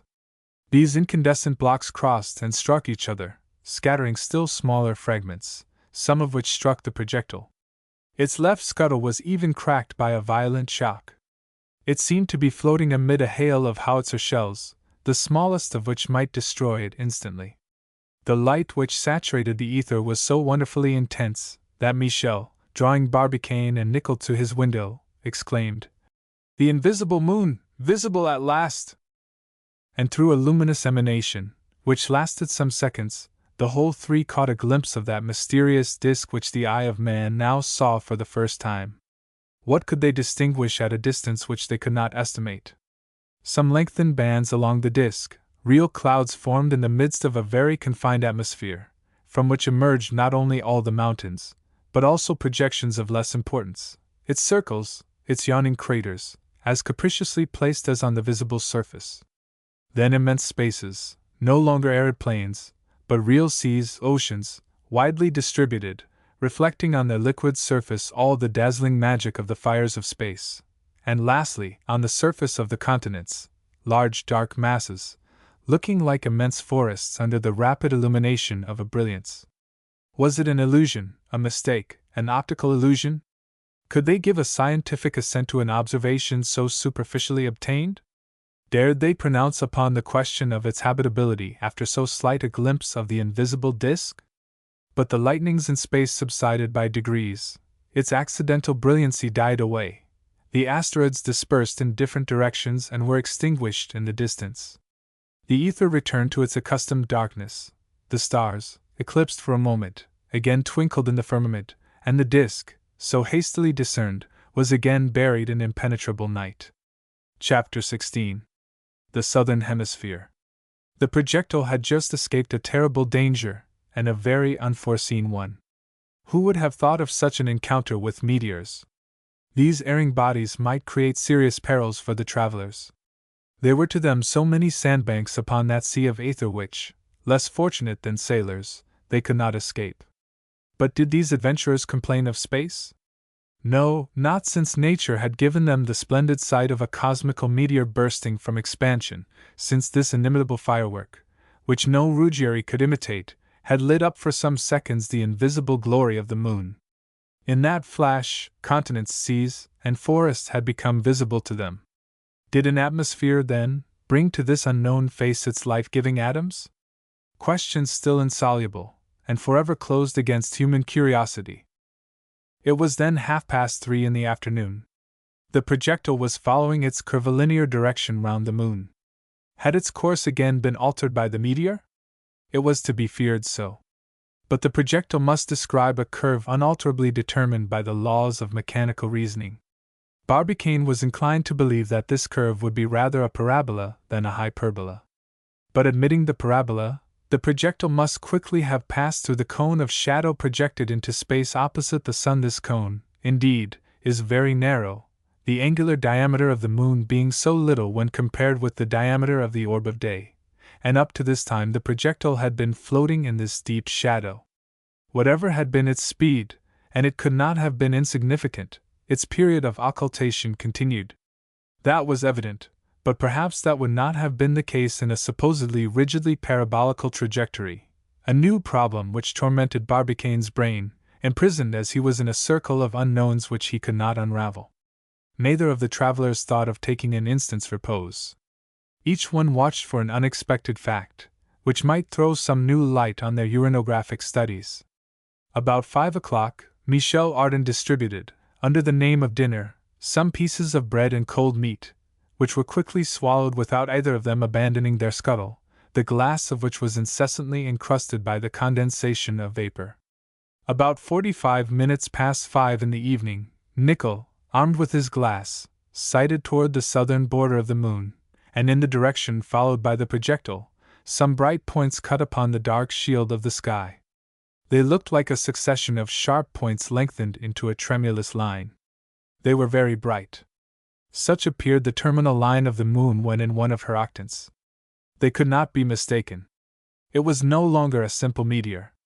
This luminous ridge had neither color nor motion. Nor was it a volcano in eruption.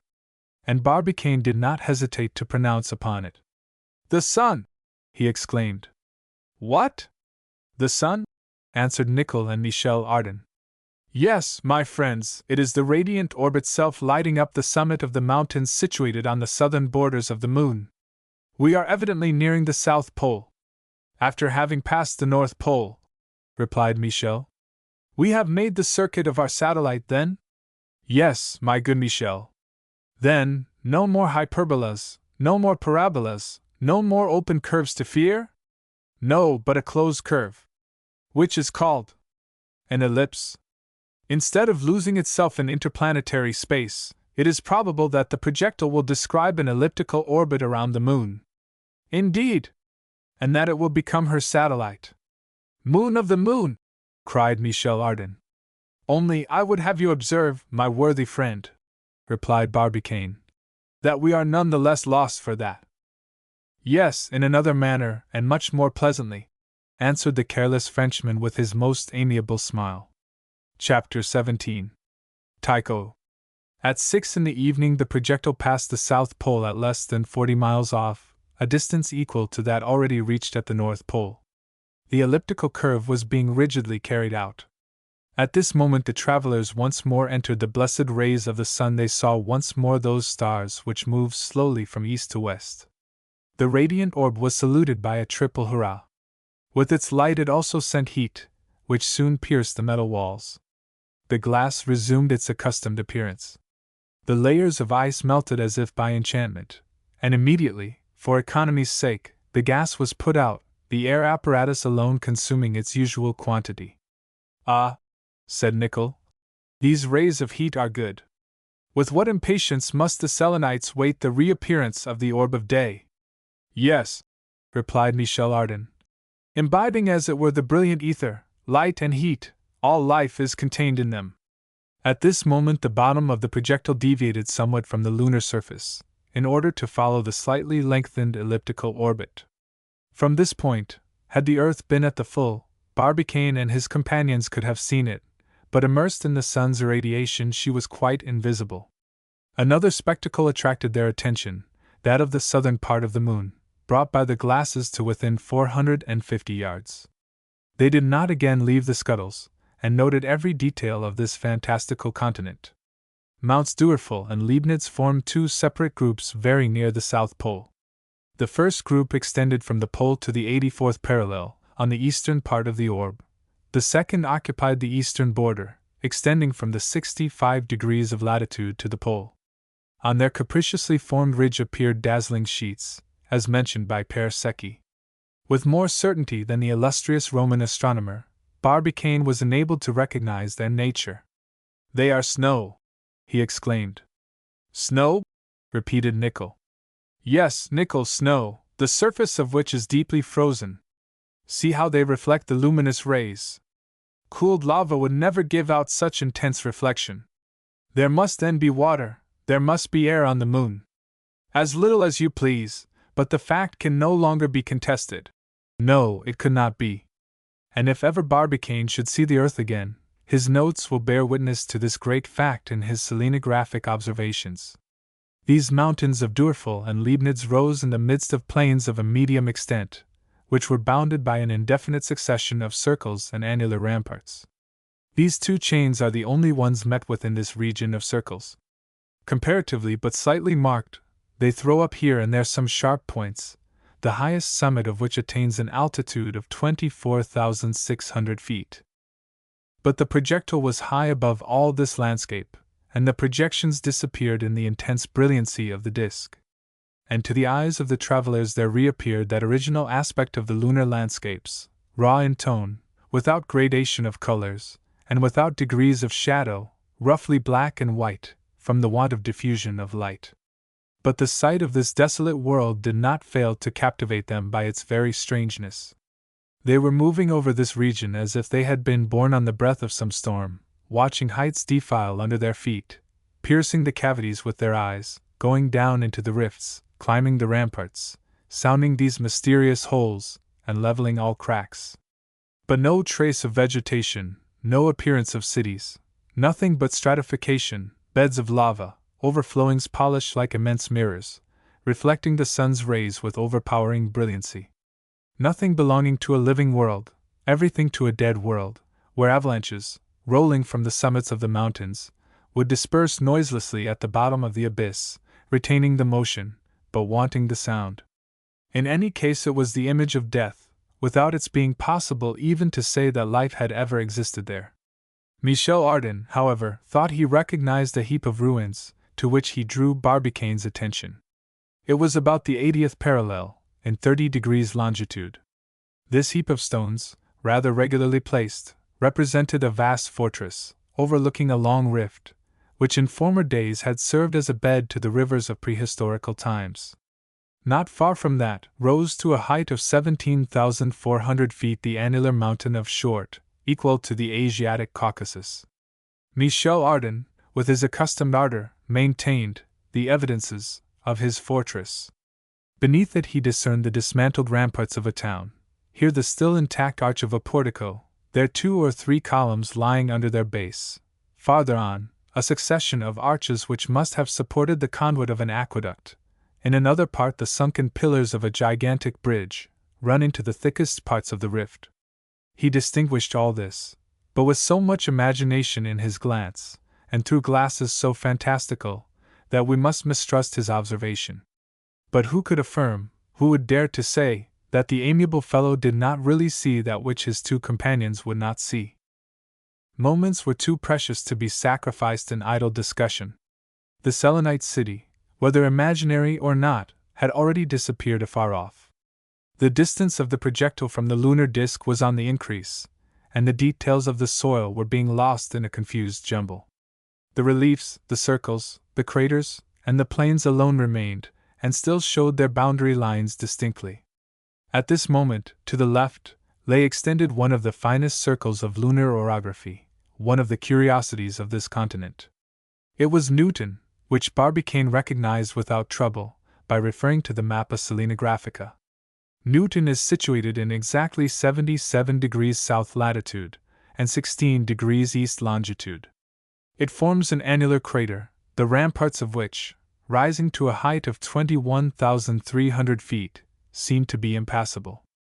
Barbicane made his companions observe that the height of this mountain above the surrounding plain was far from equaling the depth of its crater. This enormous hole was beyond all measurement, and formed a gloomy abyss, the bottom of which the sun's rays could never reach. There, according to Humboldt, reigns utter darkness, which the light of the sun and the earth cannot break.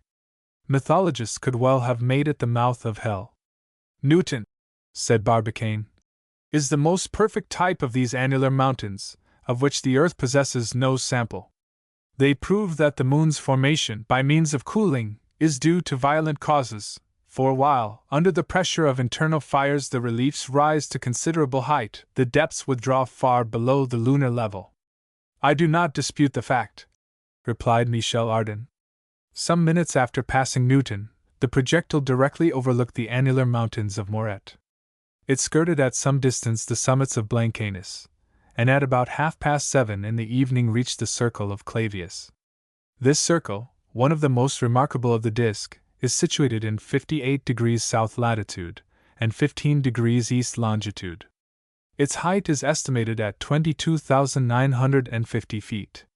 The travelers, at a distance of 24 miles, reduced to 4 by their glasses, could admire this vast crater in its entirety. Terrestrial volcanoes, said Barbicane, are but molehills compared with those of the moon. Measuring the old craters formed by the first eruptions of Vesuvius and Etna, we find them little more than 3 miles in breadth. In France, the circle of Canton measures 6 miles across. At Sealand, the circle of the island is 40 miles, which is considered the largest on the globe. What are these diameters against that of Clavius, which we overlook at this moment? What is its breadth? Asked Nicholl. It is 150 miles, replied Barbicane. This circle is certainly the most important on the moon, but many others measure 150, 100, or 75 miles. Ah, my friends, exclaimed Michel, can you picture to yourselves what this now peaceful orb of night must have been when its craters, filled with thunderings, vomited at the same time smoke and tongues of flame? What a wonderful spectacle then, and now what decay! This moon is nothing more than a thin carcass of fireworks, whose squibs, rockets, serpents, and suns, after a superb brilliancy, have left but sadly broken cases.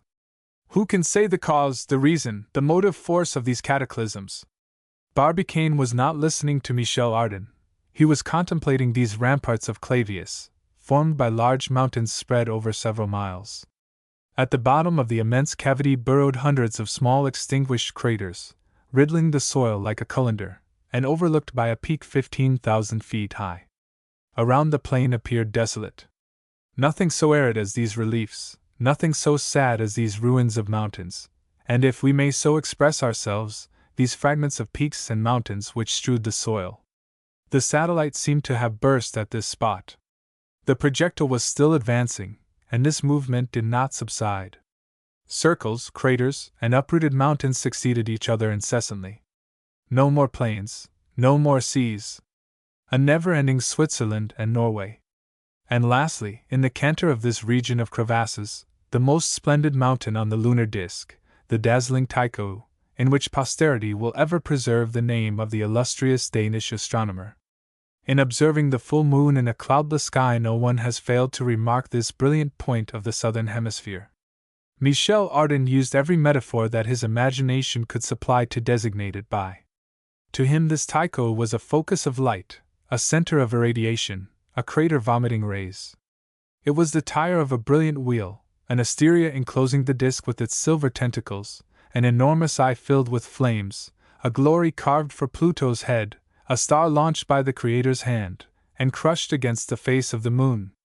Tycho forms such a concentration of light that the inhabitants of the earth can see it without glasses, though at a distance of 240,000 miles. Imagine, then, its intensity to the eye of observers placed at a distance of only 50 miles. Seen through this pure ether, its brilliancy was so intolerable that Barbicane and his friends were obliged to blacken their glasses with the gas smoke before they could bear the splendor. Then silent, scarcely uttering an interjection of admiration, they gazed, they contemplated. All their feelings, all their impressions, were concentrated in that look, as under any violent emotion all life is concentrated at the heart. Tycho belongs to the system of radiating mountains, like Aristarchus and Copernicus, but it is of all the most complete and decided, showing unquestionably the frightful volcanic action to which the formation of the moon is due. Tycho is situated in 43 degrees south latitude and 12 degrees east longitude. Its center is occupied by a crater 50 miles broad. It assumes a slightly elliptical form, and is surrounded by an enclosure of annular ramparts, which on the east and west overlook the outer plain from a height of 15,000 feet. It is a group of Mont Blancs, placed round one common center, and crowned by radiating beams. What this incomparable mountain really is, with all the projections converging toward it, and the interior excrescences of its crater, photography itself could never represent. Indeed, it is during the full moon that Tycho is seen in all its splendor.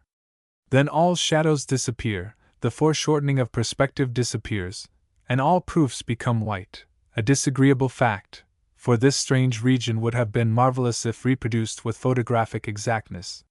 It is but a group of hollows, craters, circles, a network of crests, then, as far as the eye could see, a whole volcanic network cast upon this encrusted soil. One can then understand that the bubbles of this central eruption have kept their first form. Crystallized by cooling, they have stereotyped that aspect which the moon formerly presented when under the Plutonian forces. The distance which separated the travelers from the annular summits of Tycho was not so great but that they could catch the principal details. Even on the causeway forming the fortifications of Tycho, the mountains hanging on to the interior and exterior sloping flanks rose in stories like gigantic terraces. They appeared to be higher by 300 or 400 feet to the west than to the east. No system of terrestrial encampment could equal these natural fortifications. A town built at the bottom of this circular cavity would have been utterly inaccessible. Inaccessible and wonderfully extended over this soil covered with picturesque projections. Indeed, nature had not left the bottom of this crater flat and empty. It possessed its own peculiar orography, a mountainous system, making it a world in itself. The travelers could distinguish clearly cones, central hills, remarkable positions of the soil, naturally placed to receive the chefs d'oeuvre of Selenite architecture. There was marked out the place for a temple, here the ground of a forum, on this spot the plan of a palace, in another the plateau for a citadel, the whole overlooked by a central mountain of 1,500 feet. A vast circle, in which ancient Rome could have been held in its entirety 10 times over. "Ah!" exclaimed Michel Ardan, enthusiastic at the sight. "What a grand town might be constructed within that ring of mountains! A quiet city, a peaceful refuge, beyond all human misery. How calm and isolated those misanthropes, those haters of humanity might live there, and all who have a distaste for social life. All! It would be too small for them," replied Barbicane simply. Chapter 18. Grave Questions. But the projectile had passed the enceinte of Tycho, and Barbicane and his two companions watched with scrupulous attention the brilliant rays which the celebrated mountain shed so curiously over the horizon. What was this radiant glory? What geological phenomenon had designed these ardent beams? This question occupied Barbicane's mind. Under his eyes ran in all directions luminous furrows, raised at the edges and concave in the center, some 12 miles, others 30 miles broad. These brilliant trains extended in some places to within 600 miles of Tycho, and seemed to cover, particularly toward the east, the northeast and the north, the half of the southern hemisphere. One of these jets extended as far as the circle of Niender, situated on the 40th meridian. Another, by a slight curve, furrowed the Sea of Nectar, breaking against the chain of Pyrenees, after a circuit of 800 miles. Others, toward the west, covered the Sea of Clouds and the Sea of Humors, with a luminous network. What was the origin of these sparkling rays, which shone on the plains as well as on the reliefs, at whatever height they might be? All started from a common center, the crater of Tycho. They sprang from him. Herschel attributed their brilliancy to currents of lava congealed by the cold, an opinion, however, which has not been generally adopted. Other astronomers have seen in these inexplicable rays a kind of moraines, rows of erratic blocks, which had been thrown up at the period of Tycho's formation. "And why not?" asked Nicholl of Barbicane, who was relating and rejecting these different opinions. "Because the regularity of these luminous lines, and the violence necessary to carry volcanic matter to such distances, is inexplicable." "Eh? By Jove!" replied Michel Ardan. "It seems easy enough to me to explain the origin of these rays." "Indeed?" said Barbicane. "Indeed," continued Michel. "It is enough to say that it is a vast star, similar to that produced by a ball or a stone thrown at a square of glass." "Well," replied Barbicane, smiling, And what hand would be powerful enough to throw a ball to give such a shock as that? The hand is not necessary, answered Nicholl, not at all confounded. And as to the stone, let us suppose it to be a comet. Ah! Those much abused comets! Exclaimed Barbicane. My brave Michel, your explanation is not bad, but your comet is useless. The shock which produced that rent must have come from the inside of the star. A violent contraction of the lunar crust, while cooling, might suffice to imprint this gigantic star. A contraction! Something like a lunar stomachache, said Michel Ardan. Besides, added Barbicane, this opinion is that of an English savant, Naismith, and it seems to me to sufficiently explain the radiation of these mountains. That Naismith was no fool, replied Michel. Long did the travelers, whom such a sight could never weary, admire the splendors of Tycho. Their projectile, saturated with luminous gleams in the double irradiation of sun and moon, must have appeared like an incandescent globe. They had passed suddenly from excessive cold to intense heat. Nature was thus preparing them to become Selenites. Become Selenites. That idea brought up once more the question of the habitability of the moon. After what they had seen, could the travelers solve it? Would they decide for or against it? Michel Ardan persuaded his two friends to form an opinion, and asked them directly if they thought that men and animals were represented in the lunar world. I think that we can answer, said Barbicane. But according to my idea, the question ought not to be put in that form. I ask it to be put differently. Put it your own way, replied Michel. Here it is, continued Barbicane. The problem is a double one, and requires a double solution. Is the moon habitable? Has the moon ever been inhabitable? Good, replied Nicholl. First let us see whether the moon is habitable. To tell the truth, I know nothing about it, answered Michel. And I answer in the negative, continued Barbicane. In her actual state, with her surrounding atmosphere certainly very much reduced, her seas for the most part dried up, her insufficient supply of water restricted, vegetation, sudden alternations of cold and heat, her days and nights of 354 hours, the moon does not seem habitable to me, nor does she seem propitious to animal development, nor sufficient for the wants of existence as we understand it. Agreed, replied Nicholl. But is not the moon habitable for creatures differently organized from ourselves? That question is more difficult to answer, but I will try, and I ask Nicholl if motion appears to him to be a necessary result of life, whatever be its organization. Without a doubt, answered Nicholl. Then, my worthy companion, I would answer that we have observed the lunar continent at a distance of 500 yards at most, and that nothing seemed to us to move on the moon's surface. The presence of any kind of life would have been betrayed by its attendant marks, such as diverse buildings, and even by ruins. And what have we seen? Everywhere and always the geological works of nature, never the work of man. If, then, there exist representatives of the animal kingdom on the moon, they must have fled to those unfathomable cavities which the eye cannot reach, which I cannot admit, for they must have left traces of their passage on those plains which the atmosphere must cover, however slightly raised it may be. These traces are nowhere visible. There remains but one hypothesis, that of a living race to which motion, which is life, is foreign. One might as well say, living creatures which do not live, replied Michel.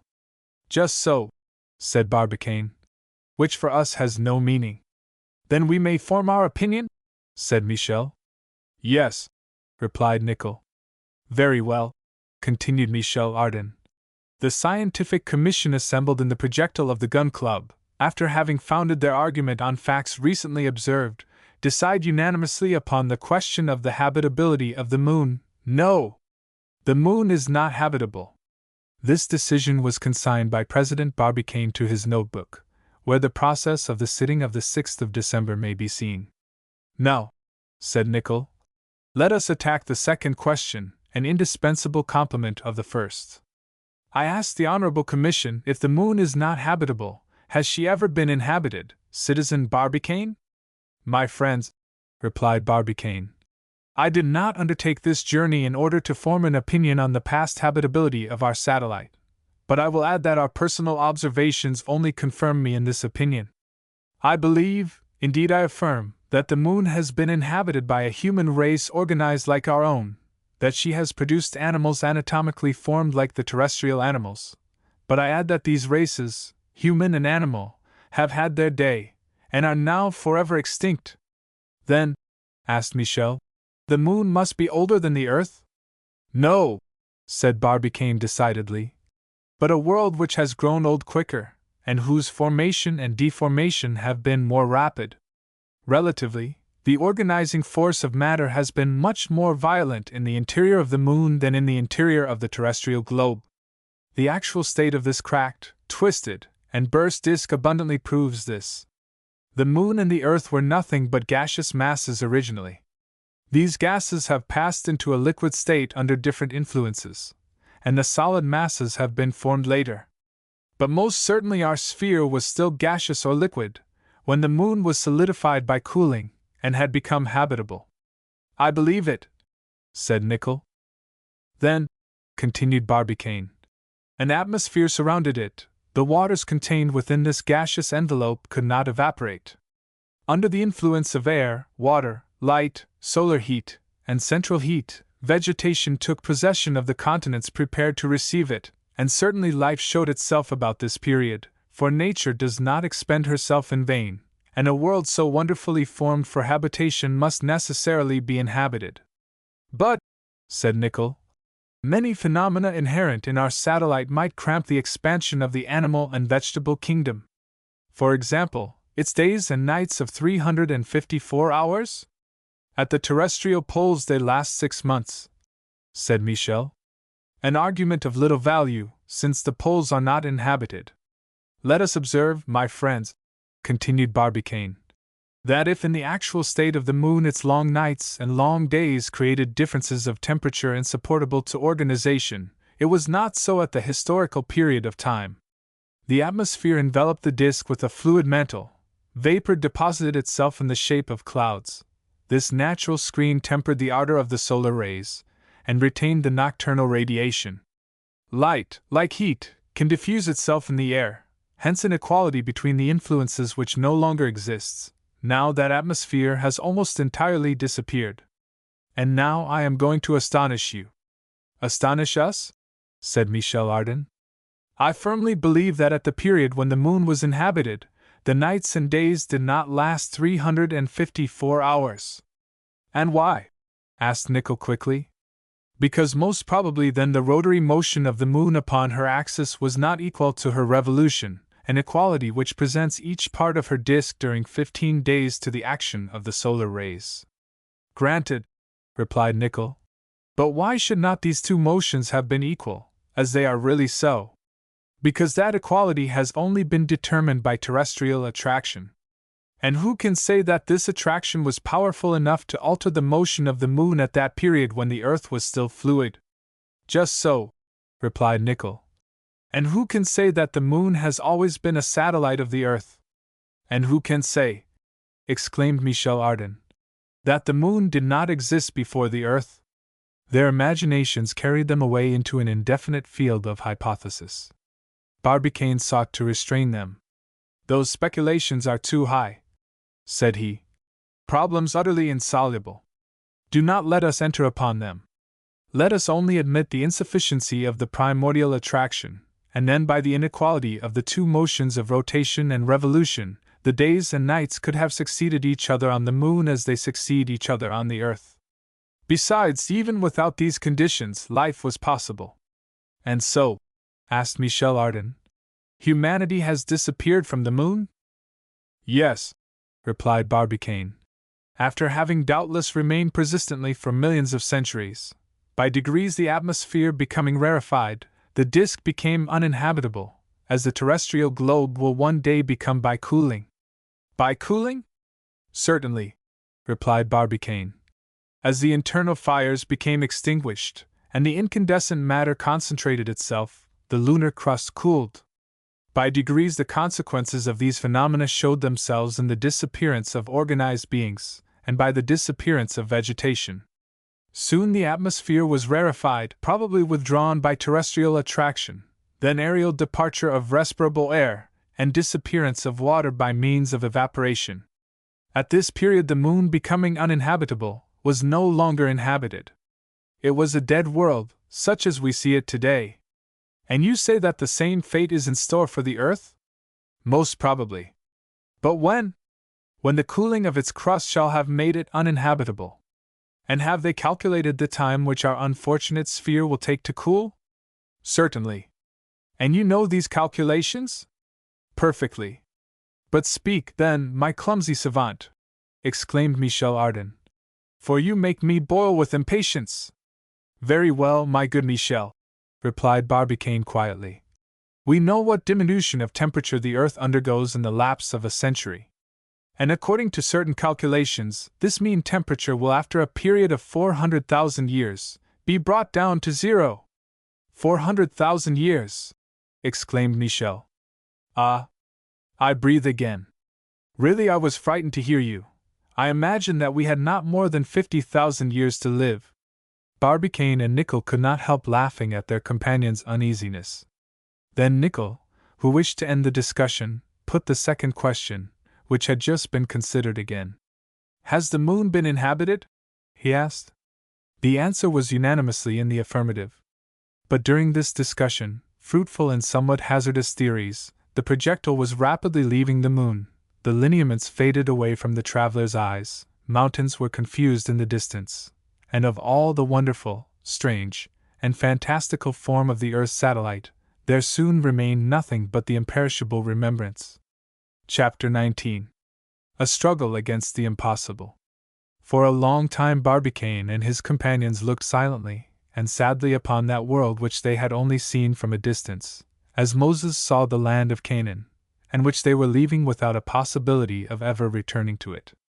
The projectile's position with regard to the moon had altered, and the base was now turned to the earth. This change, which Barbicane verified, did not fail to surprise them. If the projectile was to gravitate round the satellite in an elliptical orbit, why was not its heaviest part turned toward it, as the moon turns hers to the earth? That was a difficult point. In watching the course of the projectile they could see that on leaving the moon it followed a course analogous to that traced in approaching her.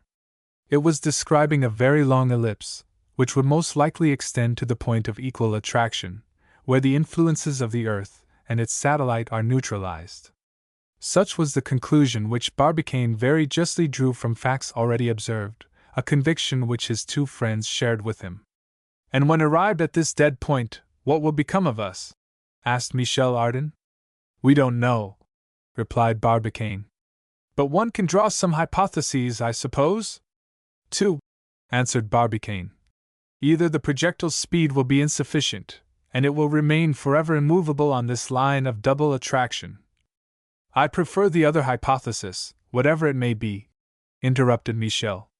Or, continued Barbicane, its speed will be sufficient, and it will continue its elliptical course, to gravitate forever around the orb of night. A revolution not at all consoling, said Michel, to pass to the state of humble servants to a moon whom we are accustomed to look upon as our own handmaid. So that is the fate in store for us? Neither Barbicane nor Nicholl answered. You do not answer, continued Michel impatiently.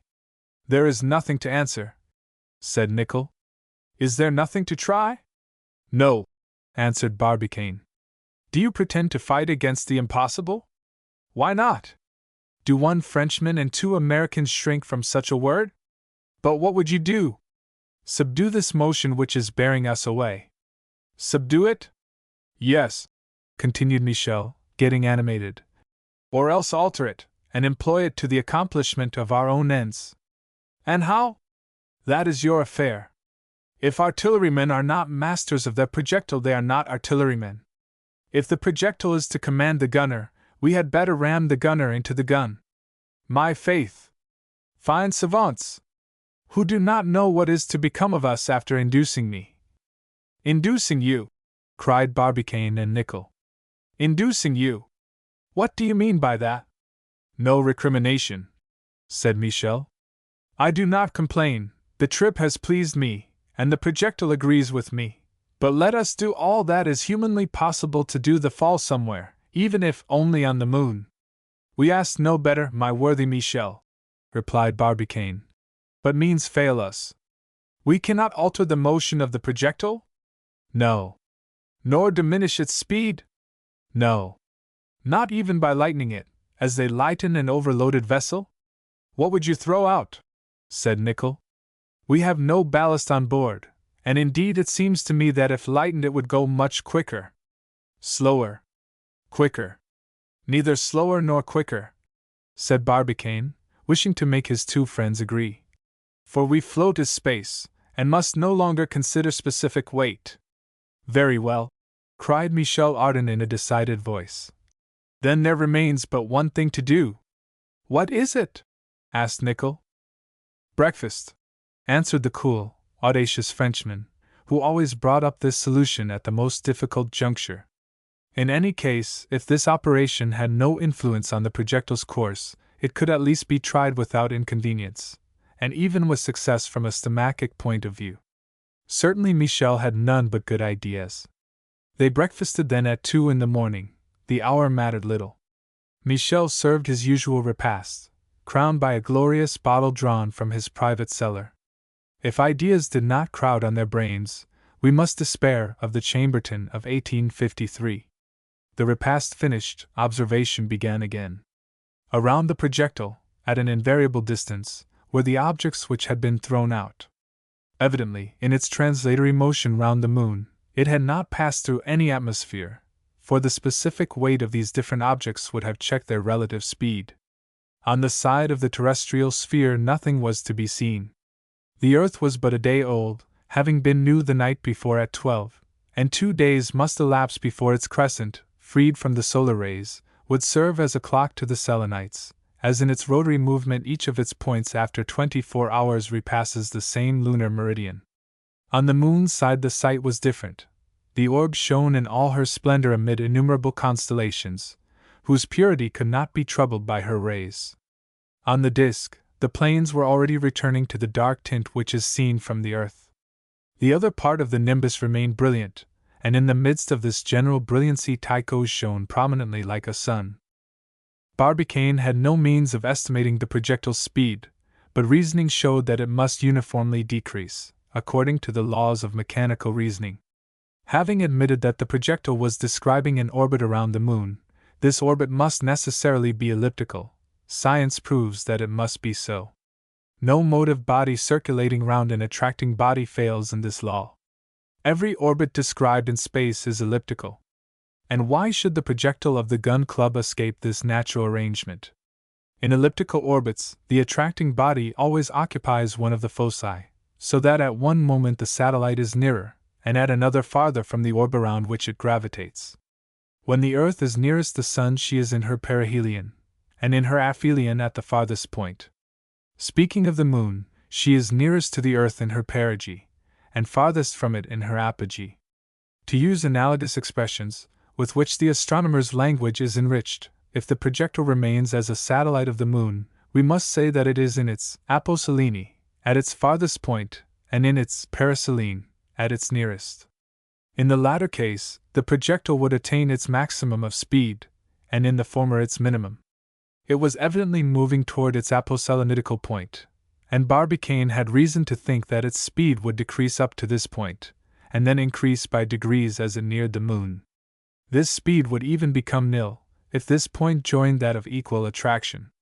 Barbicane studied the consequences of these different situations, and thinking what inference he could draw from them, when he was roughly disturbed by a cry from Michel Ardan. "By Jove!" he exclaimed. "I must admit we are downright simpletons." "I do not say we are not," replied Barbicane. "But why?" "Because we have a very simple means of checking this speed which is bearing us from the Moon, and we do not use it." "And what is the means?" "To use the recoil contained in our rockets." "Done," said Nicholl. "We have not used this force yet," said Barbicane. "It is true, but we will do so." "When?" asked Michel. "When the time comes. Observe, my friends, that in the position occupied by the projectile, an oblique position with regard to the lunar disk, our rockets, in slightly altering its direction, might turn it from the moon instead of drawing it nearer? Just so, replied Michel. Let us wait, then. By some inexplicable influence, the projectile is turning its base toward the Earth. It is probable that at the point of equal attraction, its conical cap will be directed rigidly toward the moon. At that moment we may hope that its speed will be nil. Then will be the moment to act, and with the influence of our rockets we may perhaps provoke a fall directly on the surface of the lunar disk. Bravo! Said Michel. What we did not do, what we could not do on our first passage at the dead point, because the projectile was then endowed with too great a speed.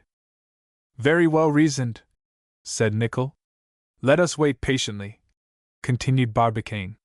Putting every chance on our side, and after having so much despaired, I may say I think we shall gain our end. This conclusion was a signal for Michel Ardan's hips and hurrahs. And none of the audacious boobies remembered the question that they themselves had solved in the negative. No! The moon is not inhabited. No! The moon is probably not habitable. And yet they were going to try everything to reach her. One single question remained to be solved. At what precise moment the projectile would reach the point of equal attraction, on which the travelers must play their last card. In order to calculate this to within a few seconds, Barbicane had only to refer to his notes, and to reckon the different heights taken on the lunar parallels. Thus the time necessary to travel over the distance between the dead point and the South Pole would be equal to the distance separating the North Pole from the dead point. The hours representing the time traveled over were carefully noted, and the calculation was easy. Barbicane found that this point would be reached at 1 in the morning on the night of the 7th to 8th of December. So that, if nothing interfered with its course, it would reach the given point in 22 hours. The rockets had primarily been placed to check the fall of the projectile upon the moon, and now they were going to employ them for a directly contrary purpose. In any case they were ready, and they had only to wait for the moment to set fire to them. Since there is nothing else to be done, said Nicholl, I make a proposition. What is it? Asked Barbicane. I propose to go to sleep. What a motion! Exclaimed Michel Ardan. It is 40 hours since we closed our eyes, said Nicholl. Some hours of sleep will restore our strength. Never, interrupted Michel. Well, continued Nicholl, every one to his taste, I shall go to sleep. And stretching himself on the divan, he soon snored like a 48-pounder. That Nicholl has a good deal of sense, said Barbicane. Presently I shall follow his example. Some moments after his continued bass supported the captain's baritone. Certainly, said Michel Ardan, finding himself alone. These practical people have sometimes most opportune ideas.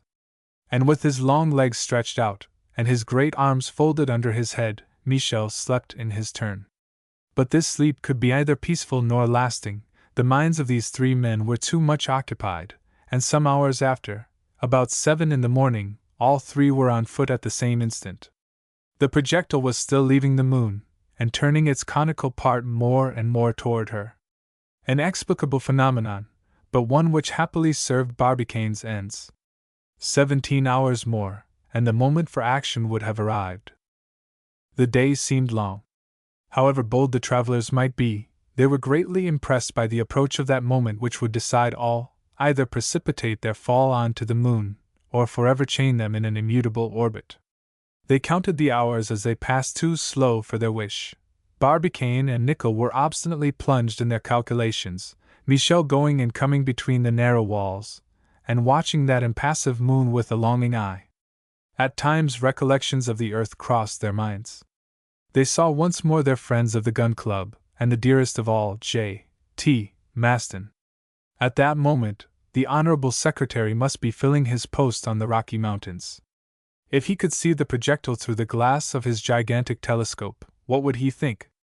After seeing it disappear behind the moon's south pole, he would see them reappear by the north pole. They must therefore be a satellite of a satellite. Had J.T. Maston given this unexpected news to the world? Was this the denouement of this great enterprise? But the day passed without incident. The terrestrial midnight arrived. The 8th of December was beginning. 1 hour more, and the point of equal attraction would be reached. What speed would then animate the projectile? They could not estimate it. But no error could vitiate Barbicane's calculations. At 1 in the morning this speed ought to be and would be nil. Besides, another phenomenon would mark the projectile's stopping point on the neutral line. At that spot the two attractions, lunar and terrestrial, would be annulled. Objects would weigh no more. This singular fact, which had surprised Barbicane and his companions so much in going, would be repeated on their return under the very same conditions. At this precise moment they must act. Already the projectile's conical top was sensibly turned toward the lunar disk, presented in such a way as to utilize the whole of the recoil produced by the pressure of the rocket apparatus. The chances were in favor of the travelers. If its speed was utterly annulled on this dead point, a decided movement toward the moon would suffice, however slight, to determine its fall. 5 minutes to 1, said Nicholl. All is ready, replied Michel Ardan, directing a lighted match to the flame of the gas. Wait, said Barbicane, holding his chronometer in his hand. At that moment weight had no effect. The travelers felt in themselves the entire disappearance of it. They were very near the neutral point, if they did not touch it. 1 o'clock, said Barbicane. Michel Ardan applied the lighted match to a train in communication with the rockets. No detonation was heard in the inside, for there was no air. But through the scuttles, Barbicane saw a prolonged smoke, the flames of which were immediately extinguished. The projectile sustained a certain shock, which was sensibly felt in the interior. The three friends looked and listened without speaking, and scarcely breathing. One might have heard the beating of their hearts amid this perfect silence. Are we falling? Asked Michel Ardan, at length. No, said Nicholl, since the bottom of the projectile is not turning to the lunar disk. At this moment, Barbicane, quitting his scuttle, turned to his two companions. He was frightfully pale, his forehead wrinkled, and his lips contracted. We are falling, said he. Ah, cried Michel Ardan. On to the moon? On to the earth. The devil! Exclaimed Michel Ardan, adding philosophically, well, when we came into this projectile we were very doubtful as to the ease with which we should get out of it. And now this fearful fall had begun. The speed retained had borne the projectile beyond the dead point. The explosion of the rockets could not divert its course. This speed in going had carried it over the neutral line, and in returning had done the same thing. The laws of physics condemned it to pass through every point which it had already gone through. It was a terrible fall, from a height of 160,000 miles, and no springs to break it. According to the laws of gunnery, the projectile must strike the earth with a speed equal to that with which it left the mouth of the Columbiad, a speed of 16,000 yards in the last second. But to give some figures of comparison, it has been reckoned that an object thrown from the top of the towers of Notre Dame, the height of which is only 200 feet, will arrive on the pavement at a speed of 240 miles per hour. Here the projectile must strike the earth with a speed of 115,200 miles per hour. We are lost, said Michel coolly. Very well. If we die, answered Barbicane, with a sort of religious enthusiasm, the results of our travels will be magnificently spread. It is his own secret that God will tell us. In the other life the soul will want to know nothing, either of machines or engines. It will be identified with eternal wisdom. In fact, interrupted Michel Ardan, the whole of the other world may well console us for the loss of that inferior orb called the moon. Barbicane crossed his arms on his breast, with a motion of sublime resignation, saying at the same time, The will of heaven be done. Chapter 20. The soundings of the Susquehanna. Well, Lieutenant, and our soundings? I think, sir, that the operation is nearing its completion, replied Lieutenant Bronsfield. But who would have thought of finding such a depth so near in shore, and only 200 miles from the American coast? Certainly, Bronsfield, there is a great depression, said Captain Blomsberry. In this spot there is a submarine valley worn by Humboldt's current, which skirts the coast of America as far as the Straits of Magellan. These great depths, continued the lieutenant, are not favorable for laying telegraphic cables.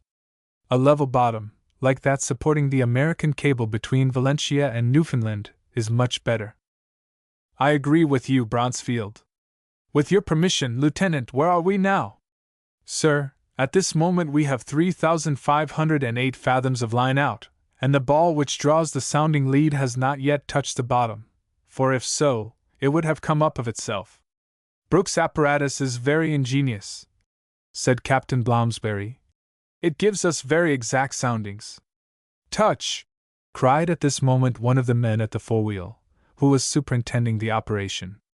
The captain and the lieutenant mounted the quarterdeck. What depth have we? Asked the captain.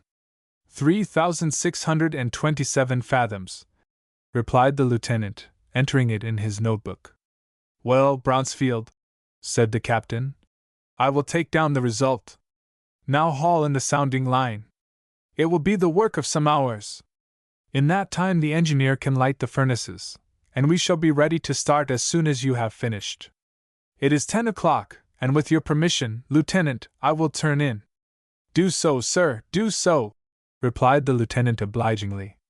The captain of the Susquehanna, as brave a man as need be, and the humble servant of his officers, returned to his cabin, took a brandy grog, which earned for the steward no end of praise, and turned in, not without having complimented his servant upon his making beds, and slept a peaceful sleep.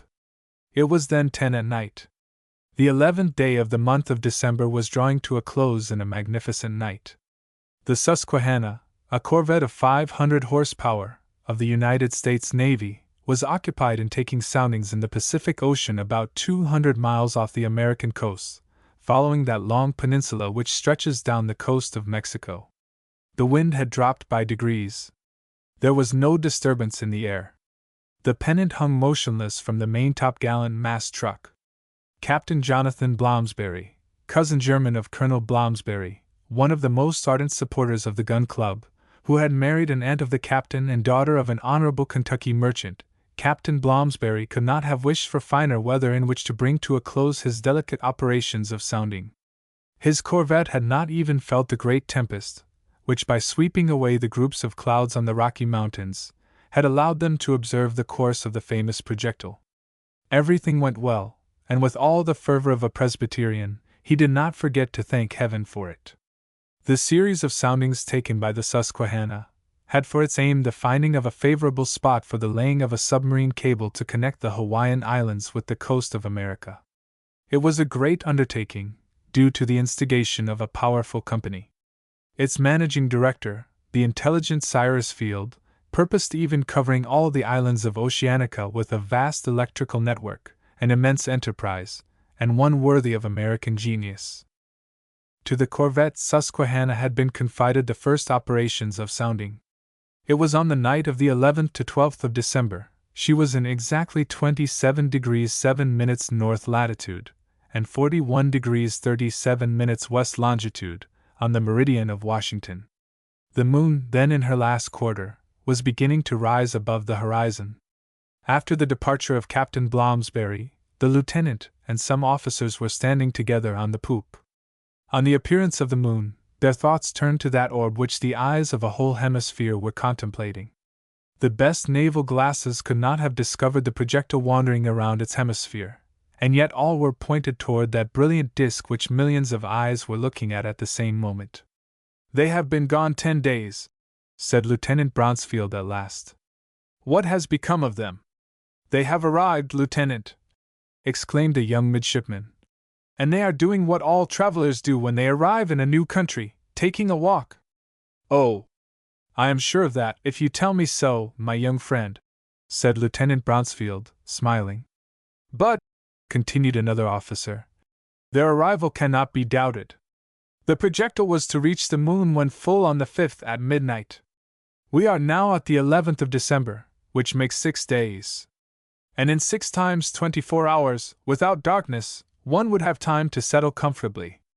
I fancy I see my brave countrymen encamped at the bottom of some valley, on the borders of a selenite stream, near a projectile half buried by its fall amid volcanic rubbish, Captain Nicholl beginning his leveling operations, President Barbicane writing out his notes, and Michel Ardan embalming the lunar solitudes with the perfume of his.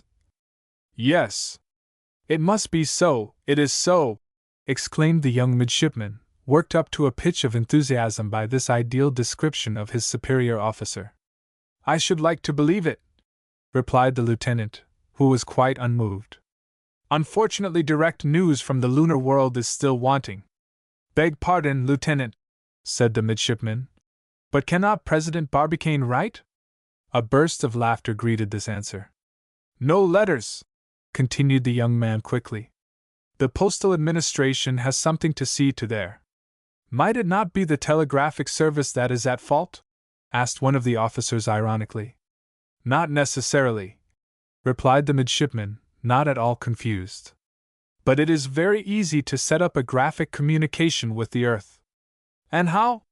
By means of the telescope at Long's Peak. You know it brings the moon to within 4 miles of the Rocky Mountains, and that it shows objects on its surface of only 9 feet in diameter. Very well, let our industrious friends construct a giant alphabet. Let them write words 3 fathoms long, and sentences 3 miles long, and then they can send us news of themselves. The young midshipman, who had a certain amount of imagination, was loudly applauded, Lieutenant Bronsfield allowing that the idea was possible, but observing that if by these means they could receive news from the lunar world they could not send any from the terrestrial, unless the Selenites had instruments fit for taking distant observations at their disposal. Evidently, said one of the officers. But what has become of the travelers? What they have done, what they have seen, that above all must interest us. Besides, if the experiment has succeeded, which I do not doubt, they will try it again. The Columbiad is still sunk in the soil of Florida. It is now only a question of powder and shot, and every time the moon is at her zenith a cargo of visitors may be sent to her. It is clear, replied Lieutenant Bronsfield, that J.T. Maston will one day join his friends. If he will have me, cried the midshipman. I am ready. Oh, volunteers will not be wanting, answered Bronsfield. And if it were allowed, half of the Earth's inhabitants would emigrate to the moon. This conversation between the officers of the Susquehanna was kept up until nearly 1 in the morning. We cannot say what blundering systems were broached, what inconsistent theories advanced by these bold spirits. Since Barbicane's attempt, nothing seemed impossible to the Americans. They had already designed an expedition, not only of savants, but of a whole colony toward the Selenite borders, and a complete army, consisting of infantry, artillery, and cavalry, to conquer the lunar world. At 1 in the morning, the hauling in of the sounding line was not yet completed. 1,670 fathoms were still out, which would entail some hours' work. According to the commander's orders, the fires had been lighted, and steam was being got up. The Susquehanna could have started that very instant. At that moment, it was 17 minutes past 1 in the morning. Lieutenant Bronsfield was preparing to leave the watch and return to his cabin, when his attention was attracted by a distant hissing noise. His comrades and himself first thought that this hissing was caused by the letting off of steam, but lifting their heads, they found that the noise was produced in the highest regions of the air. They had not time to question each other before the hissing became frightfully intense, and suddenly there appeared to their dazzled eyes an enormous meteor, ignited by the rapidity of its course and its friction through the atmospheric strata. This fiery mass grew larger to their eyes, and fell, with the noise of thunder, upon the bowsprit, which it smashed close to the stem, and buried itself in the waves with a deafening roar. A few feet nearer, and the Susquehanna would have foundered with all on board. At this instant Captain Bloomsbury appeared, half-dressed, and rushing on to the forecastle deck, whither all the officers had hurried, exclaimed, "With your permission, gentlemen, what has happened?" And the midshipman, making himself as it were the echo of the body, cried, "Commander, it is they come back again!" Chapter 21. J.T. Maston recalled. "It is they come back again," the young midshipman had said, and every one had understood him. No one doubted but that the meteor was the projectile of the gun club. As to the travelers which it enclosed, opinions were divided regarding their fate. "They are dead," said one. "They are alive," said another. "The crater is deep, and the shock was deadened. But they must have wanted air, continued a third speaker. They must have died of suffocation. Burned, replied a fourth. The projectile was nothing but an incandescent mass as it crossed the atmosphere. What does it matter? They exclaimed unanimously. Living or dead, we must pull them out. But Captain Blomsberry had assembled his officers, and, with their permission, was holding a council. They must decide upon something to be done immediately. The more hasty ones were for fishing up the projectile. A difficult operation, though not an impossible one. But the corvette had no proper machinery, which must be both fixed and powerful, so it was resolved that they should put in at the nearest port, and give information to the gun club of the projectile's fall. This determination was unanimous. The choice of the port had to be discussed. The neighboring coast had no anchorage on 27 degrees latitude. Higher up, above the peninsula of Monterey, stands the important town from which it takes its name, but seated on the borders of a perfect desert, it was not connected with the interior by a network of telegraphic wires, and electricity alone could spread these important news fast enough. Some degrees above opened the Bay of San Francisco. Through the capital of the gold country communication would be easy with the heart of the Union. And in less than 2 days the Susquehanna, by putting on high pressure, could arrive in that port. She must therefore start at once. The fires were made up. They could set off immediately. 2,000 fathoms of line were still out, which Captain Blomsberry, not wishing to lose precious time in hauling in, resolved to cut. We will fasten the end to a buoy, said he, and that buoy will show us the exact spot where the projectile fell. Besides, replied Lieutenant Bronsfield, we have our situation exact. 27 degrees 7 minutes north latitude and 41 degrees 37 minutes west longitude. Well, Mr. Bronsfield, replied the captain, now, with your permission, we will have the line cut. A strong buoy, strengthened by a couple of spars, was thrown into the ocean. The end of the rope was carefully lashed to it, and left solely to the rise and fall of the billows, the buoy would not sensibly deviate from the spot. At this moment the engineer sent to inform the captain that steam was up and they could start, for which agreeable communication the captain thanked him.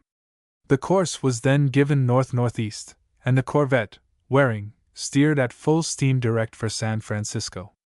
It was 3 in the morning. 450 miles to cross. It was nothing for a good vessel like the Susquehanna.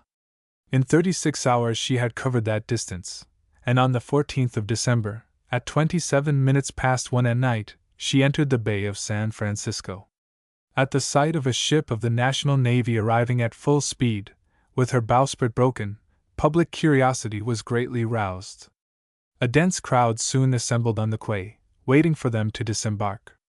After casting anchor, Captain Blomsberry and Lieutenant Bronsfield entered an 8-paired cutter, which soon brought them to land. They jumped on to the quay. The telegraph? They asked, without answering one of the 1,000 questions addressed to them. The officer of the port conducted them to the telegraph office through a concourse of spectators. Blomsberry and Bronsfield entered, while the crowd crushed each other at the door.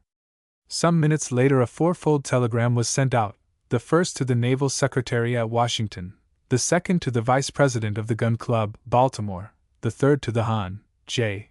T. Maston, Long's Peak, Rocky Mountains, and the fourth to the Subdirector of the Cambridge Observatory, Massachusetts. It was worded as follows. In 20 degrees 7 minutes north latitude, and 41 degrees 37 minutes west longitude, on the 12th of December, at 17 minutes past 1 in the morning, the projectile of the Columbiad fell into the Pacific. Send instructions. Blomsberry, Commander Susquehanna. 5 minutes afterward the whole town of San Francisco learned the news. Before 6 in the evening the different states of the Union had heard the great catastrophe, and after midnight by the cable, the whole of Europe knew the result of the great American experiment. We will not attempt to picture the effect produced on the entire world by that unexpected denouement. On receipt of the telegram the Naval Secretary telegraphed to the Susquehanna to wait in the Bay of San Francisco without extinguishing her fires. Day and night she must be ready to put to sea. The Cambridge Observatory called a special meeting, and with that composure which distinguishes learned bodies in general, peacefully discussed the scientific bearings of the question. At the gun club there was an explosion. All the gunners were assembled. Vice President Dehaan Wickham was in the act of reading the premature dispatch, in which J.T. Maston and Belfast announced that the projectile had just been seen in the gigantic reflector of Long's Peak, and also that it was held by lunar attraction, and was playing the part of under-satellite to the lunar world. We know the truth on that point. But on the arrival of Bloomsbury's dispatch, so decidedly contradicting J.T. Maston's telegram, two parties were formed in the bosom of the Gun Club. On one side were those who admitted the fall of the projectile, and consequently the return of the travelers. On the other, those who believed in the observations of Long's Peak, concluded that the commander of the Susquehanna had made a mistake. To the latter the pretended projectile was nothing but a meteor. Nothing but a meteor, a shooting globe, which in its fall had smashed the bows of the corvette. It was difficult to answer this argument, for the speed with which it was animated must have made observation very difficult. The commander of the Susquehanna and her officers might have made a mistake in all good faith. One argument, however, was in their favor, namely, that if the projectile had fallen on the earth, its place of meeting with the terrestrial globe could only take place on this 27 degrees north latitude, and taking into consideration the time that had elapsed, and the rotary motion of the earth, between the 41 degrees and the 42 degrees of west longitude. In any case, it was decided in the Gun Club that Bloomsbury Brothers, Bilsby, and Major Elphinstone should go straight to San Francisco, and consult as to the means of raising the projectile from the depths of the ocean. These devoted men set off at once, and the railroad, which will soon cross the whole of Central America, took them as far as St. Louis, where the swift mail coaches awaited them. Almost at the same moment in which the Secretary of Marine, the Vice President of the Gun Club, and the Subdirector of the Observatory received the dispatch from San Francisco, the Honorable J.T. Maston was undergoing the greatest excitement he had ever experienced in his life, an excitement which even the bursting of his pet gun, which had more than once nearly cost him his life, had not caused him. We may remember that the Secretary of the Gun Club had started soon after the projectile, and almost as quickly, for the station on Long's Peak, in the Rocky Mountains, J. Belfast, director of the Cambridge Observatory, accompanying him. Arrived there, the two friends had installed themselves at once, never quitting the summit of their enormous telescope. We know that this gigantic instrument had been set up according to the reflecting system, called by the English front view. This arrangement subjected all objects to but one reflection, making the view consequently much clearer. The result was that, when they were taking observation, J.T. Maston and Belfast were placed in the upper part of the instrument and not in the lower, which they reached by a circular staircase, a masterpiece of lightness, while below them opened a metal well, terminated by the metallic mirror, which measured 280 feet in depth. It was on a narrow platform placed above the telescope that the two savants passed their existence, execrating the day which hid the moon from their eyes, and the clouds which obstinately veiled her during the night. What, then, was their delight when, after some days of waiting, on the night of the 5th of December, they saw the vehicle which was bearing their friends into space. To this delight succeeded a great deception, when, trusting to a cursory observation, they launched their first telegram to the world, erroneously affirming that the projectile had become a satellite of the moon, gravitating in an immutable orbit. From that moment it had never shown itself to their eyes, a disappearance all the more easily explained, as it was then passing behind the moon's invisible disk. But when it was time for it to reappear on the visible disk, one may imagine the impatience of the fuming J.T. Maston and his not less impatient companion. Each minute of the night they thought they saw the projectile once more, and they did not see it. Hence constant discussions and violent disputes between them, Belfast affirming that the projectile could not be seen, J.T.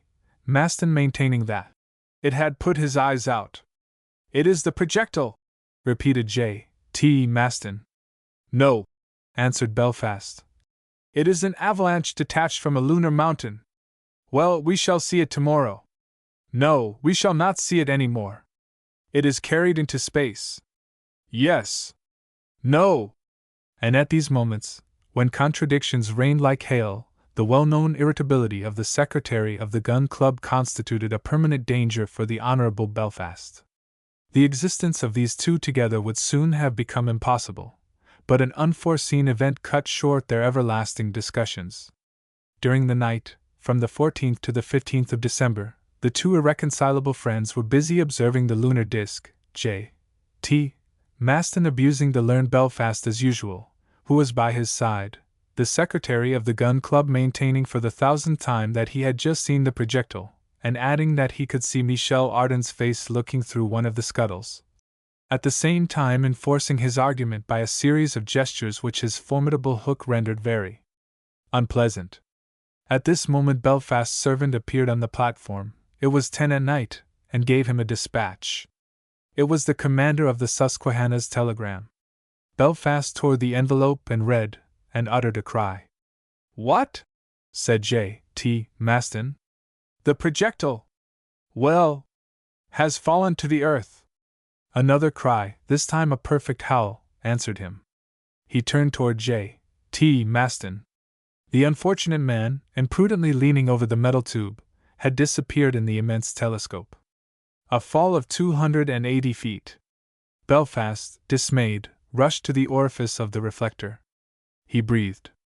J.T. Maston, caught by his metal hook, was holding on by one of the rings which bound the telescope together, uttering fearful cries. Belfast called. Help was brought, tackle was let down, and they hoisted up, not without some trouble, the imprudent secretary of the Gun Club. He reappeared at the upper orifice without hurt. "Ah," said he, "if I had broken the mirror? You would have paid for it," replied Belfast severely. "And that cursed projectile has fallen?" asked J.T. Maston. "Into the Pacific. Let us go." A quarter of an hour after the two savants were descending the declivity of the Rocky Mountains, and 2 days after, at the same time as their friends of the Gun Club, they arrived at San Francisco, having killed 5 horses on the road. Elphinstone, the brothers Bloomsbury, and Bilsby rushed toward them on their arrival. "What shall we do?" they exclaimed. "Fish up the projectile," replied J.T. Maston, "and the sooner the better." Chapter 22. Recovered from the sea. The spot where the projectile sank under the waves was exactly known, but the machinery to grasp it and bring it to the surface of the ocean was still wanting. It must first be invented, then made. American engineers could not be troubled with such trifles. The grappling irons once fixed, by their help they were sure to raise it in spite of its weight, which was lessened by the density of the liquid in which it was plunged. But fishing up the projectile was not the only thing to be thought of. They must act promptly in the interest of the travelers. No one doubted that they were still living. "Yes," repeated J.T. Maston incessantly, whose confidence gained over everybody. "Our friends are clever people, and they cannot have fallen like simpletons. They are alive, quite alive, but we must make haste if we wish to find them so. Food and water do not trouble me, they have enough for a long while. But air, that is what they will soon want, so quick, quick!" And they did go quick. They fitted up the Susquehanna for her new destination. Her powerful machinery was brought to bear upon the hauling chains. The aluminum projectile only weighed 19,250 pounds, a weight very inferior to that of the transatlantic cable which had been drawn up under similar conditions. The only difficulty was in fishing up a cylindro-conical projectile, the walls of which were so smooth as to offer no hold for the hooks.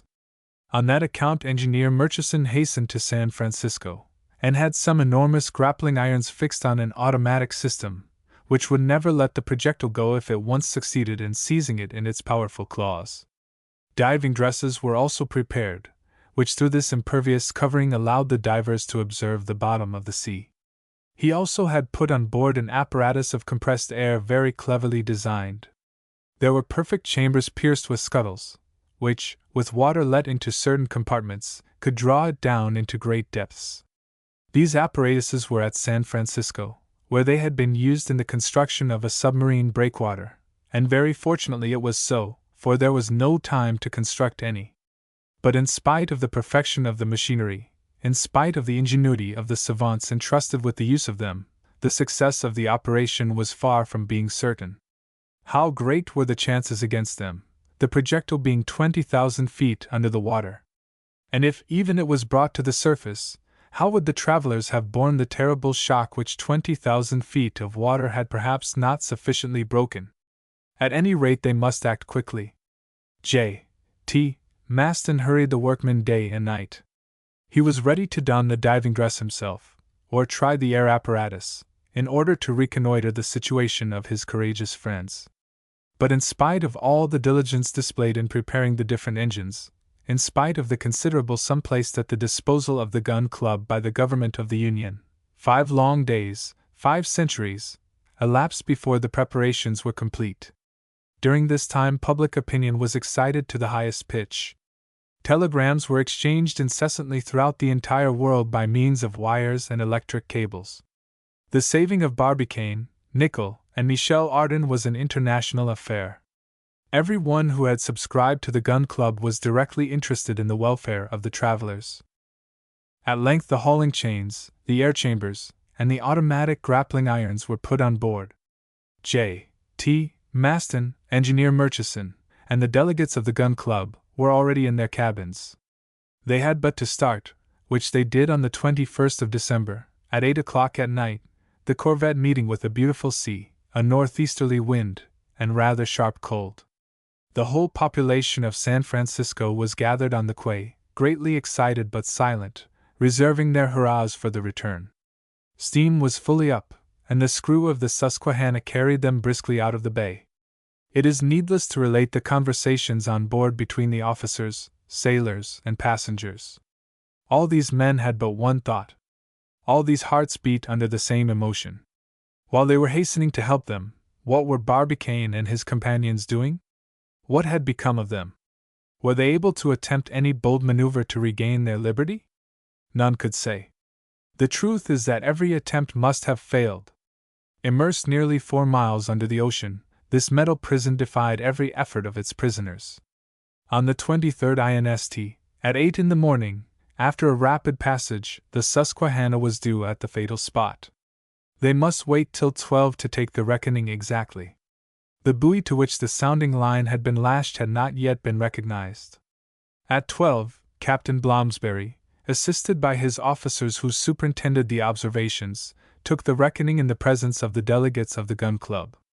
Then there was a moment of anxiety. Her position decided, the Susquehanna was found to be some minutes westward of the spot where the projectile had disappeared beneath the waves.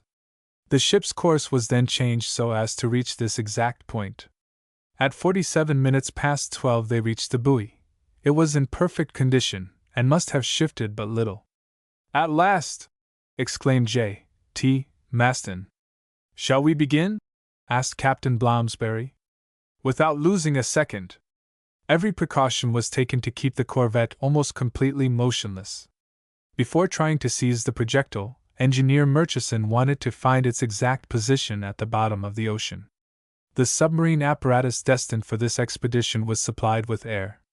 The working of these engines was not without danger, for at 20,000 feet below the surface of the water, and under such great pressure, they were exposed to fracture, the consequences of which would be dreadful.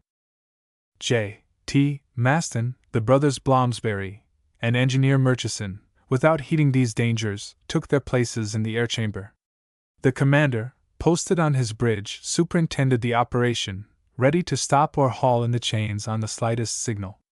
The screw had been shipped, and the whole power of the machinery collected on the capstan would have quickly drawn the apparatus on board. The descent began at 25 minutes past 1 at night, and the chamber, drawn under by the reservoirs full of water, disappeared from the surface of the ocean. The emotion of the officers and sailors on board was now divided between the prisoners in the projectile and the prisoners in the submarine apparatus.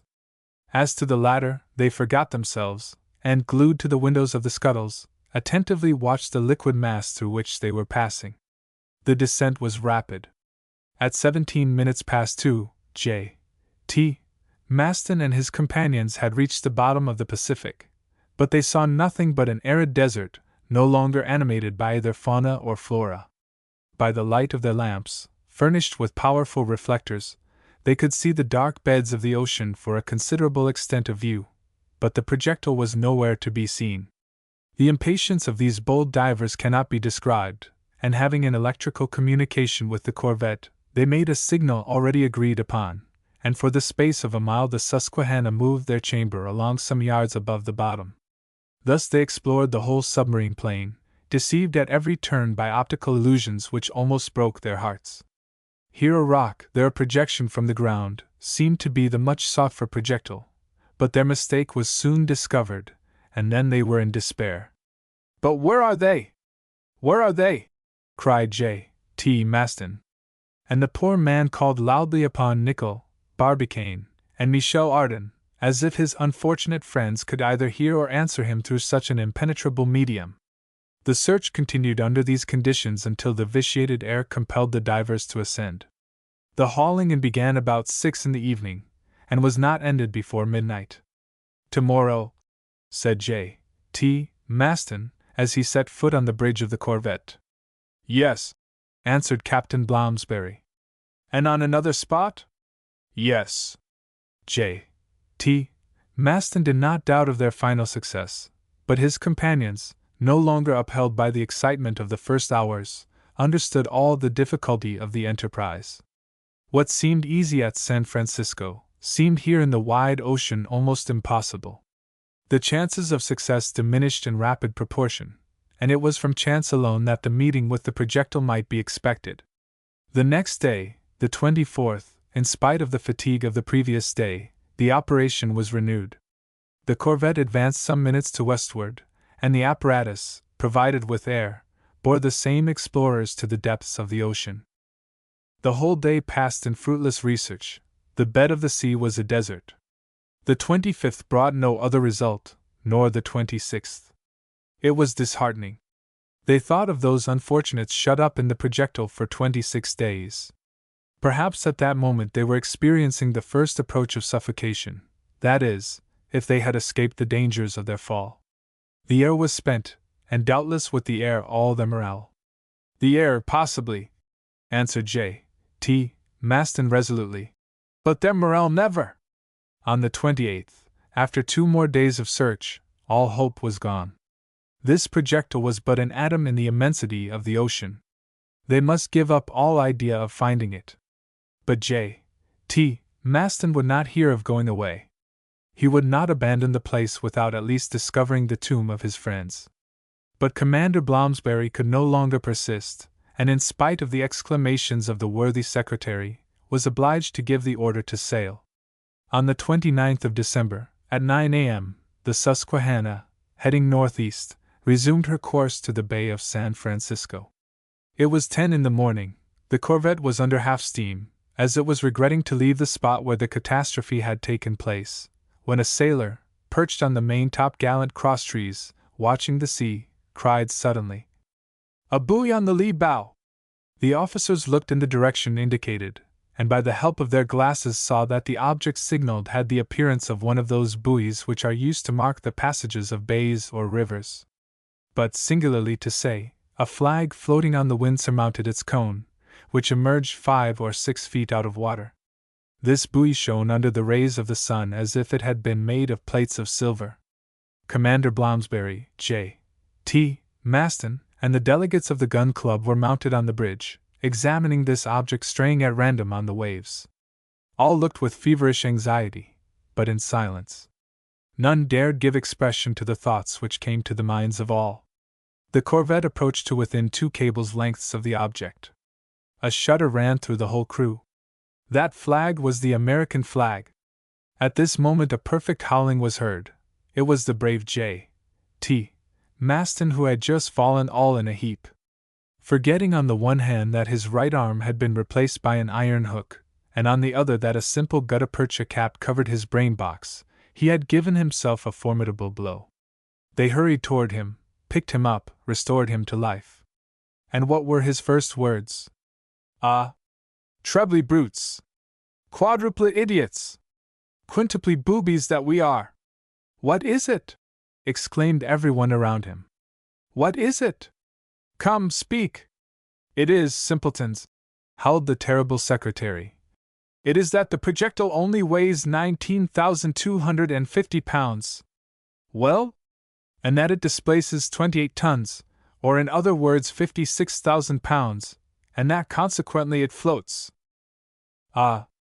What stress the worthy man had laid on the verb float! And it was true. Yes. All these savants had forgotten this fundamental law, namely, that on account of its specific lightness, the projectile, after having been drawn by its fall to the greatest depths of the ocean, must naturally return to the surface. And now it was floating quietly at the mercy of the waves. The boats were put to sea. J.T. Maston and his friends had rushed into them. Excitement was at its height. Every heart beat loudly while they advanced to the projectile. What did it contain? Living or dead? Living, yes. Living, at least unless death had struck Barbicane and his two friends since they had hoisted the flag. Profound silence reigned on the boats. All were breathless. Eyes no longer saw. One of the scuttles of the projectile was open. Some pieces of glass remained in the frame, showing that it had been broken. This scuttle was actually 5 feet above the water. A boat came alongside that of J.T. Maston, and J.T. Maston rushed to the broken window. At that moment they heard a clear and merry voice, the voice of Michel Ardan, exclaiming in an accent of triumph, "Whitehall, Barbicane, Whitehall!" Barbicane, Michel Ardan, and Nicholl were playing at dominoes. Chapter 23. The End. We may remember the intense sympathy which had accompanied the travelers on their departure. If at the beginning of the enterprise they had excited such emotion both in the Old and New World, with what enthusiasm would they be received on their return? The millions of spectators which had beset the peninsula of Florida, would they not rush to meet these sublime adventurers?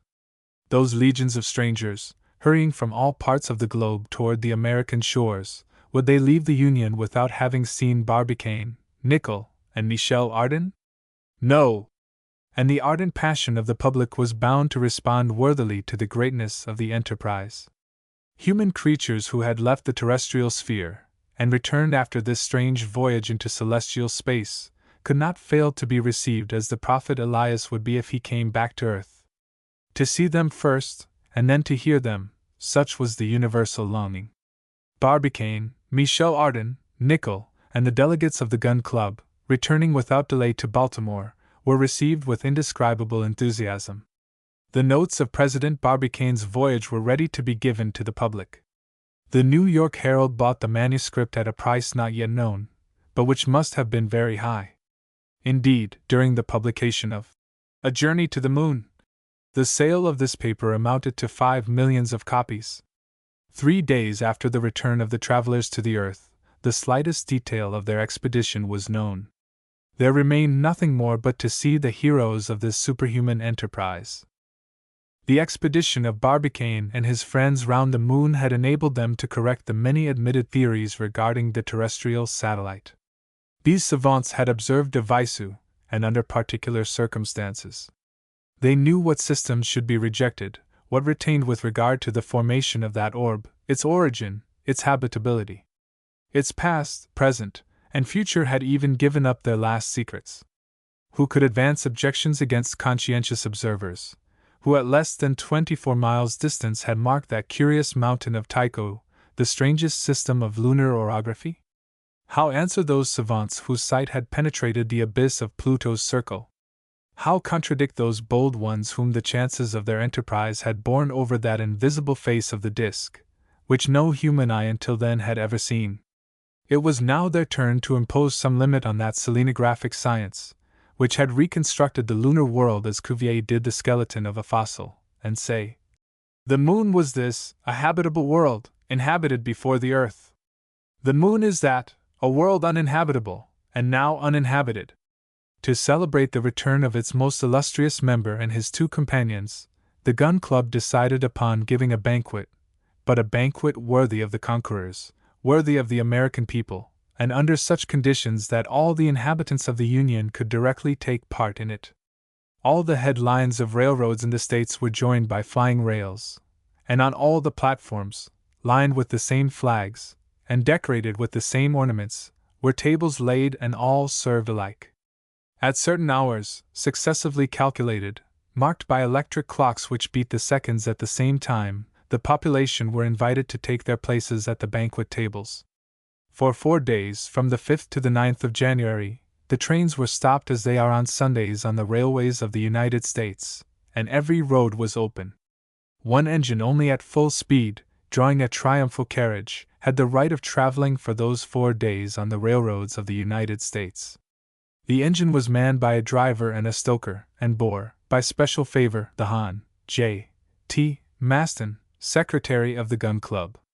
The carriage was reserved for President Barbicane, Colonel Nicholl, and Michel Ardan. At the whistle of the driver, amid the hurrahs, and all the admiring vociferations of the American language, the train left the platform of Baltimore. It traveled at a speed of 160 miles in the hour. But what was this speed compared with that which had carried the 3 heroes from the mouth of the Columbiad? Thus they sped from one town to the other, finding whole populations at table on their road, saluting them with the same acclamations, lavishing the same bravos.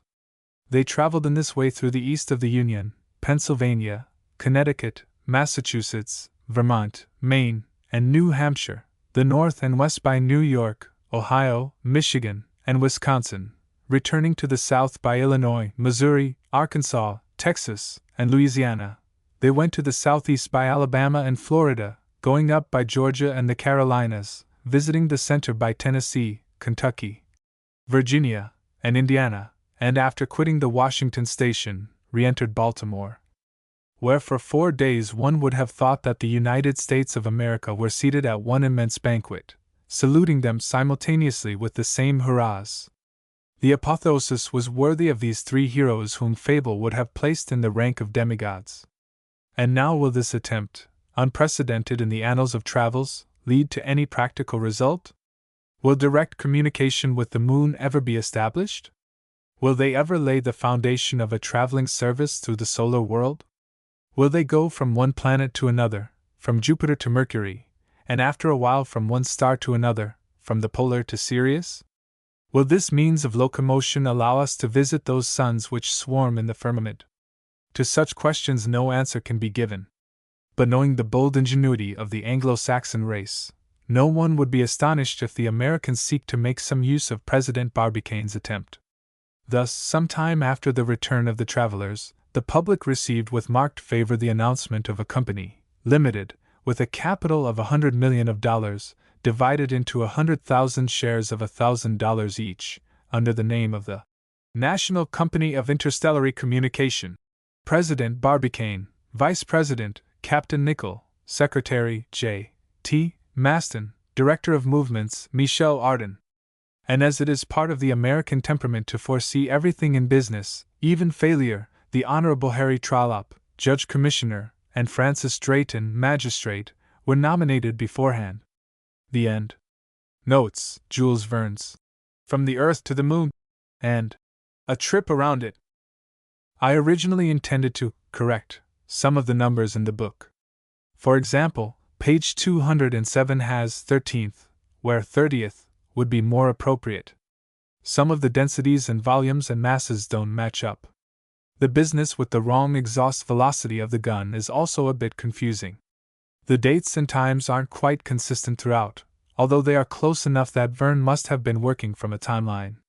For example, I think he has the time for the fall back to Earth exactly matching the time for the trip out. There are also inconsistent spellings, for example, aluminum and aluminium. Some of these annoyed me, in the sense of disturbing my reading. Since the reader is reading for pleasure, the annoyance should be removed. All cases of the British spelling of aluminium have been changed to the American spelling aluminum. I decided that the correction project was going to be a lot of trouble, and might be a perversion of the original work. I concentrated instead on producing an accurate rendition of the text. However, if a French speaker can find a French edition, it might be nice to see if the translators introduced errors. The measurements seem to have been converted from metric without regard for significant figures. Occasional conversions are simply omitted, with feet inserted for meters, without fixing the numbers. These might be safely recomputed without doing violence to the spirit of the original work. Whether one should standardize the spelling of aluminium, I don't know. Aluminium has a certain charm. I don't know what American or English usage was at the time. We might consider converting all the temperatures to Fahrenheit. I suggest removing the page numbers, undoing all the hyphenation, and repackaging the lines at a length of up to 72 characters, with only occasional word breaks. Page #S and a full reformatting has been done. Line widows/orphans have been painstakingly removed. Hyphenated words at the end of lines have been eliminated to the best of my judgment. I think a table of units should be offered for the reader. Myriameter equals 10 kilometers, fathom equals 6 feet, league 3 miles, but don't know French usage in 1865. Page 125 has perigee 86,410 leagues, French, or 238,833 miles mean. Would be nice to know the currency conversions of the day. We may criticize Verne for his errors, but the remarkable thing is how much he got right. I think this was the first engineering proposal for space travel, using physics instead of magic. Verne deserves much of the credit for inspiring the early rocket pioneers, and ultimately today's space program. As literary history, I note that Heinlein's "The Man Who Sold the Moon" borrows from it. Add conversion table for units.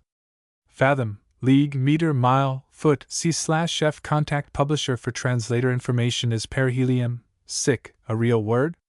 Maybe substitute perihelion? I have changed the one case of perihelium to the correct perihelion. There's an incorrect reference to NOV 30 in the early part of Book 2 to fix. I read it over and left it there. Close enough for fiction, but I am sure they would have missed the moon by a lot. Dates were not fixed. Inconsistent spelling of Palliser. This only occurs twice in the book, so both are left in. Pyroxyle sometimes with Sheila. Ill ending was accepted by undisputed, majority rule. Aluminum and aluminium. The former accepted. Maybe 18,000 instead of 17,000 yards per second. 30th degree of lunar latitude instead of 13th? There seems to be an inconsistency in the title for Book 2. Numbers, units, dates, times, and math errors have not been changed. Typographic conventions in the book. The book uses ligatures for FFIFL, FFIFFL. I have simply spelled these out. Chapter N is in italics. The chapter titles are in small caps. The first word of each chapter has an oversized capital, and the rest of the word is in small caps. If the first word is 2 letters or less, the second word is also in small caps. M and PM are always in small caps, as AM or PM. All these have been changed to PG standards. My typographic conventions: there are a few lines longer than 80 character, usually because I have inserted a stick phrase in the line. I am using % as a line break character in these cases. The % and the following new line should be deleted. Correction: I have indicated some candidates for correction in braces. All these were appreciated, and either corrected or ignored. Italics are marked with underbars. These are left in for the next proofer to turn into caps for PG. Hashtag small caps hashtag are enclosed in hash marks. $E$ precedes ligatures and accented characters. The accent follows the dollar and precedes the letter. I've tried to get and as accents right. I have used as an accent marker for umlaut. All are removed. I've used and to enclose recursive quotes. ASCII has no provision for distinguishable open and closed double quotes. The book uses ligatures for FFIFL, FFIFFL. I have simply spelled these out. L for British pound. All these conventions, except the circumflex, have been accepted. Bold indicates a different typeface. Removed, only one case, and probably a printer's error? Delta indicates a non-ASCII character, here the Greek letter delta left in.